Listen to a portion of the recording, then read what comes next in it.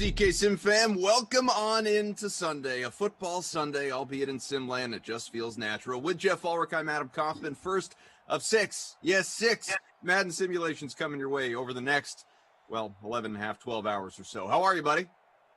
Doing great, man. Yeah, we're back on business here with six after a little cornhole, interlude yesterday. Yeah, I had the day off, which I mean, look, I'll take a Saturday off here once in my life. So, but I'm happy to be back this morning anyways.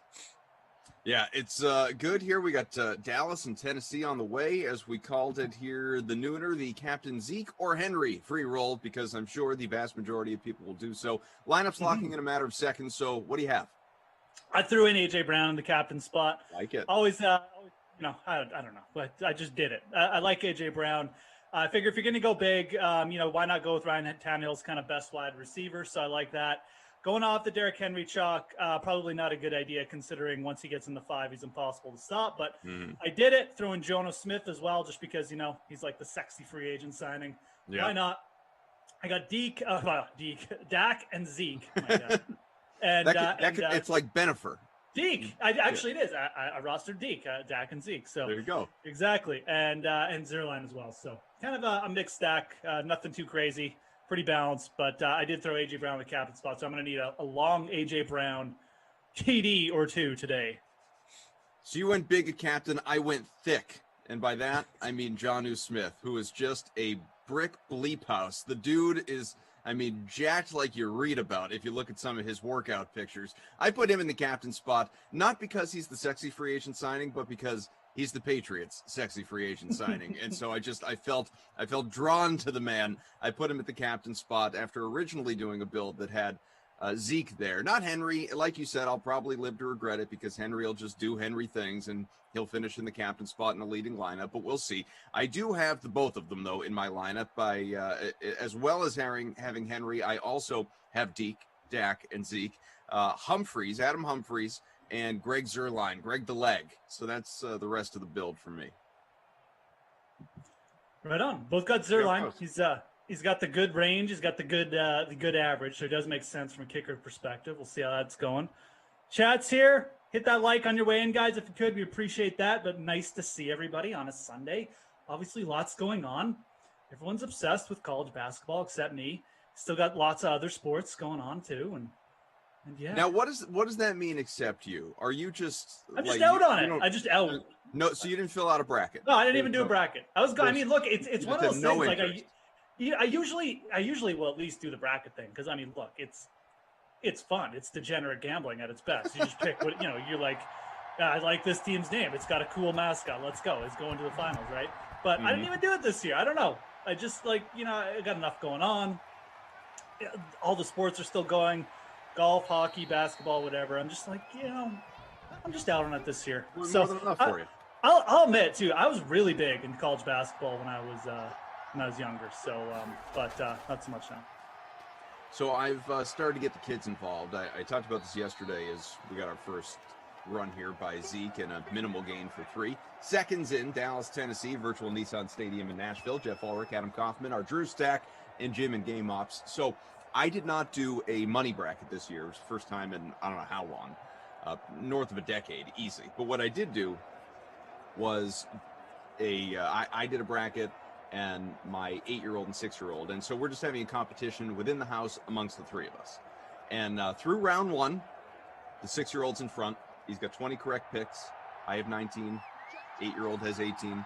But where I feel badly, Geoff, is, you always like to look ahead. Zeke, good run from the 29 out to almost midfield, but we got a flag on the play. You always like to look ahead, right? Like which losses in round 1 cost you, I lost the Final Four team or something like that. And so it's, you already feel like your bracket's busted. Well, where I feel bad is, we're doing the bracket. My 6-year-old's first time, obviously, and he doesn't know anything about anything with regard to these teams. It's just, it's truly one of those gun to your head moments. Like, all right, who do you like? This team or this team? This team, and then boom, next. And you just filter through it really quick. Well, he picked, and I should have stepped in, or shouldn't have stepped in, I should say. He picked Oral Roberts to beat Ohio State. Which is a 15-2 which happened, by the way. Yeah, no, right. It happened. Right. But when he did that, it was. I said, like, just so you know, 15s very rarely beat 2s. Yeah. And so, of course, he was like, "Oh, all right, well, just give me Ohio State." And then, overcorrected, and he took Ohio State all the way into the Elite Eight. Oh, wow! And so, I'm a bad father. Yeah, I was gonna say, because he could have had the big upset. He could have had the big upset. I'm not gonna lie, pal. Like, with the way kids remember things, like you'll be hearing about that when you're like 90, Kaufman, and you're like, you know, your kids are coming to like feed you dinner or whatever. Is gonna be like, hey, Dad, do you remember that time when you talked me off of Oral Roberts? Like, you're like, hey, Dad, you want some extra peas? Yeah, I bet you would. You remember when OSU lost to Oral Roberts? Yeah, well, guess you're gonna have to wait till the next snack, huh? My kids remember things from when they were like 2, like that happened. Like, yeah. Oh, remember, Dad, when you dropped the food on the floor or something? You were supposed to bring it to us. It's like, oh, like really? My 8-year-old, I said this yesterday. My 8-year-old's still reminding me daily that I owe him $5 from our little Super Bowl coin toss wager between the two of us. Yeah. So, yeah, Drew here says I should let him rewrite it, but you can't because he's already, he's filled out the bracket. Well, no, and then your other kids would kill you, right? I mean, yeah. That's just favoritism at that point. Plus, the amount of times that I let them, they'll have their own battles, on the Pop-A-Shot or air hockey or who can catch the most balls out of 10 or whatever that, kids do, obviously. And the second I give anybody a do-over for anything, oh, wow. Yeah. It is a bleep show. Yeah, and the other one's got to have a do-over. Exactly. And it's just chaos. It's just, you might as well be living in, Yeah, anywhere. I don't know. Yeah. Mad Max, Mad Max. Dion says, what's up, Koff? Jeff, in the words of Al Bundy, let's rock. Like your style. 1st and 10 from the 20 on the way. Dallas has kept possession here almost the entire first half of the first quarter. And, of course, looking for the first points. Geoff Ulrich in the chat. What's up, guys? Have a great Sunday. Chris Boyd, Jeff, Koff. Glad I came to Simland today. Top of the morning to you both. With St. Patty's Day just behind us. That ball completed for a first down pickup out to the 8. Dak continuing to get the job done. 1st and goal on the way. No, I won't get too into his odds or anything, but I mean, I do think Dak's going to make for an interesting MVP target next year. Do you? Seems like people are just forgetting already, what kind of pace he was on before he went down. I mean, I guess there's injury concerns, but, should have a longer, better training camp to go through this year. It's not like he's stepping into an offense he's unfamiliar with or anything. Sure. So, let's get into that. And it's all very relevant to Zeke as well, but we can do them individually here as much as we would like to combine the two and call them Deke. For Dak, he's coming back from this injury and obviously the giant payday and 2nd and goal from the 5. We'll see if he can lead his sim team here to the first points, first touchdown of this game. Hand off to Zeke and basically just gets back to the line of scrimmage where he is just pummeled and pops back up. No injuries here in arcade mode. Very rarely anyway. We haven't seen one. 3rd and goal on the way. Do you expect Dak, who is based on all accounts, all reports, will be recovered in time for the season through this offseason here? Do you expect him to pick up right where he left off? That basically record-setting pace he was on through 4+ games before the injury? Kind of do. Let's just see what happens here. Oh! Okay. Shovel pass into double coverage, but... way to pick up one. Yeah. And remain 4th and goal. I kind of do. It's obviously a pretty severe injury, Ed, but it's in my opinion, it is quite different from an ACL.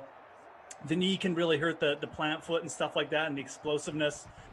From all, things concerned, Dak is back to full training already. And again, I think that speaks to the kind of injury it was versus an ACL where the tendons got to heal, there's scar tissue issues and stuff like that. This is why I think Dak could be an interesting MVP. Oh my God! Oh my God! The fake, they got it. Touchdown, Dallas. That is what you like to see, everybody. It wasn't just the fake. I have never seen that fake. It was a behind the back pop over the holder's shoulder. That was like, have you ever seen that? I haven't. Like, the most fakes are just they run to the side. That was like Harlem Globetrotter stuff. Blake Jarwin touchdown to cap it off. Check out the replay on YouTube, folks. That was a good watch right there. That might have been. That's like a top 5 Madden play here we've seen. Like, that's right up there with the Chris or the Demarcus Robinson, like, one-handed snag from God and then bounce back up. Wild and wacky Sunday, says Drew. Yeah, and Drew, our producer, points out at least it was Jarwin. That's true. You know, yeah. Had it gone to an eligible lineman or something like that, nobody capitalizes. At least it wasn't, a completely wasted touchdown, right? The Jarwin owners get it. Obviously, the Dak owners are a little peeved, but if you went with Jarwin and the captain, that's a nice way to start. All right, I don't even know what I was talking about. Dak, yeah. Dak. That's okay. You're allowed to get distracted off your point when something monumental happens in Simland. Yeah, no, absolutely. But just again, back to Dak. I mean, I don't think the Cowboys' defense is going to be significantly better. They still have 3 elite wide receivers. I see no reason why he's not just going to pick up where he left off. So I think if you're getting some kind of reduced odds, I think he's going to be an interesting target. So that's kind of where I would be looking for some a little bit deeper value. He's not going to go off crazy odds or anything, but certainly worth a look. Do you think there's a feel-out process in terms of, like, maybe it takes him a couple weeks to get back to where he was? It certainly could. Or does that kind of erase itself in, the preseason? Like, a lot of the time, obviously, you won't see, the more high-profile players either play at all in preseason or they will play very, very limited snaps. Does he end up, because he's coming off this injury, playing a little bit more in exhibition games, assuming we have them this, season? Obviously, we didn't last year. Assuming we have those games, do you think he sees more time just to really get him ready for the regular season? He certainly could, because, again, I don't think his injury means he's at risk of re-injury or anything like that. Like, I don't think the Cowboys are going to be rushing him. Like I said, with an ACL, it's different. You really want to just, like, try and maximize the healing time. I don't know if it's like that big a deal with Dak's injury. So I could see him getting a little bit more preseason time. And again, he's coming into an offense he's very familiar with. So I think the pickup time will be really slow for Dak. It might take a couple games, but again, I just don't know. Like, I just think the Cowboys are going to be having to pass a ton again. And I think if they do anything, it's going to be because Dak had a monster year. So again, just looking at the tea leaves where we're headed, and kind of see a similar situation for Dallas. For those asking, by the way, obviously Blake Jarwin receiving touchdown, but Greg Zuerlein, the kicker, does not get a passing touchdown. Yeah, he doesn't. And special teams does not get a touchdown. Yep. Scoring notes: kickers only eligible for extra points and field goals made. Non-kickers not eligible for these scoring categories. So anyone in the chat asking about that, wondering where your points are for Zuerlein's touchdown, not coming. Yeah. Just so you're aware. Yeah, we've tackled this one before, I know, a couple times. But yeah, the kickers can only score points with their feet. It is just in the rules and regulations, and quite frankly, it kind of makes sense. 7-0 Dallas, and we will have Tennessee trying to extend its drive here. 1st and 10 out to the 49 now, and about 20 seconds to go in the opening quarter. Hit that like, folks. Getting close to 50. Love to see us get to at least 100 by the end of this sim.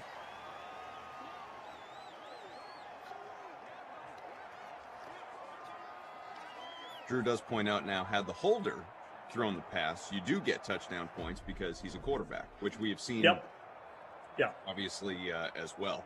Yeah, it's not because of the play. Like, it's not because it's a fake that the thrower doesn't get points. It's just because he's a kicker. The kickers are only eligible to score in certain ways on field goals. It's like the goalies in hockey. Actually, they might have changed that. Anyways, it's like the pitchers in baseball. Sure. Well, for people asking too, because I'm seeing this a lot in the chat here in front of us, this is not like a Madden thing. This is the way it works in the actual NFL. Yeah, exactly. It's the NFL. Real NFL DFS scoring. Yeah. Yep. It doesn't. So, if you don't like it, it's the way it is. unfortunately, or fortunately, depending on. Well, I mean, look, it's like that across all sports. Like I said, like pitchers, don't get hitting points. They get the pitching points, obviously, but there's other examples as well. In hockey and stuff like that. It can apply to goalies and other sports. So it's just positional eligibility that they only count certain points.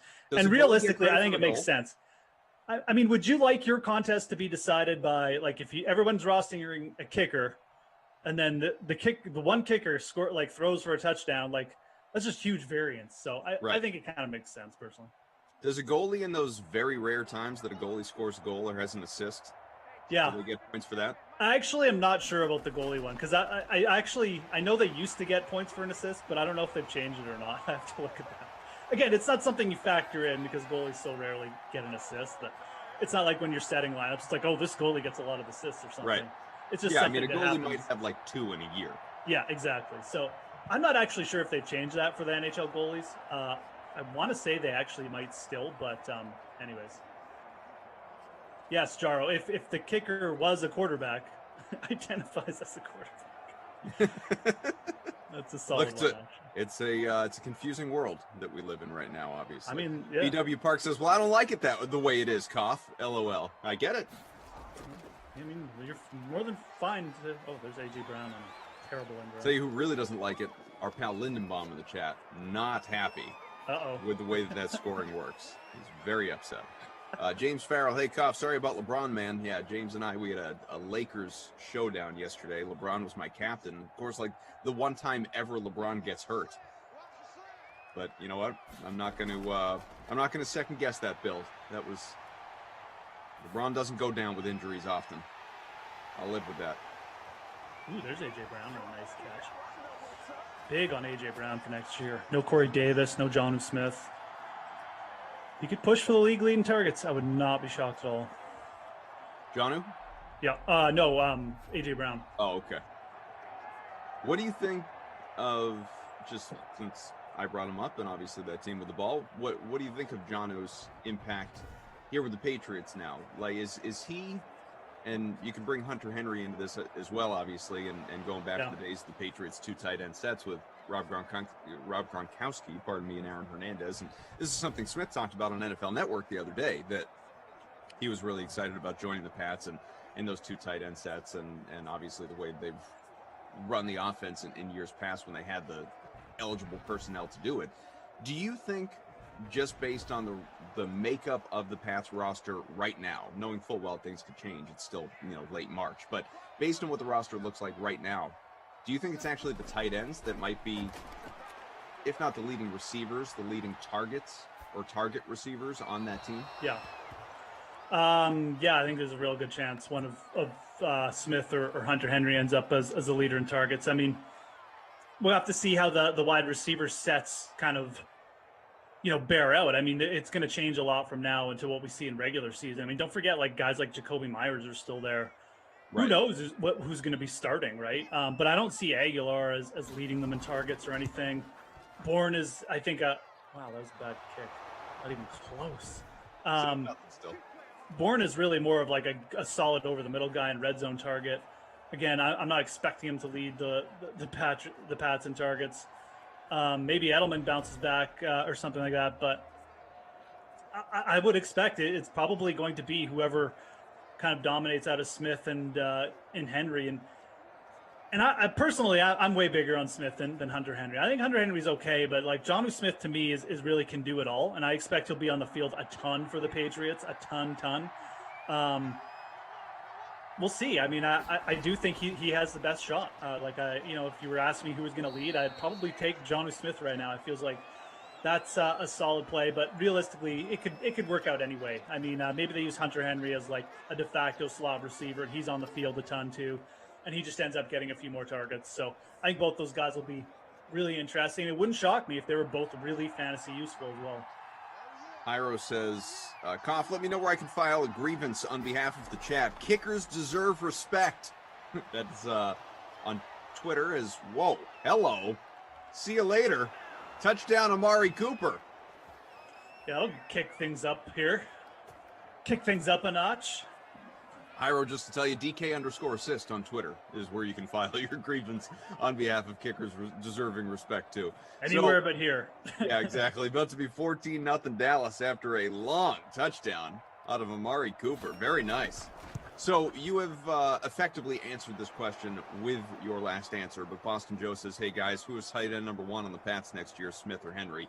You are just that much bigger a believer, obviously, in Smith. Yeah, absolutely. Hunter Henry's been in the league for a while. He's fine, but I do think he gets a little bit overhyped. He's working in a pretty solid pass offense last year. Didn't really do anything especially great, if we're being honest. And he's working with a really good, solid rookie. I'm not sure why you'd think he's going to come in like a lower volume pass offense and just all of a sudden put up better numbers. I think Jonnu Smith's the better like inline tight end. He's a better blocker. He's a better physical specimen, quite frankly, and red zone target. And I think he'll work better with a guy like Cam, who needs a bigger target like that. So I'd really look for, if you're doing a draft today, I know most people aren't, except like complete sickos. It would definitely be Jonnu Smith would be the guy I'd be targeting. Look, a ton is going to change between then and now. Cam might not even be the quarterback. Yeah, we're not even certain of that.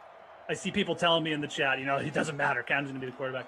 I think the Pats' passing offense has nowhere to go but up, so I'll take a little bit of issue with that. And I do think at least one of these guys is going to be relevant. And again, I really think it's going to be Smith, who to me is just the better overall player.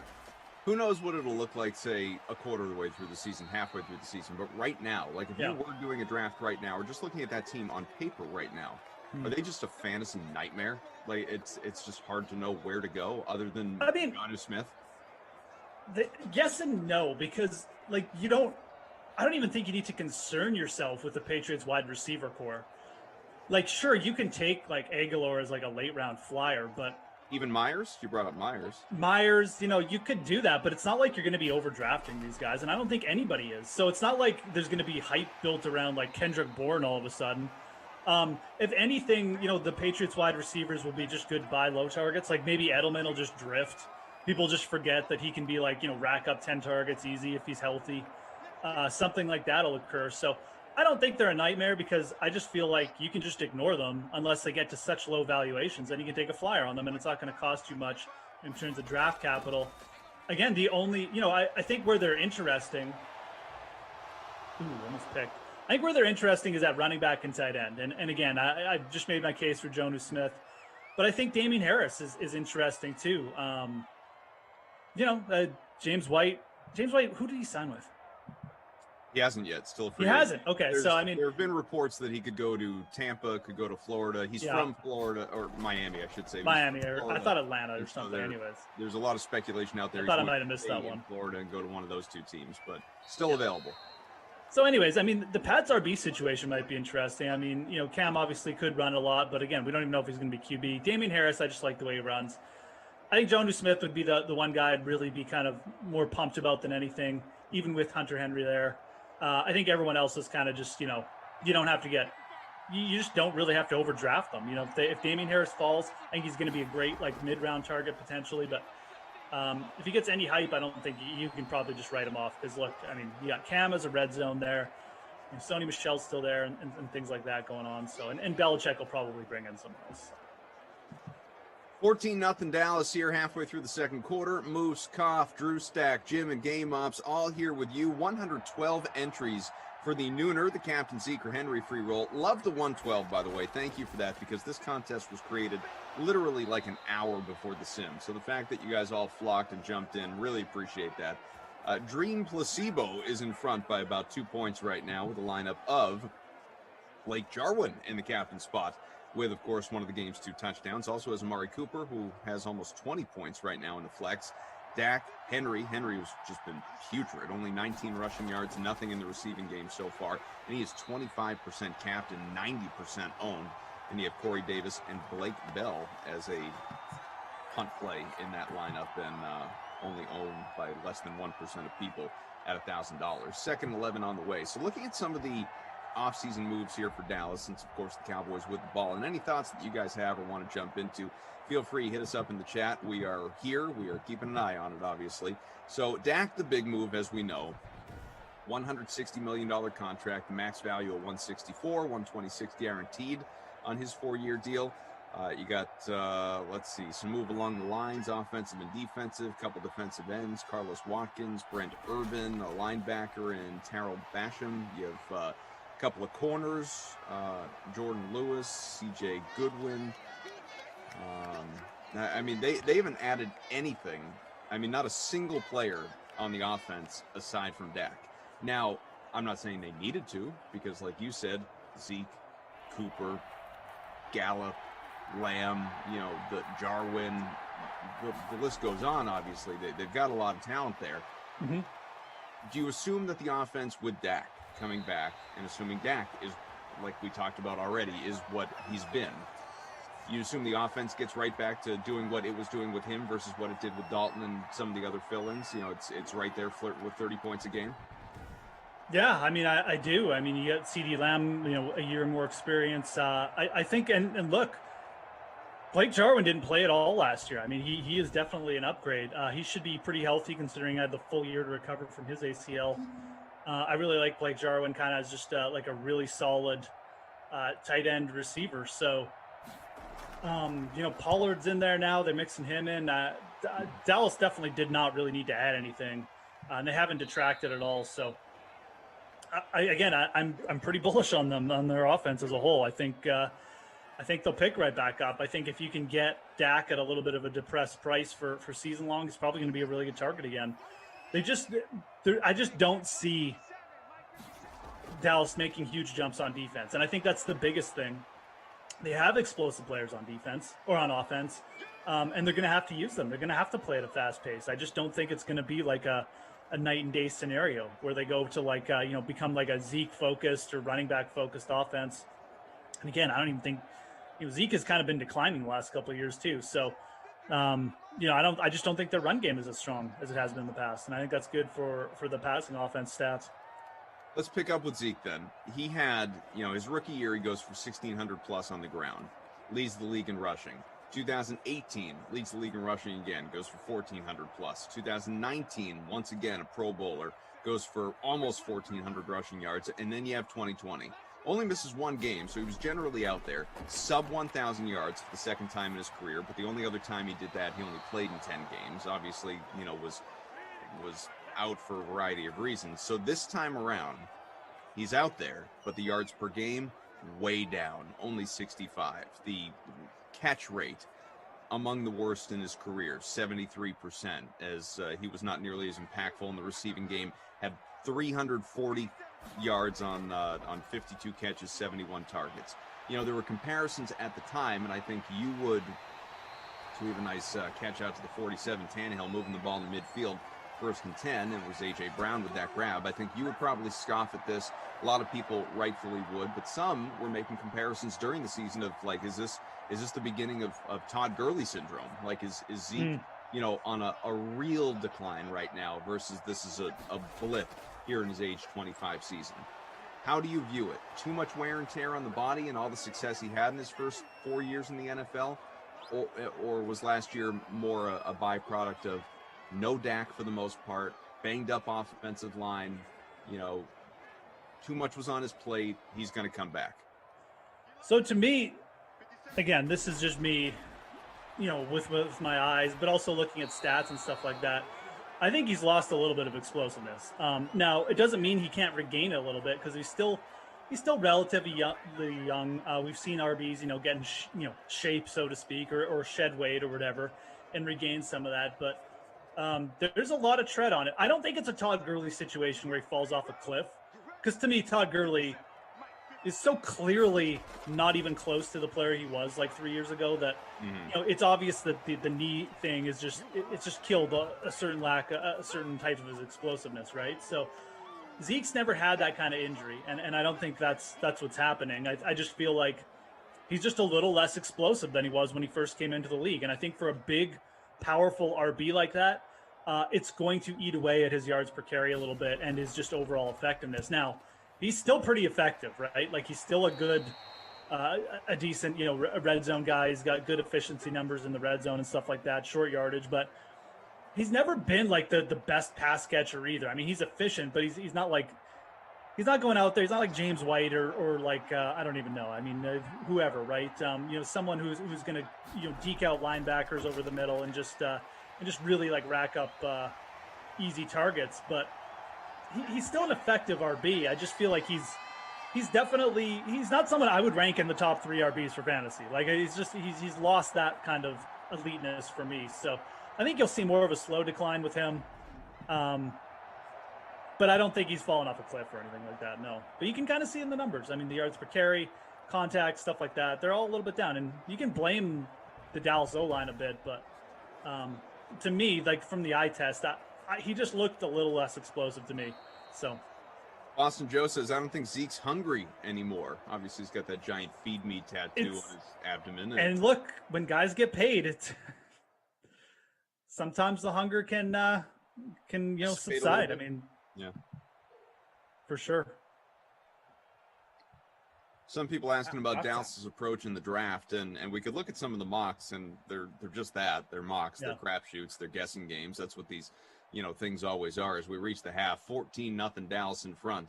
Prescott, perfect QB rating so far. He is 7 for 7, 103, a touchdown. Greg Zuerlein, I know he's got a passing touchdown for 4. Sorry, folks, no points for that. Tannehill, 4 out of 9 for 60. Zeke, 12 for 35 at the break. Henry, 7 for 26. He's been bad so far. You have A.J. Brown with a 1-yard rush. Amari Cooper flirting with the bonus already. A touchdown, 4 for 89. Blake Jarwin, he is a score. That one from Zuerlein, 3 for 11. Davis, 2 for 21. Those are the only guys with multiple catches to this point. You have a singular grab for Brown for 32 yards. I will tell you what Nick Eatman, our friend who has covered the Dallas Cowboys for the last 20 years for the team's website and talks to me weekly during the season, sometimes in the offseason. We were catching up recently for something that we did here for the Dream Stream that you may or may not remember after the Dak signing. We've talked a number of times about the draft. We've talked to other members of the Cowboys front office and player personnel department about the draft as well. And what Nick said, and I don't know to what degree I can fully illustrate this comment, fully repeat it here, but to clean it up just a little bit, he said, look, Cowboys, it's not about, necessarily drafting for a positional need. I mean, defense over offense, certainly. But what they need is a BA, as he said. He said that multiple times. Said, you got to draft a BA, a bad arse, if you will. They need a guy who is just going to come in with attitude, with that want, that force, that toughness, that snarl that they really lacked on the roster last year. A couple guys maybe fit the bill a little bit, but he's like, if I'm the Cowboys, what they need to do multiple times in this draft, not just round 1 at pick 10 if they don't make a trade, they need to draft multiple BAs, guys that are just going to come in with attitude, because they were missing that. Sure, especially on defense, right? Right. Their defense was pretty bad last year, historically bad in the first 8 games. So, yeah, absolutely. I mean, they could use someone like a Jamal Adams back there, whatever, whoever you want to make the comparison to. So Dallas does need a little bit of that. They were just easy to cut through. They played a little bit better towards the end of the year. I want to say, they signed someone on defense, didn't they? They signed, they've a couple of defensive ends. They signed Keanu Neal. I really like that signing. That's who it was. Yeah. They signed him yesterday, the old Falcon safety. So right. I think that's a really good signing. I think they actually got him for a pretty good price, if I can remember. That's interesting. I'll be honest. I think that's a good signing for the Cowboys, especially if they got him for. Now he's might be up there a little bit in age now, but Keanu Neal's like a good player. He's just a solid all around. He doesn't get as much hype as a guy like Jamal Adams, but he's probably the better all around player, for being honest. So that's a solid signing. They're still going to be weak at cornerback. They lost what's his name, Chidobe, whatever his name is. But to Jacksonville. So, they're going to be weak on corner. Maybe they'll address that in the draft. But Keanu Neal is kind of that guy that you were talking about. Like, funny you bring that up. I'm looking at I pulled up multiple mocks just while you've been talking, and they've all had the same guy, and it's been J.C. Horn, cornerback out of South Carolina. Yeah. With the at least the projected pick, the ideal pick for the mocks with the right amount of, reading some of the summaries, the right amount of aggressiveness you want to see out of the perimeter, top-tier explosiveness, ball instincts, helps bolster the Cowboys in the secondary. Yeah. Yeah, so, they're obviously cornerback starred right now. So that'll be something they have to address. I wouldn't be shocked if they added some depth signings as well as we get further into free agency and stuff like that, or maybe make a trade to draft. If they can get that addressed, I mean, they'll have a shot. Definitely, like I said, still got some talent up front as well.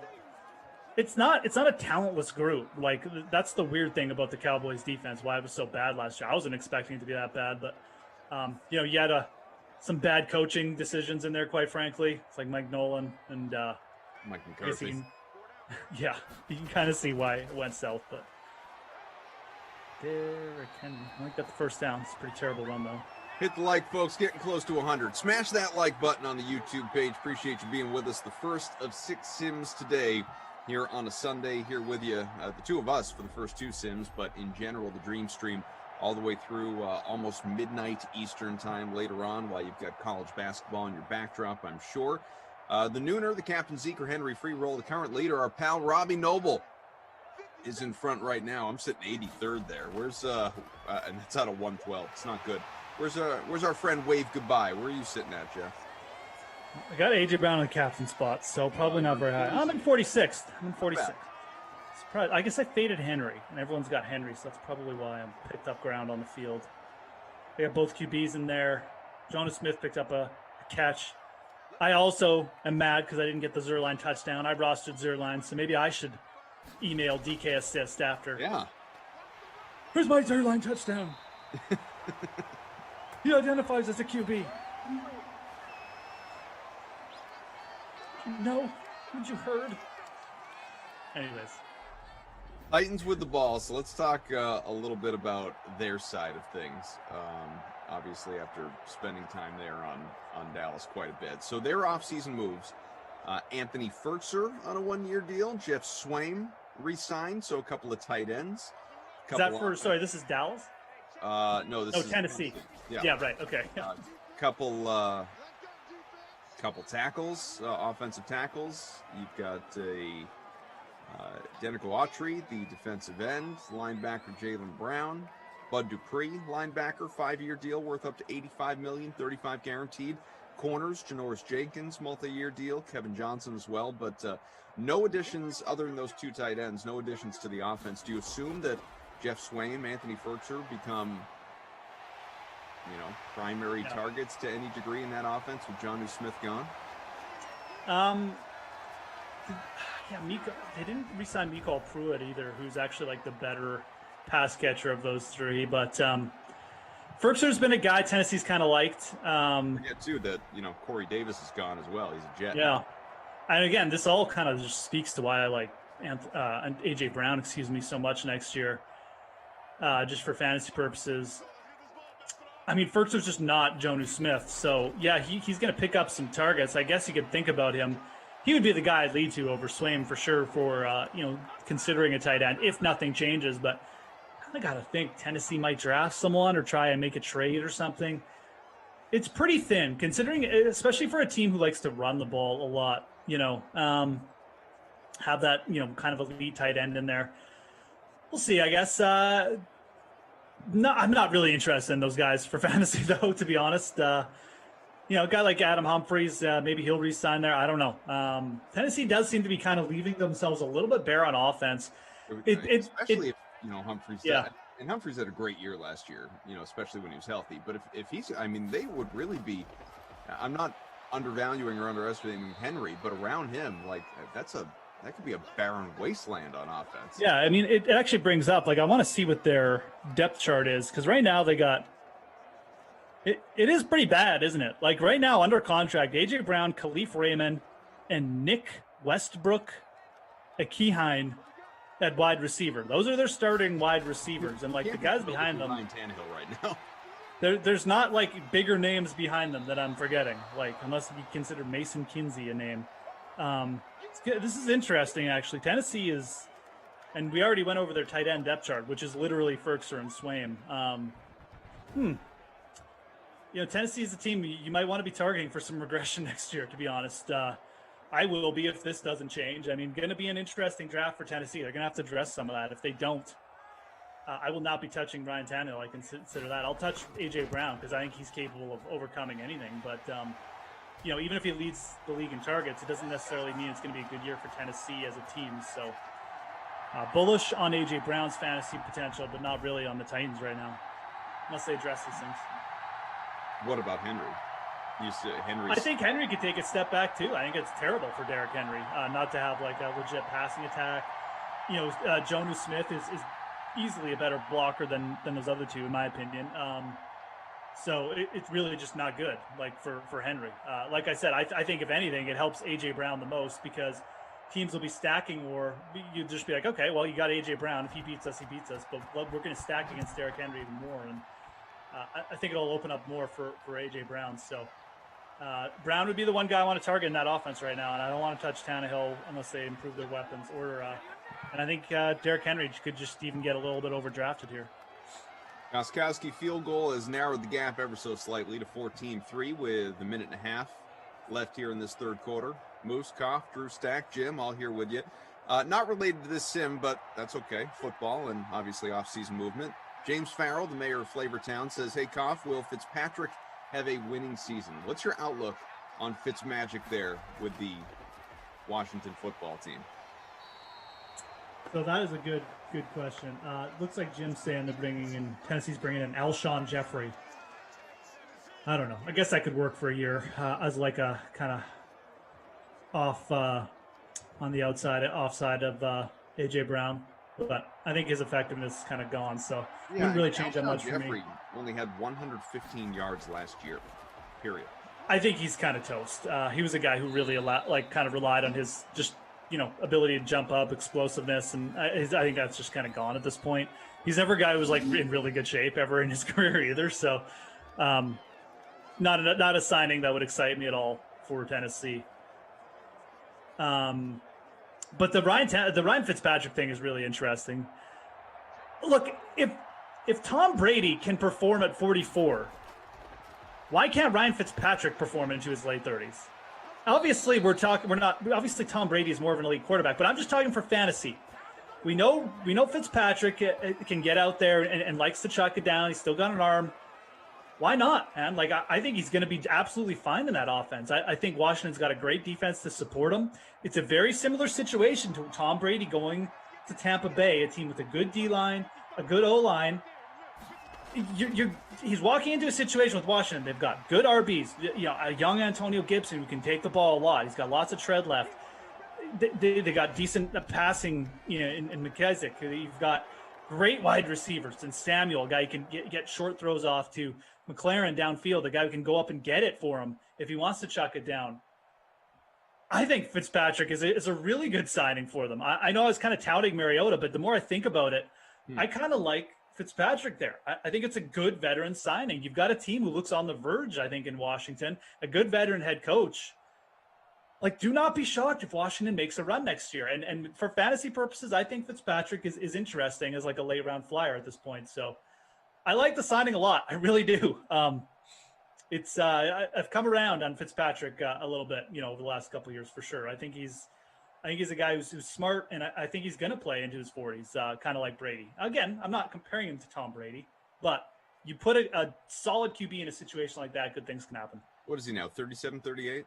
I think he's 38, yeah. Dak perfect in this sim, 9 for 9 for 130 passing so far with a touchdown to his credit. Of course, Amari Cooper with his long catches into the bonus at this point. Neither running back has done anything notable. Derrick Henry has 50 on the ground. That's it through three quarters. Zeke, not to be confused with Deke. Zeke has not done much so far. So we'll get you to quarter number 4 and let you know if anything obviously changes. It's been a low-scoring sim so far. It's given us plenty of time to talk about football and some of the movement. I'm with you. I'm excited to see Fitzpatrick there in Washington. I think it's a great fit for him. I think it's a good fit for the team. And, you bring in a guy who exudes leadership, mentorship. It's obviously he's a bridge QB. It's not like they're thinking about their future with Fitzpatrick. He's probably going to be there just the 1 year and will continue his tour of the entire NFL and just, I can only imagine what his man cave looks like with all those jerseys hanging everywhere, probably from all his different teams. But fantasy-wise, sure. Do I think he's going to be drafted? Depends on the depth of your league, obviously. But, I'm sure he's one of those guys that'll probably be available as a free agent to start the season and some weeks in. But I bet you he does put up some numbers. Yeah. People calling for Gallup. Yeah, Gallup, you're not doing much. Well, there's a lot of guys in this game not doing much. Gallup got milk? Yeah, milk carton for him now. I think, oh my God. This is coming back. I'm pretty sure Dak was over the line, and that's why the flag was thrown. An illegal forward pass. It's too bad. Yeah, it was illegal forward pass. That was interesting, to say the least. Yes, Dak, you're well over, buddy. You just kept running. But Sim Dak trying to just create some plays here. Dallas Globetrotters, but I don't know. I mean, I just think it's a really good fit for Washington. It's really smart. They as opposed to bringing in a guy like, look what they did with Alex Smith last year. Mm-hmm. Alex Smith to me is like, at this point, I know Alex Smith's a good game manager, but he doesn't have that kind of deep ball that Fitzpatrick can. He's not willing to take chances. That's why I said I'm not comparing him to Tom Brady in terms of accomplishments or ability, but he will chuck it down there with the same kind of mentality that Brady does. He's not going to care if he throws 3 INTs if they're all they're on third down and long, and they're long INTs down the field. He's not someone who's going to care about his stats like that. I think it gives him a bit of an edge over having a guy like Alex Smith who isn't going to throw down the field like that. Good game manager, sure, and maybe the same kind of smarts, but.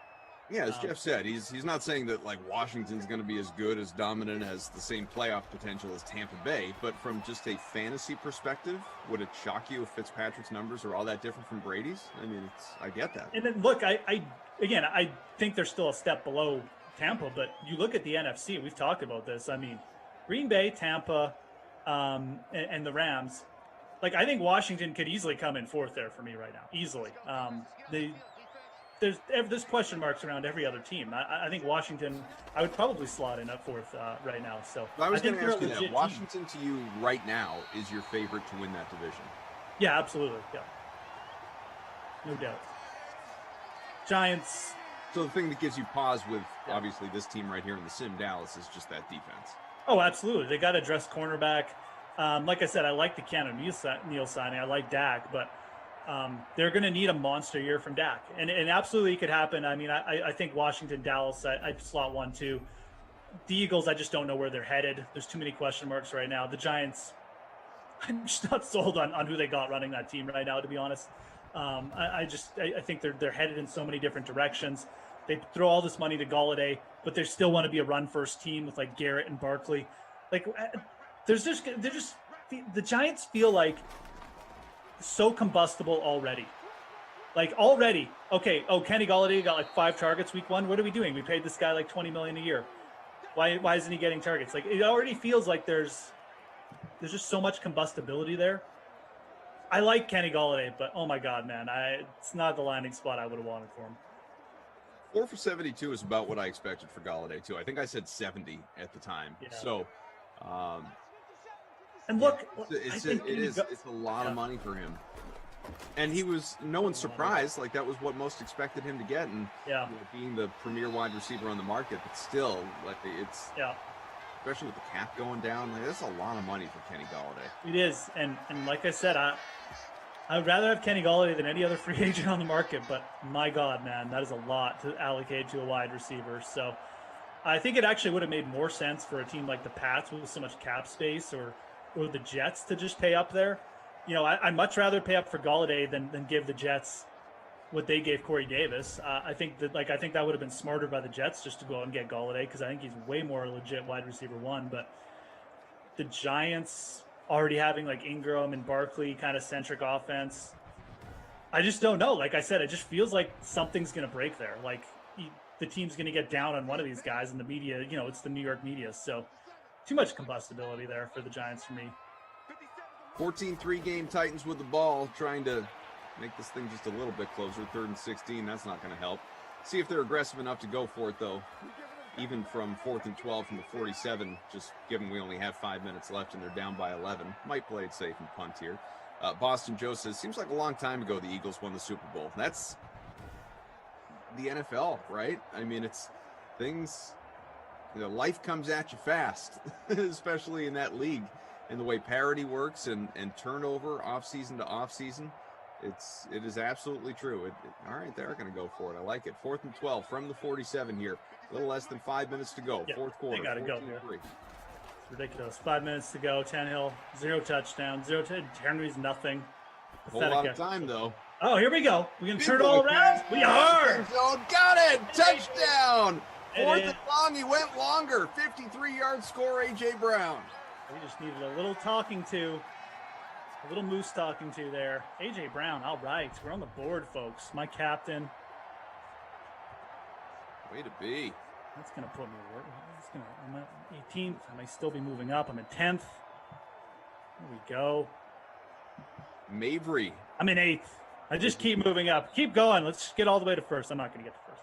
A.J. Brown, 37.8 points in the captain spot now. You're still like 20 points off the lead. But he's got the bonus. Yeah, someone is killing it up there in the free roll. Mavry. 121 yards for A.J. Brown now. Oh, no, he got it. I thought he fell short. Got the ball in. 2-point conversion, good. Suddenly, it's 3-point game with still 4.5 to go. A.J. Brown in the captain spot with almost 40 points right now. Cooper, with his bonus, 5 for 103 into touchdowns, up to almost 25 points. Henry will get a little love with that.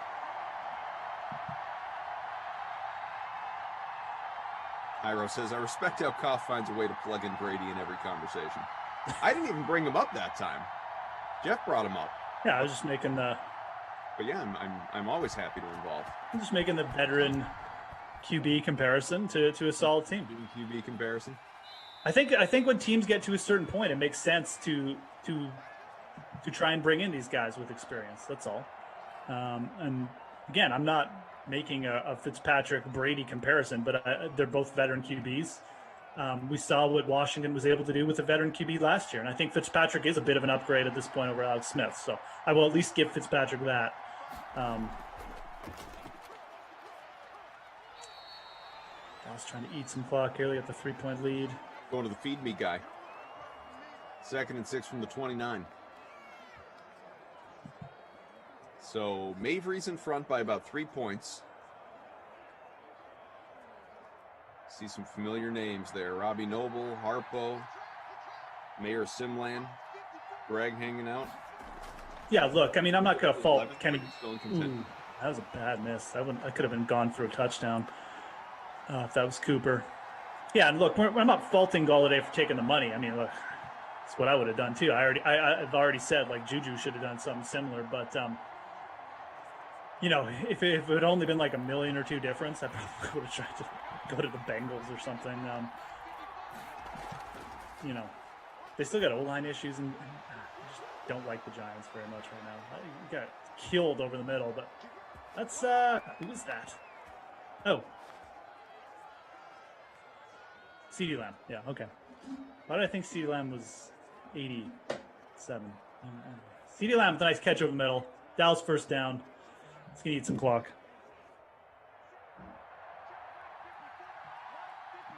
First and 10 from the 49.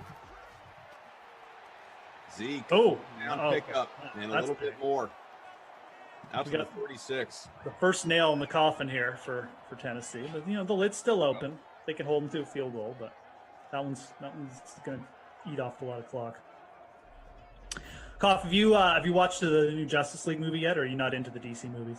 So I haven't yet, to answer your question. I will. I'm not in a hurry because it's 4 hours, although I watch it in parts, but it is 4 hours. And the more people that I hear from or that I see online just keep saying how it's better than the first, but generally speaking, still terrible.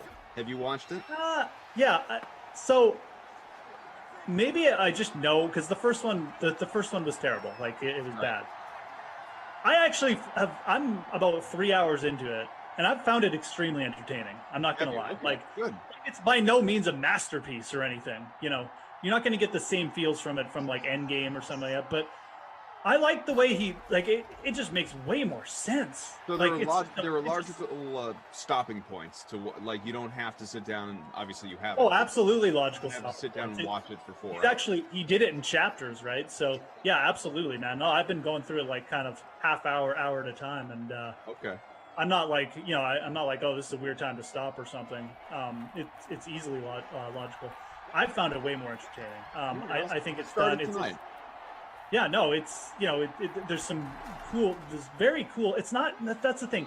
It's not that just he's added little parts to it. Like there's full scenes that are like really entertaining and funny, and it just gives the movie way more context. Like again, it's not a masterpiece or anything. There's also some like ridiculous stuff in there. There's still like the dialogue to me is terrible, but it's entertaining. Like I just don't know why Warner Brothers, I think it's Warner Brothers, saw this movie and was like, oh, this is, and decided to release what they released, because it's like 10 times better than the original. And again, it's not a masterpiece, but like it's entertaining. Like I want to finish it. It's good. There's funny scenes, like I said. So I wouldn't say it's terrible at all. I mean, I think for comic book movies, it's completely fine. And I think it's interesting. It's different from Marvel, right? Like if you go in expecting a Marvel movie, you're not going to get it. But it's interesting and it's very creative, in my opinion. So I liked it. I actually really liked it. Boston Joe says you got to pack a lunch to watch that movie. You do, absolutely. But I'm fine with that. I like epic movies like that. Like where I really do. I want more of that. I mean, Endgame was 3 and change, and if that had been longer to me, I would have been good with it. Like totally keep going. I didn't want that movie to end. No, comic books are a rich source of material. Like, why cut them down and make them like try and fit them into 90-minute movies? It's so dumb. There was I was reading an article about it, about the new one, and somebody said, they were talking to a movie exec who was involved in it. I don't remember specifically who it was. They said, so did Zack Snyder leave anything on the cutting room floor in the re-edit? They're like, I don't think so. I think it's all there. Yeah. There's some good scenes too. Like some of the Flash scenes to me are really good. There's one near the start that it's like it's like 10 minutes long. You're like, this is like the best scene of the movie. Like, how did it get left out? It's so weird. But the cyborg stuff is great too, I thought. So I'll start it tonight. You've re-piqued my interest. And look, I understand some people just may not like it because it is different. It's darker. As we get a Neil down there. Yeah, Neil down there by Dex. We're just gonna run it out. But to me, it's way more watchable because like the first Justice League was terrible. I'm not even gonna attempt to defend it. Hit the like, folks. Let's get to 100 by the end of the sim. We're sitting at 75, about 400 people watching. One big push will get us there. As Dak to handoff, out to Zeke, lost yards, who cares? 14-11, like Jeff said, they're just trying to run off the clock. I will say, we only have a minute. We can spend more on time on this in the next sim if we want to. I did, Drew knows this, I was texting with him last night. I binged WandaVision over the course of a couple of days, so I've watched that. And have you watched yet? I'm about 4 episodes in. I started slow. The first couple episodes I just couldn't get in, but I'm at the point now where like as soon as I finish this Justice League movie, I'm gonna binge the rest of it because it's getting interesting, and I want to catch up on it. So yeah, it's obviously giving nothing away. Once it picks up, it really picks up. Yeah, sure. It also gives you a weird appreciation for the earlier, slower episodes as to like why those existed the way they did. Yeah. And I kind of get that sense from it right from the beginning. Like you kind of understand what's going on. If you understand, just Marvel's history and comics and stuff like that too, you kind of get a sense of probably what's going on. But I just wasn't quite in the mood for it when it first came out. It kind of feels like, but yeah, I get that. That's kind of why I waited for it to finish and just binge it all at once. Yeah, totally, exactly right. But it was. Not only was it really good and really captivating and actually made you care about those characters more than I anticipated caring about those characters. Mm-hmm. On Disney Plus there, and obviously don't watch this until after you've watched the series, but they put together like a making of documentary about WandaVision that's an hour long, and even that is really, really interesting. So I would encourage all of that stuff for sure. Yeah, nice that we're getting a little bit more original content out there with the Falcon and yeah, and I watched the first episode of that last night. I was debating whether I wanted to wait and binge same as WandaVision or just start it. And I watched the first one. It was good. Yeah, looks like they're bringing in like the U.S. agent storyline, which sounds kind of cool. Right. I finally kind of looked into it, so that'll be good. Yeah, again, that's awesome. So. Yeah, Roland says, Koff, I almost lost interest on WandaVision with the first few episodes, and then it got insanely good, which is, absolutely. Yeah, really, really strong. I don't know that I see myself going back and rewatching it anytime soon, the way I do some of the other Marvel movies on occasion, but maybe down the line when it's a little more out of memory. But it was, it's really well done. So some of the stats here in this one, we can spend more time on that in the next sim if we'd like. Mavry, the projected winner, with the 2-point triumph, barring any stat adjustments in the nooner here, out of 112. I'm right there near the bottom at 94th, whereas our guy Moose here, 12th. Some of the numbers, though. A.J. Brown, almost 40 points in the captain spot. Went for 4 for 121, a touchdown. He was really, really good. You had Henry, who was just a total disappointment. Had the 2-point conversion. Nothing in the passing game. 51 rushing yards. Let's see. Cooper went 5 for 103, a touchdown. Jarwin, good return on his salary, 4 for 24, but had a touchdown, so he got into double figures. Dak wasn't good either, only about 10 fantasy points. Zeke about 10 fantasy points. I'm guessing these award winners are pretty obvious for both of them, but why don't you tell us? Krusty Koff, player of the game. Yeah, no, we'll definitely give it to A.J. Brown. I think he's the only guy who hit the bonus, 37.8 in the captain spot. Well, Cooper too, but he was, Brown was certainly better. Right, yeah, actually, Cooper was really close to Brown now that we're looking at it. But I'll give it to A.J. Brown. Actually, about the same ownership percentages, so you can make a case. Cooper, I think A.J. Brown was a lot less expensive, though, so definitely going to give it to Brown.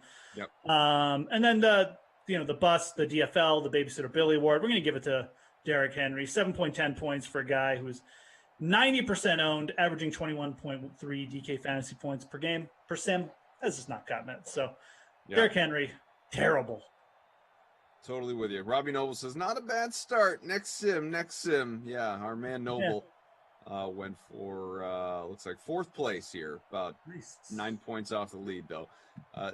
Drew does point out 0 catches in this one for Michael Gallup, but I still would go with Derrick Henry as the not my kid, like you said. He was just... He was so bad. Gallup definitely could have been the choice as well. But, when you get a guy that highly owned and he gets 7 points. Gallup, 33% ownership, 8% in the captain spot to give you that bagel. So next up in almost an hour on the nose, actually, is, it's 1:01 Eastern time, like the famous 1:01 Madden timeout.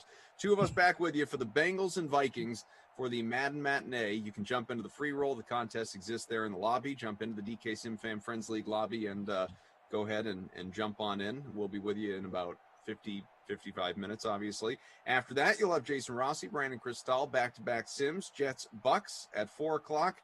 That is the early bird special, the happy hour sim. Jeff's, the Queens, Falcons and Rams. They will battle at 6. And then 8 and 10, Brendan Glasheen, fresh off his baseball calling duties this afternoon with Tom Carroll, Tom Ace, Chiefs, Giants, primetime at 8. And then it'll be Washington and the Raiders for Madden. What kind of baseball is Glasheen up to? It popped up on my Twitter. He's doing some college baseball between Boston College and North Carolina. College baseball, good for him. Good for him. Yeah. He tweeted out a photo. You can go to his Twitter. You can look at it. Looks like. Look, I remember the days when he was Japanese Pro League Brendan Glasheen star announcer. So that's right. So is he upgraded or taking a step back? I don't know. I guess that's a question. I kind of liked him doing the Japanese games. I just like the idea. Sayonara. That's right. Oh boy! All right, lots of potential there. Anyways, ace to the Drews, Jim, and Moose Goff. We'll be back with you here in a little bit less than an hour. All of us, we look forward to it. See you then.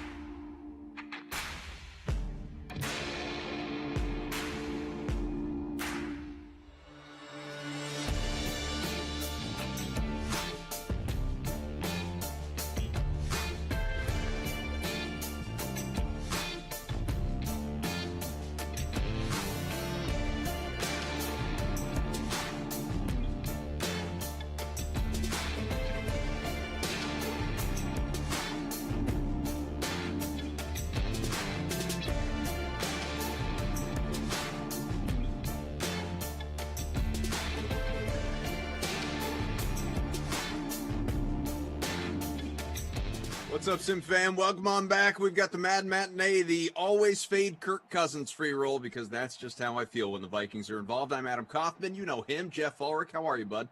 Doing good, man. One more to go here for us, and then we'll hand it off to some more capable people. But and yeah, enjoying this little Sunday interlude. Like I said, got the Bengals. My boy Joe Burrow going to make an amazing comeback this year, I hope. And the Vikings, whatever.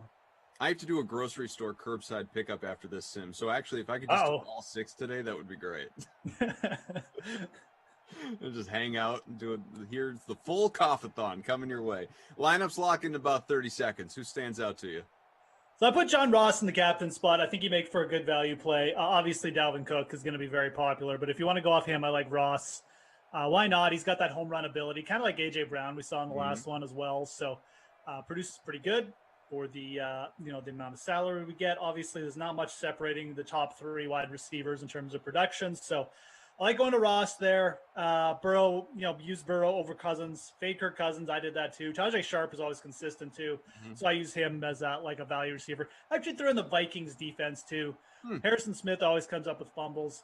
Maybe we'll get a little pick 6 action, and it'll just it'll work out. So I kind of like the Vikings defense in this one too. So I did what I do whenever the Vikings are involved, and I'm sure 25-30% of people will have done the same thing once we get a load, game loads and we look at ownership numbers and all that stuff. And that is Dalvin Cook in the captain spot. And obviously that means you got to get a little bit more creative when you pay up for him. So A.J. Green, John Ross like you, also have Tajay Sharp, who absolutely is consistent. I agree with you there.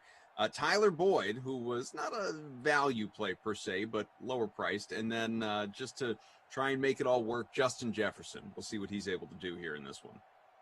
Yeah, Jefferson, he'll show up every now and then with a catch, so it could happen. I think we saw him catch a long touchdown at some point, but yeah, it's it's one of those YOLO plays.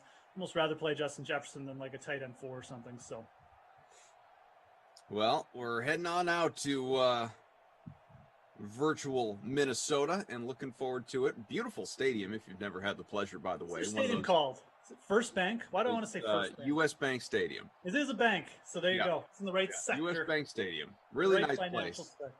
Was out there a couple years back for the Super Bowl. Fun time. Right. Trying to remember, was that the Patriots loss to the Eagles? Or yes, it was, because Atlanta was when the Pats beat the Rams.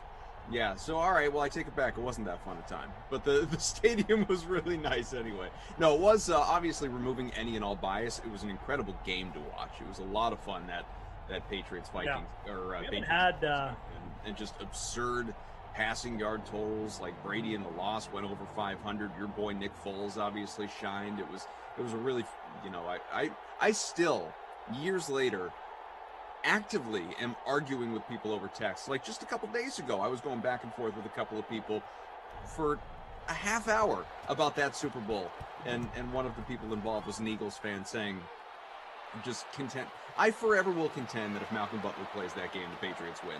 And this person, being the Eagles fan, does you're an idiot. Different reasons why I am delusional. So it's like this. That is one of those games. This won't be a Patriots sim, people. Don't worry. But that is one of those games that I can't let go. I will never let go.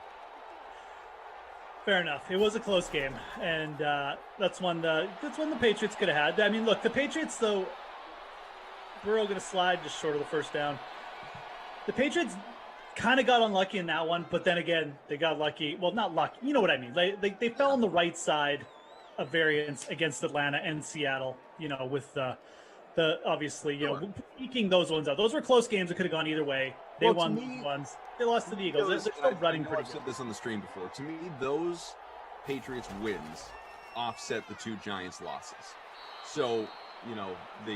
Because those you can't complain. I mean, no. We don't want to talk about the Patriots all sit, but you can't complain if you're a Patriots fan. For sure.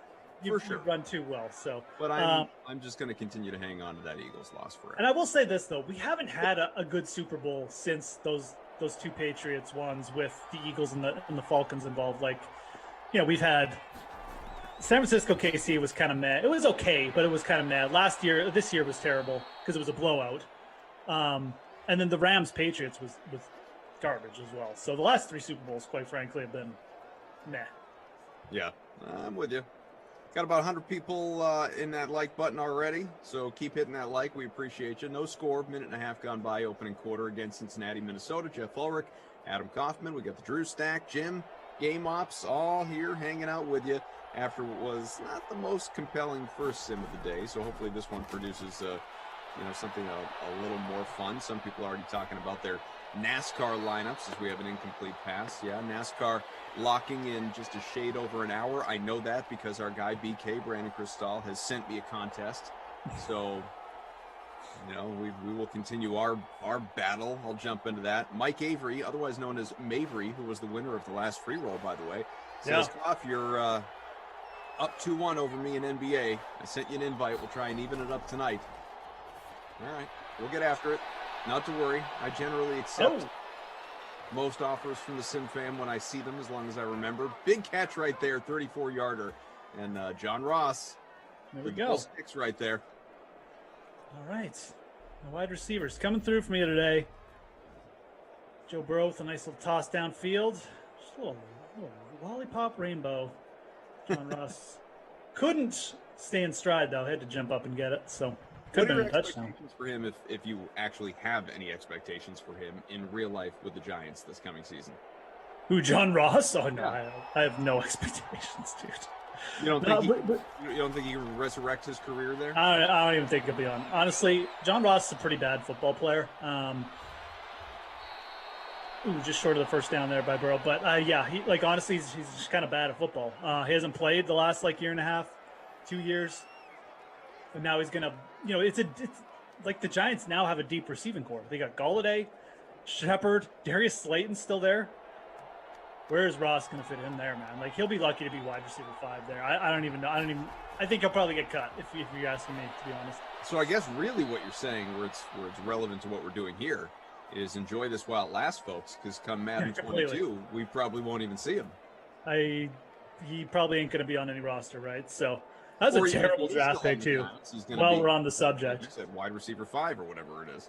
Yeah, completely, right? So he might be one of those guys where we're just sitting here who was that? Who's the punt? Oh, John Ross punt play. Yeah, he exists. There's a 2-yard rush for Joe Mixon, who is another tempting cheap play in this one. Looking for a touchdown. 2nd and goal on the way here, about halfway through this opening quarter. Yeah, Ross is one of those guys for the Giants. They signed him before Golladay, so it was probably Golladay insurance. At least we have a little bit of depth if we don't get Kenny Golladay. So yeah. But now that they have him, maybe Darius Slayton gets hurt or something and it opens up a spot. It's going to be a touchdown for Mixon. Is that Mixon? Yeah. No, yep. Is that Bernard? 28's Bernard, isn't it? No, Mixon. Bernard's 25. Yep. 20. Yeah. Okay. Right. That's right. So that's Mixon. Okay. Trust your instincts. You had it right always. Yeah, I know. Anyways, 50-50. I should have just shut my mouth. But if Slayton gets injured, touchdown for the Bengals. If Slayton gets injured in the preseason or something, I guess Ross could show up. But right now, I carry no expectations for that guy. What a shame. It's like how our Laird and Savior, Paul Laird, died from Madden 20 to 21. Now John Ross and all that blazing speed he's going to go to. 7-0, Cincinnati in front halfway through the first.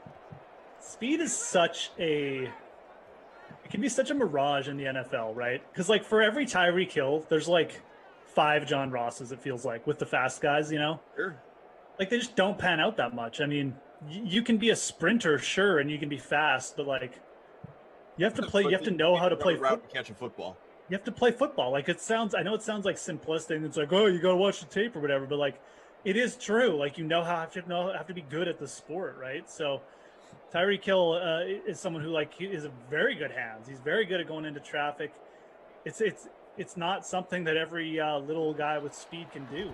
He's very unique in that way. So, yeah, it's tempting. See if Henry Ruggs ends up as the same thing. And I have a little bit more expectations for Ruggs. I think he looks better in spots. Certainly better than Ross has ever looked. So, but another speed guy could be a bust. I was just looking back at our previous free roll that we had here for the Nooner, and just because I went into the active contest, and that one, while it is final, it just hasn't left my little section yet or whatever. Mm-hmm. It's jarring just looking at the score. My team I had 36 points. in the last sim. Now, I realized the leading lineup had 93, so it's not like one of those that had 150 to win it or something like that.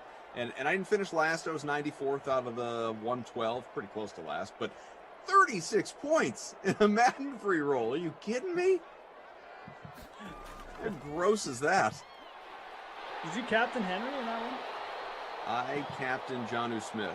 Oh, okay, right. Yeah, he had like a one catch, right? So. Yeah, I'll tell you how bad it was. Jonnu Smith went for 4.8 in the captain spot, 2 for 12.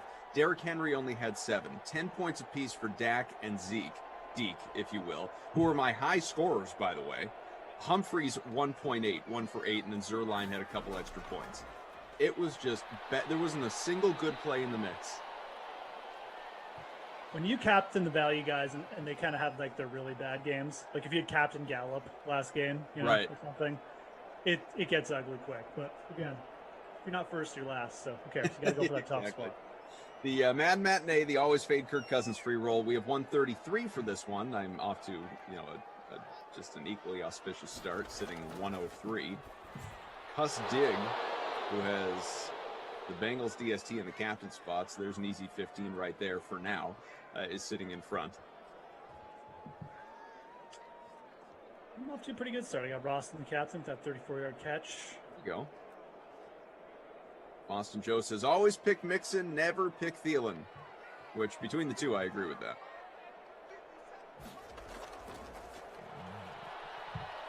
Vikings have been pretty good. Back and complete. Nice long pass. Is he going to get there? Tajay! Oh, no. So close. So close for Tajay Sharp. Tajay not with the great speed. Nope. It'll be Justin Joe Mixon in him right there.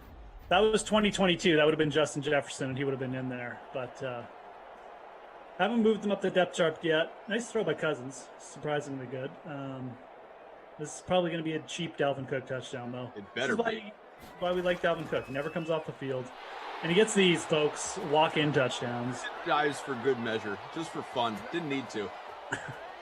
54.9% owned in the captain spot. Yikes. Goodness gracious. I figured around 30. You kidding me? That's the highest captain percentage I've ever seen. Like, it's literally. I don't know if I've ever seen higher. 54.9, like you said, 92.5 overall. Wild.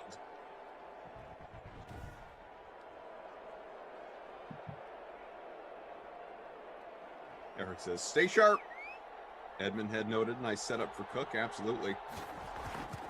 Which, on that note, because we were talking about Ross, obviously you just brought up Justin Jefferson, what he'll look like in Madden 22.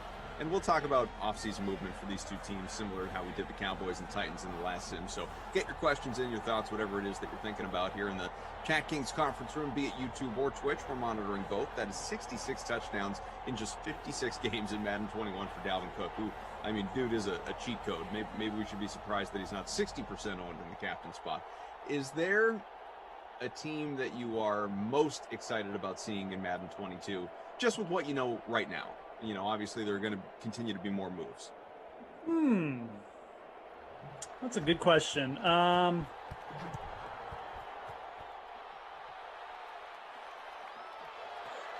I don't really have one off the top of my head. You have to look at, I guess, some of the QB moves that are slated to come.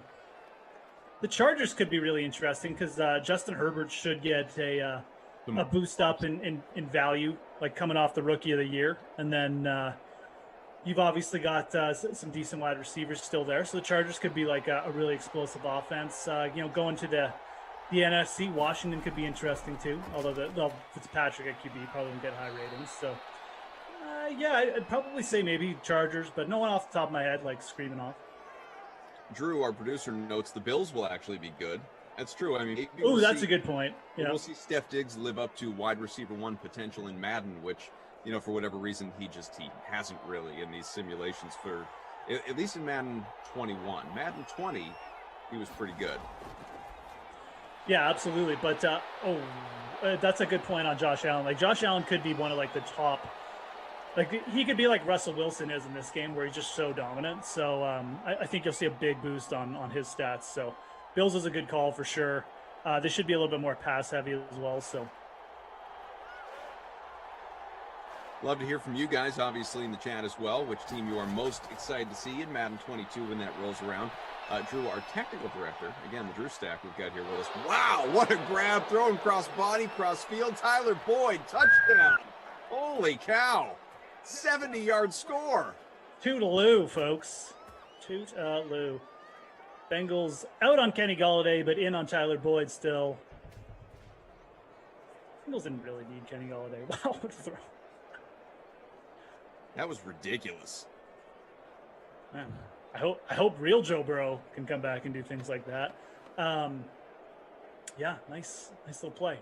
I think I already have more points in this sim than I did in all of the last sim. Well, I think we've had more points scored in this sim. Yeah, first quarter, we've already got 3 touchdowns. So. About to be 14-7. Yeah, to that end, James Farrell says, buy stream trash, Burrow, Lawrence, Darnold. And I'd go right in that order, but what about you? I would too. I would stream Lawrence over Burrow. I would buy Burrow. I think I've said that on this before. It's a little bit of a riskier play now with the knee injury, but again, I'm not out on Lawrence or anything. He's a big guy. He's obviously hyper athletic, but I just think Joe Burrow.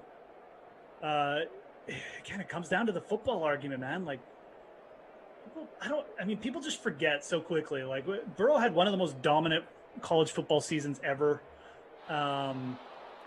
What he did last year behind, and on quite frankly, a terrible Bengals team. You go look at what the Bengals did without Joe Burrow. What he was doing there with that team, matching Justin Herbert, who was on like a far better team, quite frankly. It's pretty crazy. Like, to me, Burrow looked the part. Like, he looked like everything you wanted. He's got that pocket passer mentality, but he's an athletic dude. He can get outside when he needs to. He's not like a pure runner. Kind of like Mahomes, though, where he can just sit in the pocket, pick you apart, or if he needs to, he'll just take off. So you just hope that he doesn't lose that with the knee injury. I don't think he will. I think he's still super young. Oh my God. Okay. All right. We're just going to get long touchdown after long touchdown, and not quite. This game is crazy in the best possible way. And it's DBC Johnson. That's great. That is terrific. Terrific. Olabisi Johnson, 3.3% owned in the large free rolls. Dalvin Cook going to get in again? Yes, sir. All these guys just appetizers for Dalvin Cook's dinner. Second of the day in the opening quarter. Pretty much. That's nuts. What a crazy first quarter. This is great. Yeah, this game has the makings of a potential classic, so we like that, though. It's what you want. It's what you're here for. Cardi B Card Shop. Can I get a shout out? Love you too. What's up, Cardi B? Yeah, man. Welcome back. Thanks for joining us again.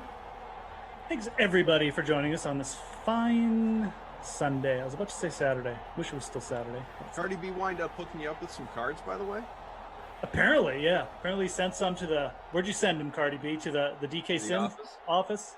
We'll get them eventually. The Sim office. They can reveal them when we start the sweat up in April again, you know? That's right, exactly. We'll get Emerson to do a reveal show. Heartbreak. Bringing Terrell in. Amen. Yeah, he had asked me, he's like, have DK send you those cards. Well, I'll get to the office eventually. They're waiting for me. Slowly but surely, folks. Everything will... Climbing back to normal. Back to normal. Or new normal. Extremely slowly where I live, but slowly. Yeah. Pace is picking up around here, but I think that's largely due to people's lack of patience. Yeah.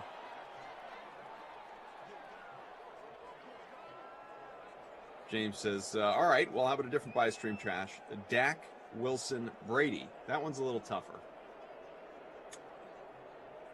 Yeah, it's tougher. I mean, what are we talking about? Like 1 year? Are we talking about... I would assume just 2021 season.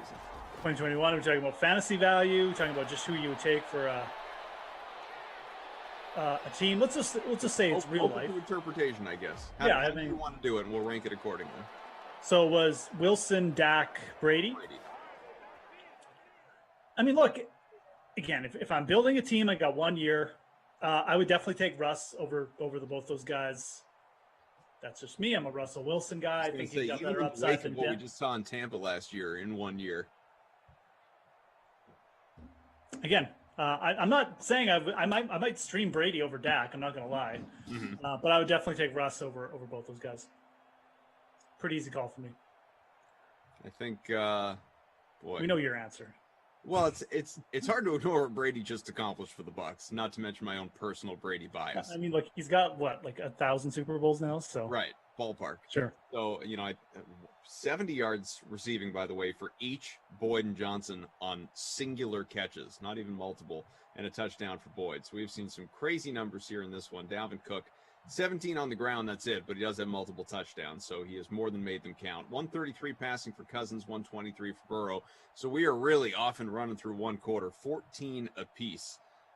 It's been kind of crazy. Lindenbaum popping in late says, who scored? Dalvin Cook, 2 touchdowns, Jordan. And you've got also Tyler Boyd and Mixon. Mixon, yeah, Joe Mixon. That's what we have right now. Dalvin Cook. All of those guys are in the leading lineup with Beltway Boy and CJ, our pal, are tied for first right now with Cook in the captain spot, Burrow, Sharp, Boyd, Mixon, Bailey.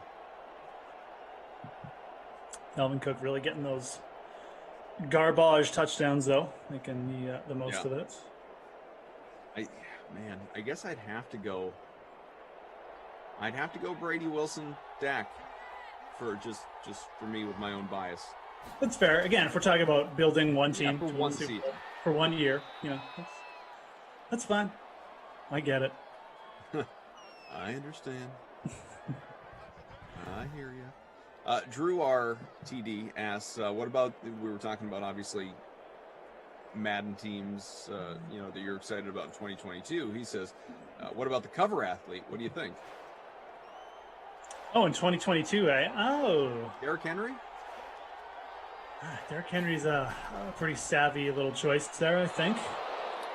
Someone had mentioned him in the chat the other day. I wonder if they'll just throw A-Rod on there for kind of like, vintage purposes. Posterity. Give him one more kind of his last probably kick there. Right. Could see that. I could see A-Rod. I could see Henry. Bruce says, what about Brady on the Bucs? You know what? I mean, don't rule it out. I'll be honest, for marketing purposes, it's probably going to be their best bet. So absolutely don't rule it out. When was the last time Brady was on one? I assume he's been on a Madden cover before. I mean, I have no idea, but I'm not certain he has been. Well, there you go. Or if he has, it was a long time ago. No, let's get to the Google machine here. Drew says he has been. Tom Brady Madden cover. Oh, he was the cover in Madden 18. Oh, is that recent? Why it says, so long ago? Huh. Has Tom Brady ever been on a Madden cover? Madden 18. Well, I guess It looks like that was his only one, though. Yeah, guess, I don't know why I felt like it was so much longer ago. Probably because everything that happened more than a year ago feels like forever ago. Yeah, exactly. It's so true. Anything that happened before March 2020. Right. It's like a decade ago. But I think Brady's only been on it once. Gronk was the cover athlete in NFL 17. That's crazy. Richard Sherman was on the cover 1 year. Oh, the best, though. Okay. Do you remember who was on the cover in Madden 2012? AP? No, he's not in the league anymore. He was barely in the league to begin with. He had one good season, and that was it. 2012. Sean Alexander. You're getting warm. It's the right position. But he's even less well-known than Sean Alexander. Drew says, was that the dumb Peyton Hillis fan vote? It was the Peyton Hillis. The fullback who was an RB for a year. Peyton Hillis. Oh, my God. Well, they had a dual cover with Larry Fitz and Troy Paul. I do remember that because there was, commercials around it and that sort of thing. Vic in 04. Falk in 03. Eddie George, 01. So Brady's done it once. Will they go back to him? It's a good question. It's kind of the year they would do it, right? Right, yeah, if ever there were a time. They could put, you know what? You know who might be a candidate? Justin Herbert. Mm-hmm. You know, rookie of the year, go young. I was along those same lines and related to the sim. I was thinking of Justin Jefferson. Yep, absolutely, man. Guys coming off really big rookie years. Yeah. Good to see it. Another touchdown. This is too easy. I'm Gio Bernard. Well, that is Gio, yeah. Boston Joe says Peyton Hill's probably still bragging about being on that cover to this day. Why wouldn't you?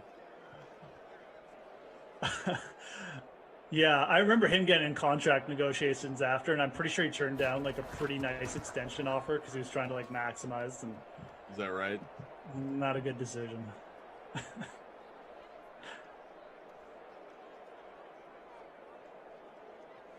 Who else could we have on there? I think Derrick Henry I would put as the favorite. Tom Brady's a potential, but he was just on the cover only 3 years ago, so maybe not. A-Rod definitely in the convo. Other QBs had good, yeah. Herbert, maybe Jefferson as like a rookie kind of thing. I think they'll go with Henry. Oh, you know what? Oh, God, it's going to be Henry. It's so perfect. It's 20 years since the Eddie George cover, and Eddie George, Titan running back. 100% going to be Derrick Henry. I'll make that call right now. So 20-year anniversary. Going full circle with the conversation. First guy we mentioned. 20-year anniversary. It's too perfect. They won't turn that down. Look for odds on this. Maybe there's some odds. Somewhere. Hit that like, folks. 21-14 Cincy. Great sim so far. I mean, we have some games that don't score this many points through 4 quarters, let alone 1.5. 4 minutes to go here in this second. 1st and 10. Incomplete. Hit the like, hit the subscribe. Greatly appreciated. And, of course, if anyone missed it moments ago, Loyola with the win over Illinois. I guess it's not technically 20 years. It'd be 21 years. Oh, you know, we missed one big name. Who's that? It's a QB. There are a lot of big name QBs. Okay, well, you should be familiar with him. He lives on your side of the world. Josh Allen? Yeah, Josh Allen. Yeah. Now that I think about it, Josh Allen and Derrick Henry, those would be the 2 guys. With maybe a little A-Rod in between. Because I don't think A-Rod's been on it. I went through that list. I don't think he's ever been on it. Yeah, no, I think you're right. When did they start doing cover athletes for Madden? Has it happened from the very beginning? 2001, I think from the very beginning, yeah. I'm not actually 100% sure on that, though. Madden's been along longer than 2001. Yeah, it has been. So I think 2001 is when they started. It has been around longer than that. That's right. As someone who watched that documentary on the video games, I know that. High score. It's a good one. Interesting. Some people, including one of our Drews, shouting out Travis Kelce. Obviously, it's a ridiculous year for sure. Could be a dark horse, maybe a little bit, but not like a huge underdog or anything. Definitely be in like the top 10 guys they'd be considering. The Watt family for cover says he still hate me. I want them to pick someone ridiculous, like Sister Jean. No, I'm sorry. There's a different reason she's all over my Twitter feed right now. I mean, you know you've arrived, right? If you're Sister Jean and you have GIFs of you now. It's not even just pictures. There are GIFs or GIFs, if you prefer, of Sister Jean. Just like eating popcorn. It's happening here.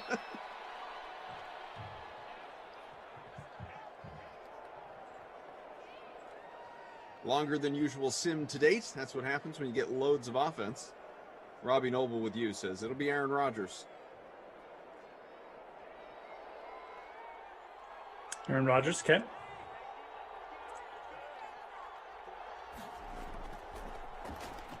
Second and 7, Burrow, incomplete.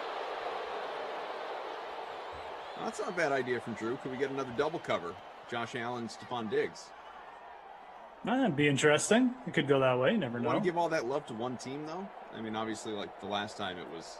Yeah, it was two teams. It wasn't even just two teams. It was one offense, one defense. Could be like Mahomes and Brady. Yeah. Make them share the attention. Ball's complete, shy of the first. 4th and 2 on the way from the 46. Going to assume a punt.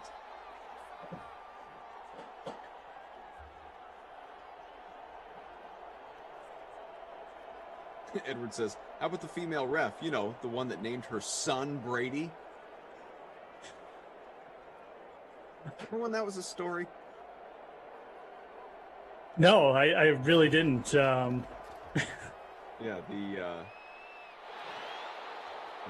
if I'm not mistaken, I believe, and I can't remember her name, so I apologize, but I believe it was the female ref who, you know, obviously became the first woman to be an official for a Super Bowl. Yep, right, yep. I think she named her son Brady. And so people were... Yeah, just perturbed. All sorts of... Yeah, exactly. Something ain't right here, right? Yeah, it was one of those. You're going to put her on this crew? Yeah. He's in the game. Austin Joe says, my nephew had no idea that Madden football was named after John Madden, so man, I feel so old. Yeah, I mean, my kids wouldn't have a clue who John Madden is. Yeah. Certainly know what Madden the video game is. That will make you feel a little elderly. Yeah, it'll be. I can't wait to like show my kids like my old like Walkmans and stuff. You know? You still got that, huh? I got an old one. I got a Discman here. I think I got a Walkman kicking around as well somewhere around. I don't think I still have a Walkman. I bet I have a Discman still. I guess it probably still works too, right? You just put fresh batteries in it. I bet it works. Mine's just been sitting there. It worked fine before. There's no reason to think it just suddenly it's like a Y2K thing. It suddenly doesn't work once you get to a certain year. Nope, this technology is outdated. We refuse. We will not play your jock jams. Dance Party 2000 or whatever. Yeah. You're out of luck. Sorry. 1st and 10. That ball's completed left side. Gets out of play. 48 stops the clock. 1:27 to go. It's actually funny. We moved into this house like 5 years ago, and the people we bought it off of had they probably had like 200 compact discs in the basement in a cupboard. And we emailed them twice, like, do you want these? And they just never emailed us back. So obviously, are they still sitting there? Did you check them? I just left them. I mean, we have enough cupboard space here, so yeah, maybe one day they'll be. Cycle through the collection, see if there were any that you really liked. That's right. I you know what? I think I looked at it once. It was pretty generic. It was like legitimately like Dance Party, like 99 and stuff like that. It was pretty bad. So just wait until we get out of this thing and you start throwing parties again. You're gonna pop one of those on. You'll see. Hook up the compact disc player. You have that big boom box or stereo system, and you just be playing CDs for the people. I hope they don't skip. Maybe that's why they left them. Maybe they're all scratched.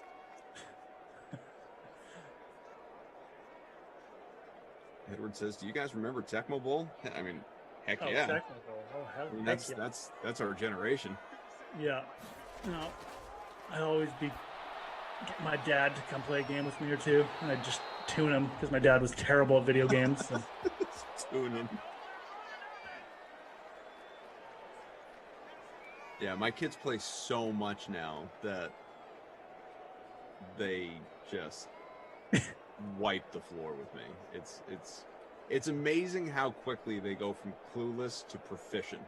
No, I know, right? Yeah. If you just give them some decent amount of time to hone their craft.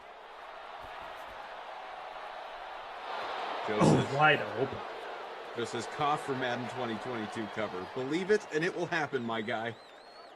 Hey. I'll hold out hope, Joe. You should put a kicker on or something. Put Justin Tucker on. We were to sort of related to that. I was on with LaMarca maybe last week, and I don't know, a few days ago, whatever it was, and we started talking about, taking the DK Sim fam on the road and like, the tour bus we always joke about and meeting people. And I said to him, like if there were actually like not that it would be of this magnitude, but for the sake of comparison, like, we had like a DK Sim fam Comic-Con, like we all like we're all there, and like where's the meet and greet? And LaMarca, he's like, you got to assume the line starts at Glash and Emerson, right? And I think he was just deliberately trying to cripple me. Oh, Rudolph rolls on in, touchdown, Minnesota, 36-yard score. I think most people would be the most interested to just meet Glasheen in person, just to confirm that he's that. Yeah, it's like, is this all an act? Yeah, exactly, is right. This really you? I think it's more the novelty factor, right? Yeah. Rudolph in about a quarter of your lineup. It's like going to the zoo, you want to see like the most. You want to see it in his own habitat, right? So. There's certain things you get more pumped up for. So.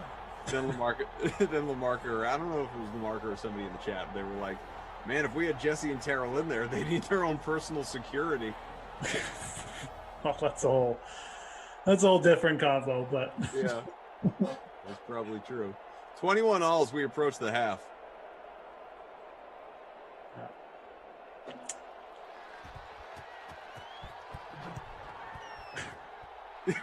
He still hate me. That's a good one. This one, Christian DeAndrea said, "Fat Randy, I spit my drink out." Yeah, he's not a Randy Bullock fan. He does call him Fat Randy.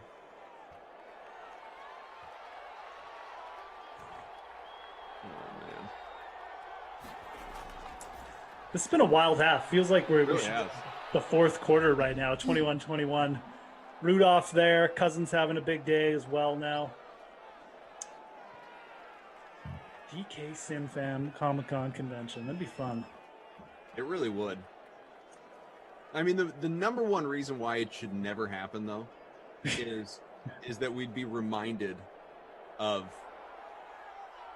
just how big we can allow ourselves to get in our heads, for what the numbers are for some of these streams versus the reality of how many people would actually come out to meet us. Well, wow, we organized this whole thing, and there's a line of 12 people to get in. Cool. Yeah. Roadshow. Thanks for coming, everyone. We will dine with each of you individually. That's right. If you're individual Madden announcer chauffeur for the week. Right. And now, yeah, you can bid for one weekend. Somebody gets to bunk out with the DK announcer to just drive you around, pick up your laundry. This image Drew just sent us in Slack is just so dead on accurate it hurts. For people that can't see, which is all of you, obviously, it's just this big empty arena with one dude outside the barricade waving. Yeah, that would be the long and the short of it. It says that's the Deucey Q&A.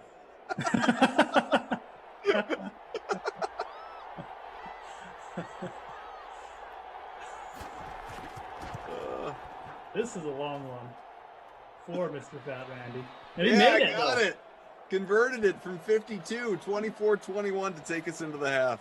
A little extra weight never hurt in the field goal kicking department. It's not for the range. If you want to see the Ducey at the DK SimFam convention, just go to the area where you hear all the shouting. Edward says I'd pay to throw baseballs at Ducey. Yeah, what if we put Ducey in a dunk tank? What if it were less of a convention, more of a carnival? Yeah, I mean that would definitely attract a few more people. So we'd have to spice it up. It would be perfect. Yeah. Burrow 14-17, 229, up over 2. Could have Sarah doing like caricatures, right in a corner. 1,000%. Cook 4 for 25. Boyd, and that's in the air, by the way. Boyd has hit the bonus 4 for 100 with a touchdown. Rudolph 2 for 43 with a score. Ross is close, 4 for 89. Could have Emerson in a hugging booth. Yeah, without question. Paw Sox, love it. Pawtucket Red Sox fans. Paw Sox is in first place in our small free roll, barring obviously continued scoring adjustments here at the break. I'm sitting 39th. Where's Wave Goodbye hanging out? Oh, you're 15th. You're doing real well. Oh, yeah. I actually haven't checked. But, yeah, I did have Ross up there. I guess he hasn't caught a touchdown. I figured I'd get a little bit more hurt by not having Cook. But Cook, well, I don't know. That shows you the power of getting a value guy who goes off in the captain spot. Yeah. I think not too bad. Not too shabby. Cook already had Cook already has north of 30 points in the captain spot. He does, yeah. But to your point, Ross has about 20 there. Obviously, you got flex plays of Boyd and Cook already in the 20s. Doing well. My one time I rostered a defense is not turning out well for me. 0 points from the Vikings.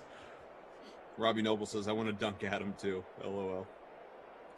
Brian says, Emerson can babysit all the chinchillas. Allie says, Rossi could be the bearded lady. Freak of nature. Guess the weight of your head when Tommy Freeze pops. Jeez. Make a TikTok with Glash Booth. Yeah, that's a good one. That's a really good one. That's a solid idea right there, folks. Make a TikTok. That's amazing. Instead of the picture booth, make a TikTok with Glash Booth. That's perfect. You guys, you never cease to amaze. 24-21, Cincinnati in front. Geoff Ulrich, Adam Kaufman, the Drew Stack, and Jim and Game Ops, all here hanging out with you. You got 4 more sims after this one, so we are just scratching the surface of this Dream Stream day. Huge upset in college basketball. Loyola Chicago taking down top seed Illinois. Uh-oh. Up some brackets.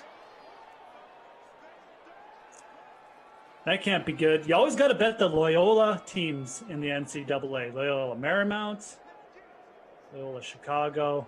I don't even know what Loyola is or refers to, but when NCAA time comes around, you gotta hit those Loyola teams. Cardi B Card Shop. Cough. Bet I can guess your birthday. $5. Guess your birthday within 4 days. Well, it is today, tomorrow, the next day. It was yesterday. It's every day. Every day. Ryan says DeAndrea would have a headband stand. And with every headband, you get a subscription to the post route. Right. I marvel at the creativity of the DK Sim fam on the regular.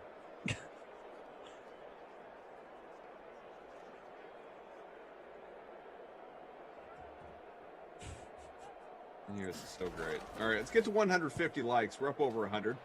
Smash that like button. Hit the subscribe button as well, as about 12,000 of you have, by the way, since these Sims began. Coming up on the 1-year anniversary, which is less than a week away. My goodness gracious. In fact, now that I think about it, we actually have the schedule for the 1-year anniversary. And we don't have contest details about any significant plans to share just yet, but I can tell you that Geoff will have a couple Sims. I've got a Sim. Looks like I've only got one, actually. It's a week from today. Is it? What day is it? Sunday. A week from today is the 1-year anniversary of these Sims. And so I'll have Chiefs Bucks with Tom Carroll. So a rematch of the Super Bowl. That'll be fun. Yeah, no kidding. I just saw that Chiefs Bucks. Looks like I'll be doing the opener with Emerson. Got one on there with Glash. So as soon as we have details to share about the anniversary, folks, rest assured we will. Now, I was looking at the schedule earlier, and I was looking at the schedule. I wasn't looking at the date, and totally forgot that is a week from today. As we approach 2,000 sims. Crazy. Yeah, that is nuts.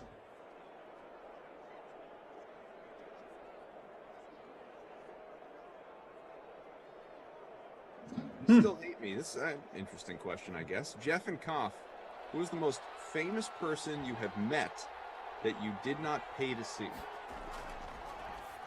Oh, that's easy for me. Okay, there you go. Justin Trudeau. And I met him when I was like super young, and like he was like young too. Sure. Justin Trudeau's the Prime Minister of Canada, in case anyone's listening. Not the actor? I'm just Well, I mean, he was a drama teacher, so.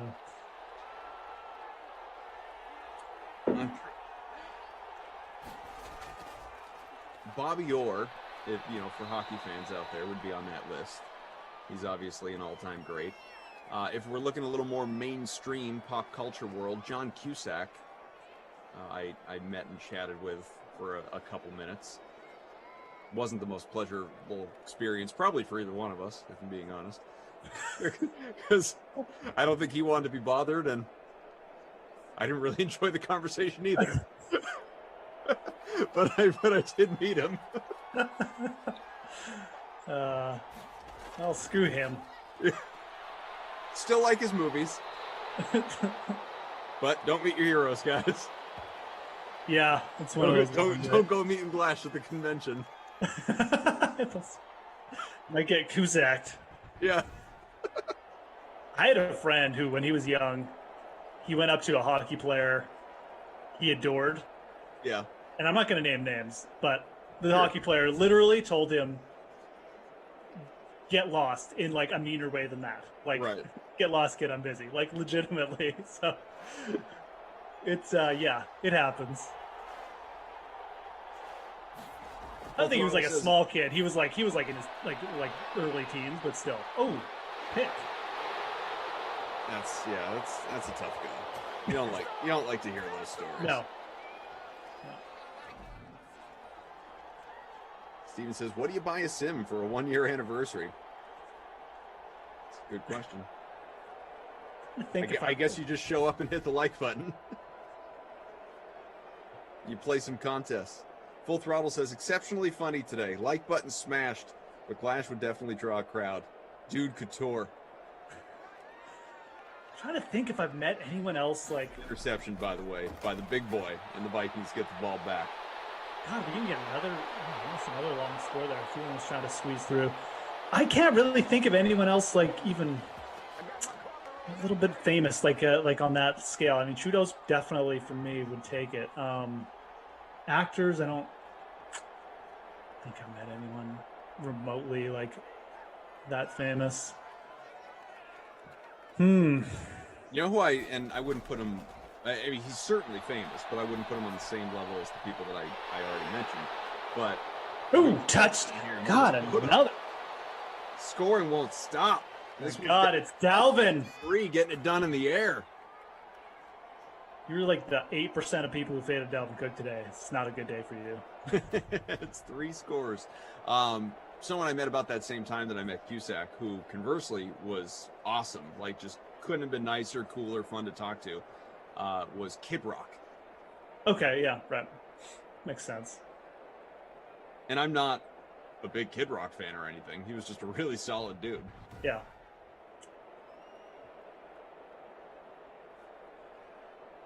Some people, let's see, I met Harry Callis twice. Dude was the best, says Allie. Reese Witherspoon picked up her nieces from after-school care that I worked in, says he still hate me. Allie says, when I graduated high school, I gave Taylor Swift rides home from soccer practice. That's a thing. Okay. That's a good one. definitely met more like athletes than actors. I mean, I for me to even think of an actor I've met, I mean, I've like even been in the vicinity of, I don't even know. But I know when I was younger here in the bars, you'd run into the Oilers or something, you know, at some points. They're always actually really cool. Hang out, you know. Yeah. But things like that.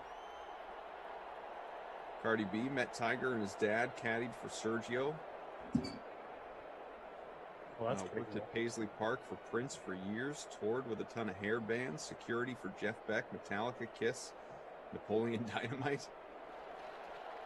Kamala Harris before she was VP, says Obi-Wan. I spent about 15 seconds with Bruce Springsteen on a book signing tour, says Steven.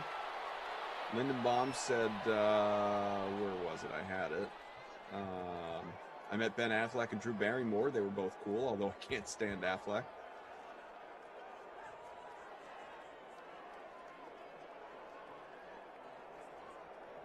Some other good ones in here. Yeah, I feel like most people have one of those stories.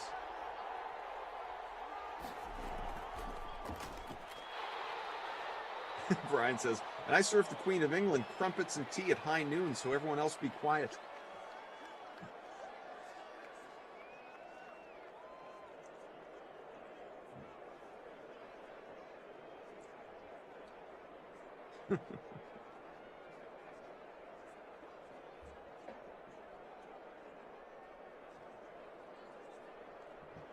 Oh, man. 2nd and 10, couple minutes to go, third quarter. 28-24 Minnesota.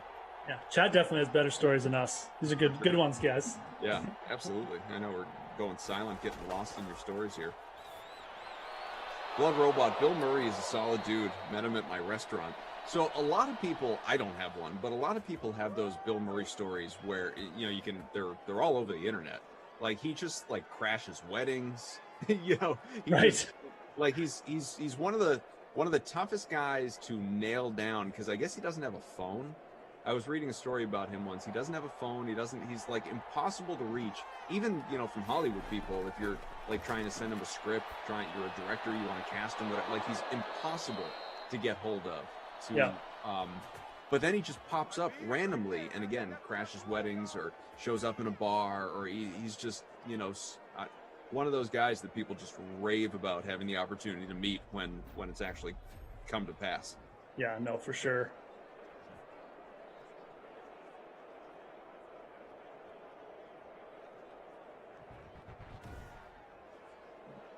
Yeah, Bill Murray, one of those guys, just hasn't moved into like that sort of social media, which I completely respect. Like, hasn't, you know, I don't want to say, you know, hoard himself out, but it's kind of along those lines, right? I mean, you know, you buy into social media, you get the followers, you get more influence. Like, he just hasn't done that. He just doesn't care, which is amazing in my opinion, right? So.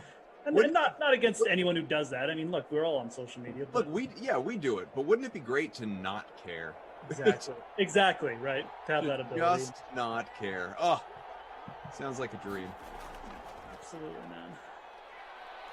Like, I know there's the, like, running gag here in Simland. Oh, I thought he caught that for some.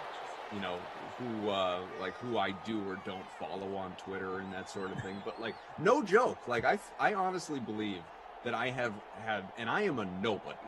And I truly believe I've had relationships, like, fractured by the fact that I do or don't follow somebody on social media. Like, no, people take it seriously. That's the problem with it.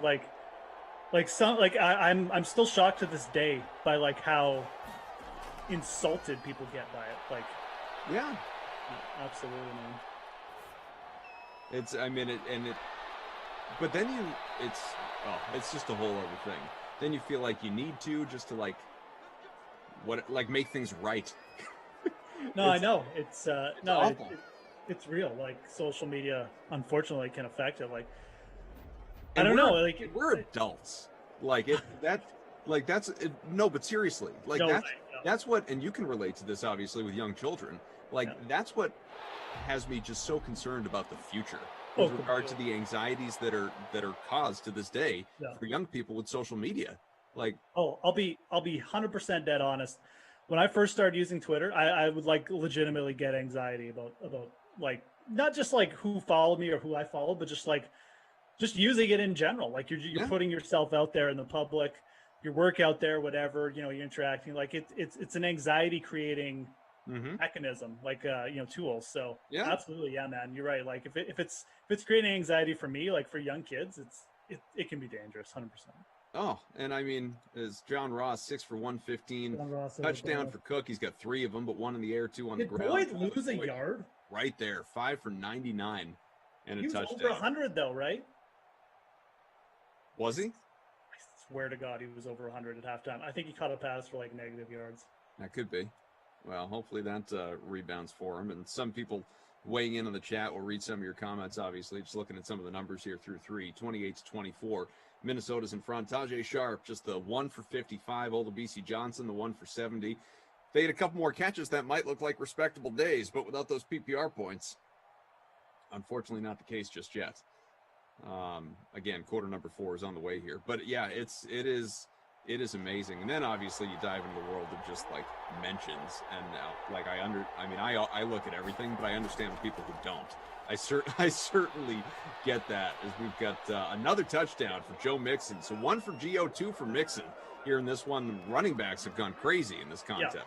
Yeah, it's funny because like the big plays have all been passing though. Like we haven't had like a long rushing touchdown, but the RBs are just the ones getting in the end zone here. Yeah. So weird sim in a way, but also very entertaining. So Chronic says, and I don't think this is related. It says, Goff, why didn't you accept my challenge yesterday? Chronic, I probably just didn't see it. So feel free to send one over here for today. Jordan says, I've ignored at least 100 friend requests on Facebook. God knows how many requests on Twitter before I got banned. You got banned on Twitter, Jordan? I can't see that. I kid. You know I love you. But it is, it's wild, man. I mean, we've all been, especially early in the social media days, you know, when you actually did, I don't think it was just me, you know, especially you talking about getting anxiety with it. Like you'd pay attention to how many likes or retweets and that sort of thing you were getting, or if you posted a picture on Facebook, how many people liked it. It's just like that self, you know, I don't know, gratifying. Yeah, it's just dealt, right? Like, dude. Yeah, and it's so bad for you. It is so it's terrible. Bad for you to put any stock in any of that stuff. Yeah, the people who have it right, in my opinion, are the people who just post and don't necessarily. I think this is the best way to approach it. Is to post. You should use it if you want to promote or express your opinions, but don't get heavy into the interactions. You're not going to win arguments on Twitter. Right. There's always going to be someone who attacks you for something. So 140, whatever, 280 characters, like there's just no point. There's just no point in like trying to win or like make or win over everyone. You know, if you want to say something, say it, but like don't get so deep into it where it's like, okay, you've spent like 6 hours of your day trying to like answer questions, or you know, obviously if you're answering questions for like a different purpose, you know, if you're doing like a Q&A or something, that's different. But yeah, it's one of those things where if you don't like set a cutoff for yourself on like, this is going to be my use, this is how I use it, and I'm not going deeper into it, like, oh man, it can just like eat into you. And it's so unproductive. You don't get anything from it. Nothing. No. I remember, so whatever. I don't think I'm getting too personal here. If I am, I don't really care. It's for me to share, right? I think where, you know, I certainly, I mean, the longer you do what we do, right, and you're just, you know, front facing, commentator, on air person, whatever, host a talk show, you're on TV, you do this, whatever it is that you do, you just have to have a thicker skin. You have to, and if you don't, you better develop one, because you know there are people who are going to be incredibly friendly.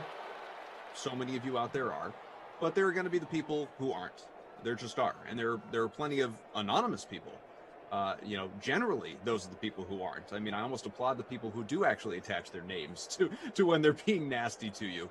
But you have so many people out there that are obviously, totally anonymous. And I remember certainly early on, I did not have the thickest skin. I mean, far from. Took a lot of things personally, lose sleep over it. And it was tough. It was absolutely, it was a tough adjustment, especially the more, like as I worked in bigger markets or did national stuff. And you got to either not read it or know how to handle it. And so I had some health stuff going on. This is like 5-6 years ago. And I was in the hospital. And I was in the hospital for about a week. And I remember and I'm alone, right? Like my wife wasn't like sleeping there in the hospital with me, so I'm alone, and I just remember there was this one night, and this person, and I don't generally like share any of that stuff on social media. I'm not like tweeting, hey, I'm in the hospital right now. Like that's I'm just, some people do that, so whatever. That's for sure. But I've never been that person. Like you could scan through every tweet I've ever sent, you will probably find like one comment that is of that variety, if any. And I'm in the hospital bed, and it's like lights off, middle of the night, whatever, and I'm just like looking at my phone. And I had a series of DMs from whoever it was at this point. I don't even remember. Some stranger. Yeah. Who like didn't like my sports take on something. and it was like, I hope you die. I hope all this stuff, right? Yeah. I'm sitting there and I'm reading this, and I'm starting to get a little kind of choked up about it. Yeah. But not even because of the context of the commentary, but because I'm like, I am sitting in a hospital bed. Yeah. With no idea, this is at the time, with no idea what's wrong with me. Yeah. Like maybe I will. and this person is sending me this stuff.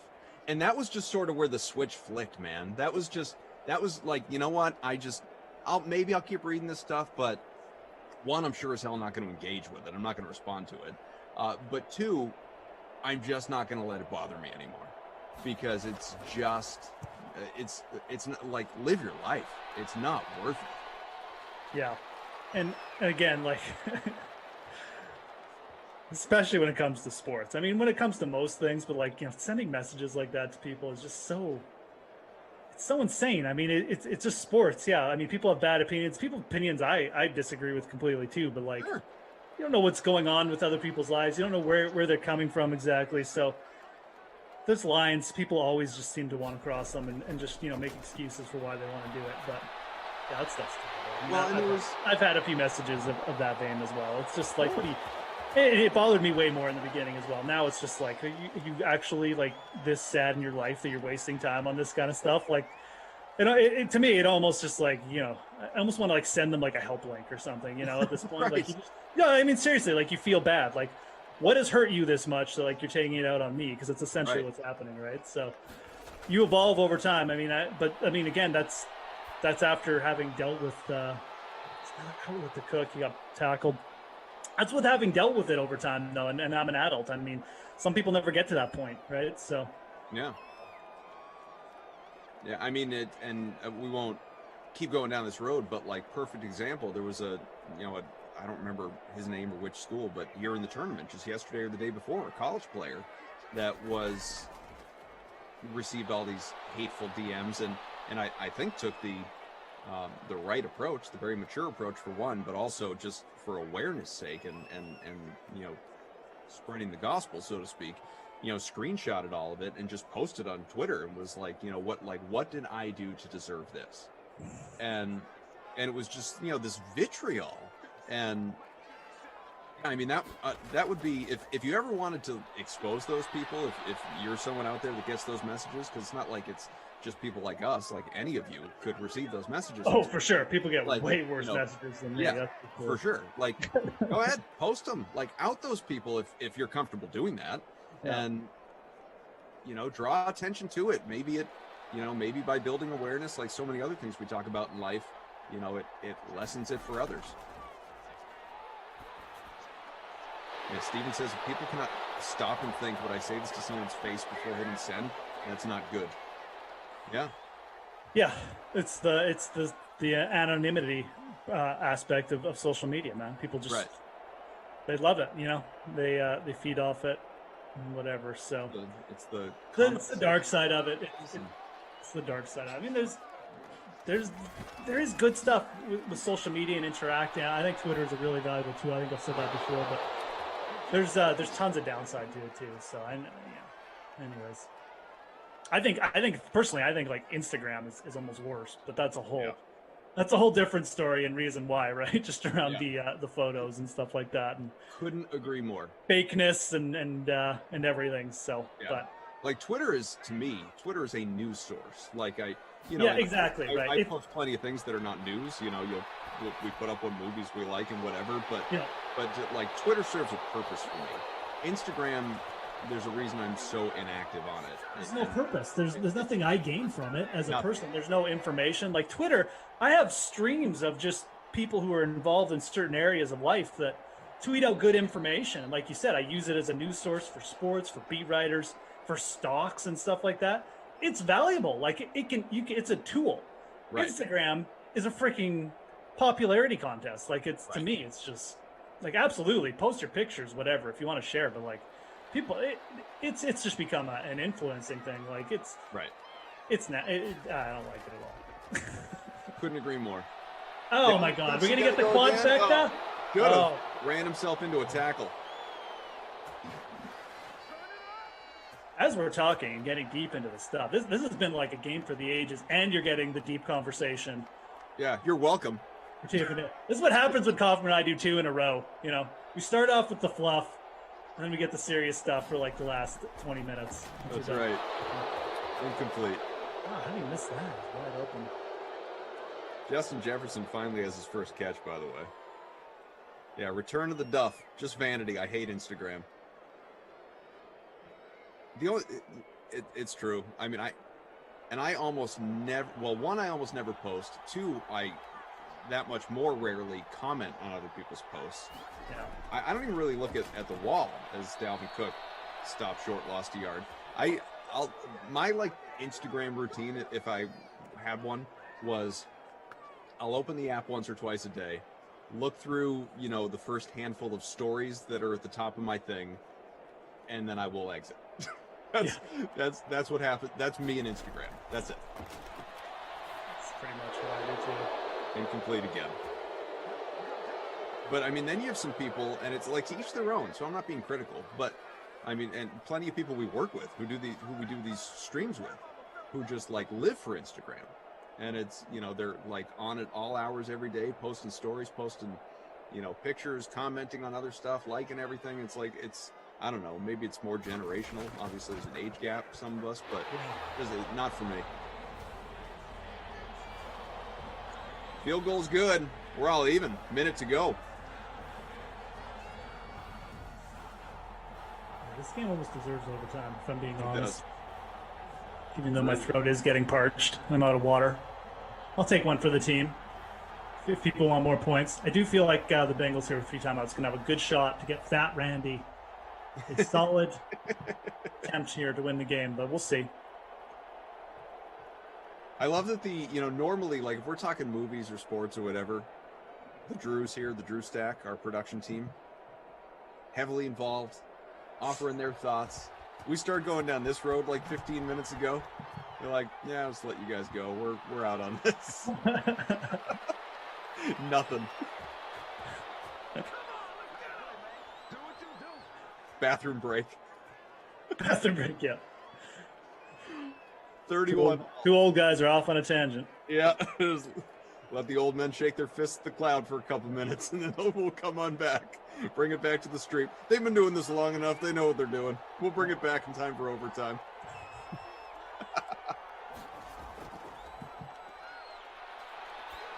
Burrow.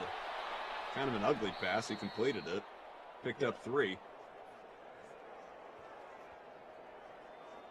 Burn a timeout. I don't know what they're doing. There's Randy getting his leg warmed up. No, they did burn. Oh, did they burn? Oh, no, missing it out of bounds. Clock stopped. All right, well, that's not a bad result.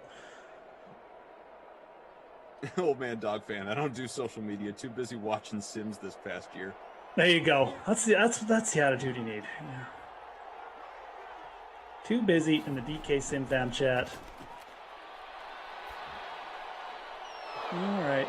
Oh no. Oh, there's that Minnesota DST. Are they going to go? We got a flag, but let's see. Going to get in there. We'll see if it counts. That flag was on the return, I think.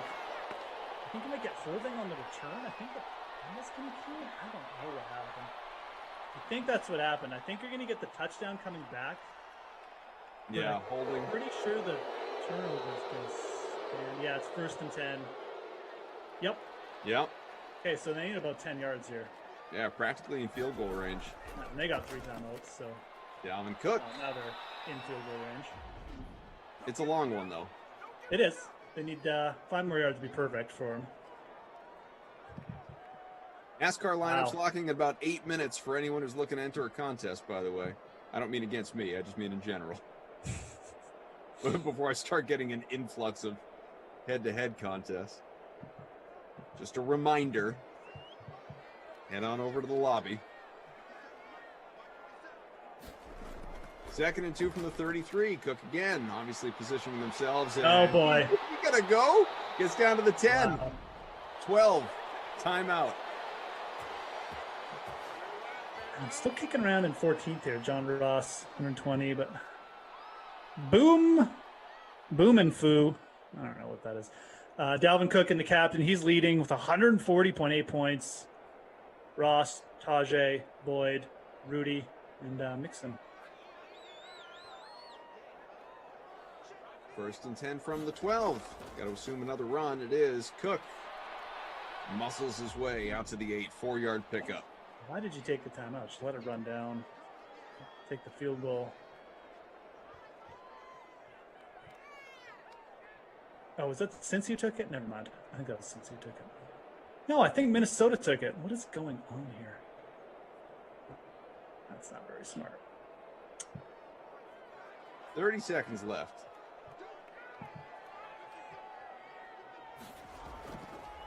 Another handoff to Cook. And there you go. Touchdown. A Bundy for Dalvin Cook. 3 on the ground, 1 in the air. What a day. 54.9% owned. He looks like he's going to be up to 65.7 points in the captain spot. 66.9. Just updating as I talk. 92.5% owned in the flex. I'm pretty sure that captain percentage is the highest I've ever seen. What a ridiculous day. Massive. What did he... He had 44.6 in the flex. Let's go through his little card here. 44.6. Is that his sim high? He had a 39.1. Oh, he had a 51-point game. So not going to be a sim high. It's like a second sim high, though. So since week 53, that's Dalvin Cook's 2nd highest game ever in the DK Sims. So there you go. Getting pretty much everything you can get out of Dalvin Cook here today. Monster effort out of Dalvin. What has been a tremendously entertaining sim. 38-31, nearing the end of regulation. J.E. says, Bundy, called it, Kaufman. Hit the like for Dalvin Cook, folks, if you'd be so kind. Thank goodness for Dalvin Cook. I have jumped into the top 30 anyway, but still well off the lead where it's Boom and Foo, as you shouted out, 151.6 right now. Cook with about 67 points in the captain spot, into the 20s for both Ross and Boyd. And then you have Sharp, Rudolph, and Mixon all with double digits as well. Yeah, Cook doesn't even have the bonus yet. It's incredible. Probably won't either. No. 16 seconds since he out of timeouts. They're living on a prayer.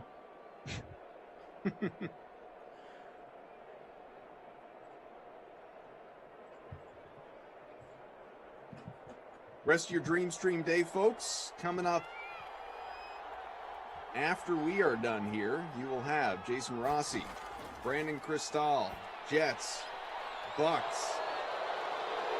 About 45 minutes away, we got a flag right there. See what that leads to. Oh, this could be interesting. We got a face mask. We could have a chance to tie. Good. You know what? You said it earlier. This game deserves OT. No, they're on the 31. They got a legit chance now. No timeouts, though. No, but that play would have ended the game if there was no penalty.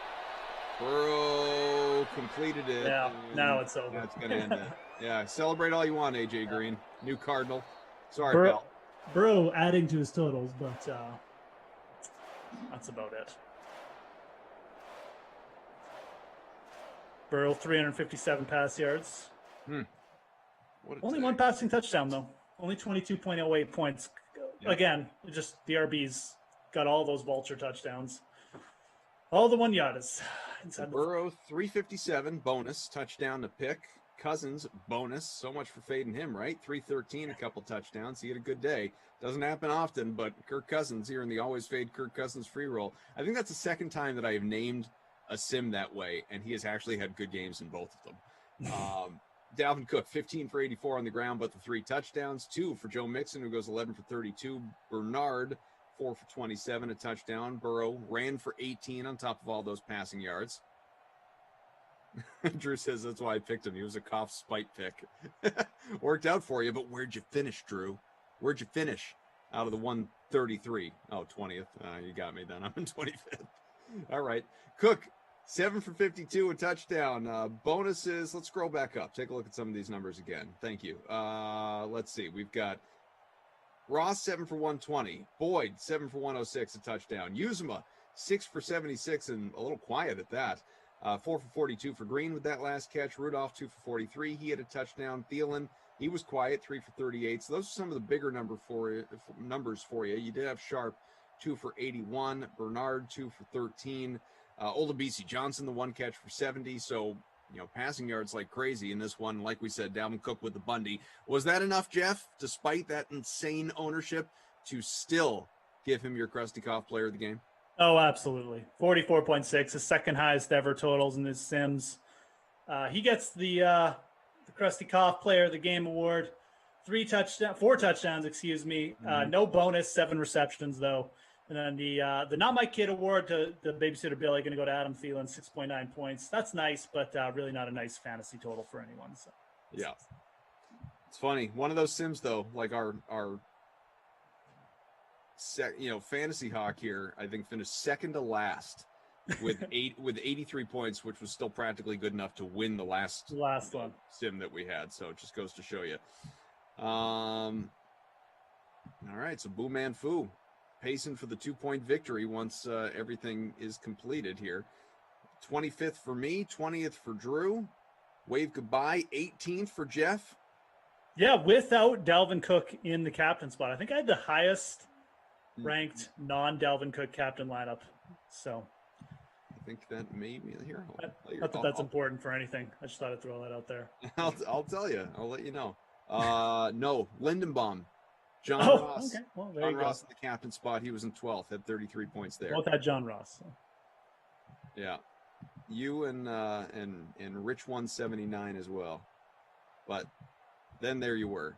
So you had the right other captain, I guess. Just, coming up. 45 minutes away, a little less than that. The two of us are done, but you will have Jason Rossi, Brandon Cristal, BK talking about our NASCAR showdown, undoubtedly. His lineups have just locked for that. Jets Buccaneers for the happy hour sim. And then, the early bird special. The happy hour sim is at 6, and that is Rossi and BK for Falcons, the Falcons and Rams. And then 8 o'clock, prime time, Chiefs Giants, Brendan Glasheen, Tom Carroll. Those two together again for Madden After Dark, Washington at the Raiders. So busy dream stream day ahead. Taking a look to tomorrow, Jeff and I will each have one sim, not together. I'll be on at 8 with Tom, and then he is with Tom for Madden After Dark at 10. So that's what you got in front of you for the two of us, and I will miss you tremendously during that little overlap there, Jeff. Okay, great. Great. Sounds good. Thanks to the Drews for putting up with us more than anything else. And, of course, Jim for doing all the scoring in what was just an insane day. Yeah, and, absolutely. Yeah, I mean, way to stay on top of it, man. Nutty scoring, 38-31. It was a great one here. Really, really compelling sim. And thanks to all you and the DK Sim fam. Hit the like on your way out, and we appreciate you. Enjoy the next one, the rest of your Dream Stream day. Enjoy the college basketball and everything else. And maybe I'll see some of you in NBA land a little bit later on. You know how to find me. See ya. Have a good Sunday, guys.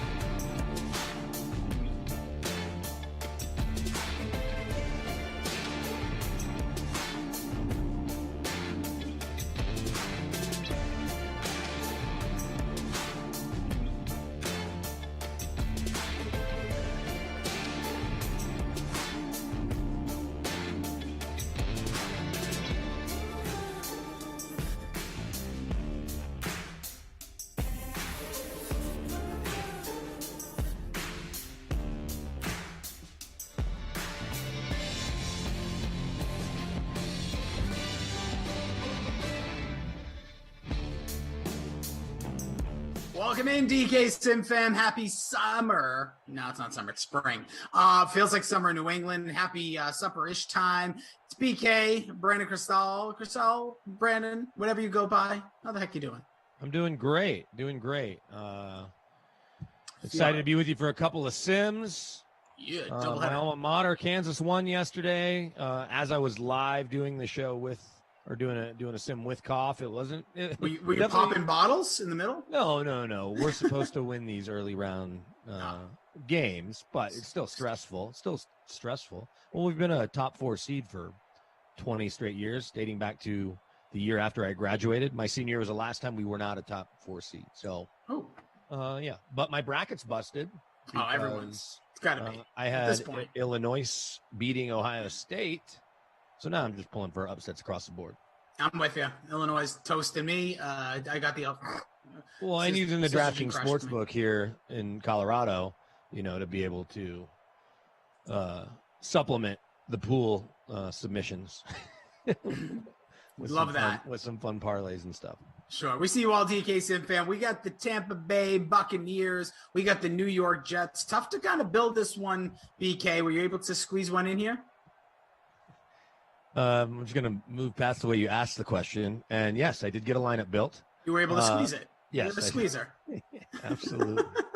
I went very Bucks heavy, which we know the Jets are deceptively good, but nonetheless, I just like the Bucks more. Every time I pick Perriman or Crowder, the other one does well. Or if I don't pick either, they both do well.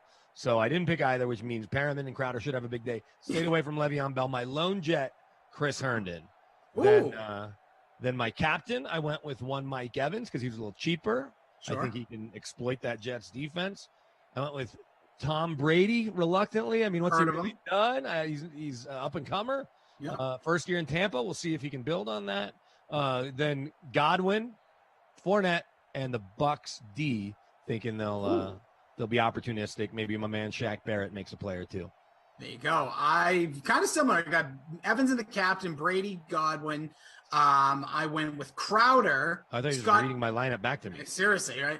Scotty Miller and Ficken, because I had some trouble there at the bottom. When you put the big 3, it's fitting. I was trying to get Perriman in, couldn't quite fit him, so we'll see. Couldn't squeeze him in there. No, it's tough.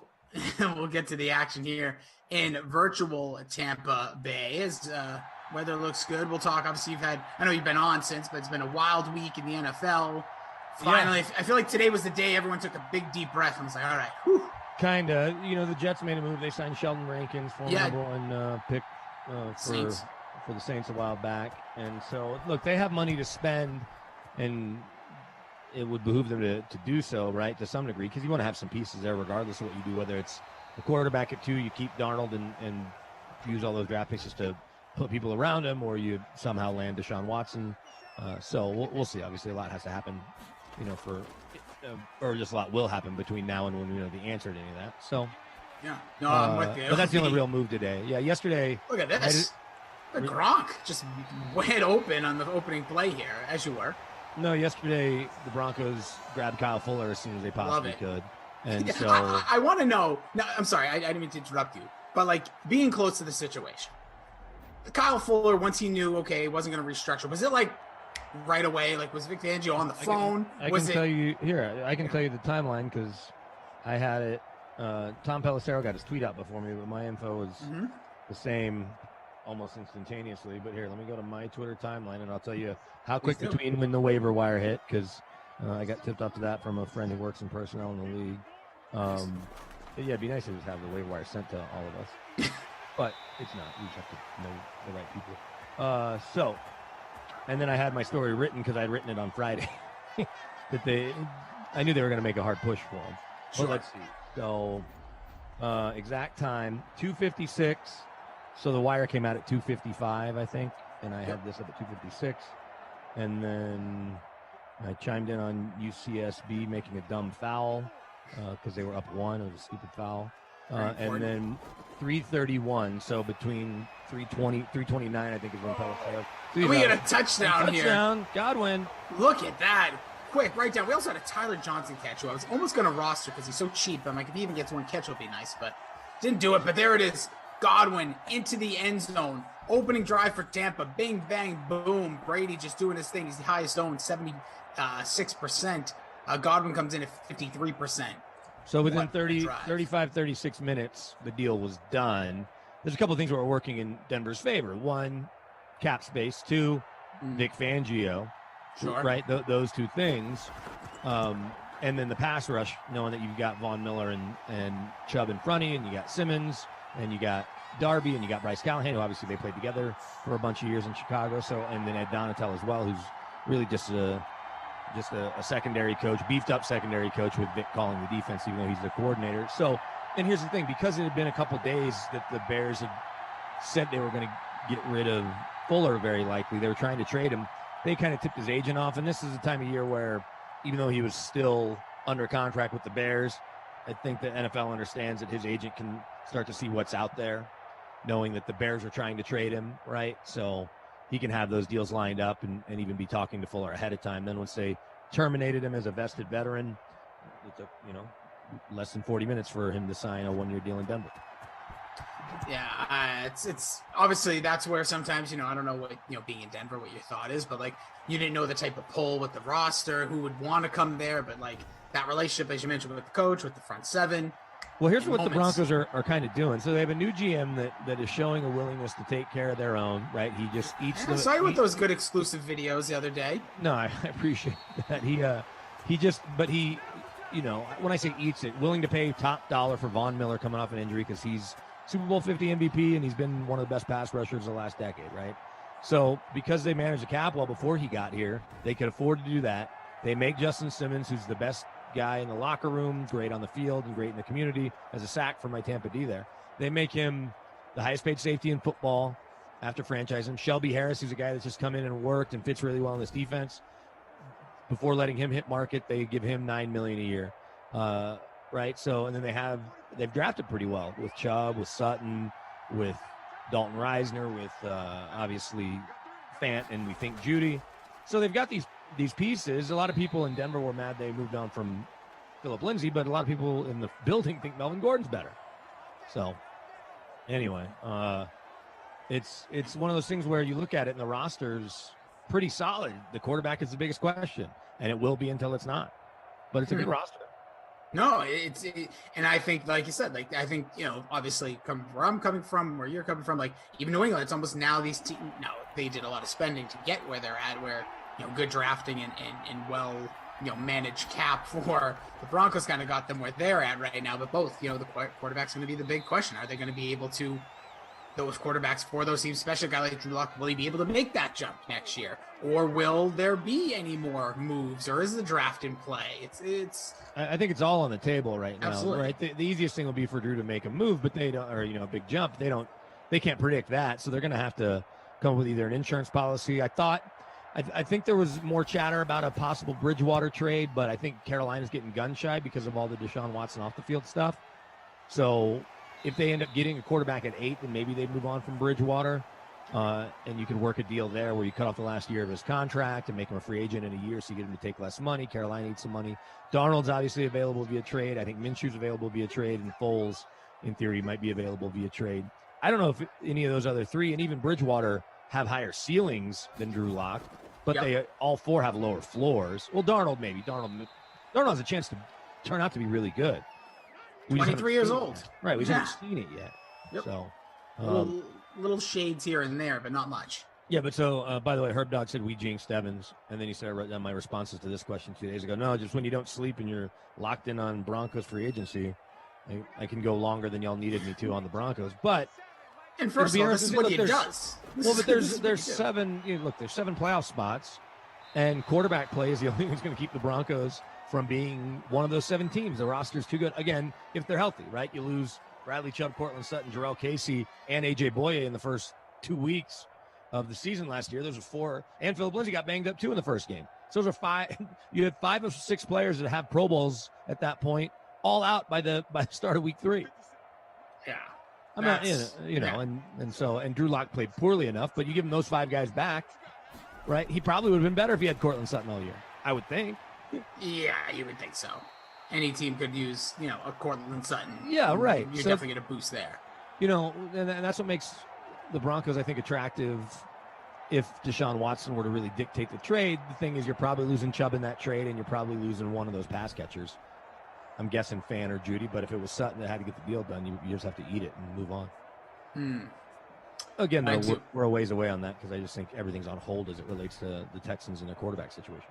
1,000%. And I think that's kind of what we're seeing kind of across the league. Aside from like the weird, like you mentioned, like a guy like Mitch Trubisky and these guys, like these quick signings to be backups, it's just a head scratcher to me. Trubisky's the weird one because there's no chance he gets on the field barring an injury. So unless it's like, I want to be around Sean McDermott and Josh Allen, nice punt. But unless that one doesn't make sense. Jacoby Brissett to me makes sense. He's a South Florida guy, 1 year, $7.5 million.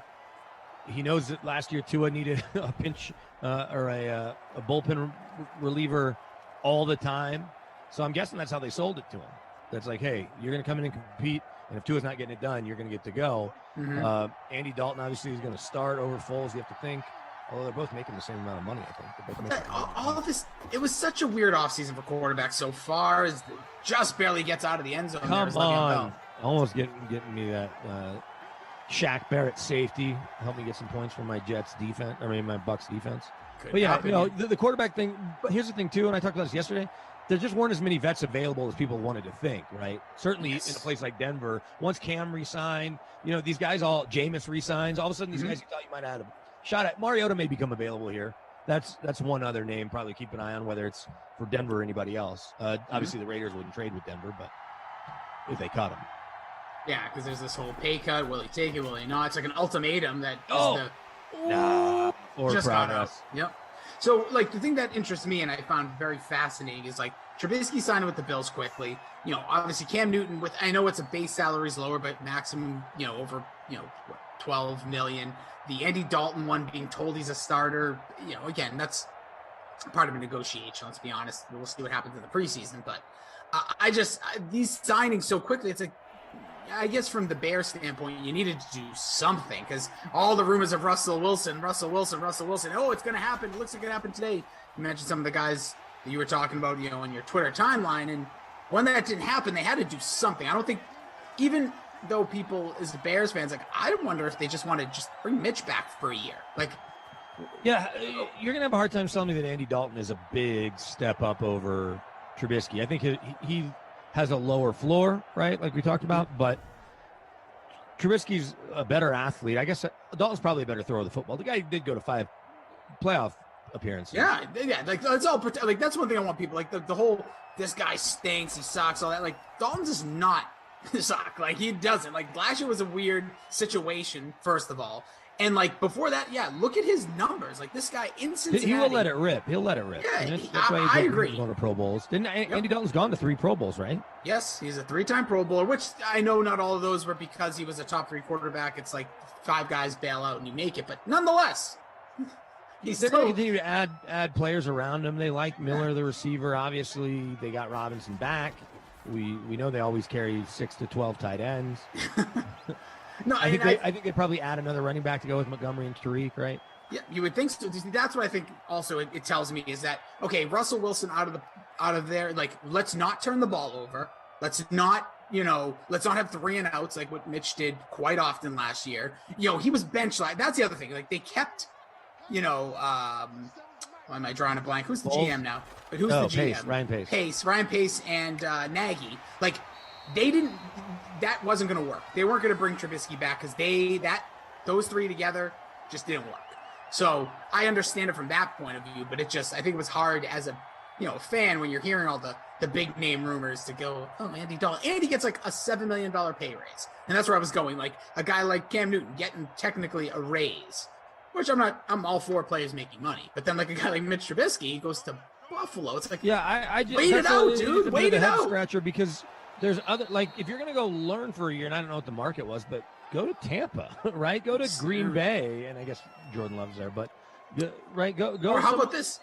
You can keep going down. Even Seattle, if there's all these rumors. Yeah, go to Seattle. You've got a mobile quarterback in front of you that's never going to miss a game, but you're right. Rumors, does he get sideways with the organization? That's why Tyrod Taylor signing was one of the smartest ones for a couple of reasons. He's got the relationship with Culley, and then he can go for Deshaun Watson if Deshaun really is dug it, well, we obviously got the off the field stuff, that's something, but let's put that to the side for now. Deshaun's dug in and doesn't want to show up for anything in the spring, anything in training camp, start of the year. Tyrod Taylor's a starting quarterback, and that's why they incentivize the contract, right? It's $3.5 million, I think, and then a bunch more in incentives, if I'm not mistaken.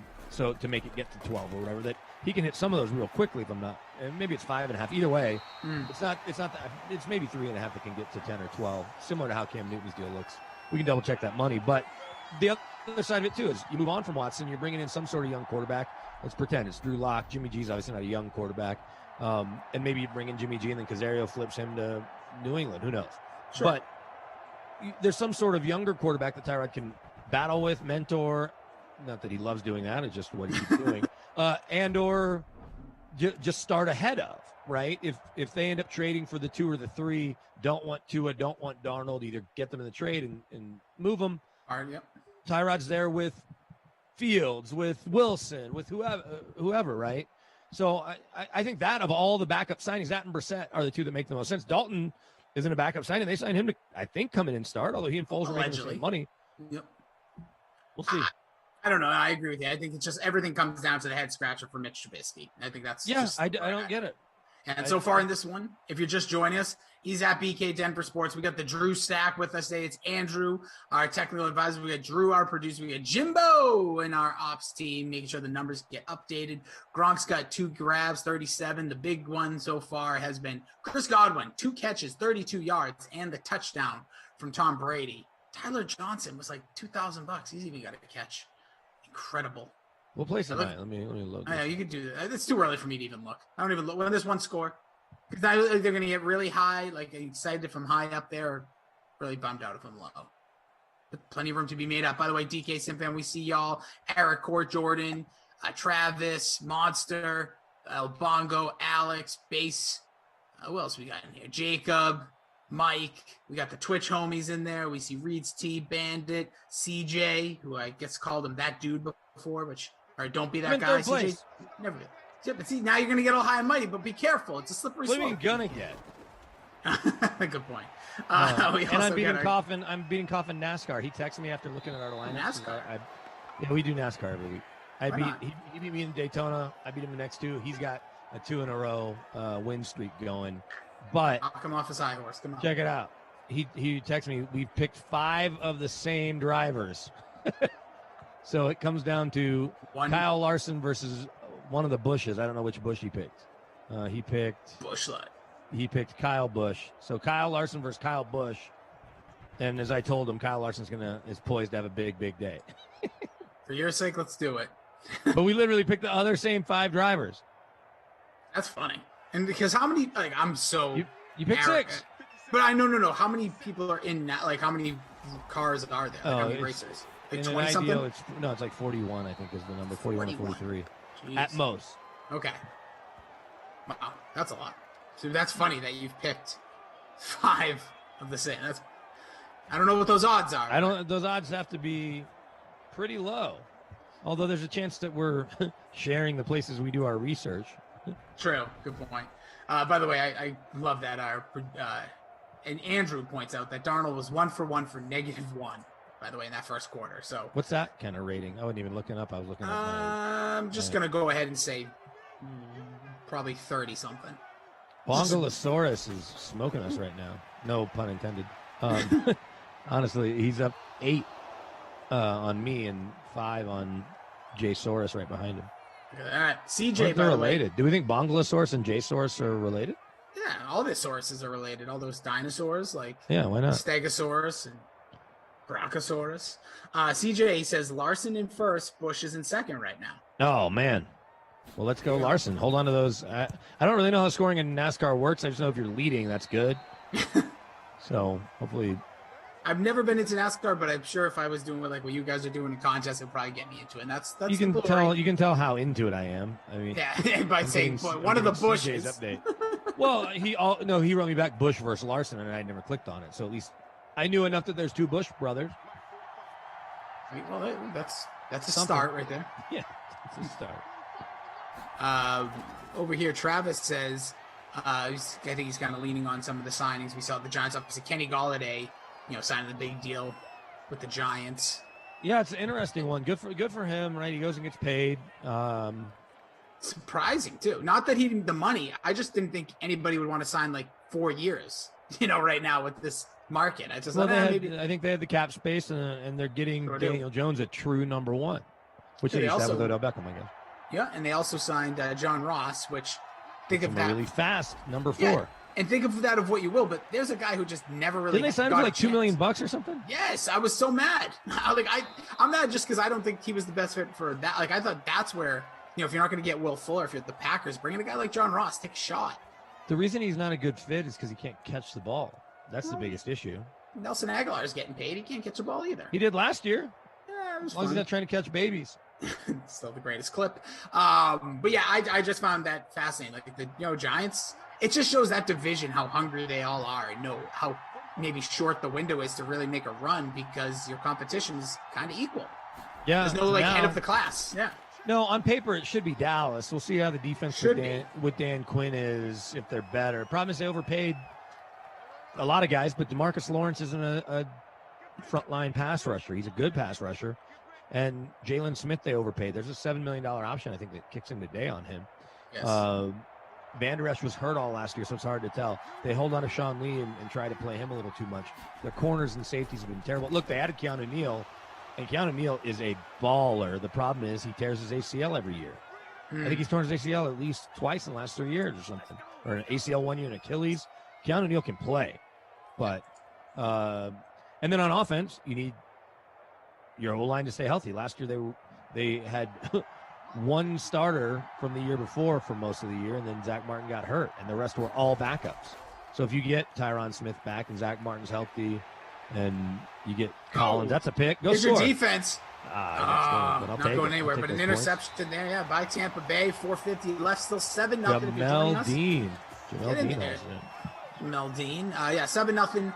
Tampa Bay. It was a Tom Brady to Chris Godwin touchdown to start. Look at that duck. Oh, yeah. Look at this thing. It's just like wobbling out there. Look at me trying to throw it. El Bongo in the chat says, if they have practice NASCAR, I want to practice NASCAR. Well, you probably just do a free contest. I think. I thought he actually meant like go out on the racetrack. I'm like, they do that. You're probably right. Can do those. No, you can do those driving school things. They have one in Phoenix and one in Charlotte, I think. Yeah, around us, there's one up in New Hampshire. A buddy of mine did it. Okay. I'm way too scared to do that. I would imagine they'd do it everywhere they've got a speedway. Why wouldn't you? Yeah. You can make money. And it was something you could do through pandemic. So at the Super Bowl in Atlanta, there was a charity event I went to that John Brankus, believe it or not, John Brankus and Ray Lewis have a charity together called Ray of Hope. Yeah. So it's an odd pairing, but I mean, obviously Ray Lewis is a Hall of Famer. I could take or leave him as a person, but he's a Hall of Fame player. Sure. John Brankus from Sports Science is awesome. And they have been teamed up on this charity for a few years. They had it at the Porsche Racing School, and I got there too late. They weren't letting you drive, but they were letting you ride in the four-seaters around the test track, and you could hear it as we were getting there. Like we were getting there as the sun was going down, and then once the sun was down. So Ben Garland and his two brothers went, and I knew him from his time here in Denver, and I talked to him. He said it was so awesome, and I was so bummed because we missed about like 15, 20 minutes. And it wasn't like we were doing anything to... But you would have done it. Yeah, absolutely. We were just kind of taking our time getting to the event. But they've got a hotel right next to it because it's in a weird part of Atlanta, kind of near the airport. Mm-hmm. But there's people that love Porsches, obviously, that fly in from all over the world to drive on the test track and learn everything about Porsches. Dude, the one thing I did, there was a event at Gillette Stadium, and it was for, I forget which cars. I'm going to say it was, it doesn't matter what brand, but it was like they were testing out like a sporty race car style, and they set up a track. And I've never driven. Yeah? No. It might have been Subaru. I don't know. Okay, it's fine. And it was whatever car anybody owns. Your car outside. So I went to this event, and they said, "Have you ever driven stick before?" And I hadn't. But they're like, "Oh, really?" Super, yeah, never learned. I'm very lazy. Okay, that's fine. And they're like, super easy to learn. You're just gonna go, it's the fastest. They talk about how it's like driving a sports car and driving fast cars. That's the way to do it. The way to transition. Absolutely. I'm like, okay, cool. I'm like, I really, to be honest, don't really like going super fast. Like, yeah, but don't worry about it. This is like a track. They have a setup with cones. They get me on this track, BK. I'm taking turns. You're in the passenger seat? I'm driving. You're driving a stick, having never driven a stick? Yep, and they're like, it's super easy. We'll get you in there. If you've driven a car, you can drive a stick. I'm like, okay, sure. Once you get that transition down, it is super easy, but it's just that initial, getting rid of the herky-jerkiness. Well, that's what I was doing this whole track. So the point of this was they're going to do this once, and then they're going to bring you. So Gillette had like this big speedway kind of in. It's smaller, obviously, than NASCAR. But so I was like, we're going to do this, then we're going to bring you inside. You can do it. We'll have you on the Jumbotron. We'll do that stuff. We were hosting some event that they were putting on. So I'm like, okay, cool. So I do this. Can't get around the I'm shaking this thing the whole way through. Eventually, the woman goes, who was in the passenger, teaching me how to drive. I have quotations up. She goes, if you can at least get the car. She's like, this was foolish. Like, she was laughing with me. Like, she knew I felt like an idiot. And she's like, if you can at least get this car not to stall, you'll be fine. We'll still put you out there. We'll still put you in the big thing. I'm like, okay, I really don't care to do it, but whatever. So we get around this course. I'm going like as if you're playing a video game by putting the controller down type of speed. And eventually we get to the end, and she's like, okay, like lean off of the, whatever, the third pedal, as I like to call it. I think it's called the clutch, but sure. Okay. Yeah, you may have driven a stick before. By the way, Ashley Edwards really wants Fournette, I'm guessing. Get in there, Fournette. So I take my foot off of that, not realizing then you have to transition your foot. So I take it off, car stalls. Car stalls right in the middle. I'm not a part of, so this is my NASCAR experience, even though it's a NASCAR quote unquote experience. But I then stalled out right there. The woman goes, yeah, we're not going to bring you out to the track. So like for the radio gig, so somebody else had to do it. And, but I still did my announcing part, but it was thoroughly embarrassing. And that's what happens. If you don't know how to drive a stick, learn, folks. That's the moral of my story. My mom had a car that was a stick when I was learning how to drive. And then my first car wasn't, but every car I had after that until 2000 and I'm trying to think when my wife got a new car. It was when we got married, so 2014. So from 1998 until 2014, every car I had was a stick. So I was a senior in high school, and they set up cones with this like Dodge Neon, and it was to teach you about, not to drive, drink and drive. And smart. My second car was a Honda CRX, and it didn't have power steering.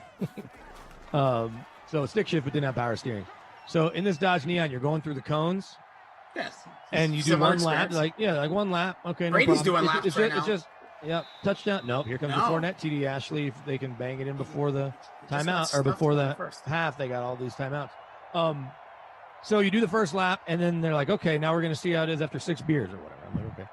And all they do is cut the power steering, and I just weave on through, and they're like, wow, that was pretty good. I guess he could be a good drunk driver. He should, I'm 17 years old.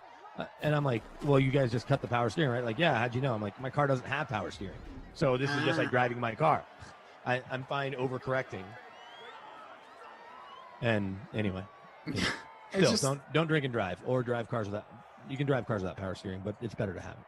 Oh, of course. And by the way, Fournette 2 times on that goal line stance basically gets Go stuffed. for it. Come on, BA.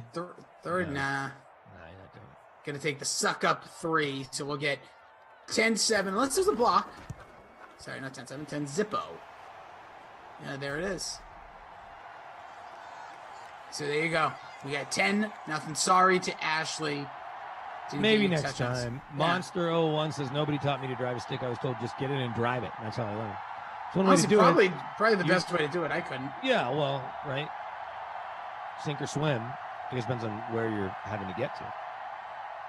And, how much time you have. But if you have a car available, and it's like, figure it out. Go figure it out. I definitely wish I had learned. There's a lot of things I kind of wish I learned, but I didn't. Hey, so going off the board only because this commercial popped up here as I'm watching the college basketball tournament. All the AT&T commercials with that actress? Yeah.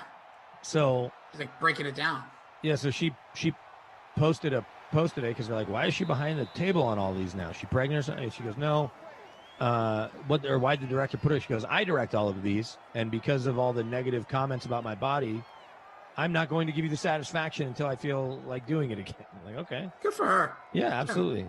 I didn't know she directed all the video or all the commercials. So she's getting paid double. Right? She's getting paid as a director and getting paid as the actor.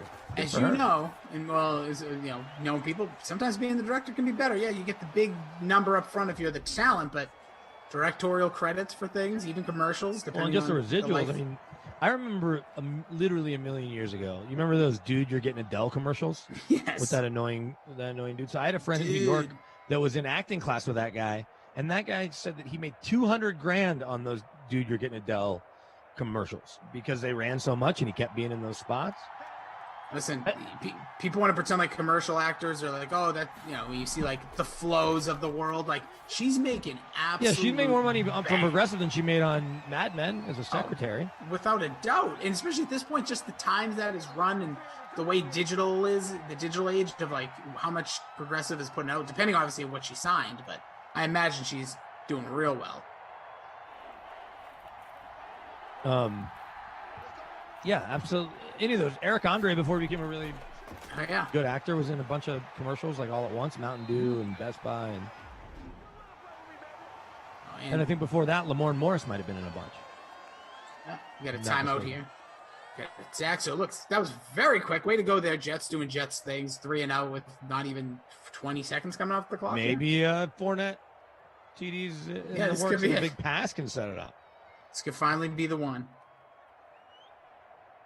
See, so that's funny. Meager66 says, I met the dude from the Dude You're Getting Adele. He said he used the $200,000 on an acting degree from NYU, so he's back to square one. And that was in like 2010. That's funny. Oh, what a punt there. So you could. Whoa. What just happened? Safety. What in the world? How's that possible? So. Wait a second. Because he grabbed the Bunting, ball. Is that Murphy Bunting 29? Advanced it and then fell in or like ran it into the end zone? I think he established control of the ball at the 1. Oh man. Wait, that shouldn't happen because 31 hit it first, which meant it was down. I think. If 29 hits it, that was weird. They're not going to review that or anything? There's no reviews. Once it hits the safety, weird. Game moving on. Weird. So helping out your Jets right there. If you got the Jets DST. It seems like Ashley Edwards has the Jets defense, but and special teams, it only gets you 2 points, right? Because it's a safety? Yeah, it's not score better than that, is it? Nope. I'm still in third place, by the way. I know you said you don't pay attention this early, but. When there's more scores. So far, still just 1 touchdown. Yeah. Producer Drew confirms. Just 2. See, whenever I could, like, when I create my, like, fantasy leagues, I always make safeties, like, 10. Because, you don't get them often. Yeah, that's a good way to do it. Because it's really, and it's a full defensive play. I've got to spend some time mapping out this 12-team dynasty league that's going to cost a lot of money and be really cool, but there's a lot of moving parts. I've been working on it for years in my head. It's going to be really cool. I think it'll be cool. You can own up to 8 players, and it matches the actual NFL salary cap. Okay, I'm into this. I like that. And that's how much it costs. You have to pay per dollar. So. no, but you're in for between $250 and $300 a year. Oh, that's fine. Yeah, right. That's solid. That's like your solid, like, because the pay attention league. Well, the draft, you're going to start with 200, and then you've got 100 to make transactions, but you'll have wiggle room to carry over. But if you draft, so let's use these guys this year as an example. You draft Trevor Lawrence. Hi, people. And you're going to draft him, like you're going to draft Mahomes for $55, right? Sure. So auction league. You can keep Mahomes every year, and he goes up $1, or whatever. Like, he's always top dollar based on what he's paid in the league. So you draft Trevor Lawrence, he costs you $10. You get for 10, 11, 12. In year 5, he jumps to whatever, 30. Mm-hmm. And if you want to keep him, he jumps to whatever his contract corresponds to. So you can keep Trevor Lawrence's whole career if you want.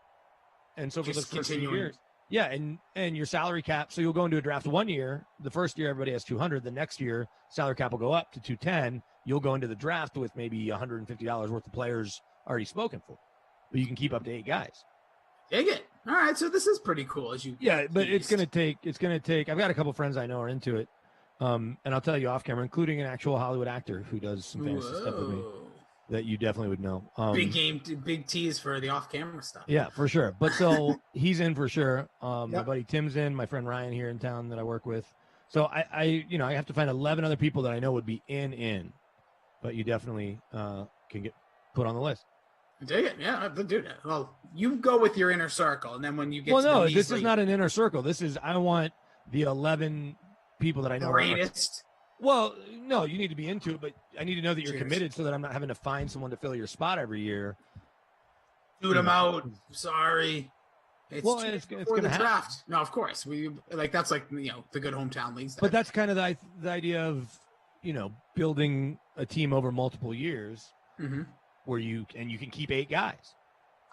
So then when one player tears their ACL, but you had Saquon Barkley, and you had him on, mid-level money, you still get him for 2 more years at that. Got it. Oh, it's fascinating. I'm into that. I like it. Not as much as I like. I don't know how to make a safety 10, though. I mean, you're the one that started that. No, get in there. You have to. You have to respect what defensive points. That's my point. That's my thought is, though, like either rolling some of the money over or putting it in escrow or something. But or the bulk of the money goes to the champion, and I don't care about regular season most points will get like a portion of their money back or something, because that to me is the most impressive thing. You could lose every week 150 to 149, and if you're in 6th place, but the guy in 2nd place wins every week 101 to 100, you have managed your team better. You just had bad luck, because it's not like real football where you can control the defense. You can't do that. So if your team's scoring the most points based on the 10 players you're putting in the lineup. I like that. By the way, I love when people always bring that up. Like, oh, my points against and my points for. There's no control over that. It doesn't. Yeah, you got some bad luck or whatever. It happens, dude. Win the games. Where do you come down on kickers? Because I'm in a couple leagues now where we've abolished kickers, and it's the best. I know you were very. Are you out of your mind? Are you out of your mind? What do you think I am on kickers? I do too. I had 2 kicker leagues. 2 kickers. Here's why. They're a strategical part of the game. But they absolutely are not. They are in real life, but in fantasy they're not. Other than if you're smart in December, you'll have a guy that's either in a dome or in warm weather. But beyond that, and whose offense scores a lot, you don't know the week that Rob Baronis is going to make 8 field goals. Like, R.I.P. to the GOAT. But you do know the week that the Bucs are playing the Falcons and they have the worst secondary in football and they give it the most passing yards. So I'm not saying that points against from kickers isn't a stat that's kept somewhere. I would just rather have that spot with an extra flex. I'm all in on the kicker. You got to listen. The NFL has it set up. Hate is a strong word, so I'm not going to use it. I kind of did retract it. Andrew will delete it in the replay. But I will tell you that kickers are on the NFL rosters. Kickers. I'm an IDP So are long guy. snappers. I'm not putting long snappers. If they find a way to categorize it in fantasy, I'm in. If punters, like I think Drew or Andrew, one of you guys joked about it, I would. Yeah, producer Drew says Rossi plays punter leagues. If there was a way, I would. I like every element of the game. I think that fantasy is too much offense and it's changed the game so much, which we all love. But as long as you know the rules, let me ask you this: would that be a deal breaker? You wouldn't be in if I said, "Hey, there's no kicker." No. I'm not a deal breaker. You asked me. I'm very passionate about my kickers. If I could figure out a way, because you know what your kicker's going to do. So say it's pretty standard kicker scoring. If I could find a way, depending on the site I use, and they keep getting better and better, but where your flex could, because I'm thinking about doing a super flex, which could be a quarterback, and then a flex that could have a kicker. So if you want to keep a kicker, go for it. No one's going to play the kicker. Why? If you've got a kicker that I know you're saying 12 points a game. Ryan Suckup again, like you said, if they're playing, but no one's going to do that. That's you teasing someone like me. That's you saying, I want you to not feel excluded, which is actually the right way to do it. Please, in my hometown leagues, they've been trying to abolish kickers. I said, I will shut the league down. Kickers are important, all right? These kickers work their careers to get here. We're just like, nah. That's what I feel about defense, too. I've been fighting. I'm all about individual defensive players. And I wish DraftKings, everyone should open up because we put no respect on these players. No one says their names. It's like, oh, yeah, I have Tampa's D. It's like, say the names. Believe me, I thought about doing an IDP, but it feels like it's going to be too much to track if you're following everybody else's salaries and you're keeping 8 guys. Well, what you're talking about with the overall structure of that type of league, that's way dynasty too much. League, Well, if you're talking about salary monitoring, then we're going in a different direction. But I just think for most people, I'm sure I'm getting crushed. Are people mad at me about this? No, I'm not. The trickiest part for me to figure out with this league will be, as we raise the salary cap each year, like what's the actual cash? Are you in for that actual cash? Or does you get to carry over your cash from the year before? So you're never really in for more than 2 or 250 most years. And if you want to be, you can never be in for more than 300. That way somebody with a lot of money can't be like, hey, yeah, I know I've got $1,000, but I'm just going to keep buying the most expensive free agents. That's why by the way, our guy first time says #kickers are people too. You're damn right. No fantasy site will do that, says Jordan Lindenbaum. Superflex is a regular flex, but can include QB. But you never know. But you say that, I think every year it feels like it evolves, or you find a site that can do it that you can really customize. Yeah, there's a lot of customizable sites. Like, I don't know one off the top of my head. What's the one that Sleeper? I think. Oh, is that the one with the live time? What's it called? Yeah, it's called Sleeper. So my league switched to this. One of my leagues that my buddy runs. And I don't know if you can do that or not, but it feels like he said it has a lot more customization. Because I was like, what was wrong with Yahoo, dude? Like 6 other Yahoo leagues. I got ESPN, I got CBS. The one that aggravates me about CBS is they make you pay. Like, is their interface that much better? No, I don't think. I don't know if I talked to you about this. I know when I first started, this was like one of the things about 10 years ago. And obviously there's been new sites and different, ways to do it. But I did a year where I did every single fantasy place, like for a year long. Yeah. And I've come to find, like, I believe what I think is the best. And I still will default to that one. I don't know if I can say it or not. I won't. But I think as long as you mention all of them, you can say which one's your favorite. Then I would say so. Like, you're not telling people to use this one. You're saying which one's your favorite. Like if I tell you my favorite movie is The Godfather, it doesn't mean whoa. I hate all other. Are they paying you? That's actually not. Yeah, right. Francis Ford Coppola's paying me. That's not even my favorite movie. The Usual Suspects is. Ooh, fun fact. Anyway. Yeah, either way, I just listed 2 movies. I think it's different, but either way, well, obviously I play all my stuff on DraftKings because DraftKings is the greatest. DraftKings is your favorite, but DraftKings year-long isn't set up the same way, and it's not trying to be. How do you miss that to Hogan there, Sam? Just run it in. Donald's been brutal, that's why. In 4th and 7. Get rid of this guy. So for me, there was Rossi, get BK's phone number and call him later. Look, give us something else to talk about. Great. Hey, listen, man, I am going to call him later, and we're going to talk all sorts of stuff. Yeah, we're going to talk for 45 minutes between We're going to talk about tonight's Fastlane WWE pay-per-view. We're going to talk about... That will not take very long. No, it's going to be very long. I'm picking The Rock to beat Stone Cold. You son of a gun. Don't you do this. In a throwback match. Don't you do this. I'm going to have those ever? They should. It's funny you say that, but no. I've actually talked that they should have stuff like that, not with such big athletes or names like that, but like why? Because those guys I don't think those guys will do it. You don't think The Rock would wrestle Stone Cold? No, I don't think Stone Cold. Stone Cold may be too old. Yeah. John Cena's still a wrestler, huh? Yeah, he just hasn't. Is John Cena still a wrestler? He's technically. So John Cena against The Rock. And they could do that. I know The Rock's like almost 50, but. No, he's going to wrestle again. It's going to happen. The Rock's going to wrestle. They're going to go in LA in 2 years. It's Sam Ficken, baby. Give me them so points. In LA, The Rock against John Cena. It'll probably be Roman Reigns, who's like current. Roman Reigns. But again, we don't know. 2 years away. So Hulk Hogan against The Rock. Yeah. Hulk Hogan, by the way, hosting WrestleMania. I am going to say this. I'm going to put this on national broadcasted YouTube and Twitch and Game Center.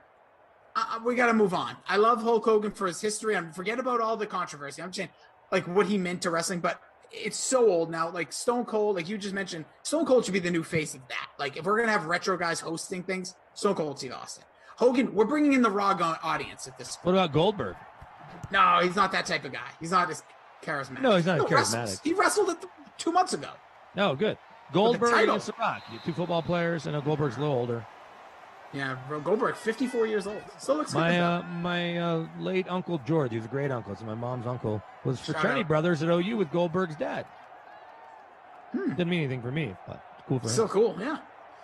Triple H, people mentioned. But yeah, and then we're also, the most important thing me and BK are going to talk about in our 45-minute conversation in between is going to be about his hot tub. And then we're going to rank our favorite people in the DK Swim Tribe. Yes, I'm going to start with Eric Court. We're not going to tell you where you land. We're just going to start with you. It's going to be wild. We have a wild one here. It's a baseball score here, 10-3. 10-5.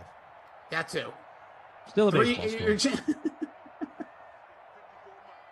10-6. No, it's still 5. So we had the safety earlier by the Jets at the end of the half, which was just wild. Darnold really can't hit the broadside of a barn. That's where you get visual updates. So the only touchdown was opening drive. Tom Brady to Chris Godwin. Wait to see if there is more points. Hopefully everyone's enjoying. The spring is sprung here on the East Coast. In Colorado, we're getting a snowstorm here any minute. Oh, great. It was really nice yesterday. It was 70 yesterday and sunny. And then we get lots of snow in March and April and May. I was going to say, how are you not just sick all the time? How do you go from 70 to snow? I don't know. It has to do with barometric pressure, I guess, and altitude. No, I know, but like, aren't you just like, you must have good, I don't go outside good genes. Oh, smart. Yeah, I'd like to say I sleep a lot, but I don't. When there aren't lots of babies around, I used to sleep pretty well. Well, there you go. Tell me if this is too harsh. Last night at dinner, we get 14-year-old back. He's been with his dad all week for spring break. He was telling us how his final week of school, he turned 4 Ds. He only has 1 D now. And then he goes, hey, I think I want to take a year off between high school and college. I go, the way it's going, they'll all be years off. Yeah. And my wife said that was a little too harsh. I'm like, I was just being honest. I don't think BK, can I come ski in May in Colorado this year? This is the first time playing Fortnite. I don't think most mountains will still be open in May. Loveland probably will, and A Basin probably will. Arapahoe Basin. Those two stay open into June a lot if there's anywhere close to enough snow. It's like a point of pride. Who opens first and then who stays open the longest because they're manufacturing. That's always, yeah. I was gonna say, snow. even here in up in the north, like in like New Hampshire and stuff, that's always the thing. Like you'll see like when I was doing radio, and like there'll be like you see like the production orders come in for like, hey, make sure we're mentioning at the show. It's like Friday. It's the first weekend of like May, as you say, and like we're still skiing up here in Jay's Peak or something. It's like. Okay. By the way, if we're ranking listeners in the DK Sim fam in the chats, if I can track down Justin Cravens, who's hooking everybody up with Louisville Slugger bats. Did you see what he gave Tommy Freeze Pops? I saw that on my Twitter. That was cool. Like, what was? Is there a story there, or? I think he's just a big fan of what we do in the Dream Stream. I know he'll interact with Glash and some of the other guys. Koff told me his YouTube or Twitter screen name. I just wouldn't mind getting the hookup on an actual new softball bat. I don't need a monogram bat with my name on it. I'm cool on monogram wooden bats. I actually will take a monogram. You should get a monogram. No, but Brandon Cristal on my bat. Oh, sure. Go for it. I'll sign it. Oh, that would be cool. Send it to me. I'll sign it and pay for it. I appreciate it. Louis Daniels says BK always best not to sugarcoat. That's my point. These kids are too soft these days anyway. I'm just trying to keep it real. Trying to keep it right. Take it. But, yeah, so Justin Cravens, I don't know what his screen name is in the chat. Maybe it's Justin Cravens. He will move to the top of the list if I can get the hookup on a new softball bat. 2 weeks away, not even, 10 days away from on my birthday, March 31st, my spring season starts. Whoa, look at this. What is that sign? What zodiac sign is that? Aries. Aries. You know what that means, right? That, I think I know some of the traits of Aries. I have no idea. What does it mean to you? It means that you were born in March. I have no idea. Yes. I'm not Aries a big the god of war, right? We learned that in Wonder Woman. Sure did, yes. Not that second Wonder Woman. We can kind of skip that. And I know, the second Wonder Woman was disappointing. Have you watched the 4-hour Snyder cut? Made a decision. I'm only going to watch it when I have 4 hours to watch it. Like The Irishman was 3 hours and like 20-something minutes. I don't know if I finished The Irishman. I don't think I did. I think we fell asleep. I think I got like it's a tough 2.5, watch. 3 hours into it's a it. good or movie. If I did, maybe I did. I don't know. Here's the thing. Anything over like realistically 2.5 hours is very hard to be memorable, in my opinion. Like every part. And there's a touchdown. 3 hours? Don't ask me. Who's that? Antonio Brown? Oh, O.J. Howard. Oh my gosh, O.J. Howard, another guy that was super cheap. The juice is loose in the end zone. O.J. Howard, touchdown, second touchdown I'm out of the here. top 10. I'm going to keep falling. But at least that ensures we're not going to get overtime. Moose, I guess, from Drew says there's natural stopping points for Justice League. What does that even mean? Natural stopping? Does it say you may take a break? Now take a break. Hi, I'm Zack Snyder. Please take a little bathroom break. Grab some popcorn. Come back tomorrow. For those tracking Baylor advances, they beat Wisconsin 76-63. Yeah, that wasn't close. No, it wasn't. Baylor's going to walk into the Final Four now, feels like. Maybe not. Good. Who knows? No, this year, no one is. I want to see all 10-plus seeds in the final. That'd be great. I'd like to see Kansas win it all. This is far from our best team, and it's definitely not our year. I don't think we'll even get past them. Or if we get to Gonzaga, we won't get past them. We may not get past USC tomorrow. But I, by the way, love that we have Monday. If the top seed gets there, I'd like to see Gonzaga win it. Mark Few's a hell of a coach. He's been there a bunch of years. They've got 4 pros. I'm totally fine with Gonzaga winning it. Good to know. For me, I want a bunch of junk. I want all the final teams to be 13 seeds. I want 11 because my bracket is absolutely destroyed. So just burn it to the ground. Wait a second. Ben Long West, says, wait, March 31st is my birthday. Look well, at there you two. go. And my man Brad Evans, who a lot of people follow. Oh, yeah. Now What he's is on his- what is Fantasy? He's with my Fantasy guy. Network and Yeah, but what's the name Sirius of XM. We're gonna do that. We're not gonna remember. At Fade the Noise on Twitter. But what is there? Because he Used has to be Yahoo Noise. Brad Evans not only same birthday, same month, same day, same year. Both March You too. 31st, 78. I was 7 hours away from being an April Fool. Well, some people still might. So you know what I did watch over the weekend? So I fell asleep Friday and need to go back and rewatch the college scandal thing with Matthew Modine, the college admission scandal on Netflix. Pretty good. The 20 minutes I saw. Then last night, watched Nate Bargatze's new stand-up special on Netflix. It's really good. Gotcha. And then watched the first episode of Falcon and Winter Soldier. And then watched the first 2 episodes of WandaVision. Oh, look at you. What's this Mr. Content over here? How we doing, DK Sim fam? He's Brandon Cristal. Wife fell asleep, and 14-year-old was back, so we just banged through, even though he'd seen everything that we watched, because that's how 14-year-olds operate. Sure. I remember those days. We got the Drew stack. We got Andrew, our technical advisor. We have Drew, our producer. We have Jimbo doing the ops. Shout out to him. And shout out to all of you. Twitch, YouTubers, smash that like. Appreciate you being here with us. I got some natural sunlight coming over here. Probably really looks bad, but I feel good. Soaking in as much sun as we can get over here. My translucent skin maybe gets a little color here. But yeah, we are letting you know right now, Jets stink on offense. It's really, look, here's your numbers for the receivers. Gronk has 8 catches, 77 yards. You have Evans with 7 catches. You have OJ Howard scoring touchdowns. Great stat line. 1 catch, 1 yard, 1 score. You have you have Godwin with the touchdown. For the Jets, it's just few and far between. Herndon, I saw somebody give a shout for him. He has 2 catches, 5 yards. So a lot of babysitter Billies potentially over on that Jets side, especially Le'Veon Bell has really been tough to roster recently. He's averaging I think I saw 6 points in his last handful of games. He's only owned here, though people have kind of caught on. I guess the highest is Chris Herndon, so is he so far? Le'Veon Bell's 57, yeah. Sitting in 19th place. All right, now I'll check. You guys can all do it as well. By the way, we were talking about the FTN Fantasy. That's their new little outlet there. Cool. Because I'm Jeff Radcliffe. That's one of my dudes. Nice. All right, let's see. All right, I am sitting in at my DraftKings Fantasy app tells me I'm in 27th place. Don't know what that will take, but yeah, Brady with 17, Godwin with just under 17, Evans 18 in the captain. Nice first down pass there from Darnold to Chris Hogan. Yeah, Crowder's holding me back. Yeah, Scotty Miller 1.4. That was a tough one. Ficken doing everything he can. Let's see. Without getting too specific, because I know we're not allowed to talk about DraftKings Sportsbook, let's just say 3 of the 4 things that I need to happen have already happened. Wait, so you need one more thing to happen, and you're off to your island in the sun. Yes, so my buddy and I are now debating, do we take the other thing just to hedge, as they say. Do you hold the line? It's tough. It's your call. You definitely don't want my advice on that. No, I don't. Maybe Andrew. He seems smart. Not that Drew is smart. Maybe Jim, actually. Jimbo. Just crushing with numbers. First time says, have Lenny, Godwin, Herndon, and Bucks D. So a bunch of Herndon yards. No Jets points. Huh?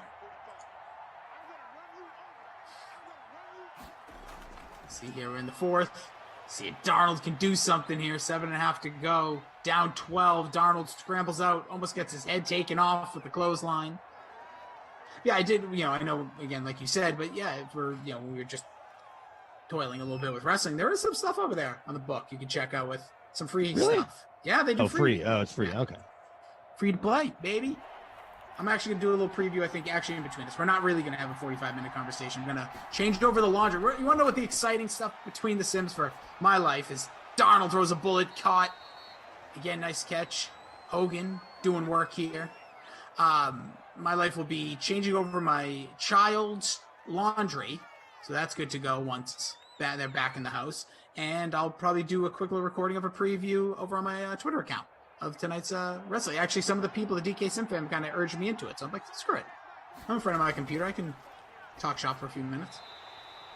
So you can check that out. It'll be at Jason D. Rossi after this. Here's my shameless plug, and I'll move right on. It's not even shameless. It's shameful. I don't even care. I actually have no shamelessness. It's like guilty pleasures. Don't have them. But you were also mentioning a lot of the content. I will say, I watched Falcon Winter Soldier. Very slow start, in my opinion. Love the opening scene. The action. Yeah, a lot of action. That's what I said. That action was incredible. No, I said that to the kiddo, and then but here's what it felt like. It felt like we're going to see close to a Marvel movie every week, which is cool. Well, that's more so than WandaVision. WandaVision's there's a lot more going on there. If for those that have already seen WandaVision, I mean, no spoilers, obviously, but WandaVision was more of like a streamlined story arc throughout all these episodes with like innuendo-based Easter eggs and all that, and like more fan theory things you could build off of. Where Falcon Winter Soldier is going to be more of an action movie with time placements. Like obviously things are happening at different times as you saw in the first one. So I'm intrigued. When it ended, I was kind of like, oh, okay, cool. I thought there'd be a little more. But again, it did fly by, which is always a good sign when you don't feel like, because you see 50 minutes, which their credits are a lot longer. So it's probably about 40 minutes of content.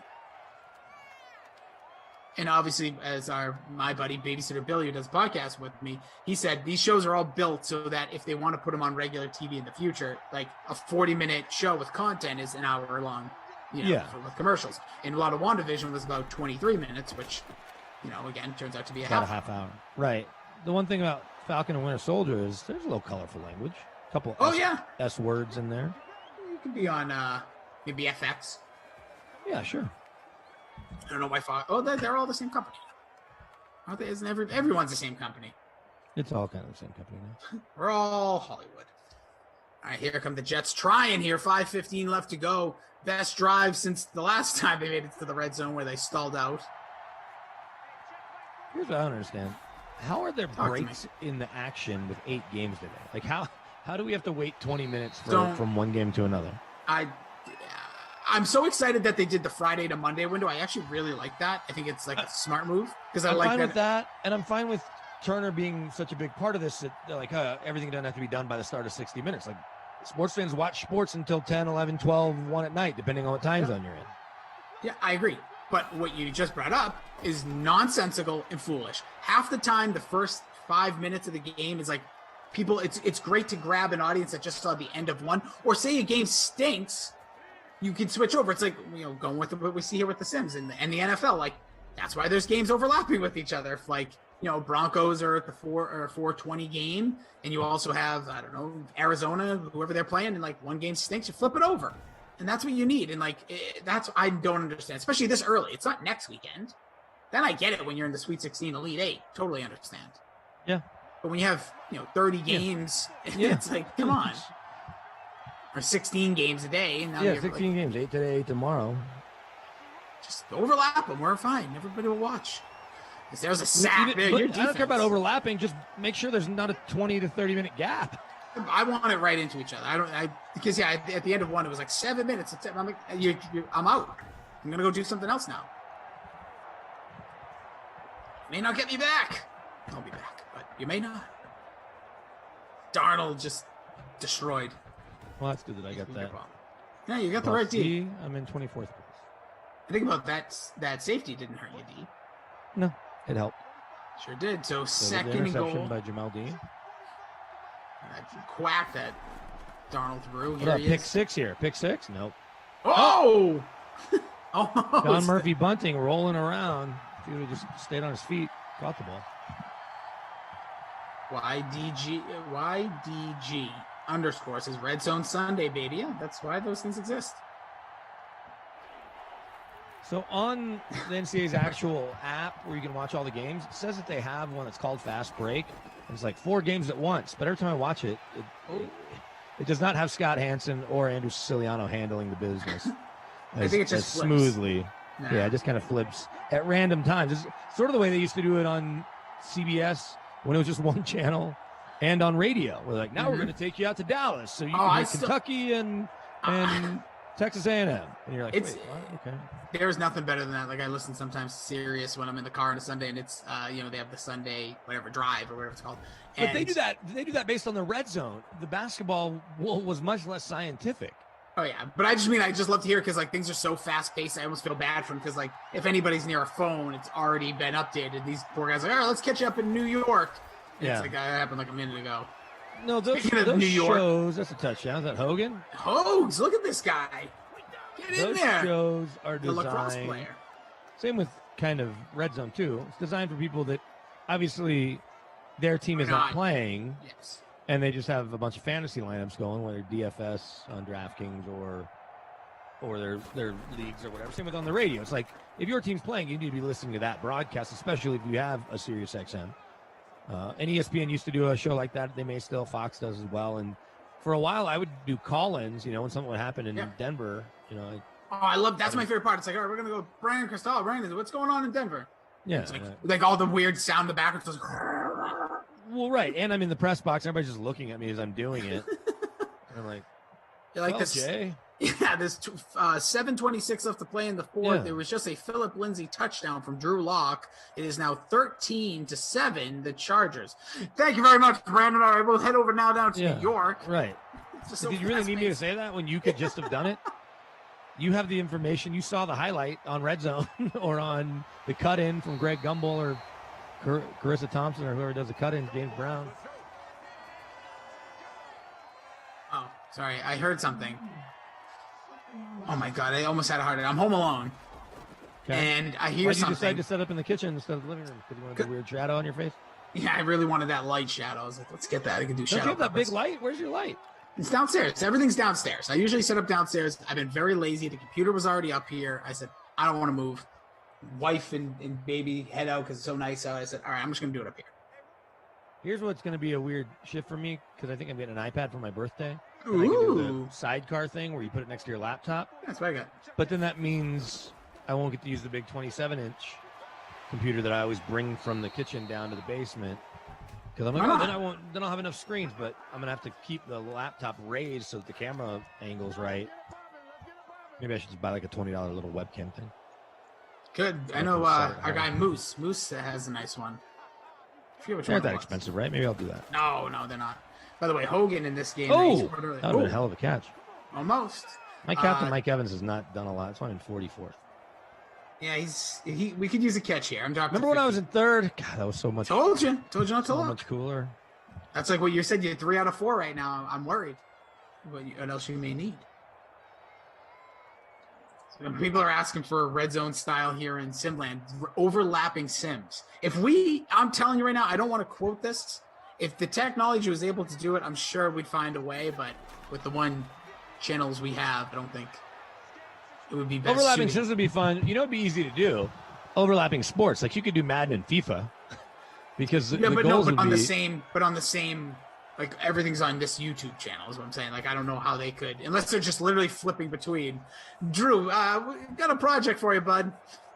Multiple sims going on. Yeah, and they have to flip between. Where they have you and me, and then they have Coffin Tommy on another one. They're going. Feels like a lot. I thought multiple games, like us going back and forth to FIFA. You'd be like, oh, still nothing. Barcelona and Juventus. All right, guys. We'll keep sort of talking about football. Yeah. Oh, just checked again. Ronaldo missed. Look at that. Oh, 12-17. Says, just punched out. He'll get He's done. Listen, you both of you. I was talking to both. You're both there. We got the stack. Gator74 says, I'm in first place in the free contest, baby. Go get you them coins. Yeah, great idea, but sorry, it's 5 Dog's p.m. convinced we jinxed Evans. I don't know about that. No, I wouldn't say he's jinxed. I think Brady not throwing to him is really the biggest issue. Well, he also has 64 yards on 6 catches. It's not like he's having a horrible game. It's just not, we wanted a touchdown. There's only been 2-3 scores in the whole game. If I didn't have this sim today, tell me. I realize now that I could be in downtown Denver watching Zion battle with the Joker. They're in the fourth quarter. It's about 3 minutes left. Sorry, I just had a big jam. No, I said I need that son of a gun Brandon Cristal next Sunday. I just forgot about it. I totally forgot about it. I haven't gone to any Nuggets games. I'm going to start going in the spring. I mean, I guess it's now. What is their capacity right now? What's the Nuggets at? 0, starting April 2nd, because that'll be the next home game. Yeah. 4,050, so 22%. Okay. Yeah, because Hockey Boston's and open hoops. up. Yep, same Yeah, here. hockey We're and doing hoops. the 12% here in Boston. What are they doing for Red Sox? Last I heard, and it's been a little while because I think they're actually rolling out other plans. I've heard, so Drew's saying 4,500. See, I thought it was more, but that's a big building that holds like 22, right?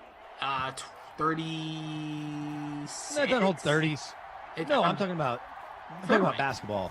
Oh, no, yeah. sorry. Yeah, like 18 probably. Yeah. No, I think it's bigger than that. I think that TD Garden's bigger than that, dude. No, I think 18 is the capacity. Right. Don't quote me. I'm seeing a lot of numbers that Drew's throwing our way, but I don't know which stadium. This dude's seeing numbers. He's a mathematician. It's like Rain Man over here. All right, we got no huddle here. Jets trying to make moves. Garden is about 18. Yeah, that's what I said. Maybe 1750. Because the only reason I know that's because for wrestling events, they mark it's still around there because they block off some for the entrance, but they put people on the floor so they can make up for it. Everything to me ties back to some sort of wrestling. Of course. First time you'll get more Emerson and I. Don't worry. The biggest NBA gyms are definitely Staples and Chicago, are both north of 22. What about the Garden? Isn't Madison Square? Don't they no way. I thought that. Here, I've only been there a just few do times. this. Here. What's it called? Google? Stadium capacities. Well, that new King Stadium, whenever that thing finally gets made, that's going to be like 30,000 people. No, really? Yeah, something. Because it's just an arena for Sacramento in general. But. All right. So 20,005 in Tampa. Well, that's not even. I guess it's this year. Wait, what? Where the Lightning play? Yep, they can get 20,000. 205. Oh, gotcha. Capital One in DC is 2536. Little Caesars in Detroit 2332. Dinner. Wells Fargo Center in Philly 20. United Center 24778. United Center 29117. TD 18624. Staples for Clippers is 19068, and then they take away 71 seats for the Lakers game. That's as of I don't know. So 18,997 for Lakers. Less floor seats. Yeah, maybe. There's Darnold looking to take the. I thought they were 22 at Staples. My bad. It's all good. We're really going to be really mad at you about that later. No, I'm sorry. Well, so okay. So that was a lot of asking. How many are going to be at Red Sox games? We believe about 4,500 is the latest. I just checked, and that's what Drew also has. So 45. So here in Denver, they're getting full boat. 41%. No, 41% is 21,000 or something. 40-something% is 21,000 of the 50,000. Well, hey, listen. Let's see what happens. Let's see what happens here. 20 seconds remaining. There's Darnold in the shotgun. Somehow in this game, about to win it. Throws a game winner, potentially. Touchdown pass. And Chris Hogan again. Wow. 2 touchdowns. I think we might know who our crusty Cristal player of the game might be, but we'll figure it out in 18 seconds of gameplay. By the way, what I was trying to mention earlier when I got some noise is because my device here that speaks to you yelled at me because I had a 5 p.m. laundry switch over. So 7 minutes behind that. Let's see what happens. They're going to go for 2, I would imagine. Yeah. Here we go. Darnold. We get you more points coming out of it. People looking for Herndon. Maybe Le'Veon Bell.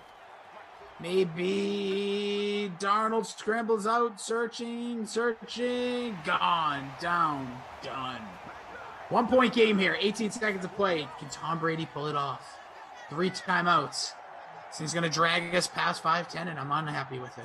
Not sure he'll ever come back right in his career. I don't think so. No, it is 0 fourth quarter comebacks. Weird. Odd stat for Tom Brady. 4 Super Bowls and fourth quarter comebacks. That screwed me. Sorry. Says West Streamer. Hey, dude, things happen, right? Let's see. So I am in 99th place. Man, what a tumble. But I'm beating Koff pretty good in the race. So fingers crossed. Oh, man, Kyle Larson finishes strong. Go get him, Larson. Oh, man, I just dropped to 96 in our contest. Oh, you and I are battling here a little bit. Jeez. We both have Evans. So who do I have that you don't? Fournette? You have Fournette? Yeah, I'm thinking in this cat. I don't know if he's going to throw. Well, I have the Bucks special teams defense. Score that would have been huge. Right. 14 seconds, 3 timeouts. Drag so this the only thing I can do is Fournette points will help me jump past you. Otherwise, I'm hosed as it relates to you versus me. Yeah, let's see. Brady connects.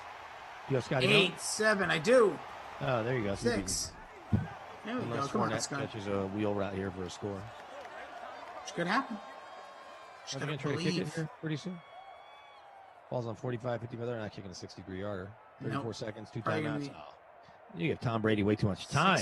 6 seconds. Is this Greg Williams, virtual Greg Williams, calling defense?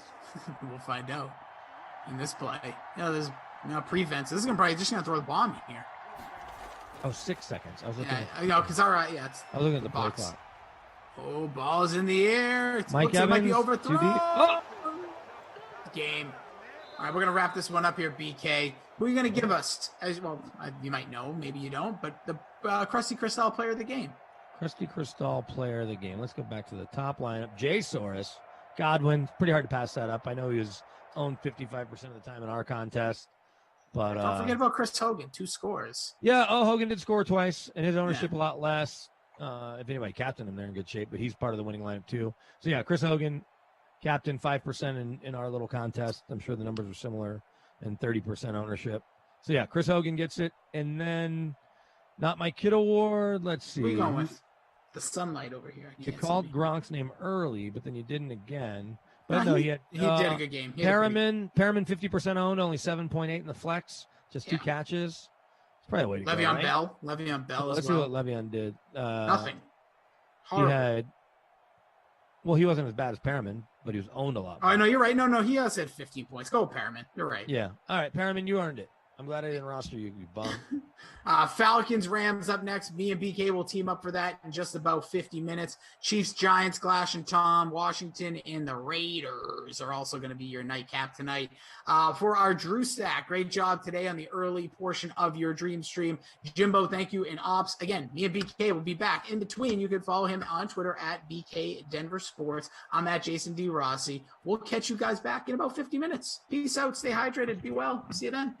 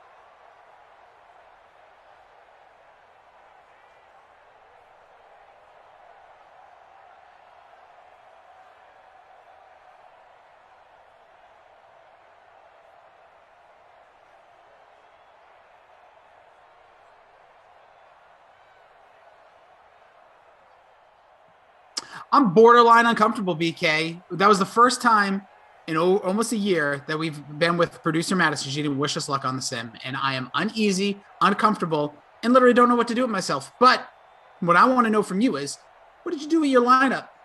I'll tell you, but on behalf of Madison, I'll wish you good luck on this sim. Back at you. Maybe. Oh, I appreciate it. She says to have a great sim. She got it. Okay, she picked this up. My lineup, I don't say unconventional. I was just kind of throwing stuff literally against the wall. You're going to win. Watch. And I made it 1 minute ago. But Cooper Kupp in the captain spot.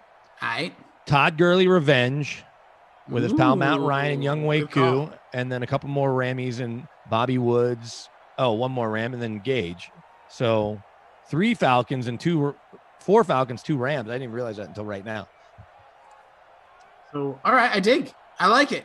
Especially when you just, I feel like when I've talked to people, when they throw the lineup in last minute, it's always like a killer lineup. So we'll see if you follow in there. I went with Hayden Hurst and the captain, Matt Ryan, Goff, Jones, Woods, and I don't know why I call him this, but every time I see his name, I just think zucchini.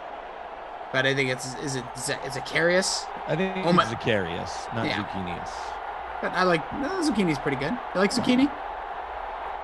I don't know if zucchini's a go-to veggie, but I won't. Definitely not go-to. I won't throw it off the plate if it shows up in some like sautéed, medley. Like a nice summer mix, maybe. Sure. Put it in there. Springtime. I'll eat a zucchini in the winter. I'm not letting the seasons dictate when I enjoy zucchini.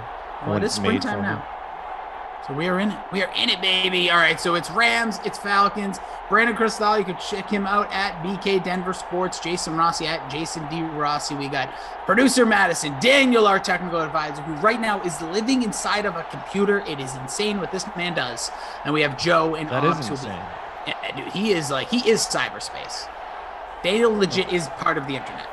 We got a small move, I think, in terms of the NFL landscape. Jeremiah Tachu, long time with the Chargers, spent the last year and a half with the Broncos, had a handful of sacks this year, signs a deal with the Bears.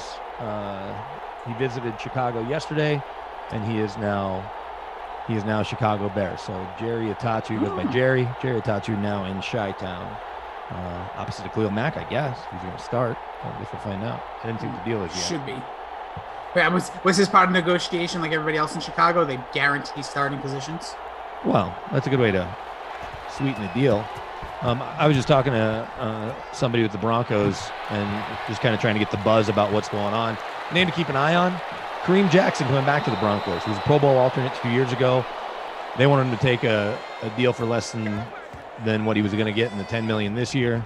And he said, thanks, but no thanks. They let him walk instead of giving him $1.5 million on Tuesday. But maybe they get him back here somewhere between, 2-ish on the low side, $5 million.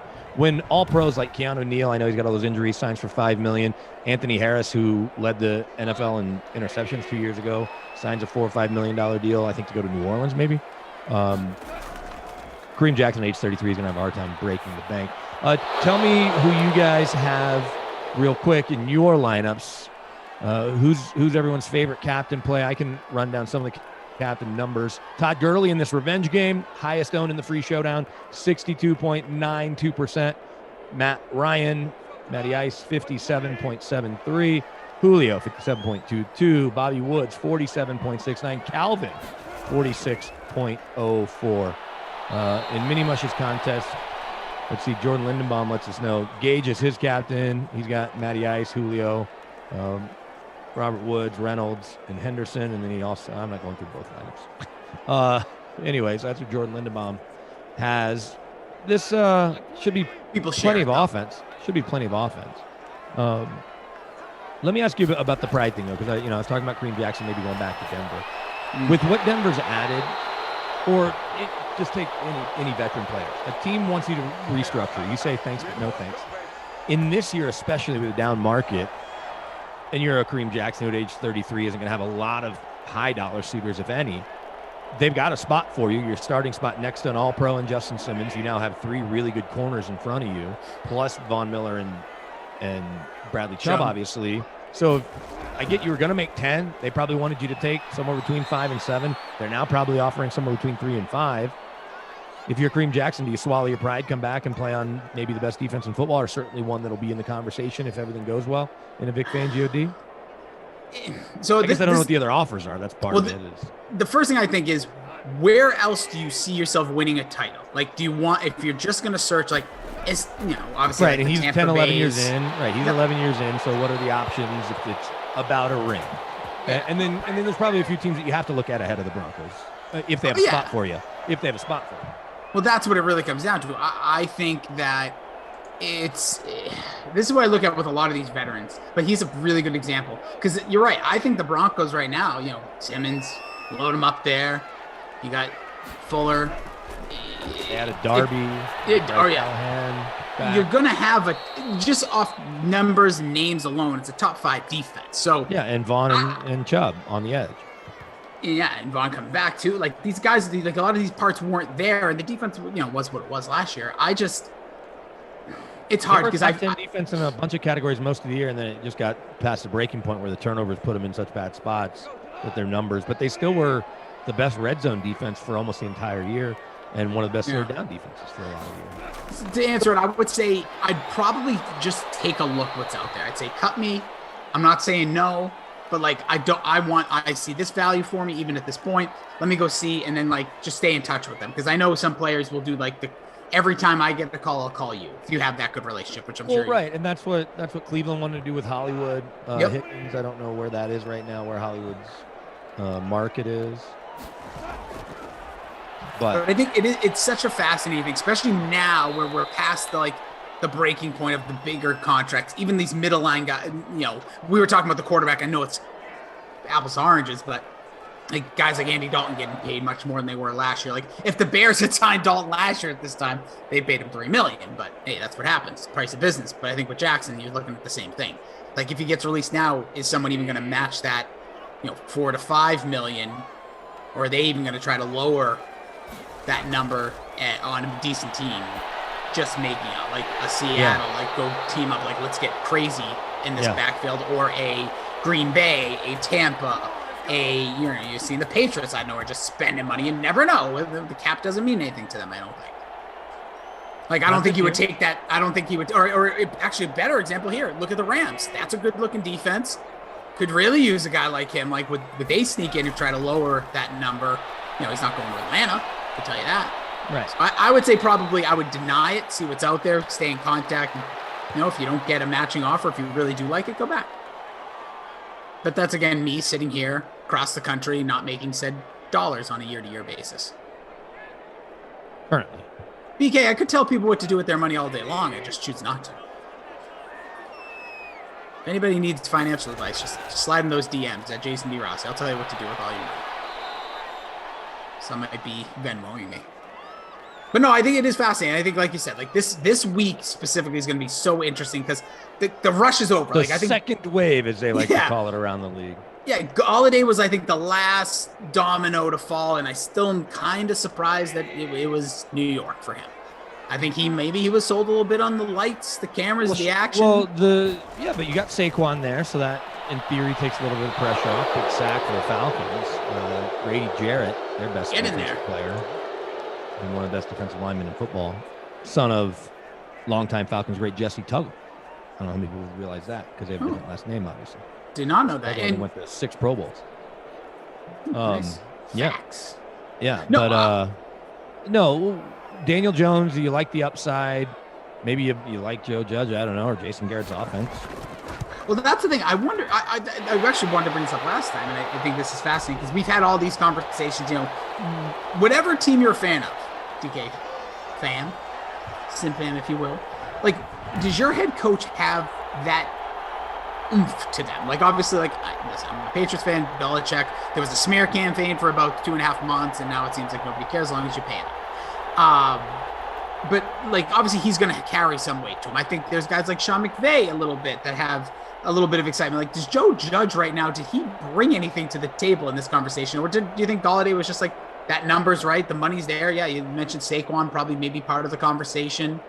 I don't know how excited you are to play with guys like Sterling Shepard, or I don't know where Ingram fits into this, and Daniel Jones himself. But, like, does Joe Judge have that after this first year? Like, does he have any, like, hey man, we're building. You're going to be the piece that gets us over. I don't over. think he has that personality. Maybe you're talking to people there. Mm-hmm. They'll tell you, yeah, he got to come play for this guy.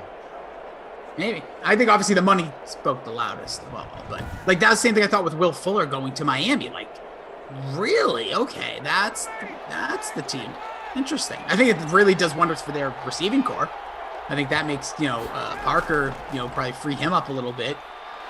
And obviously a guy like Gesicki is going to probably do a lot of damage in the in-betweens, depending on Tua or who else they may take. If like we said, Deshaun Watson, those trades could potentially happen. It's a lot of fascinating stuff, but yeah, this next week's going to be like the one to watch. Like I'm going to be so fascinated, like the smaller deals, the guys that are lingering out there, these next wave of releases, because there's going to be a few more as people are settling the cap with some of the new signings and as they prepare for the draft, which now feels like it's going to be right away. Like it's right around the corner. The Kyle Fuller one is an interesting one in that it to me had it not been 35 minutes before he signed with Denver, he was, I think, the type of player that you were going to see teams cut. Like I'm expecting more of this, and maybe this won't happen, or I was expecting more where a vet didn't get cut right away, but they just are doing the math, and they have to get rid of him to either get under the cap compliant or whatever it is, or to make a move here because they needed to bring someone else in, right? And, they were talking to Galladay, so they're going to have to cut more than just Fuller to make Galladay fit, even if it was just a one-year deal. And so, as Aaron Donald, he's the best defensive player in football. He's doing what he does, defensive player of the year. And so, a Fuller cut to me would, like a domino effect would happen where Fuller would get cut, and then someone else would get cut in Arizona to go get Fuller, or something like that. I'm surprised we haven't seen more of that, and maybe we will. Well, that's a good point, because that's probably what this week is, right? I like the second wave. And I know you're lining up stuff. There's a lot of stuff that's going to be going on in your neck of the woods over the next few days. And I think it's going to be I still think like the NFL will still have some big headlines this week where the big names and the free agents started last Monday with everyone, the spending spree of the Patriots and got teams like the Jacksonville Jaguars. So teams like New York still have money. I don't know, again, is that a Deshaun Watson play? But I think you're right. I think you're going to see some of those let's just use Atlanta drops a linebacker. It's like, now the team's like, I like that linebacker. We're going to drop this guy. So the dominoes. The New York Jets are going to be the most talked about team until they do or don't trade for Deshaun Watson, which may not happen or trade Sam Darnold. Because once they trade Sam Darnold, they're obviously taking a quarterback. Yeah, and you can make the case two ways, right? I guess ultimately, if you love one of these three quarterbacks that isn't named Trevor Lawrence, and everybody thinks it's Zach Wilson right now, the reason you take them, and we've talked about this before on here, I know I certainly have, the reason you take a quarterback is, one, you think they're as good as Darnold. That's got to be part of it, if not better. And two, you just want to reset your quarterback salary structure and give yourself that 5-year window again and trade Darnold for likely a couple twos, I would think, at least a 2 and something else. Mm-hmm. Plus, you have the 4 other number ones the next 2 years, or 3 other number ones, and then you're in 3 years. You trust that GM and you're picking right first, or you're picking first or second in the second round. Yeah, there's plenty of capital there. Like you're right. This could be a complete reset in that position because obviously, like you said, new coach, it's a lot coming in. I guess he has to decide, would he rather, because you could make the case the other way. If you want to go over all the stats real quick, it'll take about, 4 seconds. But I was going to say, it's 3-0 Rams. There's your stats. Shloman, baby, kicking them in. Give me those. Stack them kickers. Don't disrespect the kicker ever. When your roster's as bad as theirs is, and they have 3 good players, that's it. And maybe I'll give you Denzel Mims. These other pass catchers are tied. I don't know. Maybe. I'll give you Denzel Mims on the upside. They bring Marcus May back on the franchise tag. Quinnen Williams is legit. Mekhi Becton is going to be a Pro Bowler a bunch of times. That's it. We're done. Okay. Yeah, moving on. And then who'd they just add? Receiver. They got everything's gonna draw a blank for the Jets. Anyway, we'll figure it out in a second. I'll get you the whole Jets. But we're gonna get ready for the second quarter here. Salah may say Sam Darnold's fine. Like with what we're doing, and Mike LaFleur, Matt's brother, comes over from being with Kyle Shanahan. Mike LaFleur might say we're fine. Sam Darnold's good. I want to take that second pick and turn it into 3 more picks. Yeah. With Joe Douglas. Salah and Joe Douglas may be saying we can turn number 2 into number 4, 5, 6, and another second rounder and next year's first or something like that, or depending on who it is that wants to jump up to 2, right? The farther back they are, the bigger the haul could be. Now, that's the one thing people don't realize is you can't get outside the top 10 up to number 2, really. About 10 is that threshold. Maybe 12. Let's say the Niners love one of these quarterbacks. If the Niners love one of these quarterbacks, and obviously Saleh has a close tie with Kyle and John Lynch, with Saleh having worked there, and with Mike LaFleur, assuming Joe Douglas and Saleh are meshing well, they can say, Jordan Lindenbaum says he has this memorized. That's fine, but the Jets are the most interesting team to me, I think, right now. Well, because they have all the money, and you said they have the money draft and the capital, but nobody wants to sign there right now because they're just not sure unless someone's going to make them top dollar. But this is the first time I'm bringing up trading with Kyle at 12. Let's say Kyle loves Zach Wilson, loves Fields, loves Trey Lance, and wants to go to 2. 12 is about as high as you can get. 15 with the Pats. They're not going to 2 with the Jets unless they're going to trade them all their number 1s here going forward. And that's just not going to happen. So you trade this year's number 1 at 12. You're probably trading the Niners 2, and you're probably trading even next year's number 1 and maybe more, right? To get to number 2, it usually takes about 3 1s. But maybe the Niners want to do that because they like where their roster is and they love one of these quarterbacks, want them on a rookie deal so they can then fill in more pieces in the coming years, plus re-sign some of their guys. And they're keeping Darnold, right? Mm-hmm. Keeping Darnold, you're moving that number 2 back to 12, picking up Niners pick. Like you're just adding all these picks because that's what the Jets need. I think they're going to be the most fascinating team until the draft starts, unless they make it before that. And I've recently been on agrees they should trade down. I think you should trade down unless you can tell me Wilson is head and shoulders better than Darnold. And it's going to be hard for you to tell me any of those 3 guys are head and shoulders. 23 years old. Yeah, it's just Darnold's so young. And I think the one thing that comes into play with this conversation that I find, again, I'm with you. I think it is fascinating. Like Kenny and I had a conversation, you can call it that, maybe a week and a half ago, and we were talking about like what the Jets, like what's realistic and why the Jets, Corey Davis was like, one of the bigger signs. They signed Keenan Cole. So they're trying to revamp the weaponry. Croft is there now in tight end. But to what your point is, like, I think you're right. I think like they're a team that needs to look at this thing from a larger standpoint than next year. Like you said, is Darnold the guy? If he is, trade down. They have made really good draft picks. And I think even Jets fans, like that's the one thing you can continue to see. Like, hey, if the Patriots are right now, in some people's eyes, overspending, like, let's take a step back. Let these teams do that. Let the Bills have a little bit of time. Like, let's come in like 2022, 2023, once you establish that. But it feels like at least that's the way the Jets are thinking, unless they can get Deshaun. So the Jets have signed Sheldon Rankins, like we talked about last time, 2 years, $17 million. Good value for a good player. He'll kind of anchor the middle of that defense next to Quinton Williams. They still have $75 million left, I think, and that might have been before the Rankins deal. Even still, I just don't know who else is out there that you want to add right now. What they might end up having to do to fill up some of that cap space is make some trades the other way and go get some vets. Like, how were they not in on Kyle Fuller? I guess I don't know what the Bears were asking. Well, that's a good point. I was also going to say, I wonder if Kyle Fuller wanted to be a backup. Well, no, or a Jet. I'm saying you trade him, you're paying him $14 million this year. Yep. And you're just like, hey, in a year you're going to be a free agent, but we'll take you for your last year just because we're trying to take a step, right? We don't want to pick first or second next year. We want to pick 12th. And no team's actually going to say that, right? They don't want to be in the playoffs or not. Yep. I just don't know who's going to go there until their plan is defined. Well, that was the big part of my. And I don't know what the better plan is. Let's take Deshaun out of it. Let's just take Deshaun out of it. What's the better plan? Darnold and using those picks, trading Darnold, drafting the quarterback at 2, and still using all the picks plus whatever you're getting for Darnold. I don't have a good answer.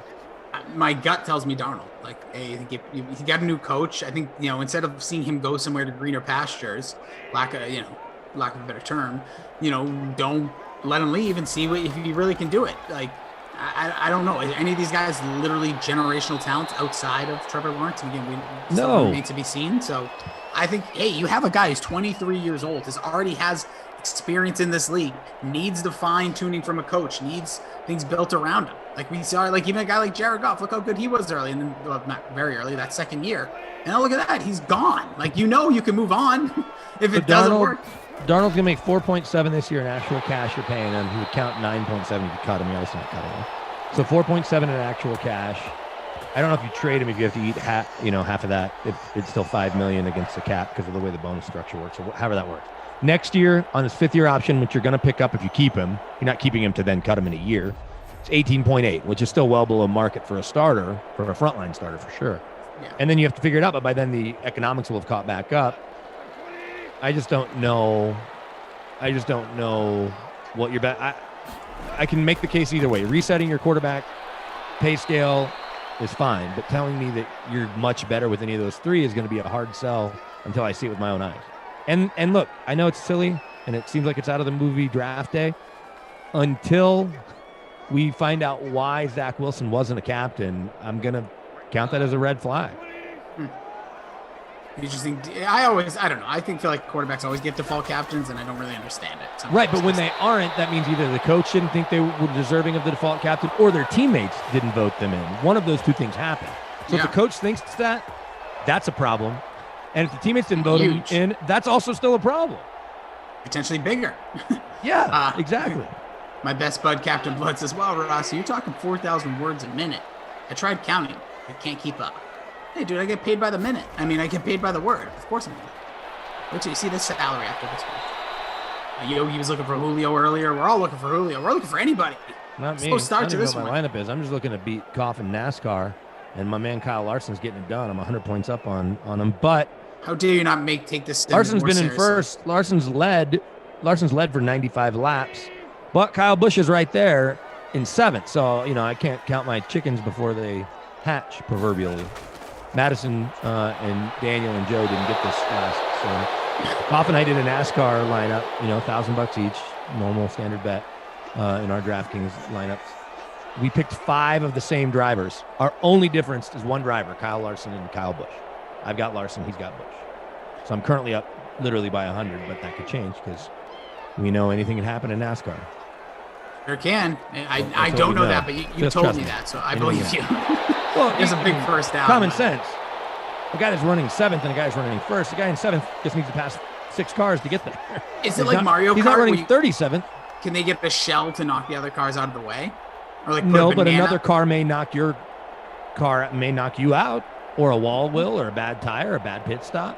I'm just saying, when you're running 7th, there's 278 laps for 325, so there's still 50 laps to go, 45 laps to go. But he's right there. He's not running 37th, like I said. I always like when there's you're in Mario Kart and you get that blue shell that you can knock out the number 1 guy and then you can speed up. So I'm hoping for your sake that's what happens. Take your word for it. Yeah. Well, no, I'm in first place. I don't want that to happen. Oh, sorry then. Oops. Yeah, scratch that. You don't want that to happen. Watch out. Were we talking about commercials a little bit earlier? We were talking about everything. Oh yeah, we were talking about the AT&T commercials and the the female there. Well, so the Capital One commercials, they just keep spending more money, right? Like at first it was Chuck, then it was Chuck and Greg Anthony, then it was Chuck, Sam Jackson, and Spike Lee for a couple of years. Then they added Jim Nantz. The Terry Bradshaw thing I actually saw happen live in person at the Final Four at the Capital One concert the night before the championship. Terry and Chuck are saying hi to each other. Who performed? Bruce Springsteen in the rain. Nice. It was amazing.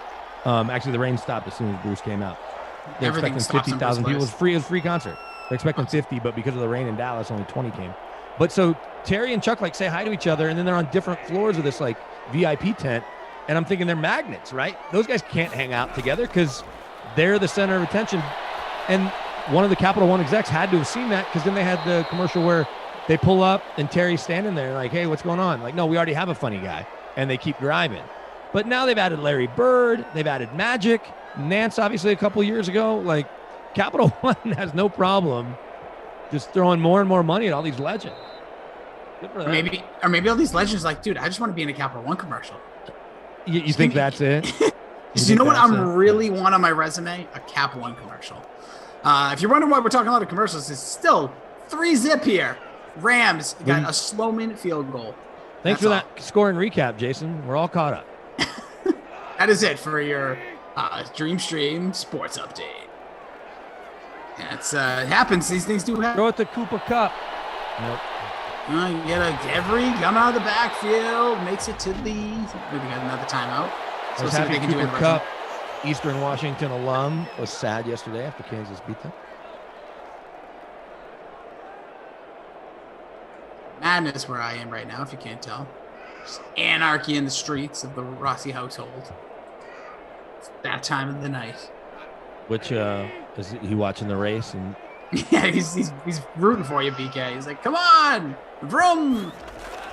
There's a Goff looking nope. Across the middle. It's going to be a touchdown there. Easy money there. Yeah, Devery Henderson. I believe he's junior.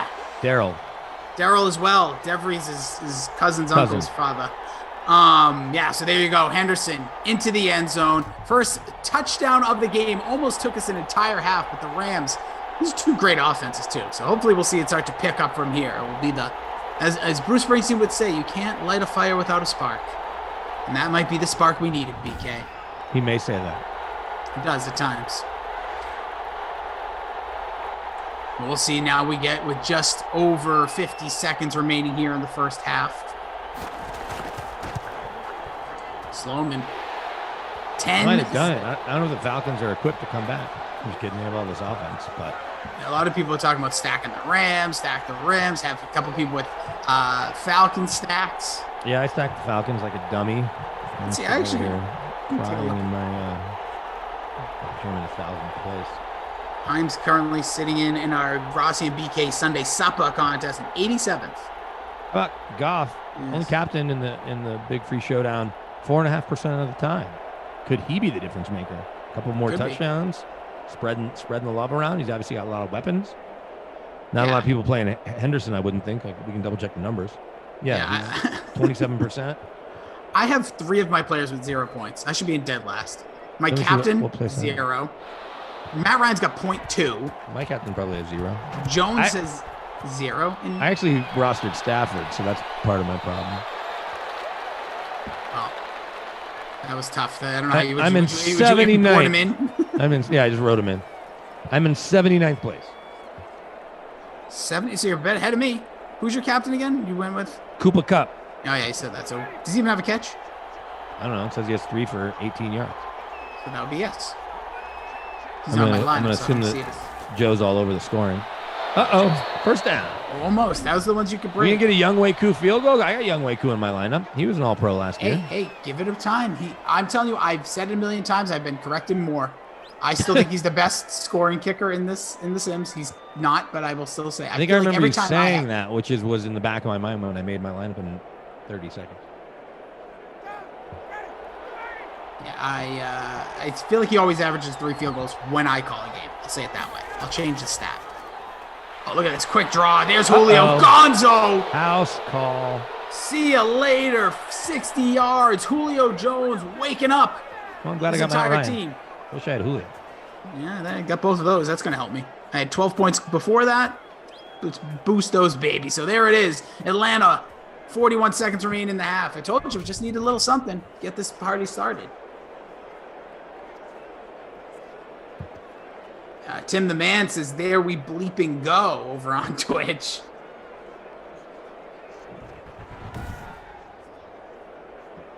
Big things, big doings here. So here we go. Now we need to do something about that Ridley donut, says Bert. Kupp also has 40+ return yards. That will not be counted. Well, if he scores a touchdown, it'll count. Don't be hating. I wonder if Buddy Boeheim is related to Jim Boeheim. I'm just kidding. I know the answer. I was going to say, I don't believe so. No, you don't believe so? Anyway, all right. Are we going to get Rams points before? I'm going to say yes. I'm going to say this thing's going to be, we're going to keep going. Do I want to see it? Technically, no. I'd like to get into the third and then get some more scoring. But I always feel like the under 2-minute warning seems a little bit slower, but that's just me being personal and dinner time and being selfish. That's what I am, selfish human being. CJ, this game don't stink, dude. Come on, get on board. Don't be negative. A lot of points scored here lately. The way this is going in the last few minutes, that's a face mask. I guarantee these last 2 minutes will be longer than the first one. I'm not letting Cooper Kupp return kicks. That's such a stupid flaw in the game. Oh, because he was listed as said kick returner going in, probably. He was not. Hey, listen, don't you? We're not in the EA suite. Letting everybody know. Jordan Lindenbaum said he was in 22nd place. I wonder if that still stands or if that was after the touchdown. Either way, good looks. All right, here we go. Goff in the gun. 1 timeout remaining. They get some bonus yards here at the 37. Underneath. Look at that move. Henderson again, I believe, on that catch. No timeout here. You rush to the line of scrimmage. Do the no huddle. Cards. Get your guy Sloman going. Should have drafted him. Tim, I always show this Twitch fan love. Dude, I'm the reason you even know to say that. Sorry, Cooper Kupp this year, 0 kick returns. Yeah, it was before the year. Returned 9 punts for 50 yards. Yeah, hey, look. He's getting out there. He's versatile. Very, very versatile player. Wait, so they waited 8 seconds, then called timeout? That's stupid. Hey, listen. Stupid is what stupid does. Sean, what are you doing? He's thinking it out. He had stats guy running the numbers. Mayor of Flavortown, formerly James Farrell. So what's up, Rossi and BK? How are y'all this afternoon? We're doing splendid. Well, you're going to lose yards? Here's your guy. Stop the clock, though. Right idea. I hate these Rams uniforms.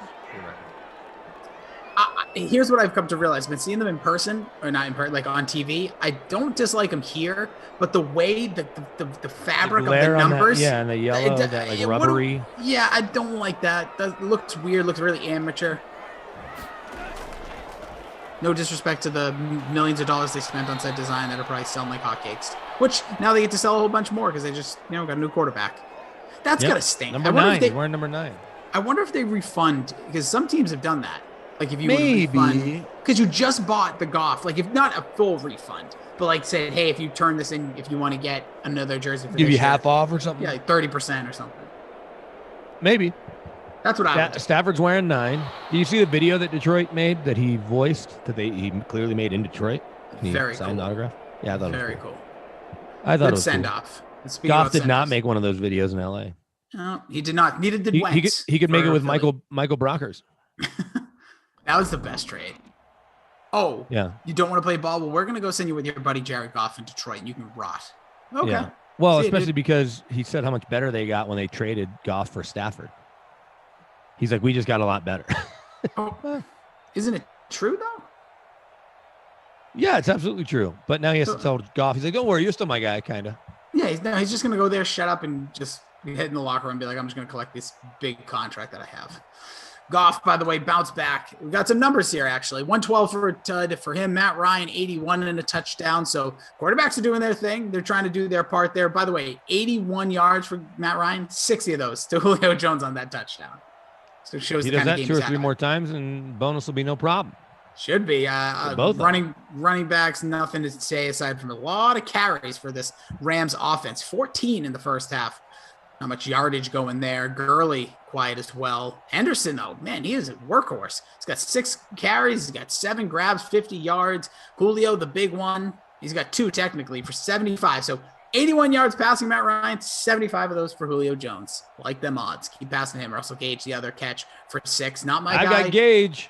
So there you go. Exciting. There's your 6 yards. Hayden Hurst, guess he's leaving the Hurst in neutral right now because 0 catches, 0 looks.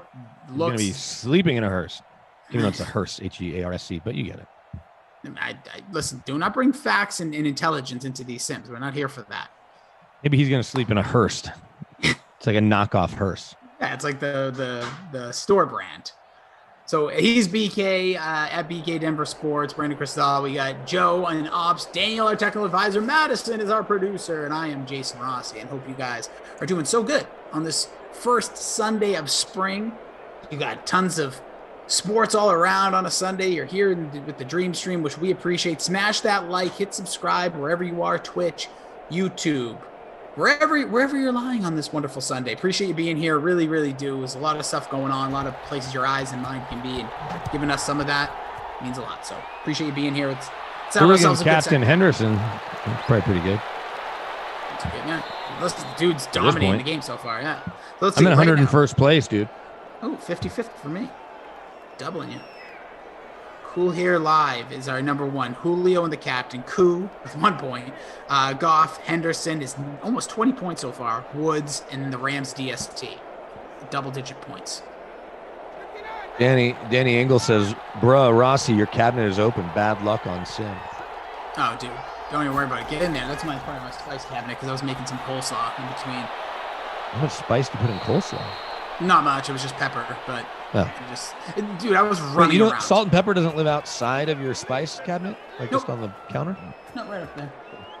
Keep it up there with the teas and everything. Okay. I probably could keep it out. I don't know. I get in our house, the salt and pepper lives outside of the other spices. When everything gets like everything's on the counter, I kind of get like claustrophobic. I get a little OCD and I start cleaning everything, so I don't like anything on there. So like it's weird. Like some of my counter, well, right now it's an absolute disaster. But when I do clean, like I like everything off. Like sometimes we'll leave like the olive oil out or something. But... Yeah, we leave the olive oil out too. Yeah. Well, my wife leaves all of this stuff out. She's a million times better cook than me, and a 14-year-old. Very important question then. Are you a butter in the fridge or butter on the cabinet type of person? It's mostly in the fridge, but it definitely will stay out for a while and seems to not be a big deal, I've been told. Yeah, the people say that's actually the way it should be. Like I have some chefs in my life. I guess it depends on what you're cooking. Yeah, and obviously the heat too. If it gets super hot in the summer, you can't do it. But they say like in the winter, there's no need to put it in the fridge. I was like, oh, did not know that, but I do anyways. Hurst and Gurley, West Dreamer. Let's, give me this drive. And Tim the Man backing him up there on Twitch. Matt Ryan, what's he doing? On the read option, maybe he should have handed off. Yeah, I don't really want to do that, bro. 2nd and 11 here, 6 minutes to play in the third quarter. Your touchdowns thus far. Henderson for the Rams from Jared Goff and a 60-yard tud. Taking it to the house was Julio Jones from Matt Ryan. Matt Ryan not realizing maybe that's the best play. Instead, he's doing like RPOs over here. We're here to see Ryan fry and run. You know, Wes. Yeah, I will say if things go the way they're going in some of the college games you see it today, Glash might explode. So if you never hear from Glash again, you'll know why. Or if his TikTok is just like there's 75 TikToks, you also know why. Well, you're saying Syracuse is going to have to blow this, but West Virginia certainly tightened it up. I'm just saying, if they do, Glash could go nuts. Can't wait to see it. Here comes Matt Ryan throwing deep. Has a receiver. Julio, go up and get you some. I got a buddy. I got a buddy here that's bonus there, I think. I got a buddy here that went to Illinois, and so after they lost, I texted him. I said, "This is how every March has been for me since 1996, except for once." So. Illinois definitely had a lot of high hopes. I told you that was my pick. Yeah, I had them in the finals. That was my winner, and brackets toast. So you're probably not going to win your bracket if your winner's not still. Yeah, especially after it's hard. That's everyone. Is that my guy? Give it to him. Fire up the Hurst, baby. There he is, Aiden Hurst with his first catch of the game. It's a touchdown. Julio hit the bonus right before that. The Falcons are lighting up the scoreboard now. 3 minutes into the third quarter. The third quarter, second half here. Falcons going to go up on the Rams. Look at, paging the defense. No one around him. Aiden Hurst. Tud. Come on, I just love it. Whenever your captain scores, that's when I like to look at it, at the score. Just watch things change. We were talking earlier about a bunch of content, like you've been watching different things, shows. I got highly recommended to me from my sister, who, we're usually pretty good. I'm usually the one that has the wackier stuff to watch. But there's a Netflix short series, like 6 episodes, I believe. It's called Behind Her Eyes. Okay. Real good. Really liked it. Anybody in it of note? Nope. Not a person I've ever seen before. But I will say, first 3 episodes, I'm like, what am I watching? It seems like you're watching like one kind of show, and then it's a little bit of a pivot. That's all I can say. Okay. It's not a twist necessarily. There are turns and all that, but very good. If you and the wife, I think, depending on your palates, I think you'd like it. Very intriguing. All right. I'm in. Yeah, that's maybe. I don't know. I don't want to make a promise. I'm potentially in. If I watch it and remember. Someone lit a candle. The sim doesn't stink as much anymore. Thank you, CJ. I appreciate that. Thank you, Madison, for sharing that. And so I'm actually not going to hold my breath on you guys saying that, because then when it's 14-10 in the final, then we'll see what you really have to say.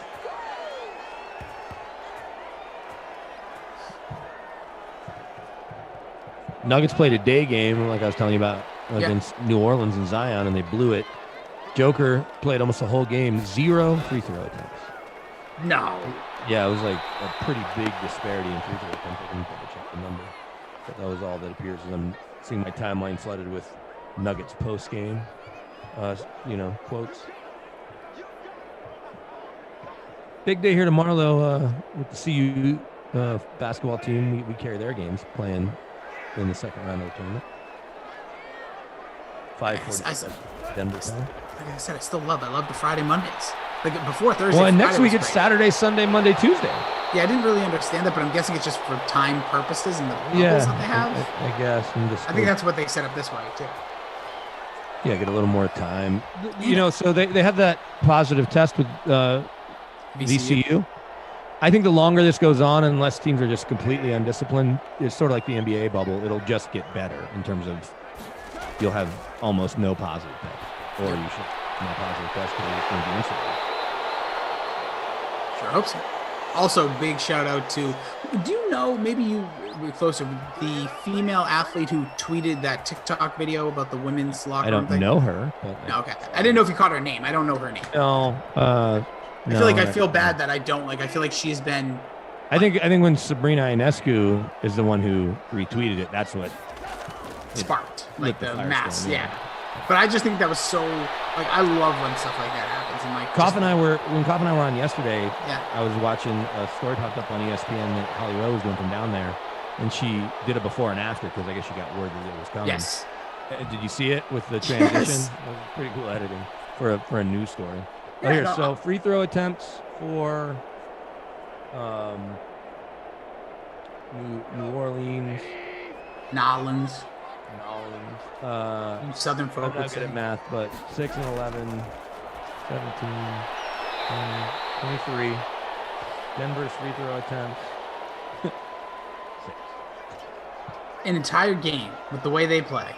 Oh, no, I was looking at the wrong number. That's not right. Oh, that was first quarter. Okay, really painting a picture for me here. You like that? All right, let me go to the let's go to BK. He's here in Denver. 6, 13. Final box score. Oh, and they added it up for me. 30. Okay, this is easy. 30. Sure. 10. 30 to 10. Does that feel like a discrepancy? Good now. So 30 to 10. Every one team got, the other team had 3. Don't like that. Also, boss tweet. See you over there, bud, over on Twitch. Yeah, check out DraftKings.com. Varder Robinson says, Rossier BK, do either one of y'all know both of my teams made it through to the Survivor picks? They start up again in the Sweet 16. Well, I lost on day 1 thanks to Purdue losing to North Texas. So I quit paying attention. I didn't do any of those because I'm going to tell you this. Just sitting back and watching, like sometimes with the Sims, like I love playing lineups, but like when these Sims get like towards the end and you want to see it, like sometimes you're like, oh, I just want to see this happen. Like that's the one thing I feel like this year more than ever you're going to see. I told you I want all double-digit teams in the towards the end. I'm fine with it. Wild. All the perfect brackets already gone. So. Where'd you go to school? Jason Rossi High. Oh, okay. No, I didn't go to a university. I went to Gibbs College. Okay. That is debunked. And then I did my. What do you mean it's debunked? It means it wasn't really a college, like Trump University? Basically. And then I still have my degree, though. I did graphic design. I think you meant defunct, but I guess you went to Gibbs College, so that's why you don't know the difference. Yeah, exactly. It wasn't a English major either.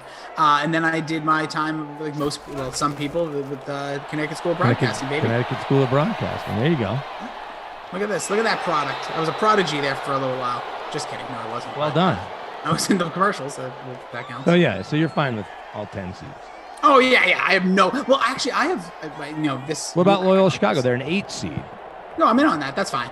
I still want double digits, but I'll take. So they have the 3rd best odds to win it all. Go get them. Good for them. I still think it's funny how much people care, and I know you're going to take offense to this because you're one of them. Like, you paid money to become a fan of the school, if you think about it. I also paid money to go to the William Allen White School of Journalism and cover these teams because the Big 12 started my freshman year. But you know what I mean. Like I get it. Like I have a buddy that's like Syracuse. But I also paid for the college experience. No. Of course, I'm saying, but like you don't pay like your fandom of like. But that's part of it too. But the team you grew up with it's up to your parents. You have zero control over that. This you can always change. You can, but I'm saying if you're going to cheer for where you grew up. So in your case, you grew up in the Northeast in New England. I grew up in Dallas. So those are the teams that I naturally would cheer for growing up. Same with you. I chose to go to the University of Kansas. for a number of reasons, one of which was getting to go to all their basketball games in a historic venue. Okay, so that actually played part of it. Then that counts. I just think it's funny how like all these people take all this pride in their college, but you're for some people they get paid student loans for 20 years. Sure, but again, that was probably more for the education, not the mascot. Of course, team. But that's what. But I find it funny now, like when Syracuse wins or Kansas wins, like there's like a loyalty. If they're like, oh, this is great, but it's like, well, there's a pride because the place that I picked is doing well. If the Cowboys win, I like the way you look at that. Hold on, the place you picked that makes it better. I like that. That's funny. Yeah,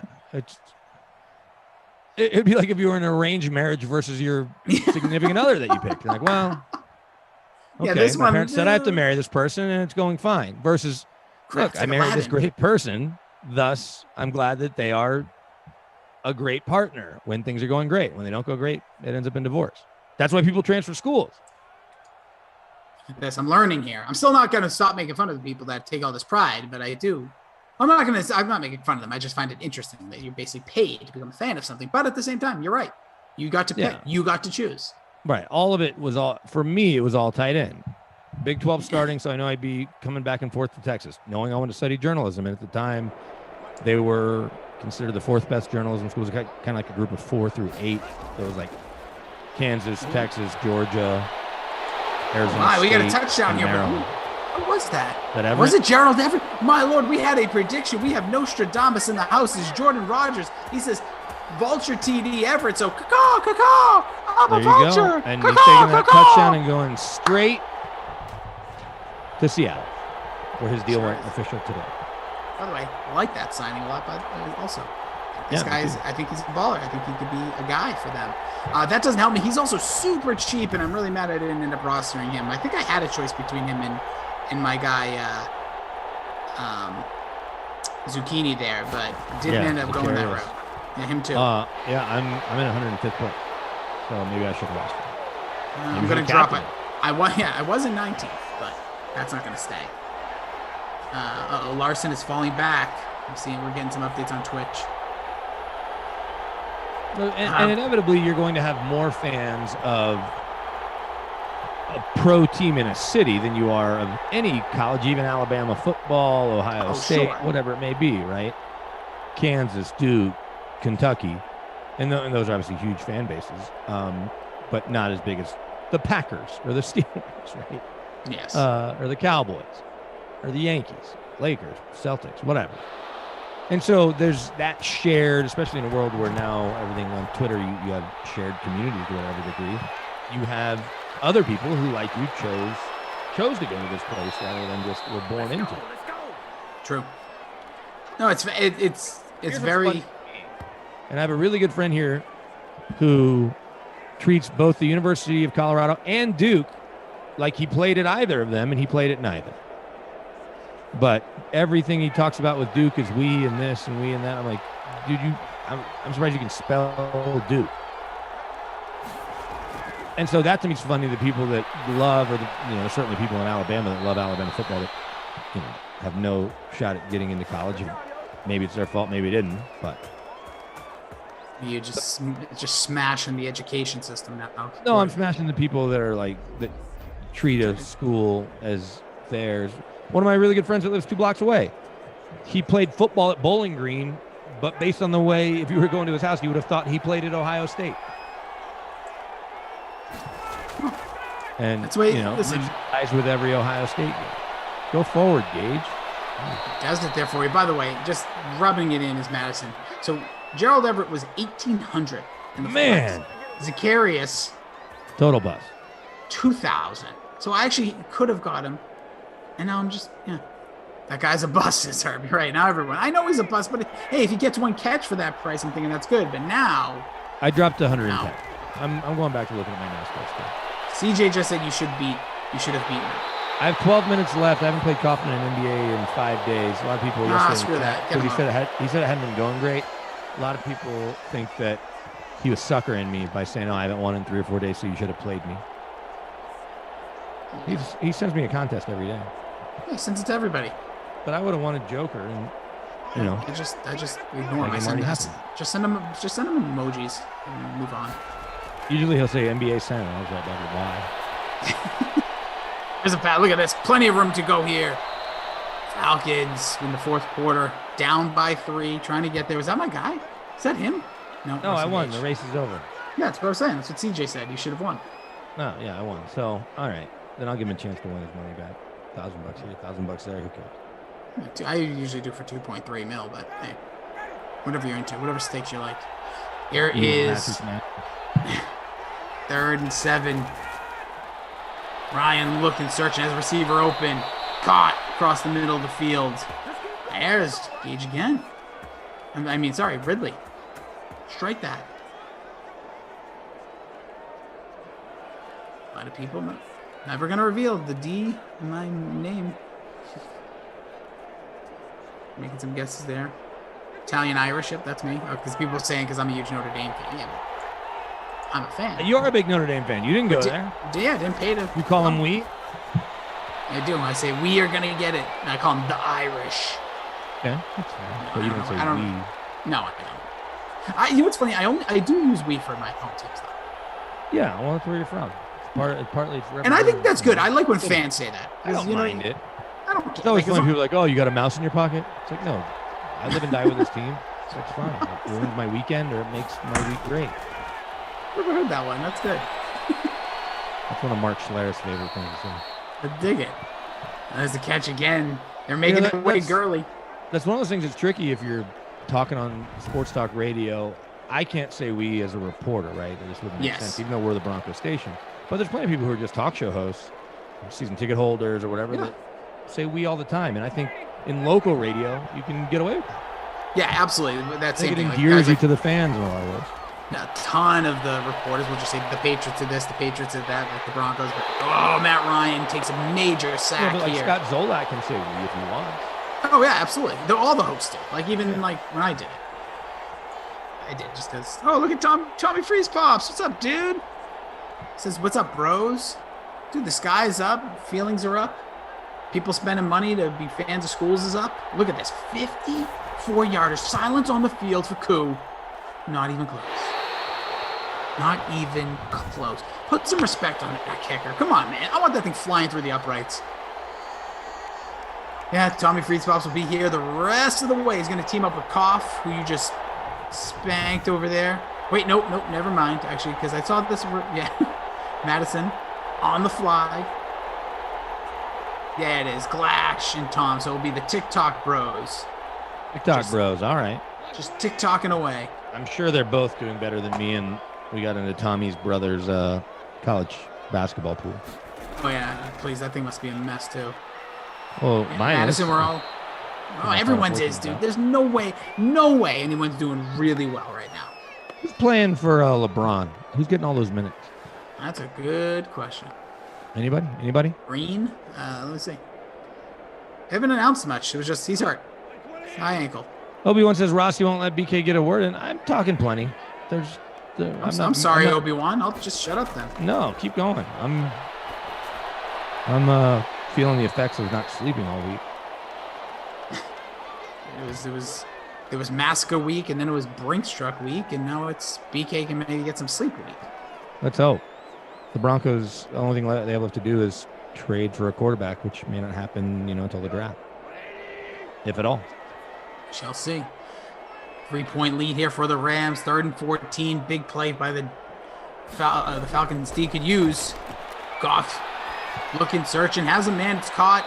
Man, Henderson has just been eating up the field. There is going to be a punt here, so Falcons will get the ball back with a chance to tie this game, but Henderson's just been all over the place. He has the touchdown, has almost 10 grabs here, making it happen. Appreciate you all being here. Smash that like. Hope everyone's doing well on this Sunday. Jason Rossi, Brandon Cristal with you. Producer Madison, Daniel, our technical director, Joe and Ops. Take a quick peek here. Gonna get the ball back here. Just over 2 minutes to play, so they still have all 3 timeouts.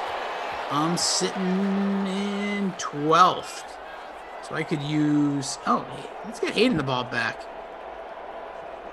Everyone's doing well except for, or maybe the and give it to the zucchini. Sure. This would be a perfect time. So they're going to have to go. They're going to have to score a touchdown here, but if they do, it would be 89 yards.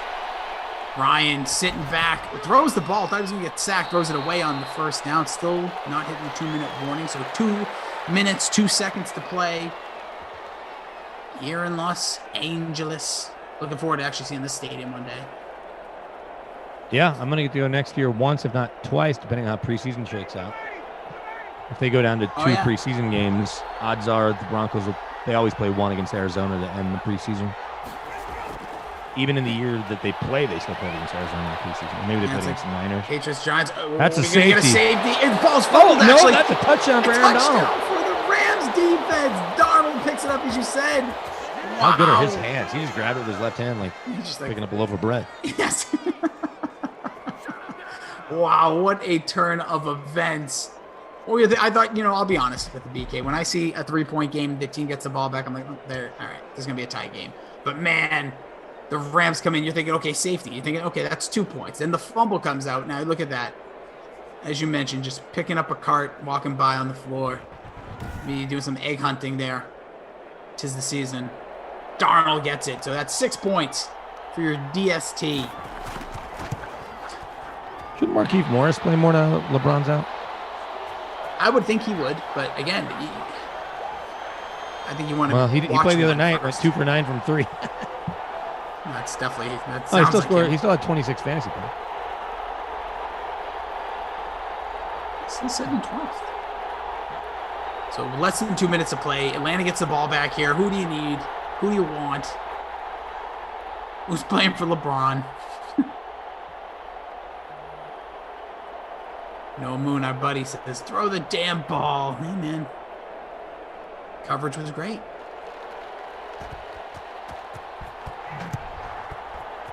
So here we go. Atlanta will get the ball back. Rams were 3,400. Just played in 5.5% of the free showdown. But, man, what a play. So Matt Ryan is 13 of 15, 210, 2 scores. He's had a really good game. That last one's going to probably cost them the game, but see if he can bounce back, get you a touchdown. 154 remaining at the 25. I am searching, looking 3-man rush. Don't wait, Matt. There it is, drop off to Gurley. Get you 7 yards. Great defense by the Rams. Swarm. 140 and counting. Don't think they're going to call the timeouts here. We usually see a 2-score game. They normally don't, but we'll see. P. Hooligan says, Rossi bad with numbers. Thanks for the show, dude. Appreciate that. I think you're the one that calls him P. Hooligan. Everybody else calls him Hooligan, right? Well, I'm also bad with names. As you know, you're great with names. You know all the wrestlers' names in the history of wrestling. And that's for damn sure. When you were a kid, did you have all the wrestling rubber action figures in the ring and all that? Yeah, I had most of the OG, like those early ones. I had all of those. Ricky the Dragon Steamboat, you name it, I had it. I wish I still did. Me too. Those things are worth a lot of money. Just even weird how that works. Even out of the package? I don't know how much, but like the originals, like in package, are still worth a ton. People will send it to me. No kids keep toys in packages. Like no one has the foresight when they're 7 to be like, let me hold on to this Andre the Giant. I'll make this very quick. I had a friend up the street from me. Mom was real serious. I hope he's been cashing in. I'm not really close to him anymore. Barely talk to him. But his mom used to buy 2 of everything. That's one would stay smart. in, one would come out. And I was like, what is... It was just weird, though, because then as a kid, I want to play with the other one. And she's like, no, you can't take it out of the package. I'm like, well, what's the point? Like this, y'all aren't still friends? No, he's probably a millionaire right now. No, well, we're not friends. Like, I don't know how to explain it. Like, like, kids you grow up... Are y'all friends on Facebook? You're old enough Yeah. So, shouldn't you... Well, just hit him up. Be like, hey, whatever happened to all those wrestling toys? Because if he still has... It was G.I. Joe's. It was even... Yeah, that's the point. Like, G.I. Joe's and, like, original, like, Power Ranger toys that are, like, literally, like, I've seen... Like, I sometimes go on, in my random searches. That's how I know how old you are when Power Ranger toys are what you grew up in. Damn no. Damn right. Power Rangers. Power Rangers came out when I was in high school. Nah, but I wasn't like a baby when they came out. Well, no. When did you graduate high school? 2003. Okay, so 7 years ago. A couple years here. We're all in the same boat here. We're all alive. We're all surviving. Glash is the youngest, right? You know what we decided? I don't know. Never really thought about it. Decided I'm the oldest unless Ross Tucker ever gets in or Morton Anderson. So I guess, yeah, so Madison confirms. Glash is the youngest on air. Wait, winter weather advisory? Yeah. Oh, we're going to get it. Get to the end zone. Touchdown. He scores. And that's going to be Julio. Wow, monster day. Already hit the bonus. Second touchdown with, you can call it garbage time. I'm not because it's still one score, but 9 seconds remaining. Wow. Yeah, I saw that. My guy Zucchini got the catch there. Appreciate you, Reed State. So there, this is going to shake the contest up a little bit. That helps me out a ton. Hurst would have helped even more, but we'll see when everything shakes out. Joe's got his work cut out for him. Busy man. He's got the rest of the night, like we said, with Daniel and Madison. Appreciate everybody. Sure, always giving respect to the crew here. Working on the weekend. All right, my NBA contest has started, so I'll tell everybody my lineup that I'm using to beat Koff, and y'all can either make fun of me or not. Shoot. I went with Luka, good player, right? Heard of him, yeah. Luka. Hang on. I say that Anti-Social's holding on by a thread in our contest. See if he gets the dub here. We're going to get an onside kick. Ooh, look at Joe. Look at you in 4th, dude. Nice, good looks. I'm in 10th. Let's see, I'll tell you what place I'm in. I am in 105th. Not bad. Could be worse. All right, so Luka in my fake captain spot, because I would make him my captain if we could do that. Schroeder, obviously going to be counted on heavily in LA. Horton Tucker, because he should get a lot of those LeBron minutes. Morris also getting LeBron minutes. Harrell needing to step up. There's a lot of Lakers there, I just realized. I was just going to say, Harden. Lakers stacked. Harden needs to bounce back after not having as big a night the other night. Friday, maybe. Tyler Bay, in honor of his Buffs playing well. And Okoro, who starts for Cleveland. So look at this. All right, so I like it. See if you can go get him. See if you can do double up on him. Be great. So I'm getting 3 to 6 inches of snow. The reason it caught me off guard is I knew it was snowing. I didn't know how much, and I stepped outside and it's snowing. So. By the way, widespread. Snow's becoming widespread. Good thing I got my snowblower fixed. It kind of crapped out on me, but be all right. Yeah, by the way, Daniel's asking me about something about wrestling that pay-per-view is about to start, and I got very, very Is there pay-per-view every Sunday? It feels that. Well, different companies, but yeah, for WWE, it feels like every 3 weeks. Cats get wild. It's been wild here, but that's a ball game here. I don't know why Atlanta called that time up, but they did. But Daniel, yeah, so we should see return. There was a man that was lit on fire a couple months ago. BK, cool. So it looks like he's going to return from the depths of wherever. There's an intergender match, a man versus woman match, and that's what he's asking about. Really? Yeah, it's not really going to be there. It's just going to be like a segment. Yeah, Daniel, I think they blew off that feud. When I wrestled in high school, every now and then there'd be female wrestlers that would wrestle against guys. I've been struck out many times by a woman, and I'm not ashamed to say it. Well, baseball.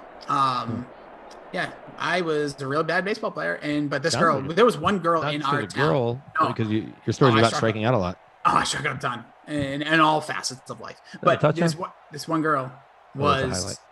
Game's over, dude. We've been doing this lack of sleep is becoming a thing. I'm glad I'm not doing these night games. I think I'm gonna break down my set here, eat dinner, and go to bed. And it's 5 o'clock. No, I'm gonna go to bed when the little kids go to bed. Good man. All right, let's wrap this thing up then. Who's gonna get your crusty crystal player of the game? Matt Ryan threw 3 touchdowns. Julio had 2 in the bonus. Yeah, I think it's got. Well, Julio, I know is pretty highly owned. Who was the key here in the captain spot? Well, in the winning contest for us, it was Anti-Social. She had the captain was Julio Jones, who had 52 freaking points. Yeah, you go 50. You go over 50. It's gonna be hard for you not to get. That crusty crystal player of the game. Yeah, Henderson was another one, but yeah, I think you go with. I think Julio was just monster. And then Babysitter Billy's easy. The revenge game, no revenge to be had for Todd Gurley, number 2. Todd, what's up, dude? Yeah, maybe he's too busy returning kicks. Must be. 21 receiving yards, 15 rushing yards, 3 catches. Not good. Really is. Wes said it. Wes says, can't believe Gurley had a horrible game. ... The Rams, now you see why the Rams got rid of him. Yeah, they knew. They're like, he's going to stink in Simland. All right, Glash and Tom got you the rest of the way. BK is going to get himself some sleep. He's got a busy day tomorrow. You can follow him, check out all what's doing at BK Denver Sports on behalf of Madison, Big shout out to Madison, to Daniel, Joe, and Ops. I am Jason Rossi. I appreciate you also very much. Like we said, Glash and Tom got you the rest of the way. Our fine faces. We'll see you this week. Stay hydrated. Keep a smile on that stinking face of yours, and say something positive about somebody. We all know I'm dumb. We already knew that, but say something positive about somebody else. We'll catch you all back here in about 56 minutes. And I'll say Rock Chalk Jayhawk because the sim's over.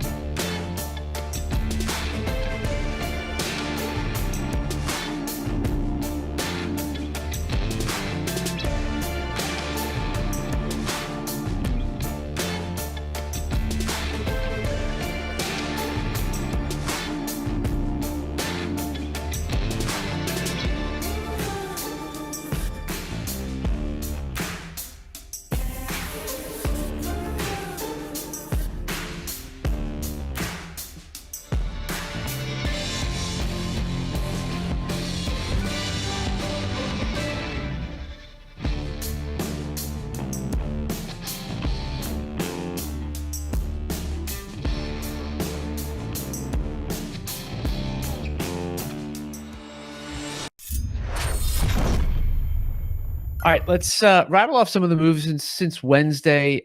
Just quick thoughts on each. First, A.J. Green signs with the Cardinals, who also trade for Raiders center Rodney Hudson and sign kicker Matt Prater. The A.J. Green news is interesting because I think everybody's curious to see what he has left after really doing nothing the last 2 years. Rodney Hudson is still a very good player. The Cardinals had issues at center. I love that trade. They gave up a third. They got a seventh back. But the Cardinals are all in for this year, if you haven't noticed. And when I see, you bring in A.J. Green, Rodney Hudson, J.J. Watt, even Matt Prater, they're bringing a lot of 30-somethings. They're willing to pay them more than other teams are. That usually means the GM and or head coach know they are on the hot seat. I had tweeted that at Ross Tucker NFL. And then Ian Rappaport from NFL Network said yesterday that they are, in fact, they are all in for this year and that it's a win or else situation. I even replied to that after Ian said that on TV. Panthers sign edge rushers Hassan Reddick and Morgan Fox. Hassan Reddick, the Temple grad, back with Matt Rule. Really curious to see if he can do again what he did last year with the 12.5 sacks or even close to it. He'll have a shot opposite Brian Burns. Chiefs get lineman Kyle Long, and they re-sign Mike Remmers to play right tackle. So before they re-signed Mike Remmers last night, Bri, they had, by my count, 5 starting caliber, like proven starter offensive guards. Nick Allegretti, Joe Thuney, Laurent Duvernay-Tardif, Andrew Wiley. Who am I missing? I'm missing somebody. Well, yeah, they had one more, okay? Kyle Long. Now they signed Remmers, so now they have a tackle. They had 0 tackles, 0 centers. So I wonder if Thuney's going to play another position at this point. Washington football team gets wide receiver Curtis Samuel. Absolutely love what the Washington football team has done. First Fitz, then William Jackson, now Curtis Samuel. I have visions of Fitz throwing slants, to Curtis Samuel and Terry McLaurin that they take to the house. I think Washington football team, in my mind, is probably the favorites in the NFC East right now. That's another one. Going back to what we were talking about with Field in terms of Nelson Aguilar, I mean, I'd rather have Curtis Samuel than Nelson Aguilar all day long, and the money was very comparable. Center Alex Mack goes to the 49ers. Love that signing for the Niners. Center, a very important position in Kyle Shanahan's offense. Alex Mack obviously played for Kyle. He has a real good feel for Kyle's system, both mentally and physically, and gives the Niners a chance to be improved up front. Patriots get back Ted Karras and Kyle Van Noy from Miami, and then they re-sign center David Andrews. When they signed Karras, I thought, well, that's it for David Andrews. He's going somewhere else. Evidently not. Karras will just be depth for them. Man, they got money, and they're not afraid to use it. Van Noy, and they're getting some of these guys like Van Noy back for cents on the dollar. Seahawks trade for Raiders guard Gabe Jackson. Thought the comments from Field were interesting about Gabe Jackson not being the same player. Seahawks love road grading guards. They want guards that they think can move bodies, get movement in the run game. Cornerback Patrick Peterson to the Vikings. That's kind of surprising to me because I guess you would just think if Arizona's all in for this year and they're bringing all these veterans in, kind of surprising that they wouldn't do it with Peterson. But Peterson's going to go somewhere where he plays more zone, not as good at man-to-man at this stage of his career. Broncos let running back Philip Lindsay go. Don't understand this. I don't understand this. I mean, they had him on the lowest tender. There's nothing wrong with the lowest tender. They could have matched what anybody else gave him. He's been a very productive and effective player. That one is a head scratcher for me. He's been a dynamic player at times. Who would the Broncos be getting rid of dynamic guys like Lindsay that you have for cheap? I don't get it. Raiders signed running back Kenyon Drake, 2 years, $11 million, and former Texans center Nick Martin. Talked about it with Field. Big time head scratcher for me. You know, they've got other places where they need to be allocating resources. To allocate it to a backup running back, I just don't get it. The Giants, 2 years, $16 million for tight end Kyle Rudolph. Love it. Evan Ingram has been a disappointment on multiple levels. Rudolph is a true pros pro. Plus, I think he will love being in New York. I think Kyle's really sharp young man, has a lot of opportunities for after football, and I think being in New York will probably help him. All right, 1 year deal, $10 million for wide receiver Will Fuller in Miami. That's what I'm talking about. Like less money for Will Fuller than Nelson Aguilar. Now, Aguilar's been more durable, and that's important to the Patriots, probably why they didn't want to go there with Will Fuller. But still, I mean, Will Fuller's been a much better player.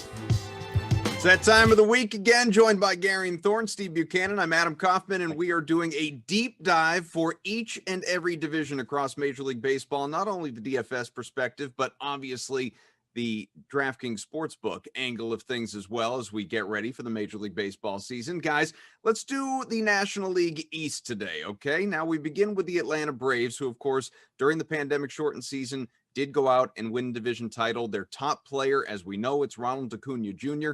Gary, and let's begin with you. Is this the top fantasy player on that team?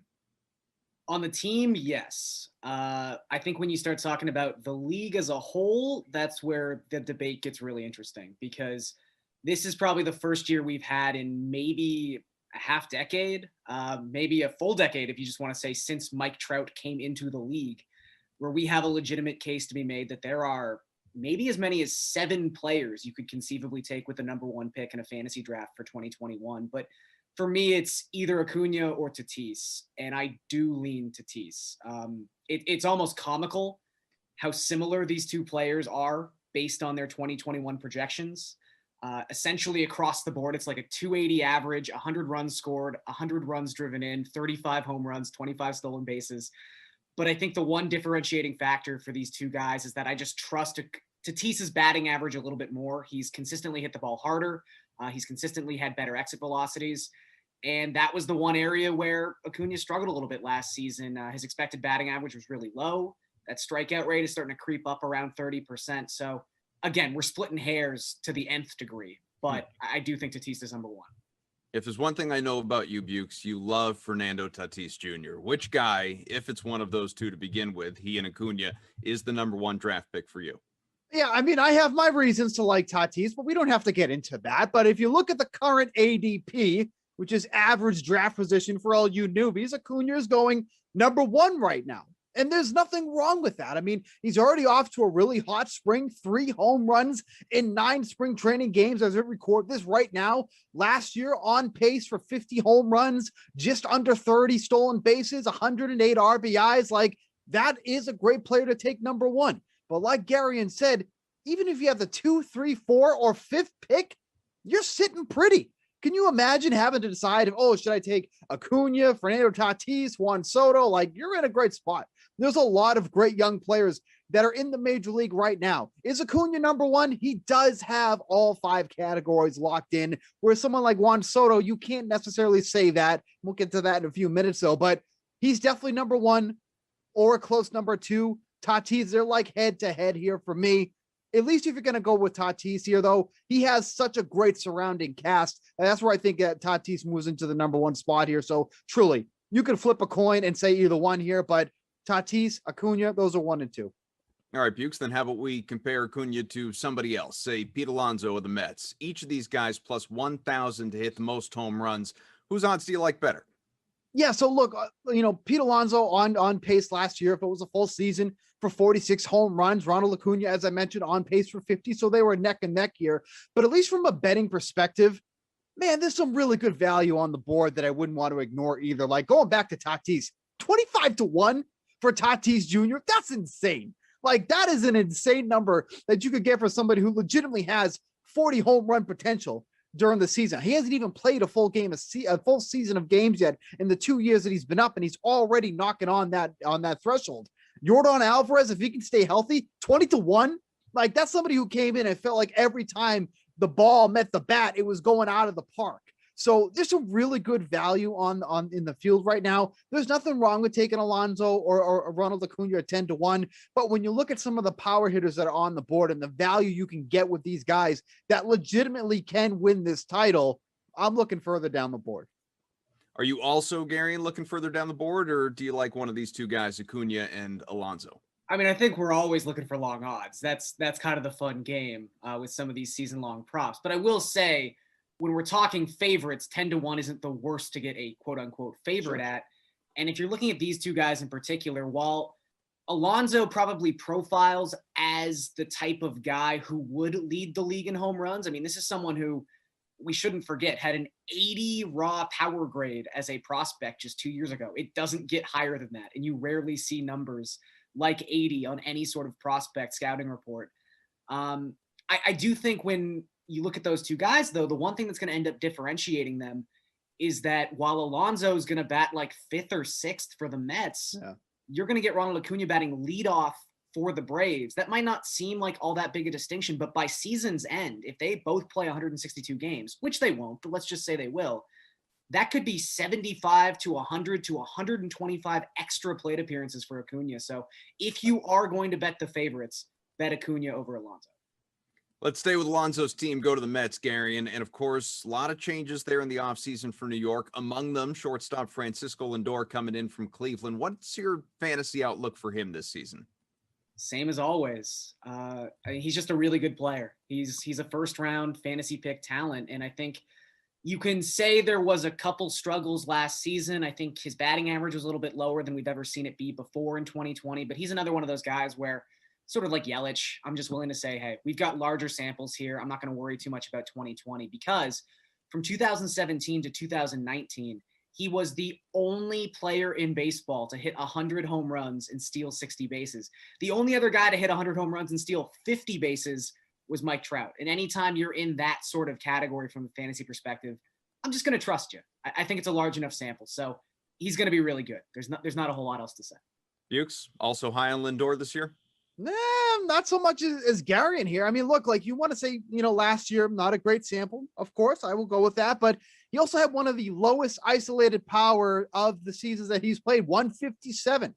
Now he's moving to the roomy City Field where he's going to play half of his games. The power, not that I'm saying that last year is a reflection of what he can do because we've seen him with, 20 plus home run power, but moving to City Field for half of those games is not going to be exactly helpful. I mean, last year he was on pace for only 21 home runs if they played a full season a game. So look, the Mets have done wonders with their lineup. I like what they've done there. Lindor is going to be a big part of that, but I'd be more excited about Lindor if he was still in the AL Central with the Indians. Now, granted, that team's a whole different story, but at least from Lindor's perspective, where he's going to play half of his games, I would much rather him in Cleveland than in New York. So for the Mets as a whole, it's a big sign. It's a big move for them, but Lindor, fantasy-wise, not as high as him this year. Bukes, Jacob deGrom is the favorite to win National League Cy Young. Big surprise, I know, plus 425. But do you like those odds as compared to, obviously, Trevor Bauer, who won the award last year? The Trevor Bauer odds are horrific.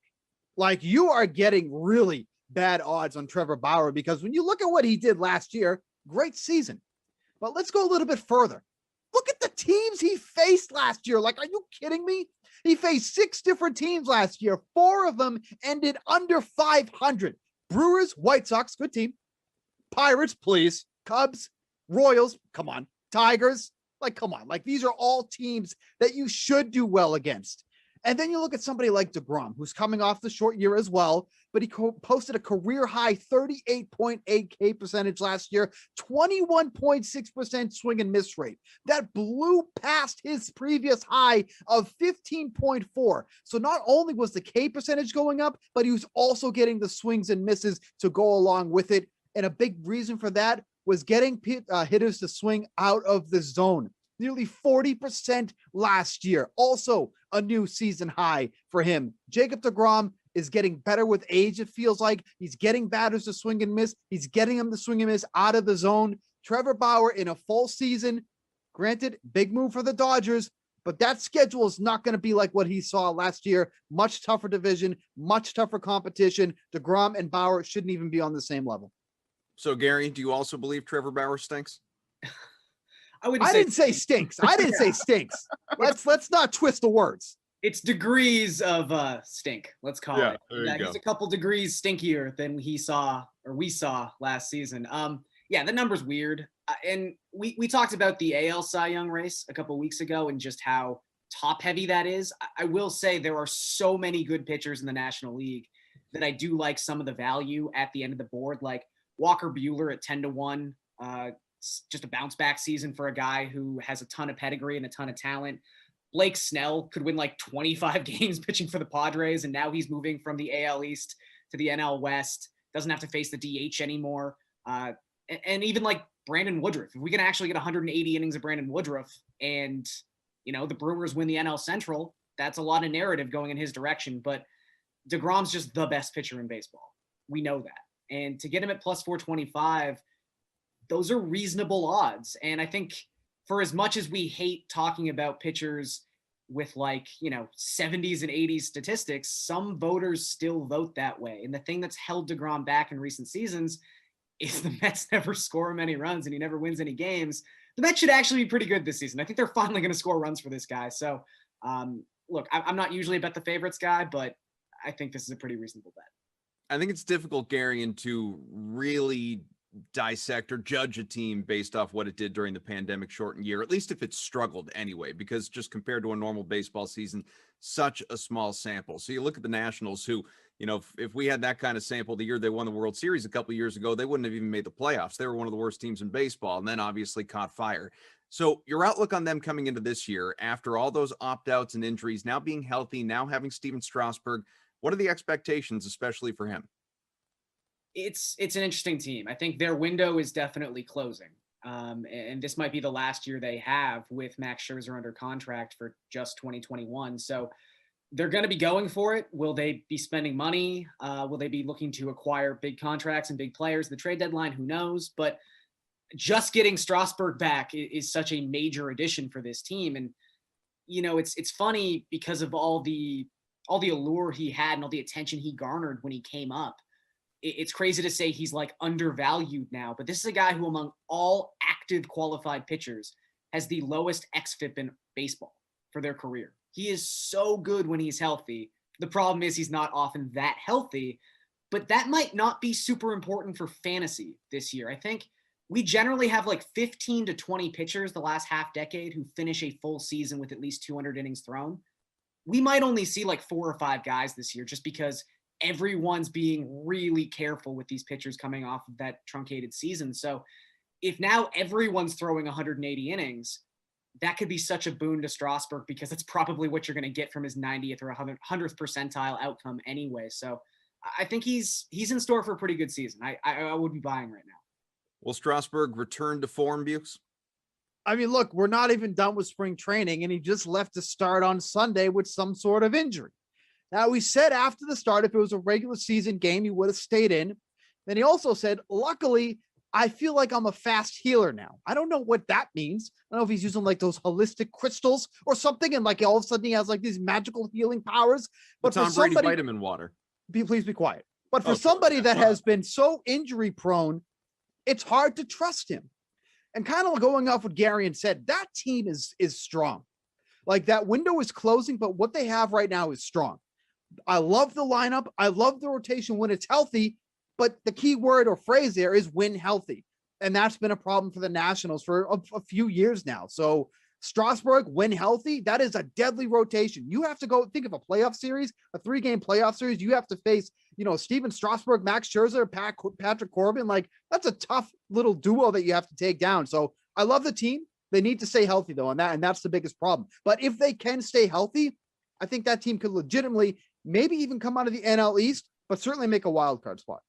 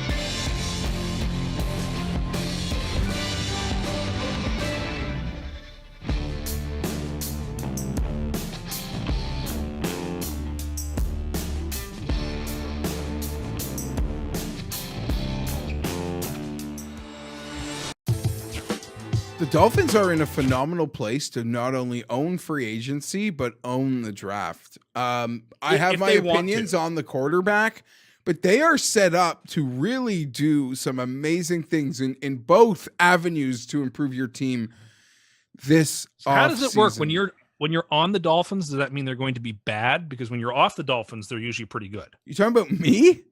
Yeah, you said last year in our preseason show that even though they went 5-11 the year before, they'd have a much worse record, even though a better team, and they won 10 games. They were a better team, and they had a better record. You have a bad track record with the Dolphins, was my point. And I have a bad track record with a lot of teams. But the Dolphins seem to be your kryptonite. Haven't you I guys don't know. I like, if I got them wrong 2 years in a row, they're therefore my kryptonite. I think they're set up to be really good. Like, I think they're set up to make significant improvements to an already strong roster. Well, they need significant improvements. Haven't you guys seen the videos of Tua?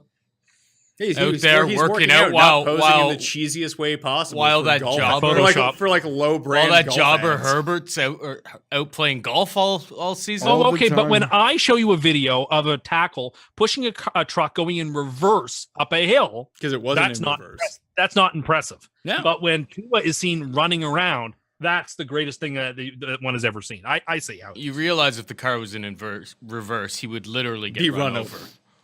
The thing about Tua's getting. Listen, I'm part of me. It's almost like a Spiethian thing where I'm almost catching myself now rooting for Tua this offseason. I can look into the camera and say that.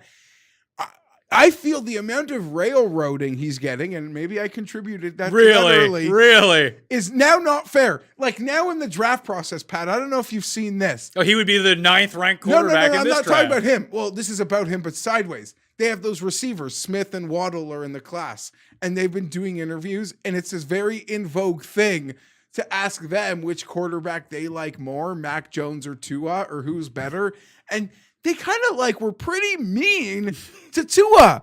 And I'm sitting there like, my opinions, they're out there. But some of the hate to Tua is now, even in my opinion, so unfair. Like so unfair how some of it is turned on him. It's not fair. There isn't a day you wake up and aren't delighted I that should the never Dolphins made say the wrong anything. choice. Oh, I'm Not lucky. a day that goes by. You Rich aren't delighted the Dolphins Rich made the wrong Eisen choice. said the Dolphins screwed up and they handed me a unicorn. This could be a bigger mistake than passing on Drew Brees. Oh, I don't know about that. Here's an issue that I have with the Chargers right now, because I see Cam Irving is going to sign with the Carolina Panthers, and they also got that former Jets loser, Pat Elflin. What the hell is his name, Tim? Yeah, a tackle that the Jets, who have one of the worst offensive lines in the NFL, offensive line, we couldn't wait to get rid of. You want to sign into a ton of money? Yeah, have at it. He's now a backup tackle for the Panthers. Oh, yeah, let's go. Woo! Knew we had money. Who? All-Pro center. Herbert's hands on the bum. Corey Linsley from the Packers. So he gets straight from Pelissero. So he gets to replace Pouncey? Yeah, and that Pouncey was this is going to be my question to you. So let's say it's even a slight bit of an upgrade, maybe. Pouncey was a better player. Pouncey hadn't played in 2 years. Well, Pouncey's a better player because Tim has heard his name before. I actually have no idea who's better, who's worse. Let's just say it's a lateral move. It does seem like the Chargers need to keep spending on the offensive line. Yeah, just signed the All-Pro center. That was an important move. If you let this show continue on me saying where they must spend after we lost that safety Johnson, this guy would have been the next name. We got to spend. So thank you. Well, how good was the Packers offensive line once Bakhtiari went down? Not. Whatever. I can't control that. This is a top center on the market. We just acquired a top player for a need position. So so that's really huge for you to get one of the top end offensive linemen that goes through, because the Panthers are scooping some up. The Jags, they re-sign who they want to re-sign. It sounded like they wanted to trade DJ Chark for another piece in order to be able to protect Trevor Lawrence. That it seemed like that market was drying up very thin. So it's good that we got in this. And Pat, can I tell you this? They let some people walk. Yeah, we did let some people walk, but let me tell you this. It's not the 11th pick. I'd be salivating at 11, but I'm sitting at 13, and guess what's going to happen? 4 quarterbacks are going to go in front of me. And sort of like the same thing that led Derwin James to fall into my lap. There are a few teams in this draft that are going to get outstanding football players, and I totally get how the quarterback game works. Like even the Dolphins sitting at 3. There are 2 quarterbacks that are going to go 1 and 2. The Miami Dolphins will get to pick the number 1 football player in the draft. Quarterbacks are almost like held into a completely different esteem and standard. But the Chargers they're in a great position to get a left tackle in this draft. This is good. I was real down when this record started. I needed that because we're not going to sit on this money. We're not going to sit on this money. And we let guys leave to make money available. This is a crucial signing. Any other signings that have had? I'm positive that there's going to be a large signing this that happens. Jared Davis guy looks like he could play. The Chargers corner, is that what we're talking about? No, he's watching. So you think that the not all pro linebacker from the Lions, Tim, he's going to make a real impact on the Jets? Well, I just watched his video of his highlights, and he's making some tackles. So a highlight video for a linebacker on YouTube features him tackling people. Shocking. Anyway, for a 1-year, $7 million deal, this looks like maybe a very savvy buy. Listen, I never expect and still don't expect the Jets to spend much money in free agency because we're not going to compete this year. This is a 3-4 win team.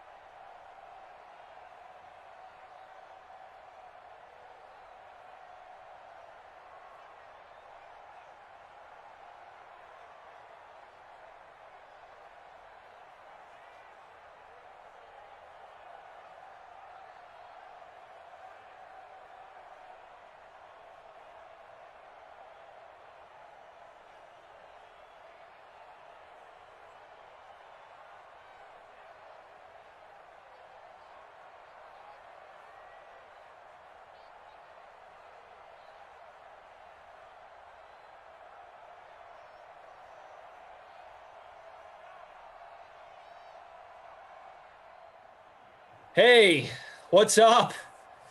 Sunday night, sim football, Chiefs, Giants, Glash and Freeze Pops. Wow, we get a 3-minute pregame.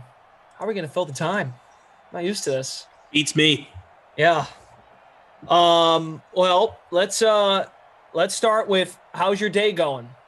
It's going well. I'm enjoying this lovely Sunday here in St. Louis, Missouri. How about yourself, sir? Pretty good. Syracuse Orange just got a big dub. One of the Sweet 16. That was pretty cool. They were very close to blowing it. I will give you that. So it must feel nice to come out on the other side because it was like they were trying to give away the game there in the last minute. Yeah, it wasn't good. It wasn't smooth, but they did it, and a win's a win. Fashion.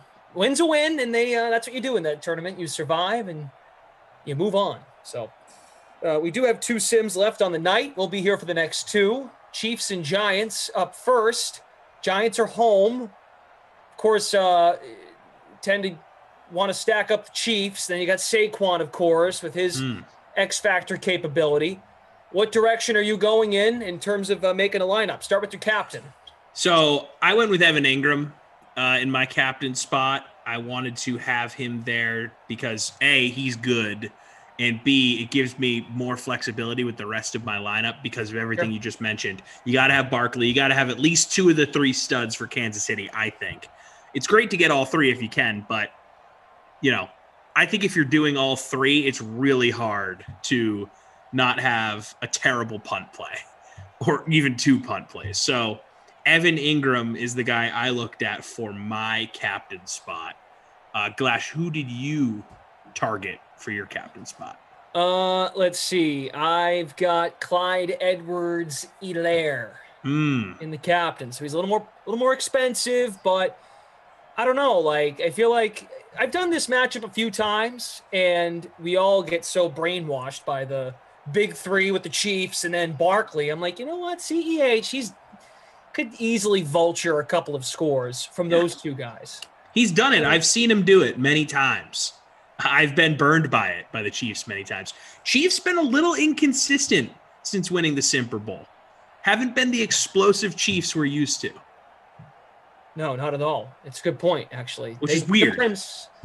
Sometimes they fall short of expectations against teams they should clean up on, but it goes the exact opposite. And the Giants are a little sneaky.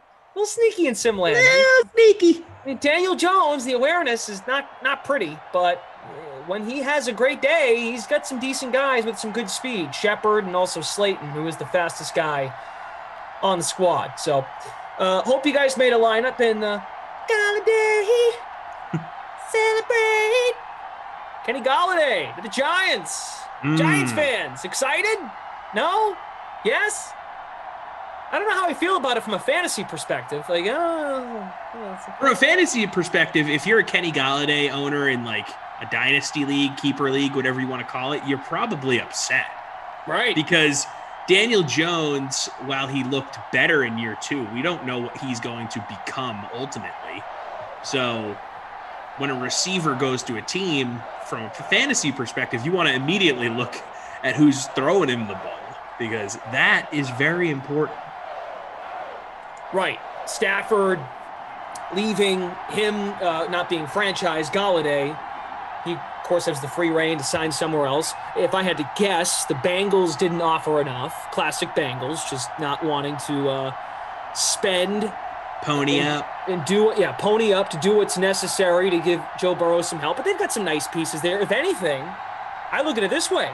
I think the dudes that Golden Tate got released, but Shepard and Slayton, those guys might get demotions on the depth chart. They might be better value guys because of Galladay. That's how I look at it. Those guys, it's kind of like, it's not apples to apples because Josh Allen was really good last year, unless Daniel Jones makes that leap. But when Steph Diggs went to the Bills, I'm like, oh, John Brown and Cole Beasley as a 2 and a 3 respectively just seem a lot better. I'm totally with you there. I like that line of thought. So that's definitely something to look at when you're building DraftKings lineups next football season or in your respective season-long fantasy drafts. Rest of my lineup, Saquon Barkley, Travis Kelce, Patrick Mahomes, Ricky Seals-Jones was my punt play for $1,400, and Sterling Shepard, $5,800. All right, there's Barkley. Tumbles for a gain of 7 yards to start us off. So I had CEH in the captain, Mahomes, Barkley, Kelce, Shepard, and Ricky Seals-Jones. So sort of similar, but different captains. Yeah, Ricky Seals-Jones is a guy who's crazy, crazy cheap, who is good for at least a couple catches a game. So if you have very little money remaining, he's always a nice guy to throw in there. Now, I was looking at the game log, and he's never an offer. At least from my quick scan of the sheet, did not see any 0.0s. You got share of punt plays that just are legitimate punt plays, like not giving you anything. So, yeah, I'm with you. Daniel Jones out of the gun from the 42. Another completion. Way to be. Danny Dimes, I believe, to your captain, Mr. Ingram. There he is. Over on Twitch. Hey, Twitch. Percy, 222. Tommy and Glash with 8,000 exclamation points. Yeah, he's excited. Yes. Wes says the Giants have put the Chiefs down a few times in Simland. Let's see what happens. Yeah, man. There's your captain again, Freeze Pops. There he is. Keep eating them catches, baby. Nom, nom, nom, nom, nom, nom, nom, nom, nom, nom, nom. Hey, we're taking it easy. It's a Sunday night. Producer Madison's here. Daniel's on the ones and twos. Joe from the Game Ops team is with us. Throw whatever the heck you want to throw out there in the chat. We'll do whatever. Let's take it easy. Have ourselves a good night. Weekend's wrapping up. The weather's getting better here in the Northeast. I hate to make it all about the Northeast crowd, but good vibes going. Weather's getting nice. Spring started. You got a story to tell. You met up with some people this weekend. Whatever. We'll do whatever you want to do for the next couple hours. Is the pollen bothering you? Yeah. If the pollen is, maybe we'll make pollen the buzzword to tell off the pollen at 10:59. It's not really pollen season just yet, I'd say. We're a few weeks away from really heavy pollen sneezing. Third catch on the drive for Evan Ingram. Yeah, we'll talk football. I mean, the obvious story here is like we were just talking about, the Galladay news. It is a giant sim. If you want to talk about Joe Thuney going to the Chiefs, what they've done to bolster the offensive line, we'll get into it. Do anything. Joe Thuney, yeah, he got paid, bro. I was surprised he got paid so much. Go get it, you know. I'm not mad at him, but oof. Joe Thuney going to the bank.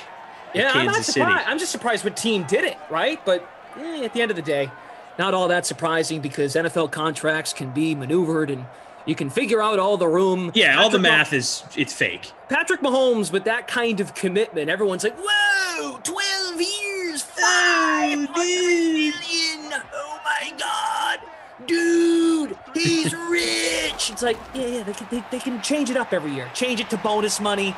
He's just ensuring he's committed. Mahomes is committed. Do what you got to do to work with the cap, and I'll make it work for him. Evan Ingram, another grab here. 5 catches on the opening possession for 43 yards. Wow. Let's get the guy a score, right? He's earned it. See, that's what happens when you have a 3-minute pregame. You can really dive into the right captain's pick. Yeah, there you go. Instead of like a 50-second pregame where you're just saying hi and, oh, the lineups are locked. The game so starts. Let's reveal our lineups. Saquon, nicely done. So we've got the free showdown, of course, paid options that you guys are interested in, our free roll. We'll get you some ownership numbers here in just a minute. I can tell you right now in the Galladay contest, Ingram is 25% owned at $7,000 in the flex. Not too bad for that salary at this stage. 2nd and 2. Jones, first down.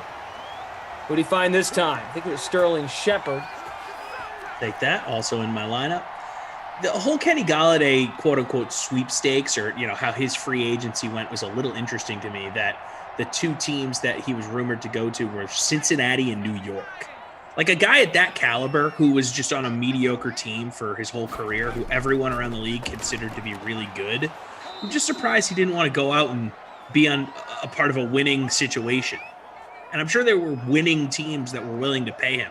But, you know, you got to maximize your earning potential. So he took the money in New York.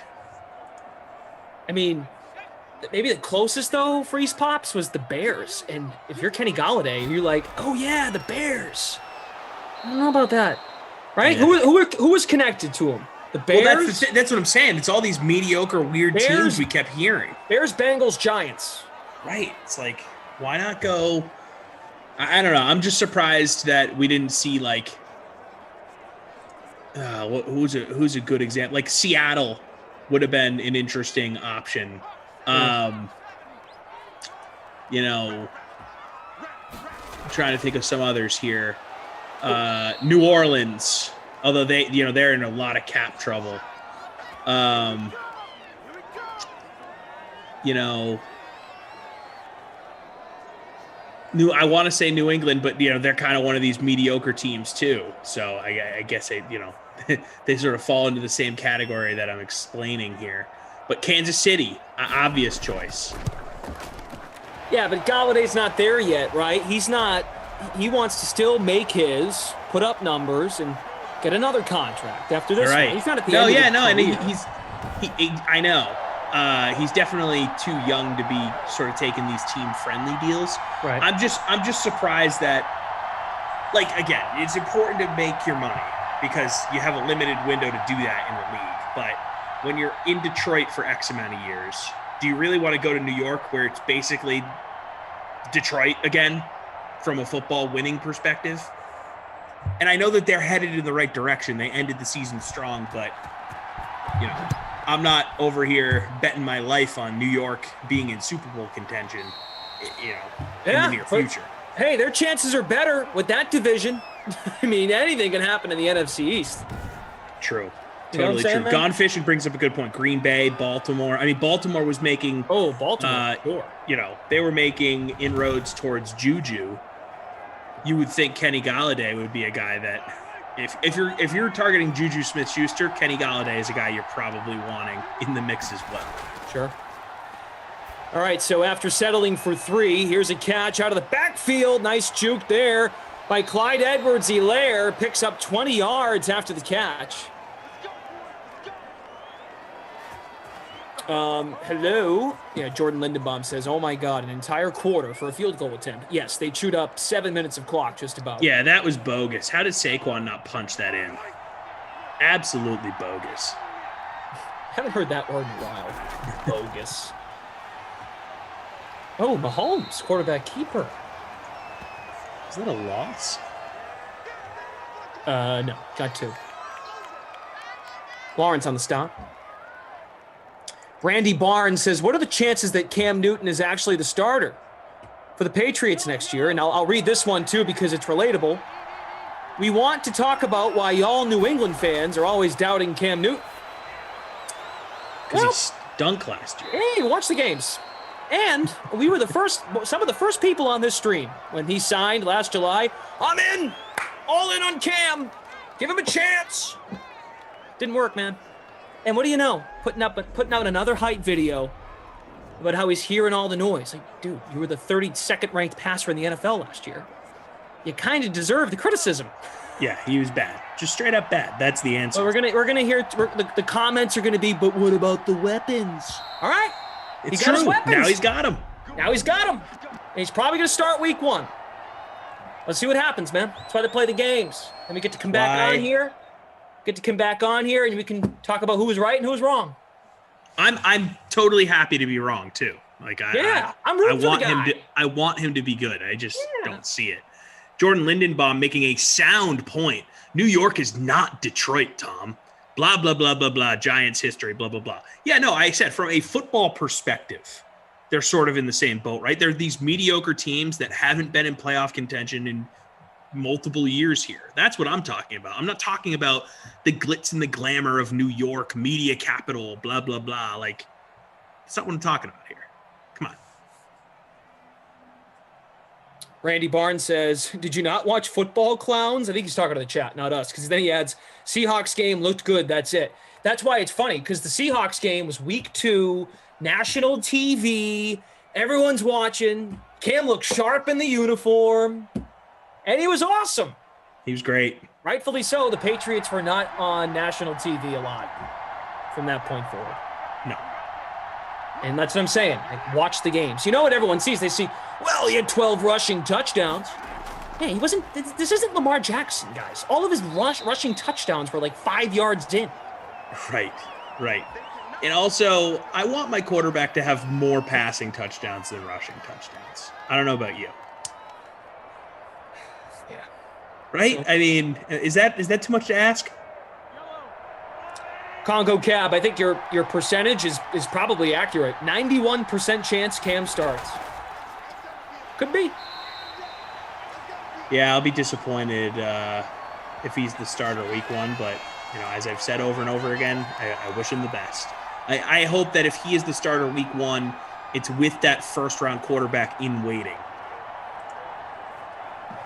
Jonah says, Patriots fanboys, my G-men handed you guys the most embarrassing Super Bowl loss ever. I don't know what you're talking about. That game was canceled. Yeah, Jonah. Your comment, forget I even read it. I already forgot about it. 3rd and 6. First down, Sammy Watkins. Yeah, it was weird. They were undefeated heading into the Super Bowl, and the NFL said, you know what? Let's call it. We don't even need to play the game. Pats are probably going to win anyways. They're already undefeated, so they canceled the game. It was weird. And then in 2011, it was a similar situation. Patriots, Giants were on tap. They said, you know what? This reminds us of 07. We didn't play the game that year. We don't need to play it again this year. Let's keep with the tradition. Did I tell you it was coming? Michael Johnson. Who's Cam been throwing to? To the ground, Michael. To the ground. Yeah. I mean, again. Hey, Dirt, you look open. If you watched him play, you wouldn't be asking these questions. I hate this. I hate this topic. We're moving on. Yeah. Go watch the games. He stunk. He was bad. 2nd and 3. So, catch. Get in. Tyreek, that a boy. I don't have him in my lineup, but I'll take the Mahomes points. Must be. I think you're being generous that Cam Newton even reached the camera on the sideline. He's a big boy. Also, to criticize Cam Newton, he's 31. He's not a rookie. That's my main thing with this whole topic. He's not a kid. He's been in the league for a decade. He's got tread on the tires. He has dealt with injury problems. He can't throw the ball anymore. But we're bad guys, and we're not giving him a chance. What? Any other quarterback, we don't give him a chance. We criticize them and say they can't play. I don't get it. There's a difference. We're not criticizing the man. It's the ability to play the position.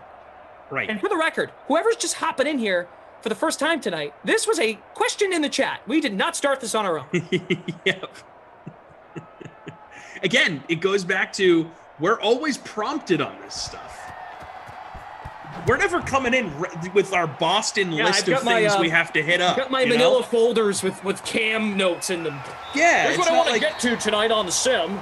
It's not like Marty Walsh faxes us over talking points that we need to hit on every DraftKings sim here. It's you guys. Oh, here comes the Boston guys again. Cam stinks. Why do you guys say Cam stinks? Oh, Patriots stink. Oh, you guys are underrating the Patriots. Oh, all you do is talk about the Patriots. just guys, this is all your fault, okay? You know, really, blame Adam Kaufman. He starts it. Oh, big time. Big time. Blame Koff. Randy Barnes says, LOL, I like to stir the pot. Robbie Noble, for show. Let's move on. We can. We will. Hey, Glash threw it out early. Give us topics. We'll talk about them. You guys always talk about that. Dogon says, you still have to pick which question you want to answer. Oh, so that's the only question we're being asked. That's a ball to the cameras right there. That was a Cam Newton ball.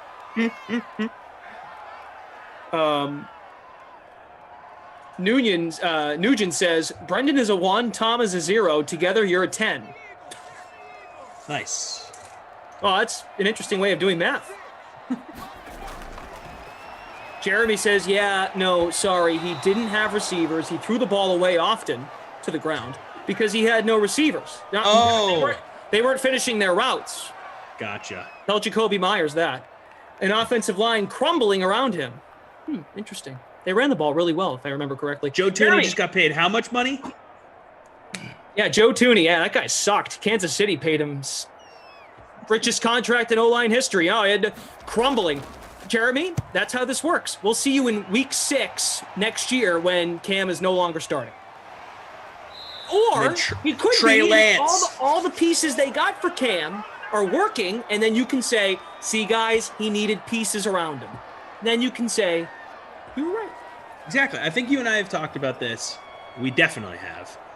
Cam no longer can be given the benefit of the doubt. He'll have a full offseason. He's far removed from COVID. He'll have weapons. They're saying, hey, you are the starter. I mean, everything is in Cam's favor leading into this season. If he fails this time, it's over in New England for him. No more excuses.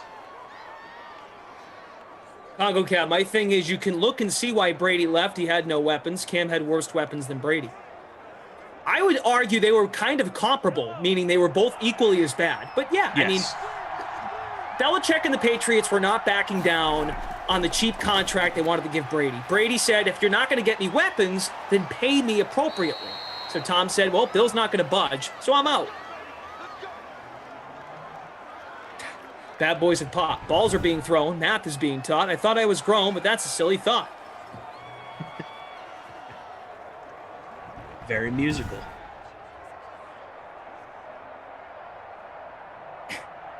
New win. Thank you, Roland. Yeah, phonics, that's where the nickname comes from. Thank you. I've actually heard both ways, though, to be honest. Here we go. From the 41, CEH gains 4. I really don't want to talk about the Patriots anymore.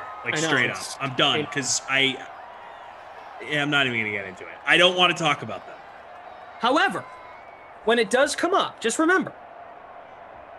It's like they say in Boston, right? It's like, well, they say this in any major city, any major sports city, Philly, New York City. We do have a stream here. We do have 12 hours to fill.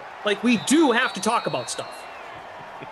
So anyone that's like, yo, you don't know if he's done yet. Well, guess what? The season doesn't start till September. So if you just want us to stop talking till September, then I suppose that's possible.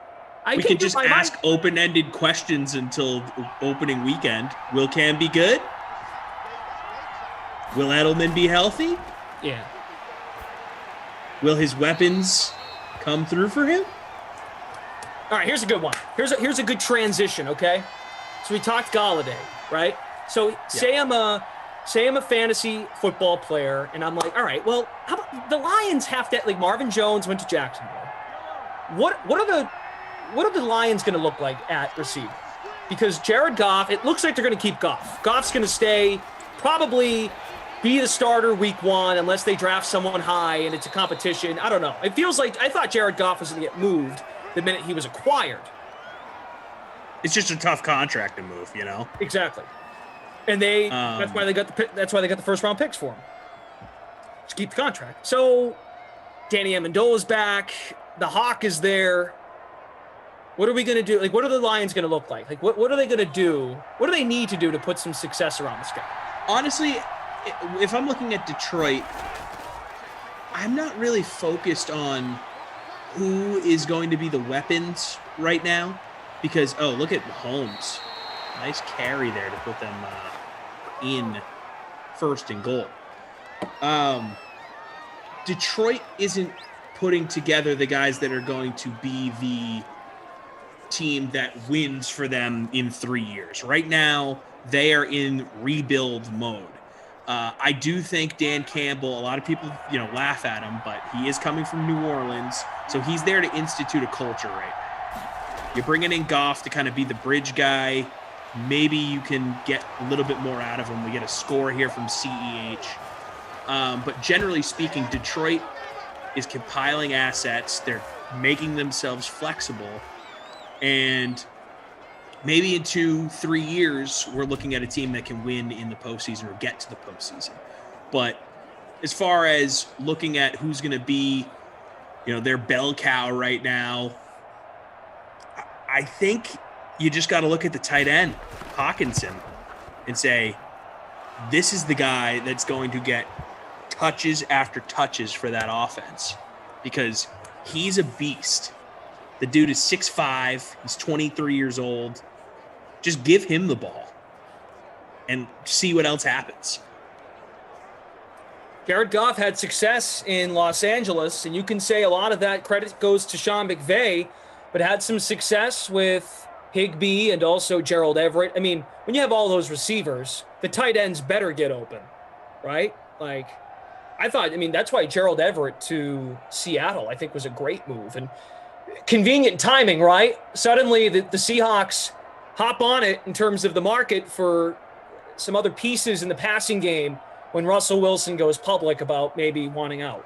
So they took care of it. We've been joking on the stream this weekend about how Chris Carson signing with Seattle actually makes Russell Wilson want to leave Seattle even more because Pete Carroll loves giving the ball to Chris Carson instead of letting Russell Wilson make plays. But yeah, obviously it doesn't hurt to bring back a guy like Carson who knows that offense and has had success in that offense. Seattle, their biggest problem to me is just figuring out how to make Russell Wilson more of a focal point. Let that guy win and lose you games. That's their biggest problem. The chat throwing out Swift. Sharon says Swift wasn't that bad. He looked good. He looked good down the stretch when he got consistent carries. No doubt. Going into year 2, more of a solidified role. Has Adrian Peterson made up his mind going back there? Ooh, I don't know that. Well, you know what? Now that I say that, the only reason why I brought that up was because he's a goal line carry guy. Yeah, but even last year, but I'm remembering now that Matt Patricia is no longer there. Like, they had this commitment to handing the ball to AP. Like, give it to the kid. Come on. Yeah. Love you mean it, Adrian Peterson, in terms of what you've done as a player. But come on, let's give the rock to the kid. Peterson is biding his time from this story I'm looking at on The Spun from 6 days ago. We're figuring it out with a couple of teams to see where I am going to continue my career with Josina Anderson on Twitter. So when was that? About 6 days ago. I haven't seen anything more recent. Jimmy in San Antonio. We respond to all of it. I pretty much read everything.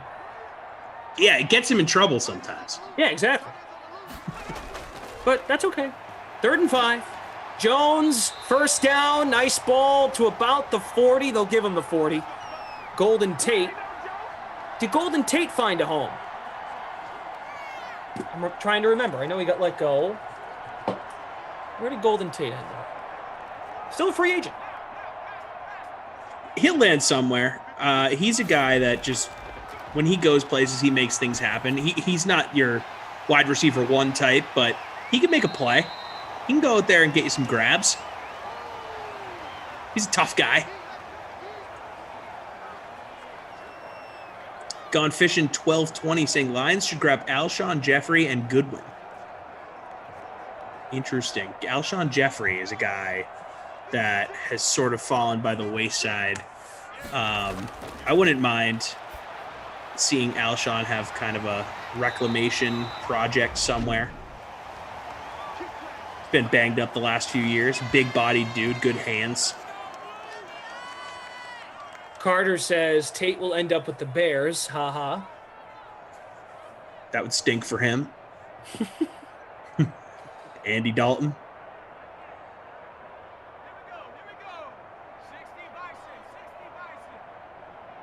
Yo, it's Derek. Russell wanted Carson back, Tom. Read report. Yeah, he says that. He says that, but he doesn't mean it. Let's be honest, guys. Yeah, just like Yo, it's Derek when Russell always says, "Go Hawks." Yeah, go Hawks. Love it here. Behind the scenes. Get me out of here. I'm out. Let me cook. The Carson thing is more of a joke, guys. Like, of course, re-signing a guy who's a good running back isn't going to make him run for a news. For more of a hey, trade me situation. It's a joke. Like, Pete Carroll loves Chris Carson. They need to let Russell Wilson play. There's your captain picking up another catch. He's Love got that. 6. We need him in the end zone. YDG, bro, he's a Madden caster, not an NFL caster. Yeah, leave me alone. Leave Clash alone. Leave us alone. They can heckle us. I love that. Leave us alone. Heckle. Need your care. You stink. Looking at the free roll. Oh! Daniel is in first place. He's tied with Cutler fan for first. Hey-oh!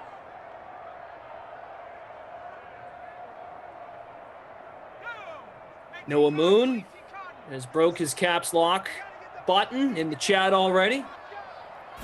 It's a good place to be. What's up, dude? Oh, nice play.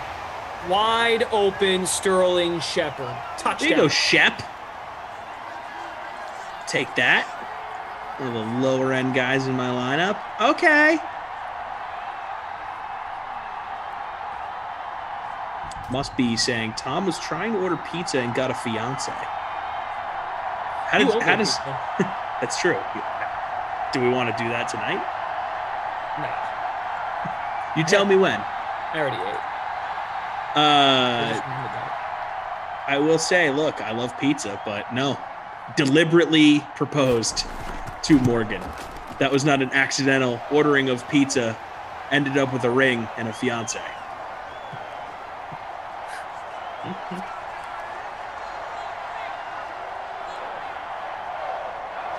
Starfighter. All is good, no matter what you call me.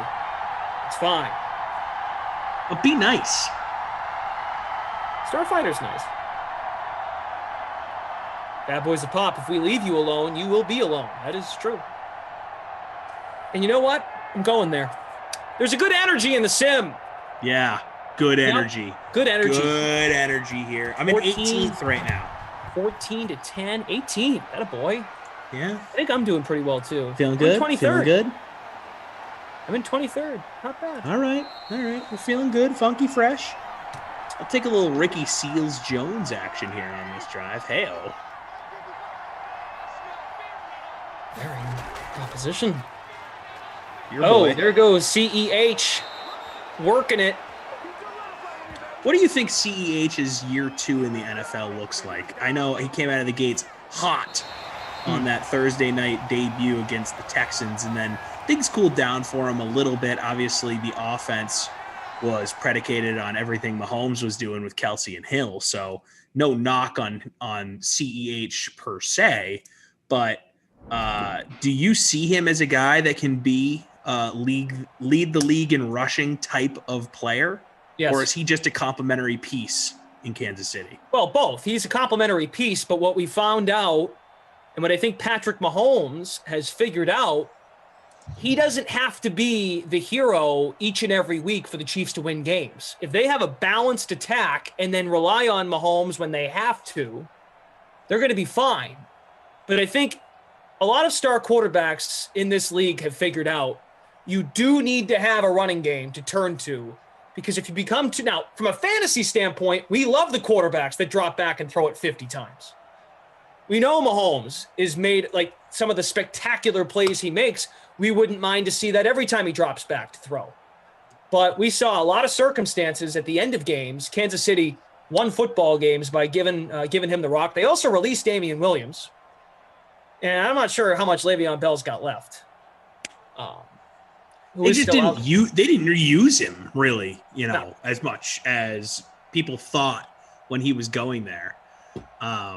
So, yeah, who knows what that guy has left in the tank. Maybe they didn't use him much because behind the scenes they weren't impressed. That typically ends up being the case, you know. I'd be curious to see what happens with Le'Veon Bell moving forward. It's an interesting guy to keep an eye on. Talk about a dude that just sort of sunk his own career, right? Sat that season out, ends up with the Jets for big money. Never a good decision. Taking big money with the Jets. It's just cursed franchise. Don't do that. If any players are free agents and they're listening to this, don't sign with the Jets. Just don't do it. You're going to hurt yourself. So I'm looking at Kansas City on Spot Track right now. The Kansas City Chiefs contracts. Kelsey and Hill, of course, are under contract for at least the next 3 years. Kelsey for 4, Hill for 3. We've talked about the Mahomes contract. CEH was Clyde Edwards-Helaire was a first-round pick, right? Correct. So end of the first round. They've got him for 4 more years under team control. Mecole Hardman is under contract. They're not going to bring back Sammy Watkins, I don't think. They will have Darrell Williams for 1 more year. They released Damian Williams. Now, I just think CEH is still a very viable fantasy running back because of everything that's around them. He can also catch it out of the backfield.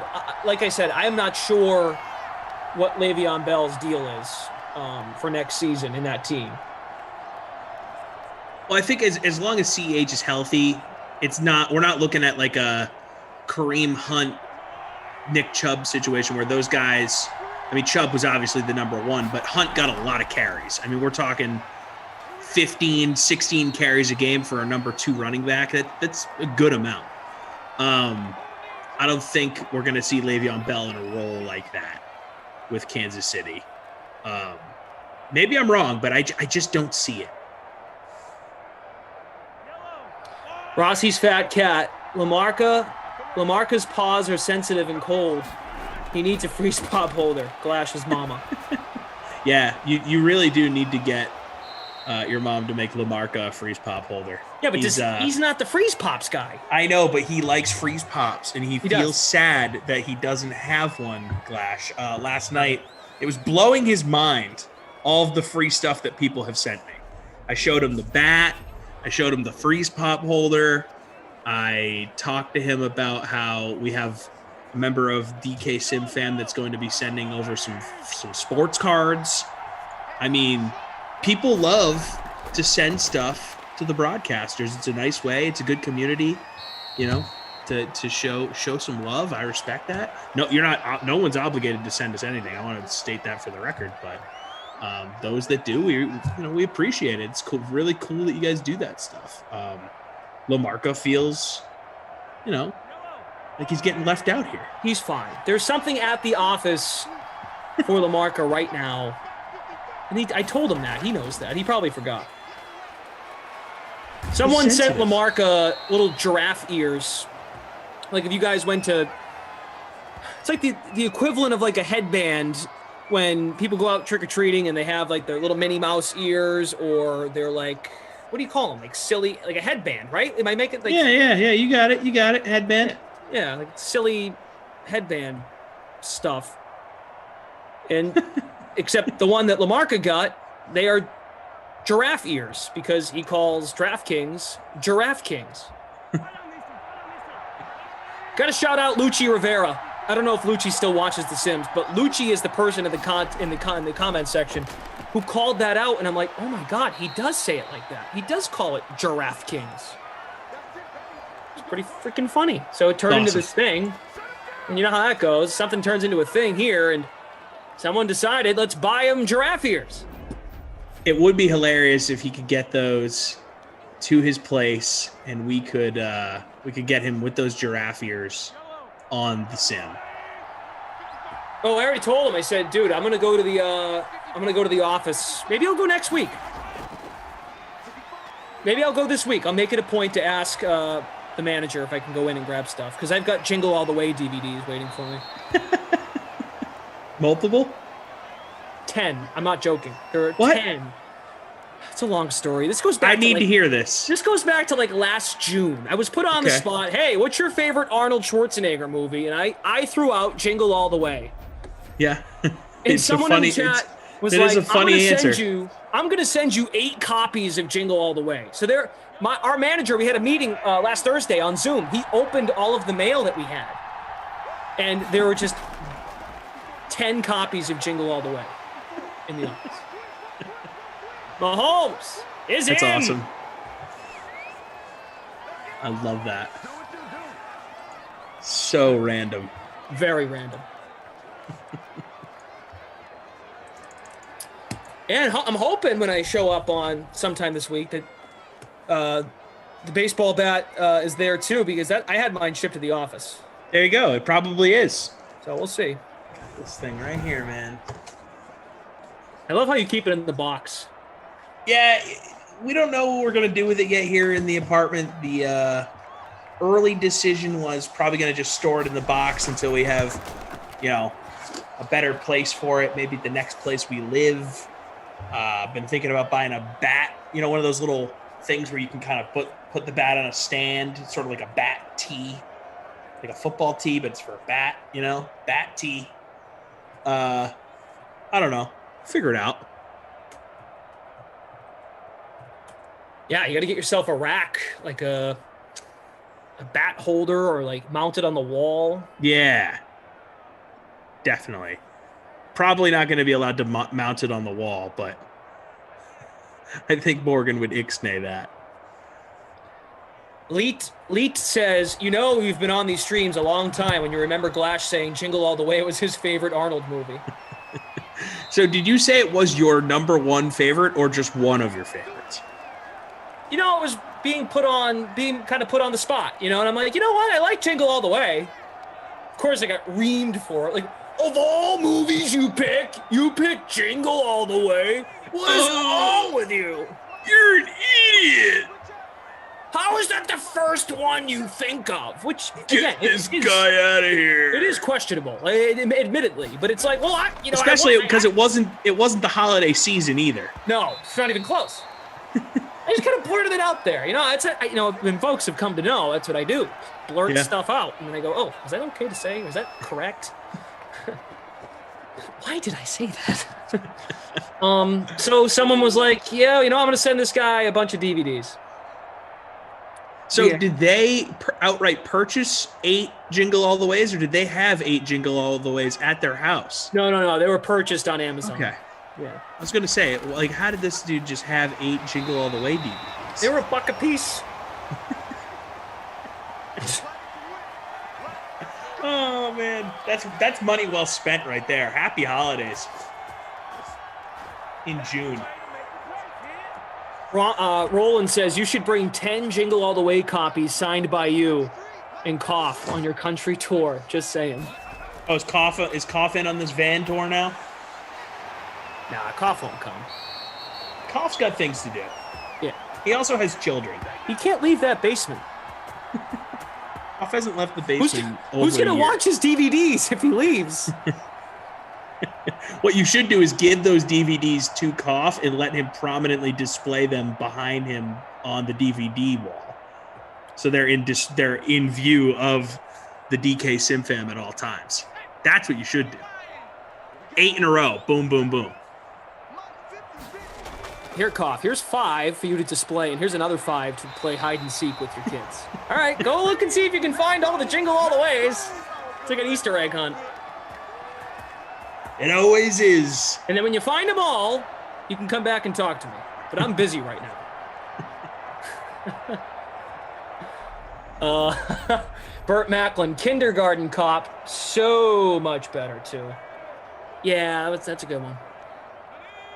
The Terminators, everyone says Terminator though, I feel like. So I was like, it'll be different. Jingle All the Way. Terminator's a great movie though. To be completely honest here.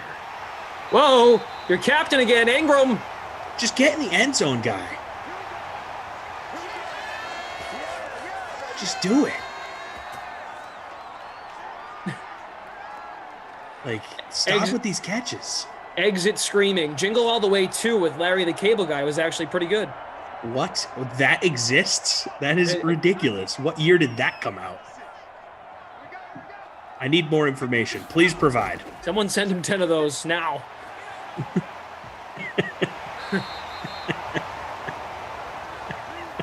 Straight to DVD, says Daniel. Of course Daniel knows. Daniel is the mastermind dude when it comes to anything cinema or TV, and I love it. It's great to have a guy like that around. Rossi's Fat Cat, LaMarca would trade that freeze pop holder for a pack of Top Shot cards anyway. It's true. He loves Top Shot. We didn't get into the Top Shot thing as much as I wanted to with him because I'm fascinated by it. I haven't got into it. Is that Ingram? Yes, sir. Let's go. Now it's paying off. Let's go. Yeah, I have not gotten into the Top Shot thing. As much as I've gotten into the sports cards game, not in on Top Shot yet. Probably won't, to be honest. It just doesn't intrigue me. I was going to let LaMarca try and convince me to get in on it, but we just didn't get there. First time him and I ever worked together. So we had a lot to talk about. Hey, my name's Matt LaMarca. I've got this really cool freeze pop holder with my name on it. I'll trade you for it for Emmanuel Mudiay. When he scored 16 against the Bucks on January 2nd. Oh, you're in? Great. Here you go. Oh, great. Yeah, hey, my cousin's name's Matt. Hey, I'll trade you this freeze pop holder for a Tobias Harris reverse layup against the Kings on February 4th. Done. In. I wonder if he'd actually consider that. How would he pitch the freeze pop holder? Look, it's got a cushion. Look how much room there is here. You can put two in here at once. Well, I have not tried to double up. I'm not sure if that works. I'm just okay. All right. Yeah, I don't want to stretch it out. I'm going to stick with one. All right. The one works well. Actually, it's funny. Morgan the other day just whipped a freeze pop out of the freezer, and we were just hanging out on the couch, and she was eating a freeze pop, and I said, "Why didn't you use the freeze pop holder?" And she was like, "It doesn't have my name on it." I was like, "It's a good point. It's my freeze pop holder." Wait, so she actually didn't use it? No, she didn't use it. I think it's because she just forgot and she was making a joke. The couch is all of 4 feet away from the counter. Would have been a lot to. But once you sit down with a snack, you don't want to get up to go get a holder. It's not like you're going to be holding this freeze pop very long, anyways. Right. We do. We need a freeze pop holder that just says LaMarca on it. Tim on YouTube just popped in, said, who scored for the Giants? Evan Engram just scored moments ago. Let's see how that helps me with the lineup. Yeah, we got a three-way tie in the public free showdown, 9,674 entries. Love it.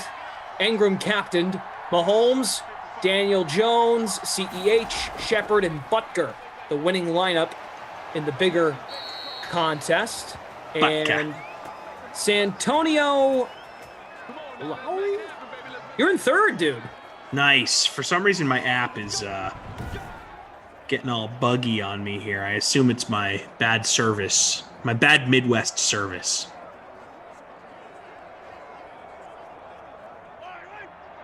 Just brutal DraftKings app right now for me. Come on. Here's Mahomes in the final seconds of the third. That's a bullet over the middle. Is that Ricky Seals? Come on. Look at him. Is it? I doubt it. Shams Sharania on Twitter. Charlotte Hornets guard LaMelo Ball is feared to have a fractured right wrist. Sources tell The Athletic. Ball is receiving second opinions on his wrist for next steps. Uh-oh. Yeah, not great. One of the more exciting young players we've seen in the league in a long time. Good thing to keep in mind when you're building NBA lineups over the next few days. Obviously, you don't wish anything, bad for LaMelo Ball here, but, we do play daily fantasy here in this group. So just keep in mind, Hornets guards Might get some value. And you know, I can say this now because we're not in the Madden and we're on cam. DK Sportsbook, Rookie of the Year. Might want to look into that now, people. I'm just throwing it out there because that guy was the heavy favorite to win it. So now, great point. So I bring that up. You can put 2 and 2 together. Some other dudes might be, ready to slide on in. You know what I'm saying? So I would take a look if you can now. Well, or you could stay here. That's not your sort of thing. So, it's Derek asking about next Sunday. Here's what I can tell you about Sunday. Yes, Sunday next week, March 28th, marks the anniversary, 1-year anniversary of calling Sims. This is what I have. This is what I can tell you. Sunday will be the 1-year anniversary. We'll have a large contest that we'll post early next week, which is like this week, but it's coming, for the 6 p.m. classic set that day, culminating with Houston, New Orleans. And that's because Houston, New Orleans was our first ever matchup. So we will have Houston, New Orleans 2021 style, of course.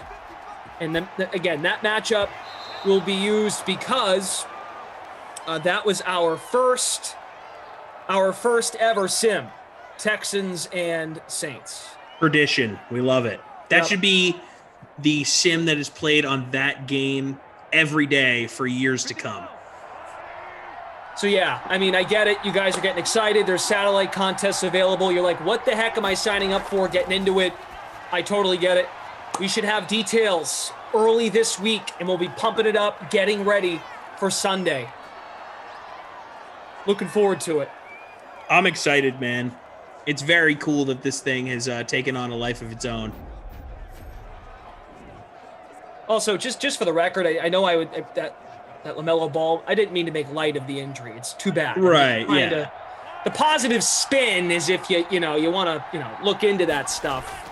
I suggest you do so before stuff changes very soon. Mahomes stays on his feet, avoiding the sack, hits Robinson right in the belly. Good stuff from Mahomes there. I have dropped slightly down to 5th place. Joe Johnston says, Glash, you need to start talking in quotes. Like this. I have to do this. Little air quotes. It's fair. Fair criticism. What if I'm thinking about quotes, though? That counts, right? Or is that plagiarism? Internal quotes. Internal plagiarism. Hey, and by the way, you'll be with Matt LaMarca. Yes, we'll be back next Sunday night to wrap up that big night, the anniversary. Hopefully, I get some more free stuff by then to make LaMarca upset. Guys, slide into his DMs. Like, send him something, guys. Come on. Send him 14 Jingle All the Way DVDs. You should all just Venmo LaMarca like a penny. Dude, a little goes a long way. Heard you've been going through a tough time. I will say, working with that guy was a trip last night. Did you enjoy it? Yeah, it was awesome. Yeah. Chill, dude. All right, here we go. Mahomes, open man, touchdown. Travis Kelce. T. Kels with the score. I'm happy I went with him over Hill. A little bit cheaper. Same dude. Gets in the end zone. Hill has not been consistent of late.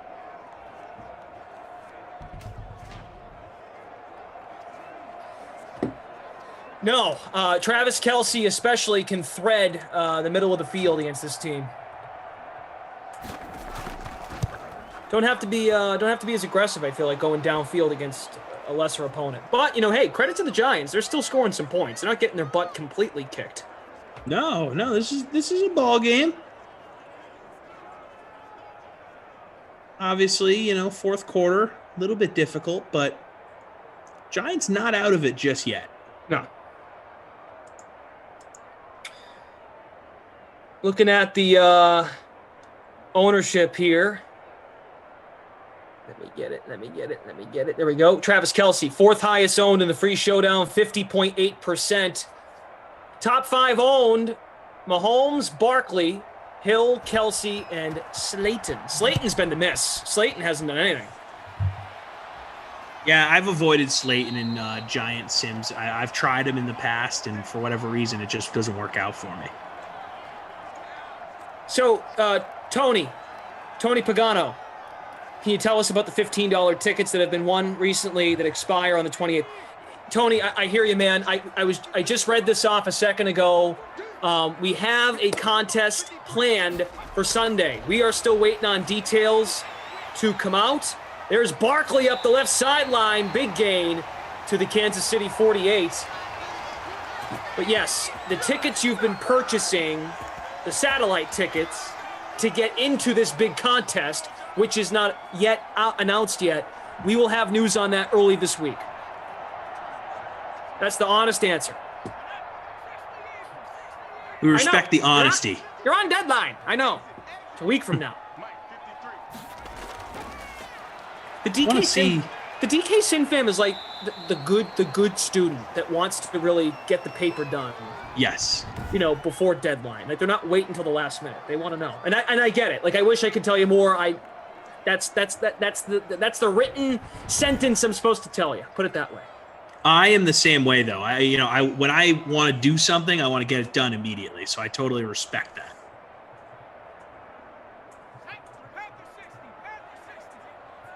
All right, Giants trying to keep this going. We'll stay in it, of course, down 12. There's Slayton. So basically, I need Barkley to score here to have a shot.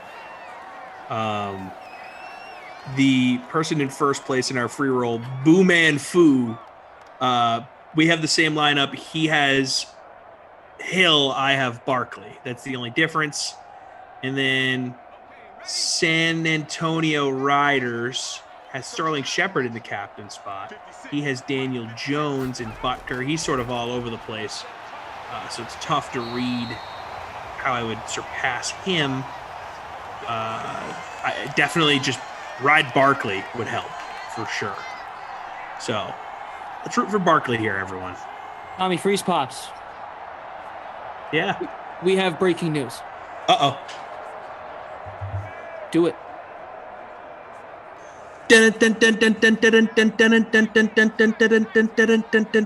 DraftKings Dream Stream, the Los Angeles Rams have signed wide receiver Deshaun Jackson.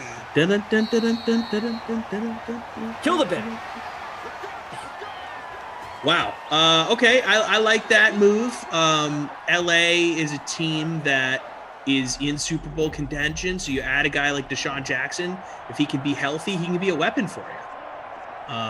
He's fast. Even with all of these injuries, when he is on the field, he is still lightning fast. So, buy low on Deshaun, see what he does. K on YouTube. Right now, it's LaMelo. Next up would be Anthony Edwards from the Wolves. He has come along of late, for sure. He's coming into his own. So here's more on Deshaun Jackson. The Rams make it official. That tweet we just read off from the NFL. Mike Garafolo, we'll talk about this right after the first and goal play. Knowing that we just set it up like that, they're not going to pound it in right away. Come on, Saquon. So Garafolo, the LA native, Jackson, headed home, can still run at 34. Believes he will be as healthy as ever next season. Sean McVay reached out to him personally, wanted proven speed for Matt Stafford, has it now. Yeah, I mean, he is proven speed, but the key to him is health, man. He has not been able to stay on the field for years. Who are we looking at? Ingram, Shepard? Shep. We'll take it. Wow. Shepard was the captain for one of the lineups ahead of me, so that's not great. But I have him in my lineup, so I think that might keep me in second here. We'll see how everything shakes out as we barrel towards the end of this one. Fooligan on Twitch says, kind of downplaying the move, Deshaun Jackson to the Rams. He has played 5 games in 2 years. Yeah, I mean, it's not bringing in Deshaun Jackson is not something that you should look at and be like, well, this is going to make or break our season here, you know? But it's a nice piece if he can be healthy. There's no question. You're not breaking the bank for Deshaun Jackson at this point. He's 34. Well, and they got a great mix, right? Now, everyone's coming back, right? Yeah. Or did they lose someone? No. Well, they lost their tight end. They lost their tight end. They lost Everett, but they've got Higbee back. Woods, Cup, Van Jefferson, Brandon Cooks. Cam Akers, young dude. No, Brandon Cooks is not there anymore. No, he hasn't been there in over a year. He was with the Texans. I'm so brainwashed by Madden, and I know he's on the Texans in Madden. Oh, just thinking anniversary. Madden 20. Yeah, a year ago he was on the freaking Rams. Sorry, everyone yell at me. He's not on the Rams anymore. All right. Okay. That's good, though. I mean, that's a good depth piece for the Rams. Totally. I'm in second place here, guys. I need no Tyreek Hill here.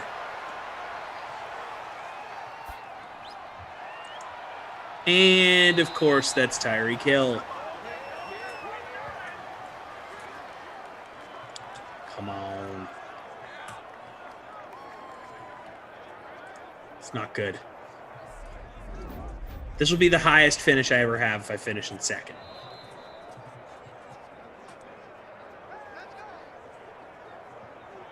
What I need to happen now is the Chiefs to kick a field goal.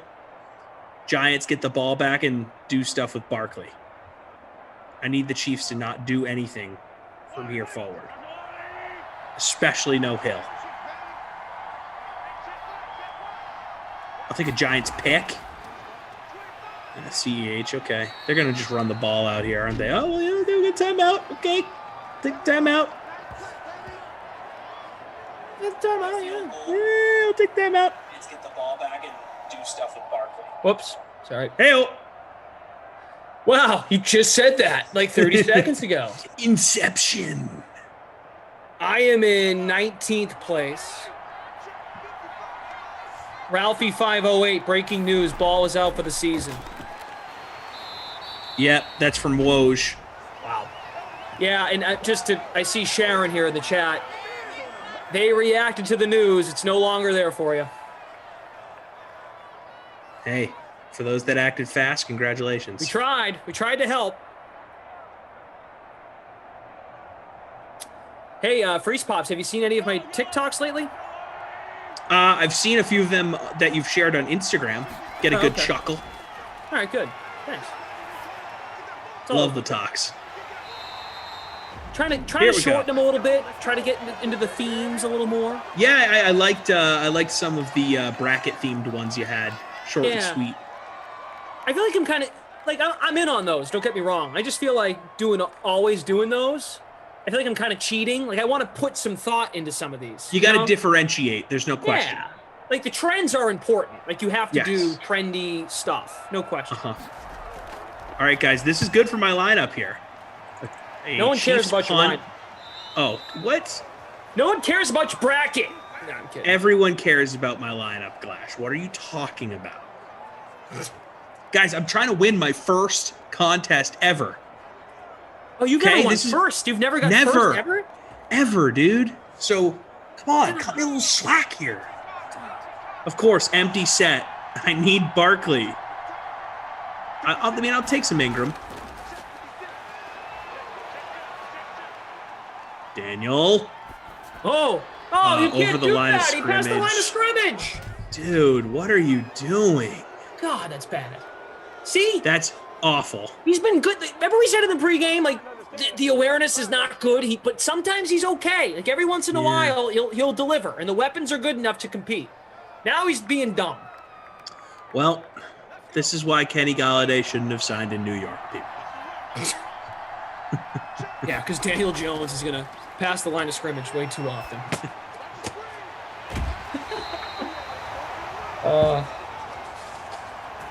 All right, Golden Tate with the catch here. Stayed inbounds, clock running. Unlikely that we're going to get Barkley production here unless they throw the ball to him. No huddle. Jordan Lindenbaum also needs Ingram. Gotta believe, man. Barkley. Oh, nope. Oh, Golden Tate. Going back to the Tate. Under a minute to go. Clock winding. Giants taking their time.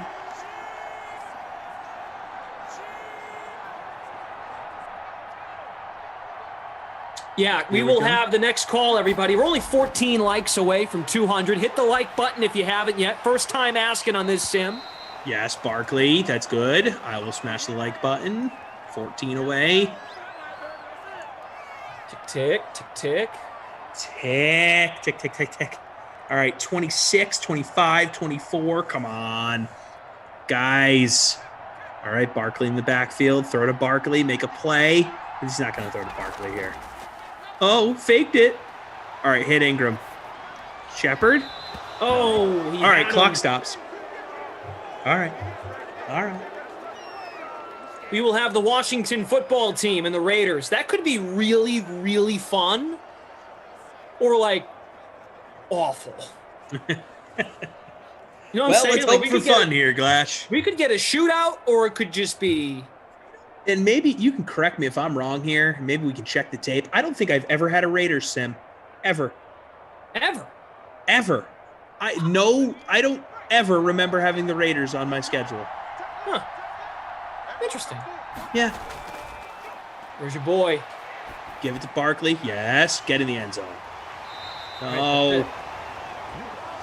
All right. I think I'm actually going to end up finishing lower. I just checked. I'm in 4th. So...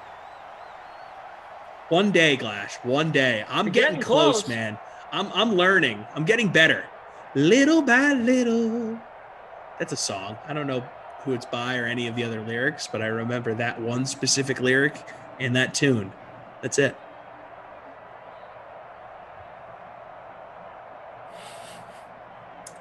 I lost.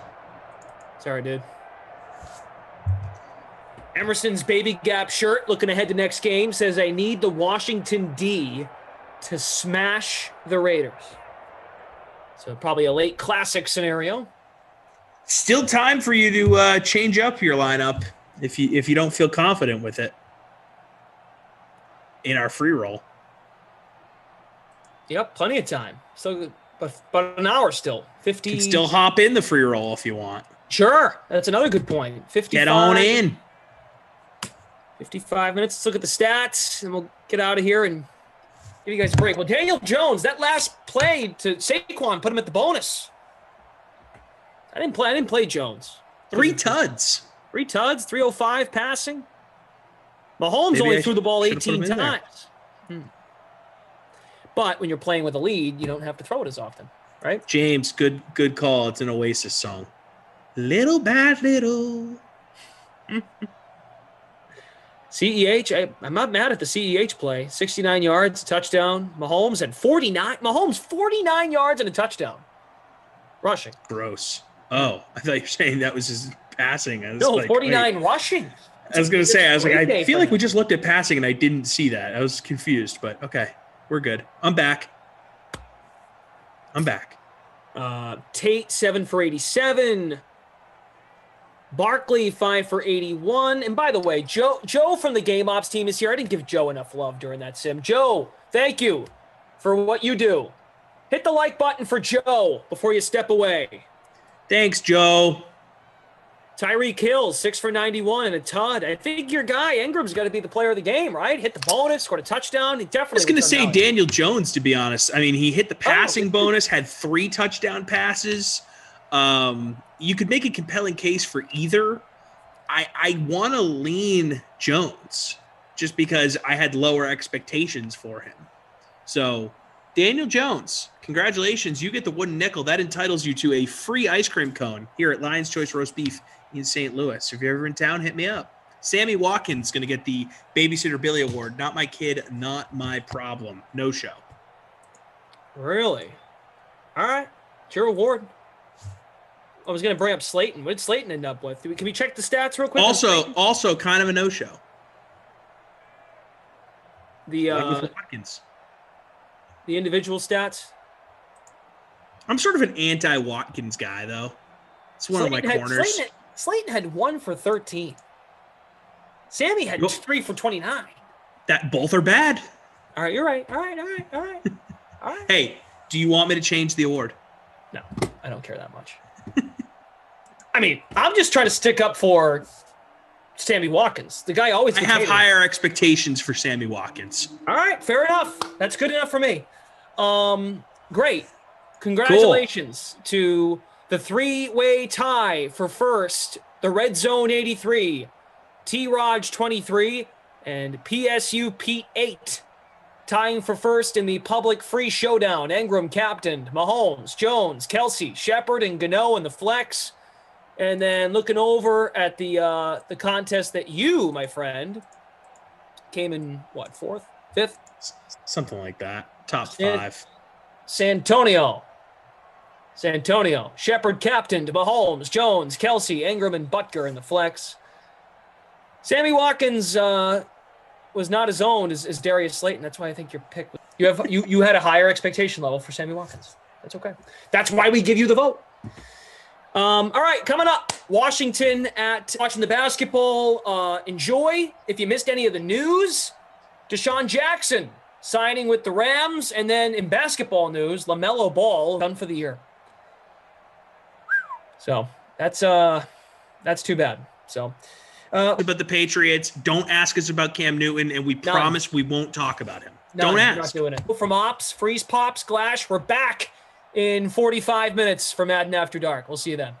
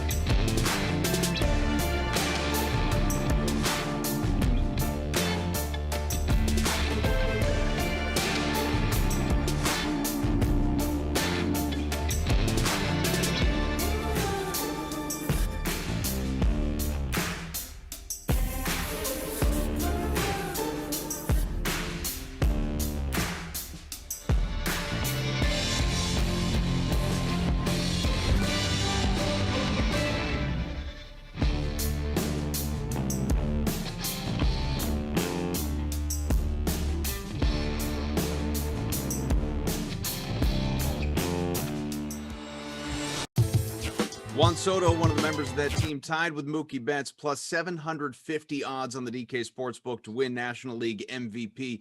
Soto's been in the mix. We know that, Bukes, but what's it take for him to finally win the award?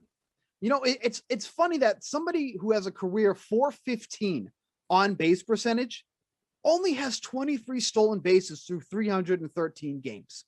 And it's not like he doesn't have the capabilities to do so, because of the 28 attempts that he's made, he's only been caught 5 times.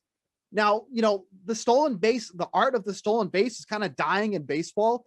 And there are some guys who do it extremely well. Soto could be one of those guys. Now, obviously hitting in the middle of the lineup, you know, you're not really looking for him to steal bases or whatnot, but I feel like it's a weapon that hasn't fully been released for him yet. And it would just bring him to another level. There's not much you can really rag on the guy about. So this is kind of splitting hairs like we were talking about. He's an absolutely phenomenal player. It'd be great, you know, if he could get that into his game. But other than that, I mean, he is just a high profile player. Gary, and your thoughts on Soto, and please take your time. I enjoy listening to you. Look, I just think he's a special player. I mean, he's someone who, if you prorate his numbers from last season over a full schedule, they're ridiculous. The WRC plus hovered around 200. His expected WOBA was insanity. I don't think he'll be able to do that for 700 plate appearances, but if he does, you start looking at, his odds to win MVP and the guys sort of surrounding him. Yeah, I think it's kind of weird that Tatis has a better number than Soto, and I'd just be drawn to that anyway. But, if the Nationals, we talk about these awards all the time, they're narrative awards. If the Nationals come back from a terrible season and are able to overtake like this Mets team that spent a bunch of money in the offseason and the upstart Braves, and they're able to get back and win the East and get back into the playoffs, and Soto's doing it with 85% of the numbers he did last season, I don't know how that guy's not going to win National League MVP. So it's not a terrible bet.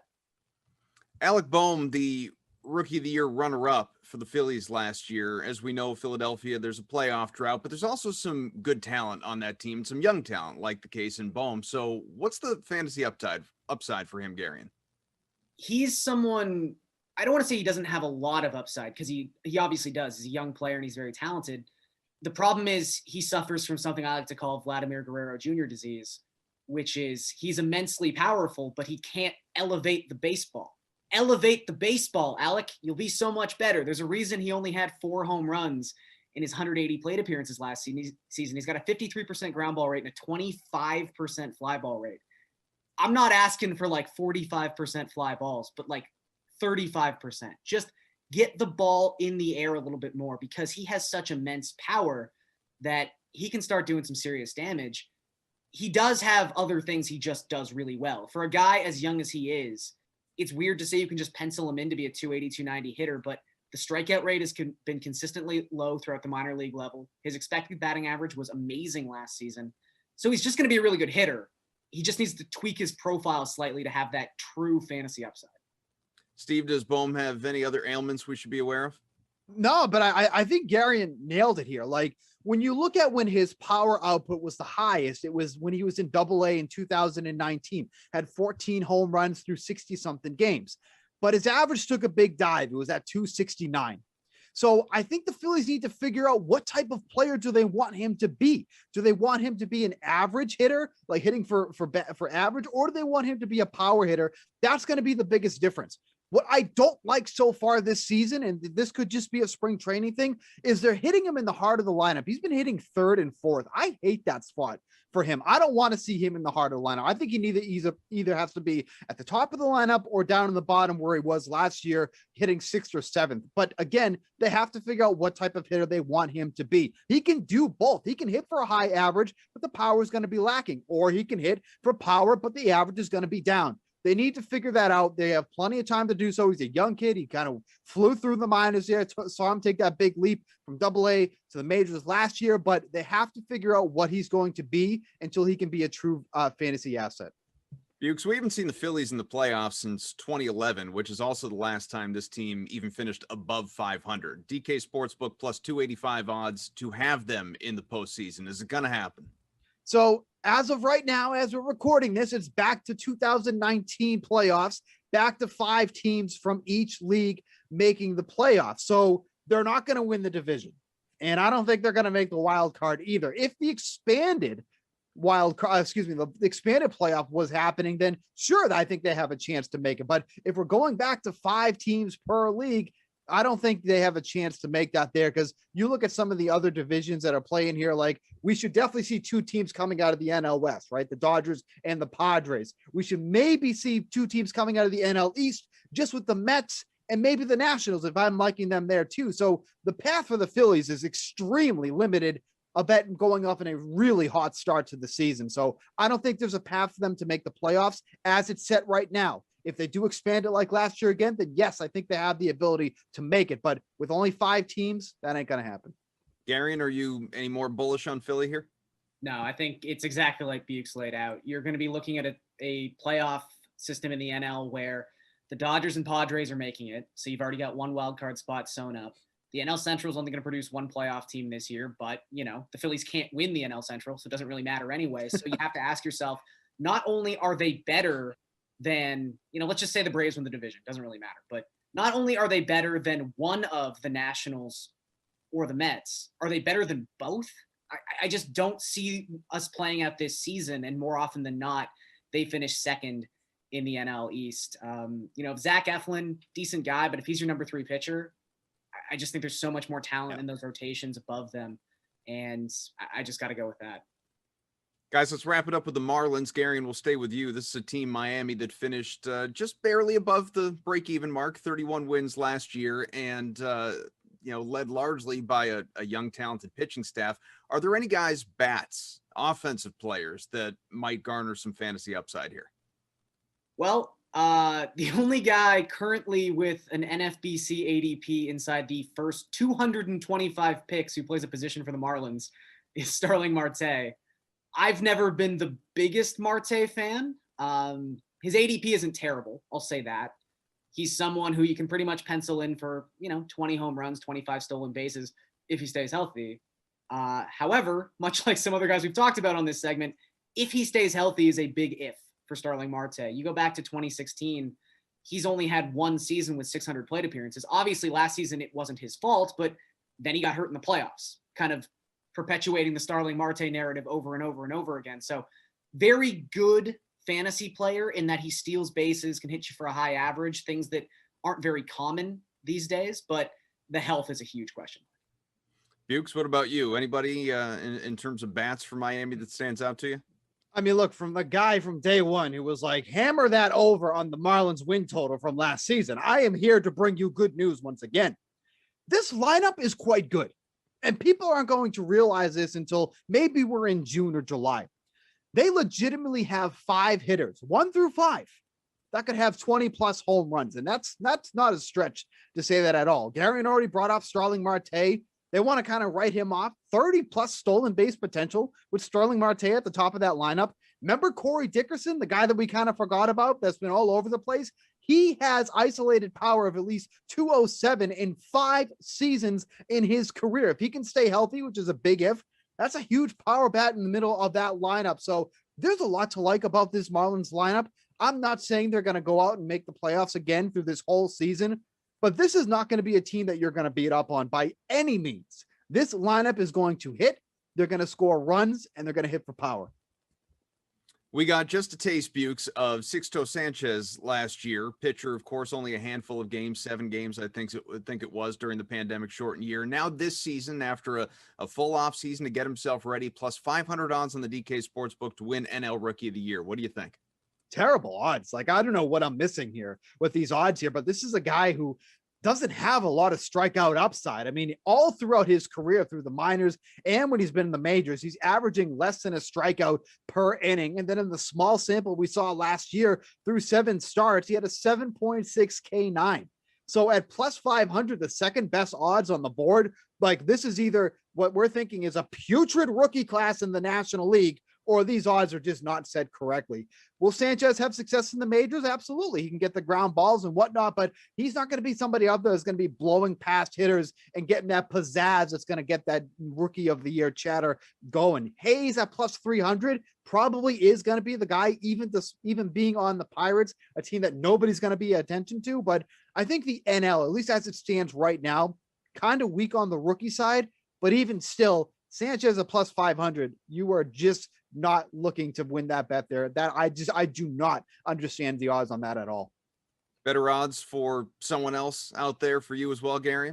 Yeah, I mean, I think this is probably a product of, as Steve was talking about, this is just not a great rookie class right now in the NL. And I think something we talked about when we were breaking down the AL Rookie of the Year odds, I'm always going to take a positional player in that volume over a starting pitcher. And right now, Ke'Bryan Hayes, say what you will about the regression that he's going to have to face in 2021, although he's tearing it up in the spring right now. So he's continuing to hit at the like quote unquote major league level.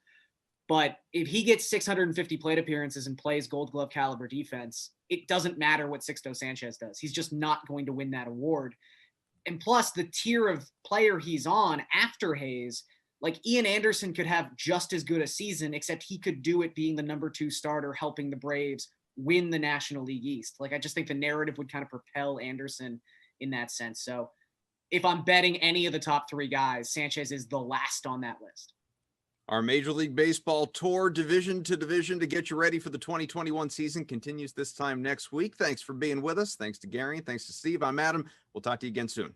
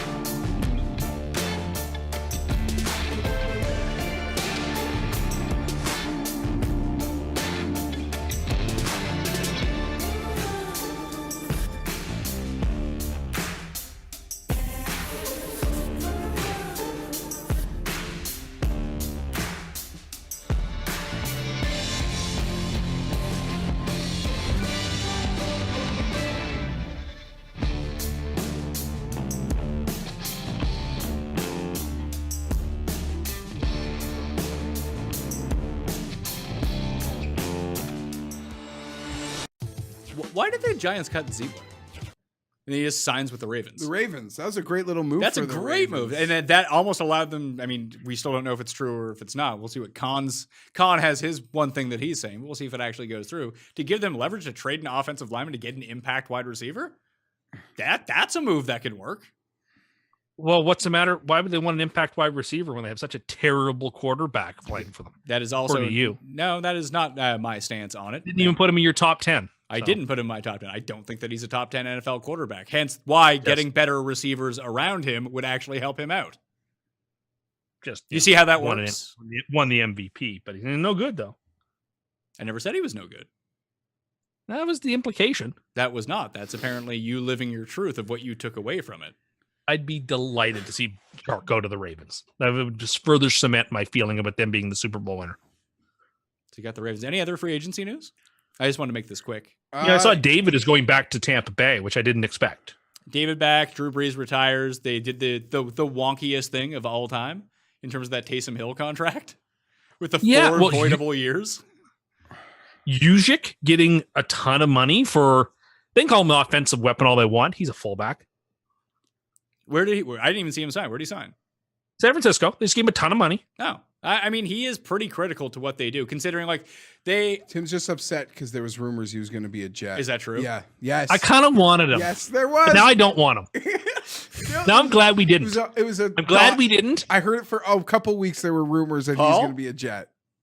The Jets have been receiving trade calls on 4-time Pro Bowl linebacker C.J. Mosley. Has he played? You know what? The guy's played like 3 Jets? games. Played like 3 games. And that very first game against Buffalo, he scooped up a ball for a touchdown. We're up 16-0, and then Sam was sick and couldn't finish. Really, you were so excited when you guys signed Mosley. You don't want to keep him? What an offseason? Are you done with? Are you out on Mosley now at this point? I'm not in or out. Like, he took last year off because of the pandemic. He didn't play much in 2019. Like, if we lose him, I don't feel like I've lost much because I never got to see him, and I don't know what he'll look like when he comes back. All things being equal, sure, I'd love to have him play. I think he'd be a marvelous linebacker in Saleh's system. But if we get a good trade offer for him, Douglas is very shrewd, and I think he'll make the right deal. I mean, the Jets are not interested in winning. I mean, 2021 is not our winning year. 2022 might not even be our winning year.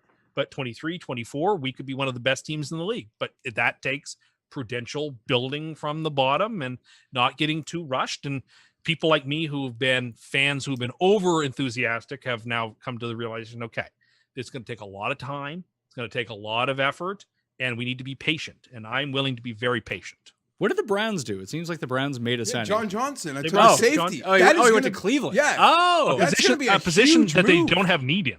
A position they don't have. No, need this guy literally, like, he wore the headset. Like that normally goes to a linebacker. So now they have a defensive captain. They have this guy can play anywhere. I thought like him and Derwin, we would literally have been impossible to game plan against.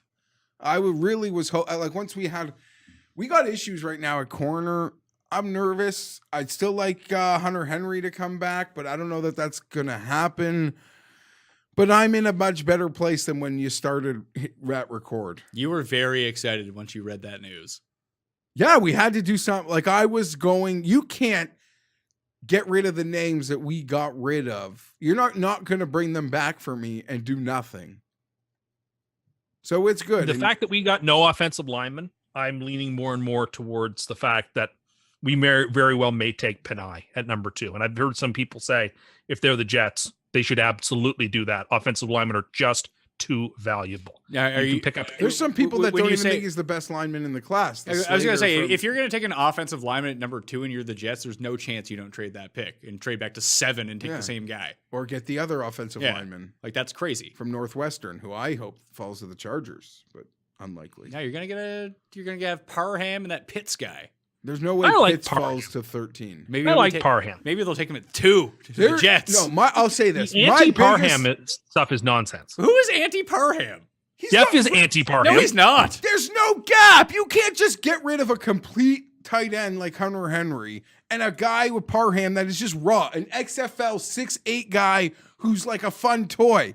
He's not a guy I want on the field for the snaps, man.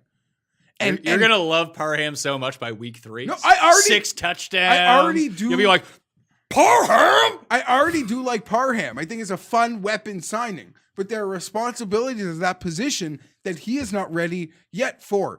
And I will own this right now. If I pray to God Jared Cook isn't my next tight end. Oh, that would be fun. I cannot. How many touchdowns would he drop next season? I don't like the guy. He's just a next man. I don't think he's special. I went from Gates to a guy I really liked in Hunter Henry. I will not stand for Jared Cook. I will not accept Jared Cook. I'll be forced to accept it. I'd be forced to accept it. And there's a lot of people talking that up because of our offensive coordinator was from there, Lombardi. So I'm real nervous about that. And there was another part of free agency that I wanted to mention, but Dietrich it's already Wise being signed by the Patriots. Skip my Jameis is going to be signed back with New Orleans, and he is apparently going to be the starting quarterback. I'm skeptical of that, though. I mean, I guess it's going to happen, but he's been told it's not his job if he signs. There's that stories. Seems insane. He'll have to compete, and it'll be an open competition. Well, it's not insane because that New Orleans loves Taysom. Sure, Hill. but they tried the Taysom Hill experiment at quarterback, and they could barely move the ball on offense. They won games with him. You think that will change their opinion? I mean, listen, I'm with you. I think Jameis is a much better option, but we'll see.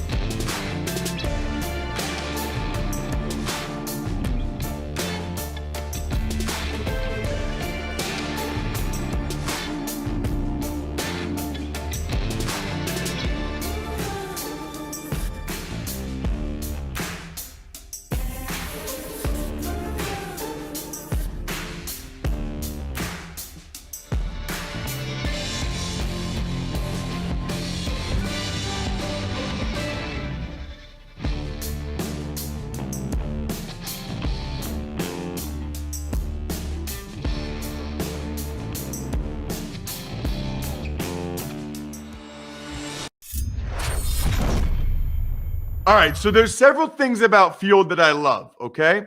Number one is that Field played Division III football. Why is that important?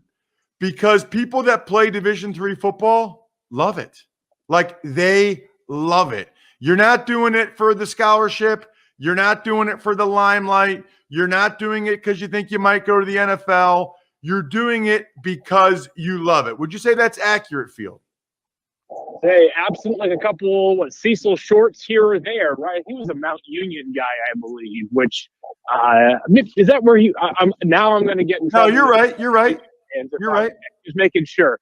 But yeah, there are very few of us, the Division III level, that ever have any aspirations to play in the NFL. And I think one of the most important lessons that I learned early in life for us was that it was important to be honest with myself. And when I was honest with myself about what my career with football would involve going forward, it was not playing the game beyond college. It might be somehow tied to the game beyond college, but I knew at an early age that I would be no Ross Tucker past my my football playing career at the college level. You know what's so funny about that, Field, is when I was probably up until like 6th grade, my dream was to play in the NFL. And then 7th and 8th grade, I was a late bloomer. So I saw my friends, like, who had always been a lot smaller than me. They were my size. My dad, Field, believe it or not, is 5'9", 170 pounds. So somewhere around 7th or 8th grade, I was honest with myself. And I said, I just want to have the best high school football and basketball career I can have. And then I wanted to be a broadcaster and go to like Syracuse or, write for Sports Illustrated or work for ESPN like you do. I basically had that same sort of, come to Jesus realism. And then, you know what happened after that? I just started to get bigger and bigger and bigger. I mean, at 5'6", chubby 150 in 8th grade, 9th grade, like 5'9", 160, 10th grade, 6'1", 170, junior year, 6'4". I mean, it was great. I literally said, look at my dad. I got no shot. I want to be a broadcaster. And then God was like, no, you don't. You still got a shot at this thing.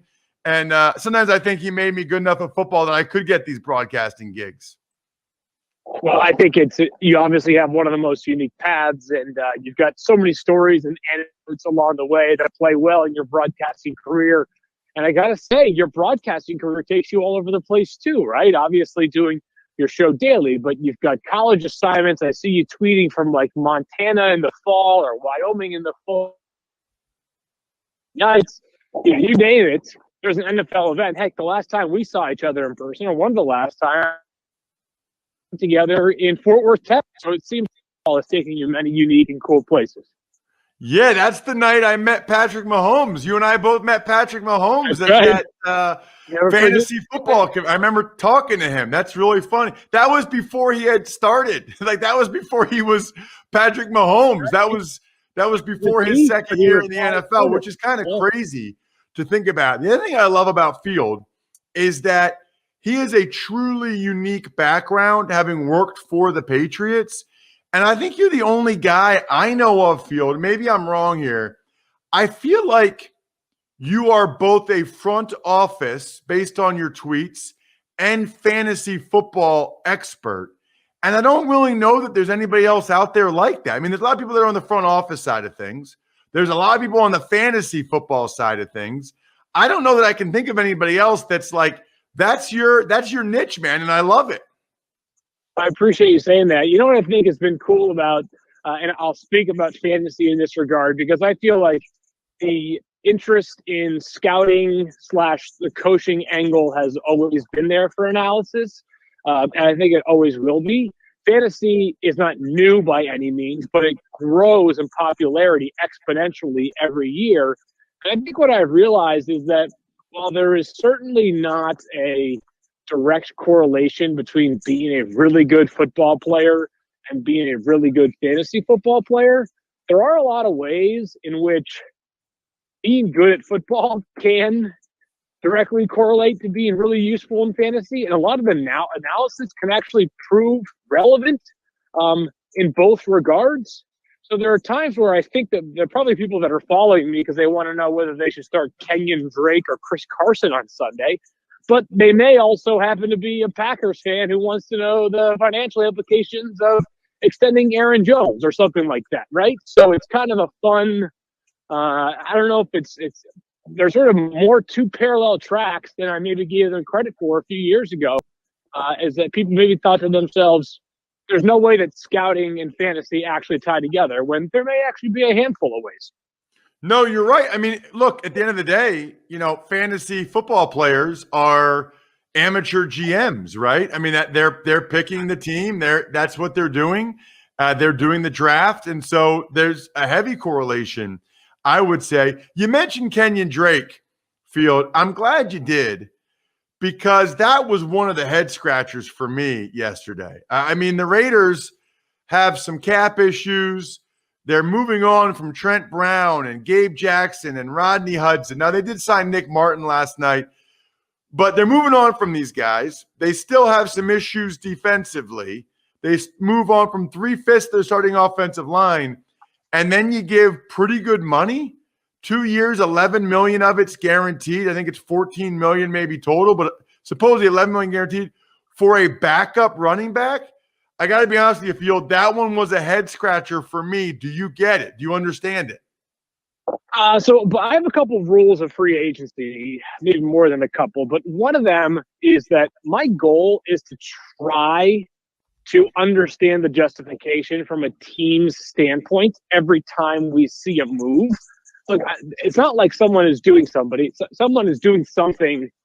with complete disregard for what it all means. I always feel like, and these, again, sometimes the moves are so obviously bad that it's really hard to justify them. And I don't want to pile on, but like when the Texans were making the series of transactions they made a year ago, they're kind of like, holy cow, what are they doing here? Obviously. This Kenyon Drake signing is not nearly of that caliber, but I'm with you, Ross, is that while I understand the trade of Gabe Jackson, I thought he was a player that had kind of run his course with the Raiders. I had a harder time certainly understanding the Rodney Hudson trade, a guy who's still playing at a very high level. And if you look at his compensation, it's not like he was an overpaid star. He was a star paid commensurate with his value. So I am not a believer philosophically in paying running backs significant money. And I know that this is not Zeke Elliott money for Kenyon Drake, but he's also not even Zeke Elliott, right? I mean, he is a useful piece in both the passing game when he gets opportunities and as a runner. But they also drafted a player in the first round 2 years ago, and Josh Jacobs, that you use the 24th overall pick on a running back. I would expect that player to be a 320 touch per season player. So I do wonder if they're allocating the resources correctly right now in Las Vegas. That does concern me a little bit.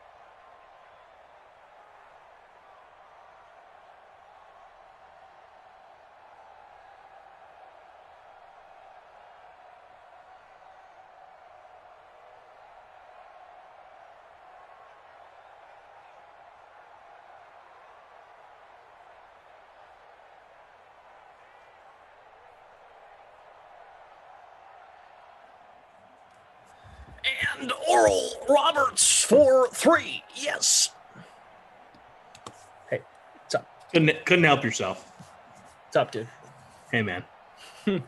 How how are you? How was your break? It was good. Laid on my bed, watched a little hoops, talked to Morgan, hung out, filled up my water bottle, drank most of my water bottle. Gonna have to fill that back up at some point during sim because I like water. All good stuff. Basketball's been fun, huh? Oral Roberts advancing, beating Florida. Awesome. Holy crap. A lot of close games here tonight. Second 15 seed to ever advance to the Sweet 16. That's crazy. Second ever. Florida Gulf Coast was the other. Dunk City. That was a really fun team. All right. Crap. We didn't give a great pregame like we did in the 8 o'clock. I could give you my lineup. Sure. I mean, that's kind of what we have to do now. Darren Waller, captain spot. Washington DST. Sort of my punt play, but I was going to get them in there regardless. Derek Carr, J.D. McKissick, Hunter Renfrow for $4,800. Tyrell Williams, $8,000. Normally, and again, never done the Raiders. I've never done a Raiders sim. That's crazy. I'm putting it out there. It might not be true, but I'm going to put it out there. I've never done a Raiders sim. So typically, I am a Tyrell guy, but I'm out on Tyrell tonight. Henry Ruggs has been the dude lately. The dude. You got more Vegas experience than me.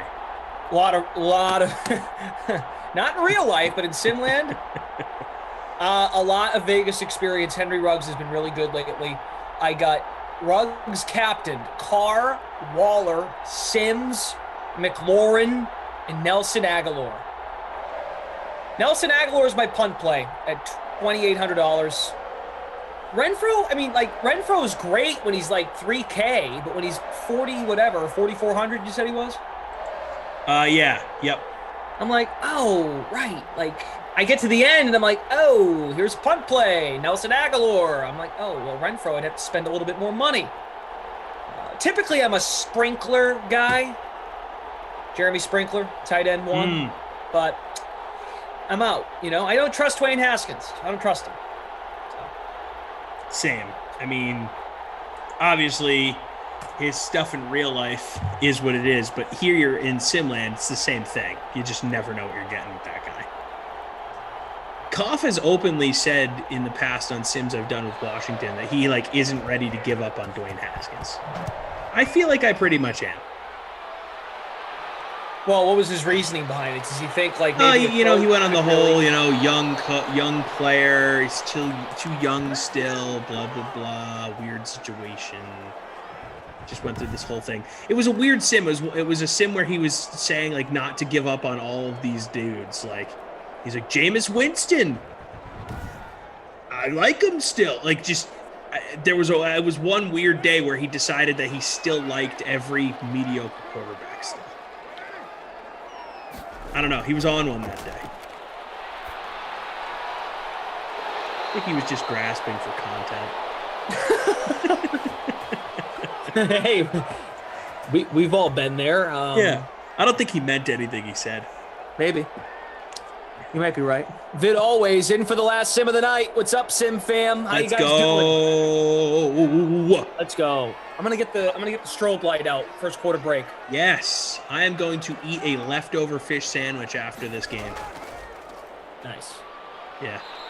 Your microwave is in the chat. What's up? Tom's microwave says Keep it hot. I am going to use you later to eat my leftover fish sandwich. Yep, heat that baby up. Nice. Pretty excited for it. Obi-Wan. It's over, Anakin. I have the high ground. That's because Krusty's a weird fish. Yeah, he is. But we love him. Yeah. Of course. All right, producer Madison's with us. Daniel on the ones and twos. Sunday night, Madden After Dark, Simland, Raiders, Washington football team, Jalen Richard. Look, we said this in the last sim. I don't know what the heck to expect. Like, we might get a sick game. I thought the last sim was pretty good, but when you have the Chiefs and the weapons that the Giants have, there's some optimism. Here, I don't really have much optimism. So we'll see. Yeah, I'm pretty down on this matchup as well. I mean, you have to be a little excited because you're seeing a team for the first time. No. Okay. There's Tyrell. Love that answer. Hey, I have a basketball game in front of me, and it's two teams with the abbreviation OSU, and they both wear orange and black. How confusing is that? Dude. Weird. Like, you don't see that often in sports. Basically, same color scheme, same initials. Great point. Jared Kilgore, what's good? Thanks for being here. Who do you like in this game? Good evening. Who do you like? I have the Pac-12 squad winning. Okay. All right, man. I have OSU. You see what I did there? Actually, no. I have the Big 12 team winning now that I think about it. All right. So yeah, I've said both. I've covered my bases. Yeah, attaboy. Hey, there's Henry Ruggs. Lewis Daniel, what's good? Monster 01, Justin Gardner, Steven Lebowitz. Leftover fish sandwich sounds like the worst thing one can eat. Ha! You've clearly never had this fish sandwich, Steven. Joe Mallet likes Oregon State. Hope you guys are enjoying the tournament. As we say all the time, thank you for choosing us too. We understand. We've been saying this now for a long time. During the NFL season, we understand. Real sports are back. You want to go watch real stuff, but we welcome all of you into the sim bubble. No question about it. Inclusivity. The second screen experience. It really is. This was tailor-made for the second screen. You know what? You don't mind being a slot. Get in. There's a touchdown. Get in. Hunter Renfrow. In your big dumb face, Clash. Ha ha. Wow. That hurt. Yeah. Yeah. Gosh darn it. Yeah. Yup. Oh, yeah. Mm-hmm. Oh, yeah. Oh, yeah. Oh, yeah. How about Marcus Mariota, who is the backup for Vegas in this version of Madden? Where do you see him landing next season? Do you think we see him starting next season at all for any of these teams? I would say no. No. What is the latest on him? He had some hype. He had a little hype after the flash he had this season when he got some playing time. It was against the Chargers. It was and you know why? Thursday night game, had the audience, no other game on. Yep. Same thing with certain quarterback in week 2 against the Seahawks. Yeah, just to. Oh, why'd you do it? Why? You didn't have to do it. You didn't have to do it. You didn't have to do it. Hunter Renfrow, 25% in the flex. Top 5 highest owned. I didn't play J.D. McKissick, so I'm kind of surprised. McKissick, 71% owned. Well, he's an RB1. Both these teams are sort of meh. You know? So what's the latest on Mariota? Like, he has to take a cut, correct? Mm-hmm. Meaning he's got to work with the team to take, like, what is it? Like, they wanted to take, like, $3 million to be the backup, or if he doesn't agree to that, they're just going to let him go? Right. And then he can go test himself in the open market. Steven Leibowitz, this fish sandwich wasn't originally microwaved. Like, it was a sandwich that was prepared at a restaurant that will now be microwaved. So it's not like a frozen patty fish sandwich or anything like that. I don't know if that helps clarify or makes you less excited or more excited for me. Dontrell Inman. making a catch, excuse me. Let's see where I am in the contest after that Tud. First place. Gosh, I'm getting good at these. Yeah, win one, then come talk to me. All right? I said I'm getting good. I didn't say I am good. Getting good. All right, man.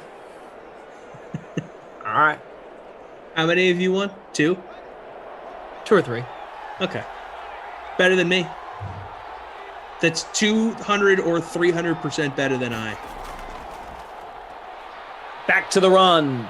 McKissick gains 7 yards. Jay Duncan on YouTube. I'm exhausted from the cornucopia of sports today, but oh, Sim, like an old friend, I had to say hello tonight. And here we are. Ricky Robbie, the fish, he says fish in the microwave is nasty, but it's not originally from the microwave. I want to clarify that. This is fish. It was originally prepared by a chef at a restaurant. Hopefully he didn't use the microwave at the restaurant. This is a reheat situation. And Jared Kilgore, Tom, do you miss the seafood in New England? Yes. Yes! Yes. The fish sandwich, the official sponsor of Madden After Dark. Washington football team and the Vegas Raiders. Here is Haskins, fires, and doink off the helmet of a nearby official near the medical tent. Smash that like button. Tom's microwave imploring everyone, it's not that bad. Yeah, when you say it's not that bad, it is that bad. The microwave wants use. All right, Dustin Hopkins. Hopkins, 4-3. Yes. Dustin Hopkins from downtown. And the Vegas Raiders lead is cut to 4. Vegas Dave checking in on YouTube. How's everyone doing today? Good, Vegas Dave. Are you the famous Vegas Dave? Like, are you that Vegas Dave? I don't know how you'd prove it, but I kind of want to pretend that you are. Guys, okay, yeah, I'm getting all sorts of non-microwave options for the reheating of this sandwich. It's like half a sandwich, number one. Number two, I'm not going to take half an eaten patty of a sandwich, go through all this oven process just to heat up this small patty. I'm going to throw it in the microwave for like 40 seconds or whatever, and then I'm going to eat the sandwich. That's it. Dougie30 says, did you all see the fake field goal touchdown for Jarwin earlier? No. No.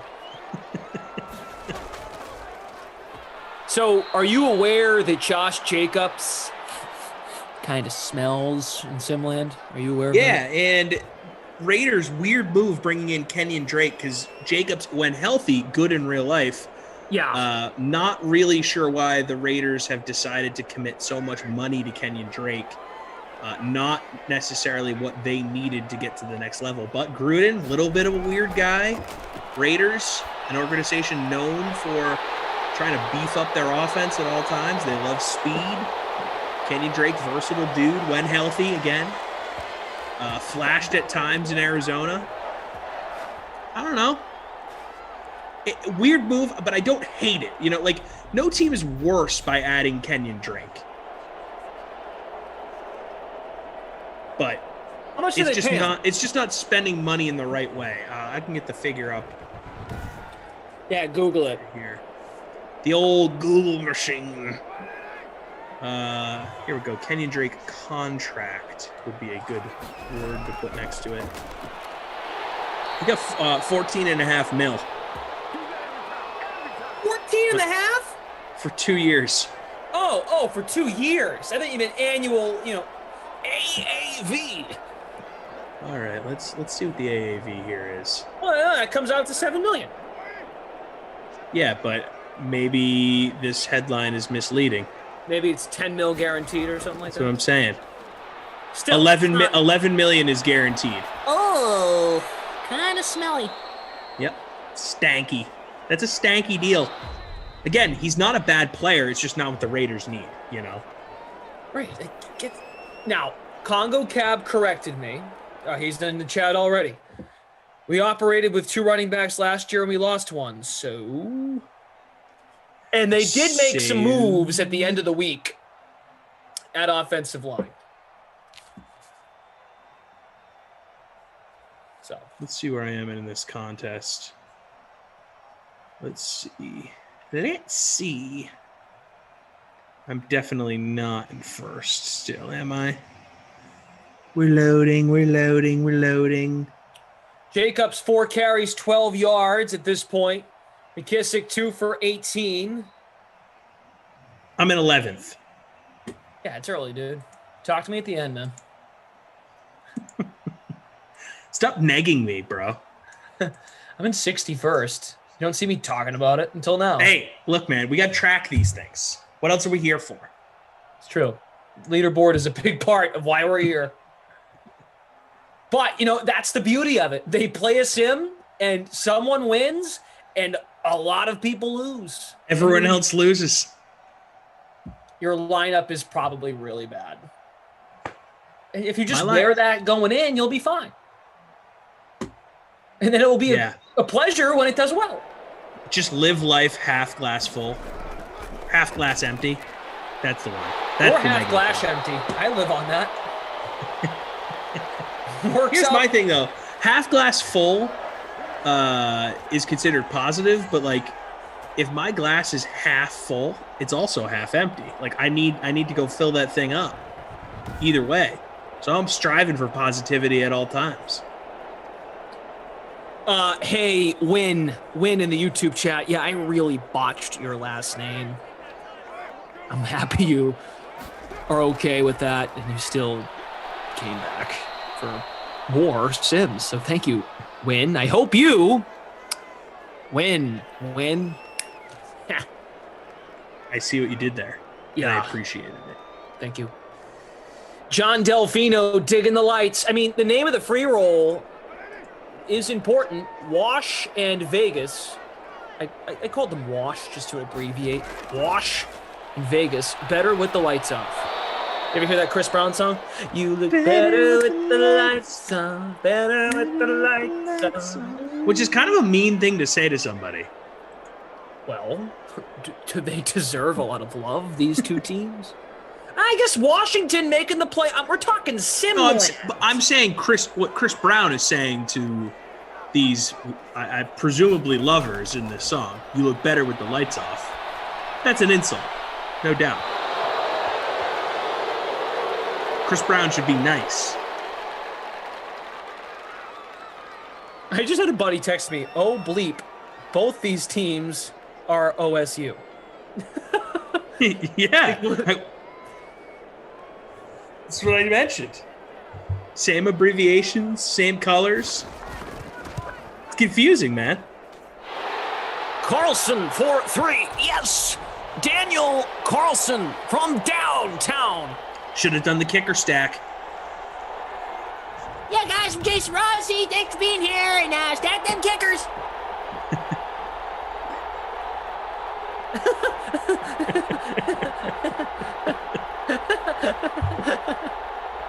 Hey, what's up, everybody? Jason Rossi here with Tom Carroll. Stack them kickers.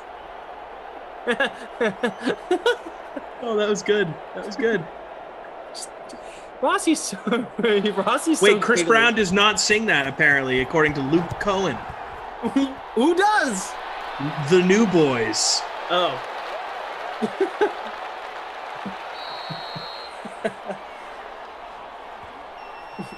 Evans Boney in the chat. Chance for a 4-point play. He converts. Yes. Chris Boyd. What's up, Chris? Glad you're here.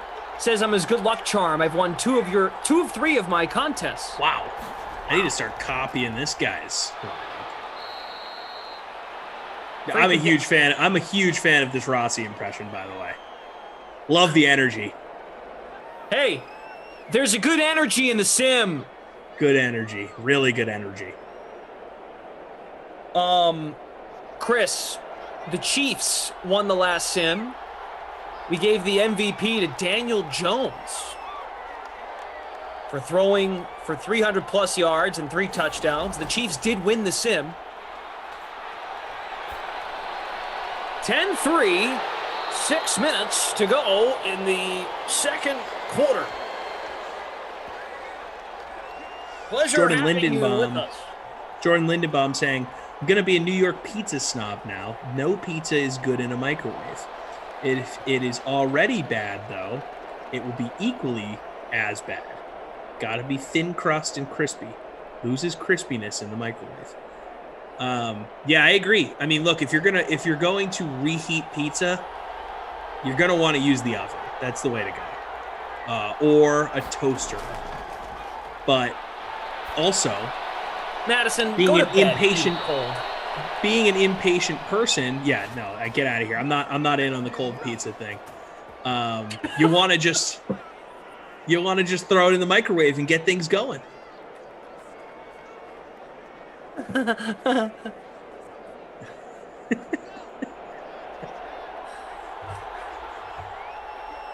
JK. Love you, Rossi. All right, No, House. I think Rossi would appreciate that. Vegas Dave. Me and my team have decided to give you my March Madness picks.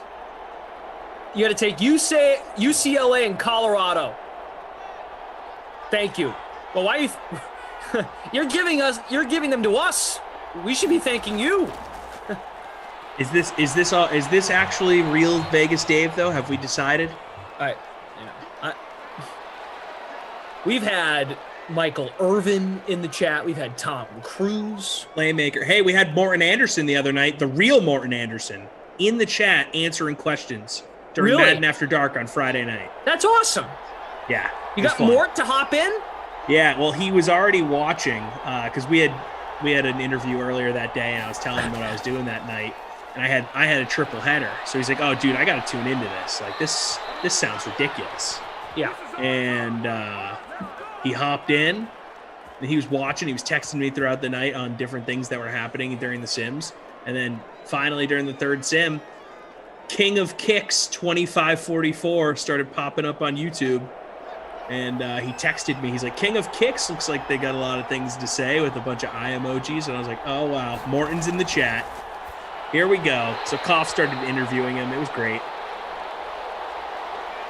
Oh, with Kaufman? Yeah. Koff, it was funny. It ruined everything. It was good. Koff did a good job of it. It was fun. Jay Duncan, you know what? That's a good point. Jay Duncan saying, come on, you know Emos is better cold. Emos is better hot, but I'd rather eat the leftover Emos cold than reheating.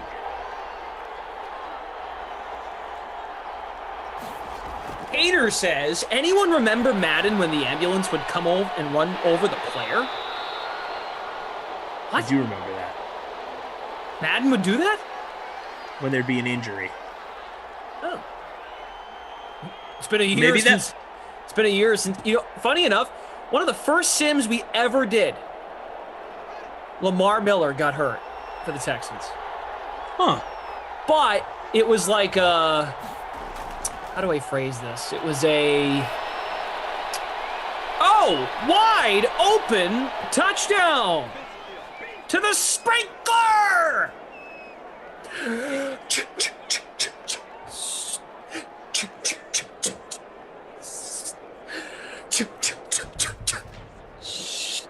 Joey, did you have him in your lineup, or you just like this celebration? Just like the celebration. It's been a while. Okay. Yeah. I did not play him. John Delfino saying cold pizza over reheated. Wow, just as a blanket rule? Oof. I don't know, man.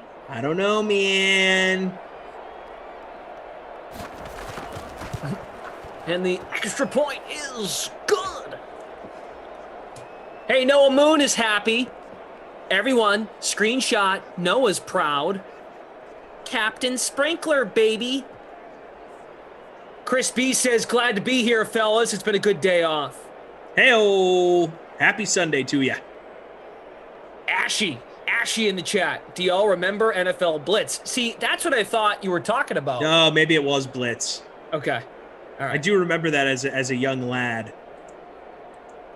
But do you remember Warthog? It's weird. I was thinking about that when I said that in my head as well. When I was a young warthog. Do you remember Slugfest when you could throw at the player and start fights? Big I love corked Slugfest. bat. Yeah, that was good stuff. I gotta read this. Totally separate from that. Winter Bold on Twitch. Koff is ready for Banner 18 after beating the Orlando Magic. Oh, is he going nuts on Twitter? Oh, that's funny. Really quality win for the Celtics. Really balanced effort. Great to see Marcus Smart playing in his role. Really nice job by Robert Williams. # start Williams. And just, really proud of how they balanced offense. And Tatum and Brown just really understand. It has to take the supporting cast to win games. # Celtics. He is a Celtics homer, huh? Like bad. Oh. He's a green teamer. Talk about a team he just loves to twist like a pretzel for. Wes Dreamer. Aguilar is the wide receiver 3, and I don't hate that he's involved. People want me to use an air fryer to reheat pizza.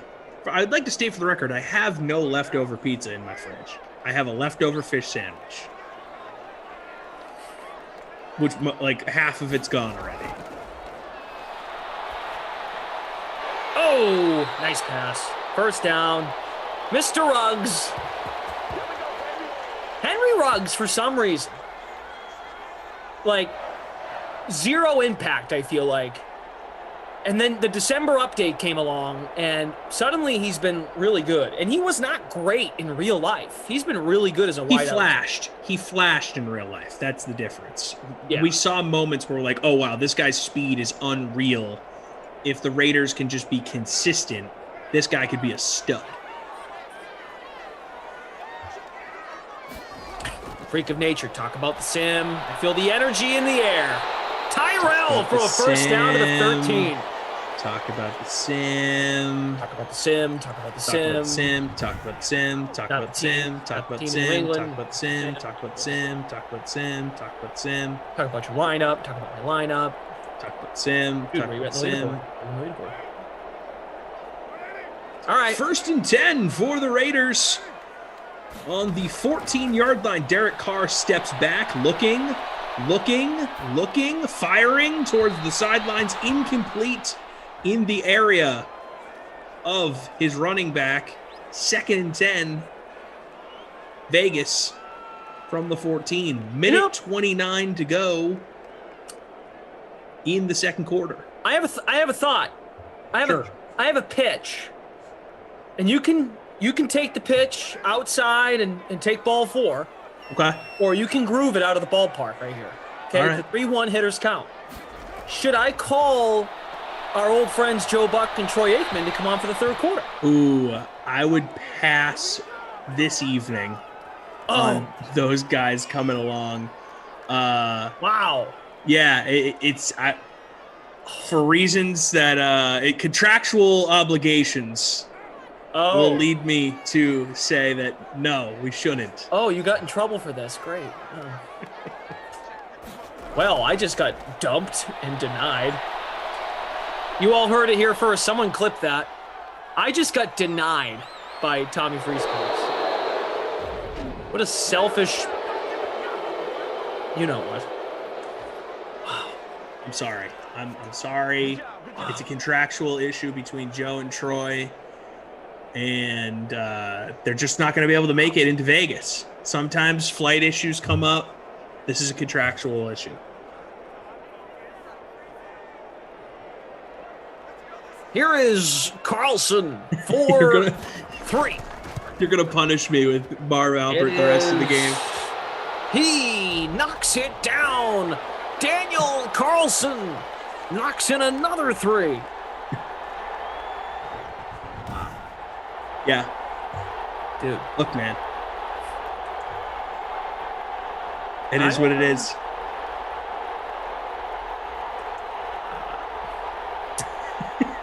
I don't know what to say.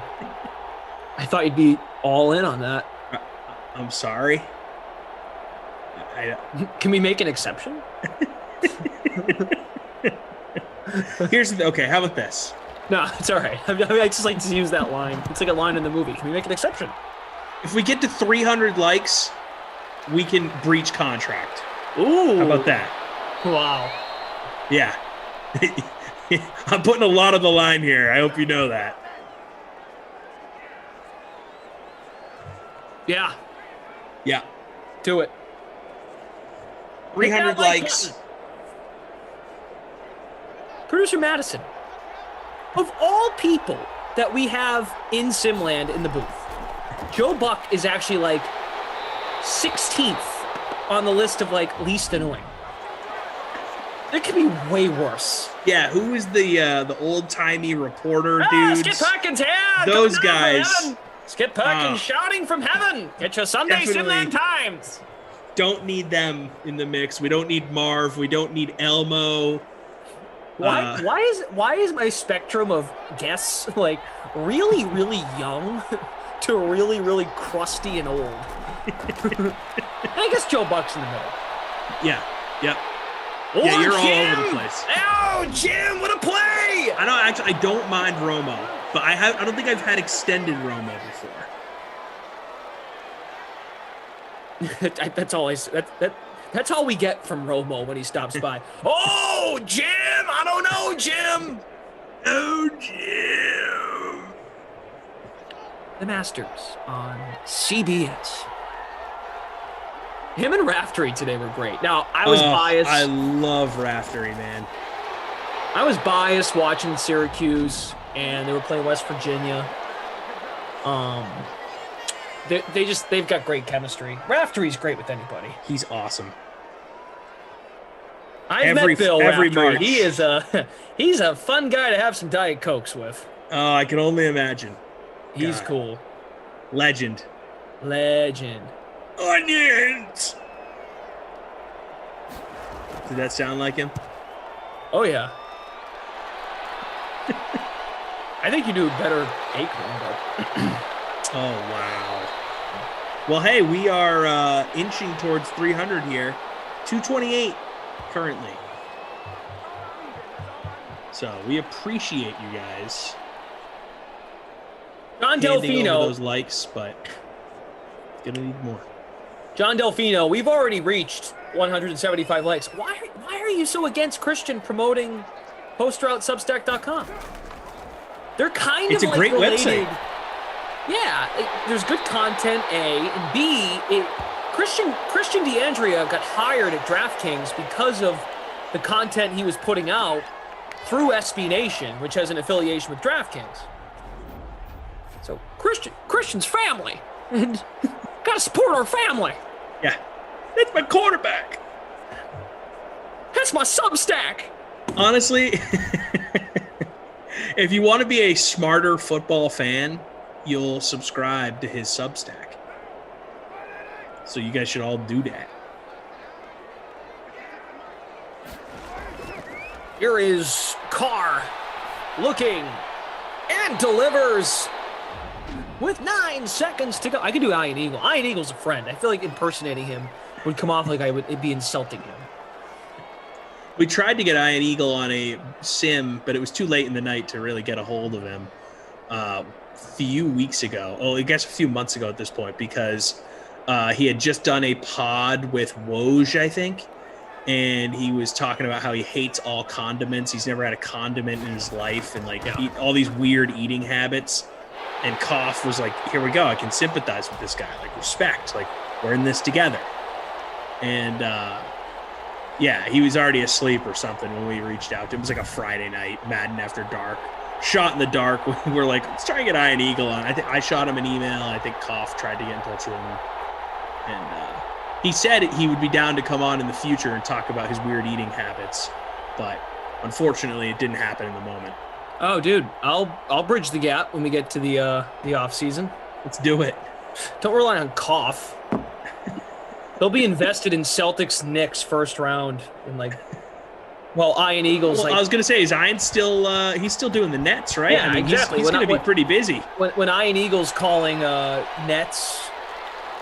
Whoever the 8 seed's gonna be. Yeah, whoever the 8. Yeah, I mean, actually, the Knicks might be the 8. That would be a fun series. Louis Daniel, Christian does the best play-by-play. DK guy should take notes. Yeah, man. He does a good job, man. Oh, Dwayne Haskins, can you do better, though? Oof. Did they get picked? Oh, just ping-ponged a lot out there and fell to the ground. Joe Mallet, how many pizzas did he buy you guys? Who? Who? When? Who? What? Where? Why? How? John Delfino, Kaufman is the quarterback of DK. That guy can't take hits, though. I'd have a good arm, but... Wow. Not from what I've seen. Calling him out. Yeah. As a matter of fact, Koff didn't even show up to our two-hand touch football extravaganza a couple winters ago. Said he was busy. So if he can't even make that, what makes you think he's going to get on a sim bus and travel for 3 months? You don't think it's happening? No. Plus, got to Celtics. So. Jacob 7 for 25. McKissick 4 for 38. I got to admit this. I've now started to use Madden After Dark. It's just like you know what? Whatever's on your mind. You're just airing your grievances. At the end of the night, just let it all out. It's fun. Yeah. And then you wake up tomorrow. I'm probably better served doing the afternoon games because I'm more like, it's a day ahead. And at this point, I'm just like, you know what? We'll talk about the sim, talk about the sim, talk about the sim, talk about the sim, talk about the sim, talk about the sim, talk about the sim. You just weave in your digs. You love it. Yeah. I got nothing to lose. Running backs stinky in this sim so far. Stinky. Telling you, man. I'm happy. You faded McKissick. No, I have him. Oh, you played him. Well, I did. Not happy about it. Sorry, dude. It's okay. Yeah. 7 for 25, Jacobs. McKissick, 4 for 38. Yeah, not good. McLaurin has 2 carries. Random. They should try throwing him the ball. Yeah. How about Aguilar? 3 for 65. Wow. Your boy. He was $2,800. Your boy. Get the heck out of here. Yeah. Oh, Miami Misfits wants to see your bat. Are you allowed to show that on camera? Oh, yeah, I can show the bat. Yeah, show the bat. I got the Everyone, box. Tom Carroll's new front door weapon. Look at this thing. So when This his thing is neighbors, sick. when he goes and knocks on his neighbor's door, you're being too loud. Here, let me make sure I got my Zoom window up here. I'm going to do a slow. Starts at the tip here. Got this nice burgundy. Tip. Just the tip. Then we got Louisville Slugger. Talk about the tip. DK Sim Fam. And then I don't know if there's a glare there, if you can see it. Genuine, Thomas Carroll, Tommy Freeze Pops, Louisville Slugger. And then on the back, got the signature of our man Justin Cravens, a DK Sim Fam loyalist. So, got the Louisville Slugger here. I got my Louisville Slugger. Is that a song? Yeah, you ever heard that song? It's Carrie Underwood. Oh, I'm not into the country music. Not that I dislike it. It's just wasn't really my jam growing up, Oh, Before He Cheats. Let me find it real quick. Let me sing it for the people real fast. We're back in the game. Come on. I dug my key into the side of this pretty little souped-up four-wheel drive, carved my name into his leather seats. I took a Louisville Slugger to both headlights. I slashed a hole in all 4 tires. Maybe next time he'll think before he cheats. Oh. Good stuff. What'd you think, Sarah? It sounded like a rodent was dying. She came in the room to make sure. I promise I won't sing again. Hey, stick to your day job. Go ahead. Know it's coming. Producer Madison. My bad. Freak of nature saying I look like a hitman for the mob with that bat. With my bouncer outfit on. Do not mess with me, bro. No, I would never swing this bat at anything. It's too nice. I gotta display this bad boy. This thing is sick. How many likes would it take for you to take that bat and Willie Mo Pena your microwave? Well, let me check how much the security deposit is, and then I'll get back to you. Just nail it. Smash the like button to convince Freeze Pops to smash his microwave with his bat.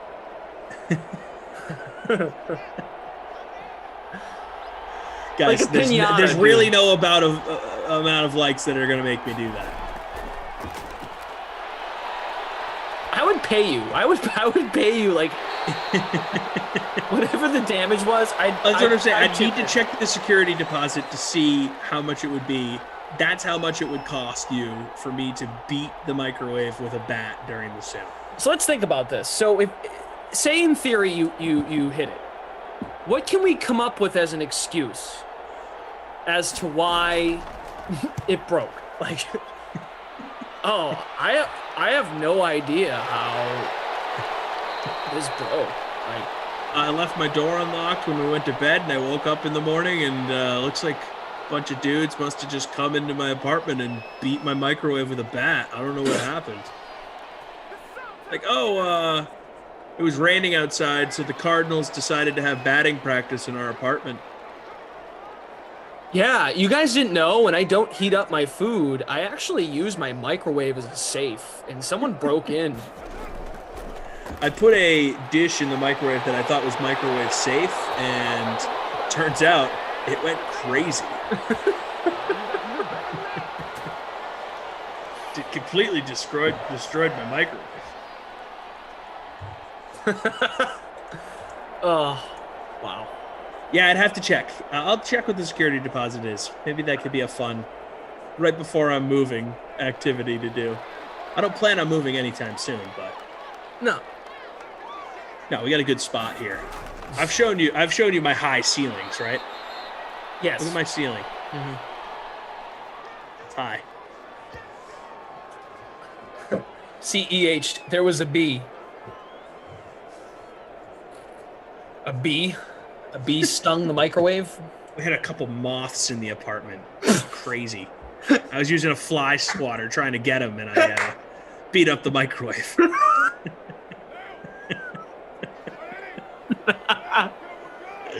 I was using one of those thick rubber ones, you know?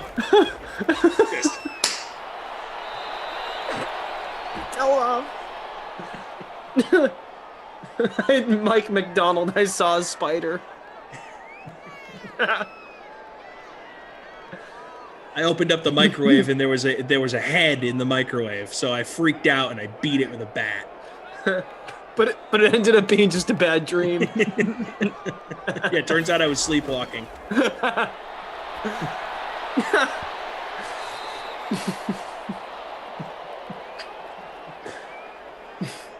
Wait, did you see this comment from Scott? What do you say? When I was in college, I did a commercial for a steamed cheeseburger rest and go. To throw a microwave from a 5-story apartment building. It was awesome. It was awesome. That thing probably exploded. Not like fire exploded, but like when you dropped it to the ground, it just went into a bajillion pieces. I'm telling you right now, if we made people, when the sim ends, say the sim ends at 11:14, and we spewed, we went back and forth and said, at 11:30, Tom Carroll's going to take his Louisville Slugger and just start smashing his microwave. I bet people would stay and wait. Oh, 100%. We would keep an audience, no doubt. Just you wailing the thing. I think that'd be great. I'd be totally into it. Again, need to figure out the security deposit on this thing. By the way, Oregon State beating Oklahoma State by a significant margin here. More upsets on the way, possibly? Feels like it. We've had a bunch today. Nova taking care of North Texas right now.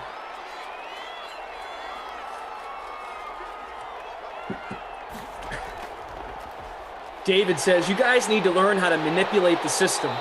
The microwave was making such a loud noise that I had to silence it. True. Yep. It was the only way.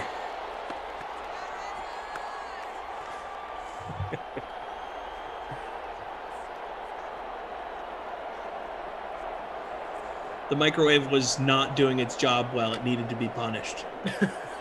Those aren't bat marks. That's me spanking the microwave for being bad. With the fly swatter. It was a big fly. It was a really big fly. What if they were like, what happened? I'm like, well, I do these weird Madden simulations for DraftKings, and to get likes on our stream, I said I would beat my microwave up for a certain number, and we achieved that number. So I took my bat and I beat the microwave until it couldn't be beaten anymore. And you say it Sorry. You say it straight face, like yeah. And they're like, "Oh, okay. Well, you now owe us, $4,000." And then you say, "No, I don't." No, I was like, "No, you don't understand. This was for likes on a YouTube stream. You got to talk to them. You got to talk to the DK Sim fan here." Oh man.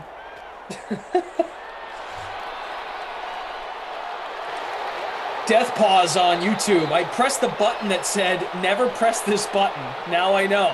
Now I know. Wow, daring. But I think if you just said to him, hey, there was a really big bug, and I had to swat it. And you just say it with a straight face. Like, what would they do? What if you were like, you felt really bad, like this bug was huge. It was what if it was a murder hornet? Well, then it would be warranted.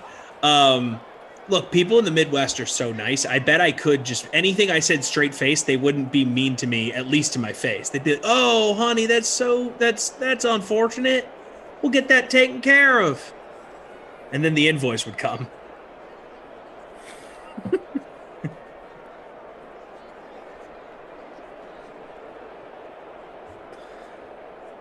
Oh, man. We have less than 3 to play, third quarter. Vegas up 16-10. My lineup stinks. We're all over the place, man. I'm in 44th. Right now, first place winner in our free roll. Washington and Vegas look better with the lights off. Fox likes football. Show me the car, Fox. Show me the car, Fox. Or is it Carfax? It's Carfax, but the fox is the mascot. It's kind of confusing. Yeah. Hey, Sarah, you want to come say hi? No? Wow. Wow, you've been turned down twice tonight. Wow. Why don't you want to say hi? Don't get mad at me. I don't want to make this public. We're not with Oprah, okay? We're with Tommy Freeze Pops. We're not that important. No, she's out.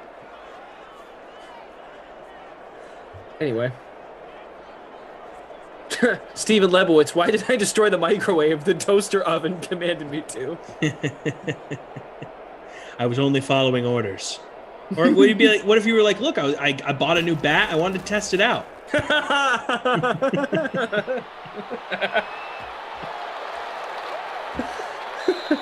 So you say it with the straightest face. Yeah, I mean, what happened to your microwave? Like, this thing's destroyed. Oh, I had a gift card to Dick's Sporting Goods. Bought myself a Louisville Slugger. I had to test it out on something.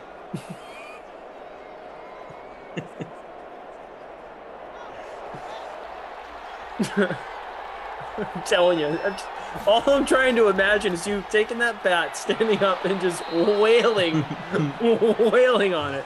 And I don't know why I think it's so funny, but it would be really freaking funny. Because it's ridiculous. What the heck, man? David Rogers now tied for first with fantasy. AV. That's the tie right now for the free public showdown. Just short, 9,997 entries, just short of 10K. There's McLaurin, a catch to the 45 of Vegas. There he is. Hey, 22-yard gain. Scary Terry. Dougie30 on Twitch. This isn't a VR batting practice simulator? Oh, I thought this microwave served as a batting simulator. Bad Boys of Pop saying just place a simple sheet of foil inside of the microwave. It doesn't stand a chance. Guys, I don't want to destroy my microwave.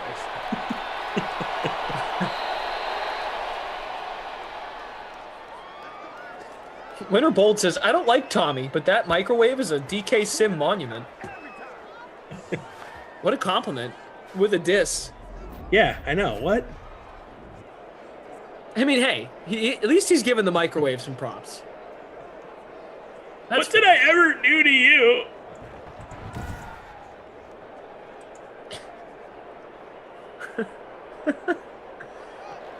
Hey, Kyle.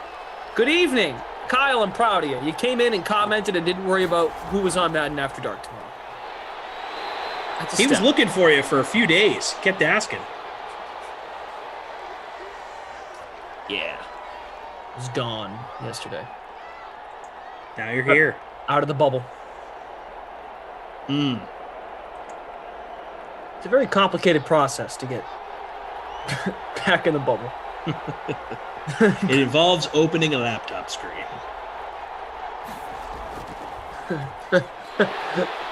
This is good. See, this is the good stuff that can carry us through the rest of the night. Roland says, do you have any interest in announcing my daughter's 5-year-old T-ball team next week? Oh, that'd be amazing. So much on my own. The best part about T-ball is that you can swing the bat as many times as you need to get a hit. That's great, but if you suck, if you're a youngster and you stink, like, all right, after 7 pitches, just take your base, all right? Yeah, like, no, let him keep going. I want like a 35 pitch at bat in T-ball. Pitch. Yeah, or hey, mom and dad, practice on the microwave at home, okay? Start smashing the microwave.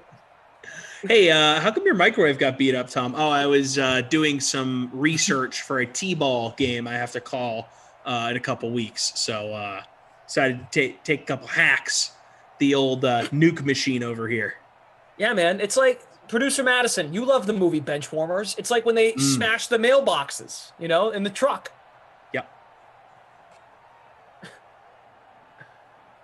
Dougie30 says, Tom's microwave on the DK Mount Rushmore.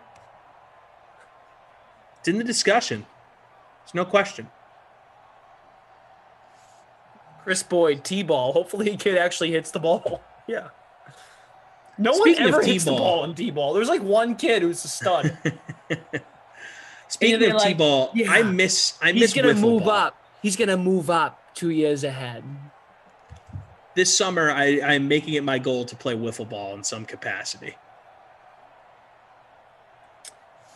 El Bongo, does anyone actually remember one of the T-ball scores? What? Like, is he saying, like, do you remember your Little League days? And, yeah, I remember that time I was playing for the Mariners. And we won 6-4 on a 7-pitch base hit. I did not make it past instructional baseball because I was so bad at concentrating as a kid on the game because it's a slow-paced game that my parents were like, you know what? We gave this baseball thing a try. It's not for us. So, Tom, you're not going to play baseball anymore. I was okay with it. Oh! Peyton Barber.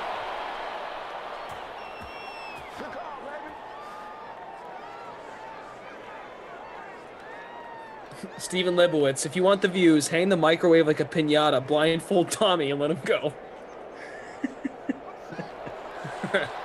Piñatas are awesome.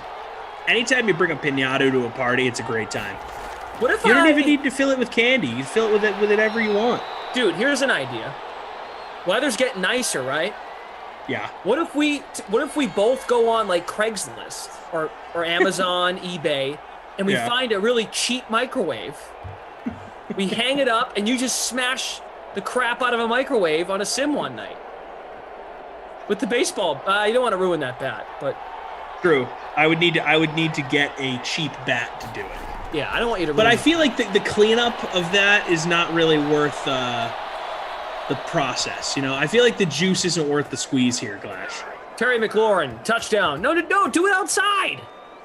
So, okay, all right. I'm following now. So. Don't do it in your living room. I mean, that'd be epic, but... Get the Zoom up on my phone, head down to the courtyard, hang the microwave from a tree, and just wail away. And then we'll create a pool for it. How many whacks does it take for this thing to fall down? I like it. I'm in. I'm in. All right, I'm going to get some water. You cover for me. All right. What a dumb but fun idea. He giggled, so that works. Joe Mallet says, I had the best wiffle ball court in my backyard. It included the carport and an ivy-covered outfield wall. That's awesome. Robert says, what do you want to be when you grow up, Glash? Ooh, good question. Doing it right now. Calling games. Calling fake games. I want to be an astronaut. Because I'm fake AF. Wow. Well, you know, like all of you. We're doing a fake game. We're living in the simulation. Talk about the sim. Talk about sim. Hey, buzzword coming up here. What are we thinking? Microwave? Yeah, let's do it. We've done microwave before, but I think it's apropos. All right, I'm going to get it set up. All right, dude. That could be it. Hey, we do a buzzword on Madden After Dark, and it just exploded when it hit 000. The people went so hard on the buzzword that my microwave exploded. Bill Hamilton, I will say, yes. Bill, just go to the dump and get a microwave for free. True. Although a dump microwave, it's kind of gnarly. Oh, wide Darren open. Waller, how open can you be? Get there. Touchdown. That's my captain. Oh, captain, my captain. Marching band. Touchdown. Let's go.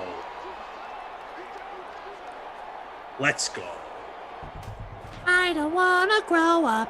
Wide open. I was arrested. House. I got Waller. I'm in 23rd, dude.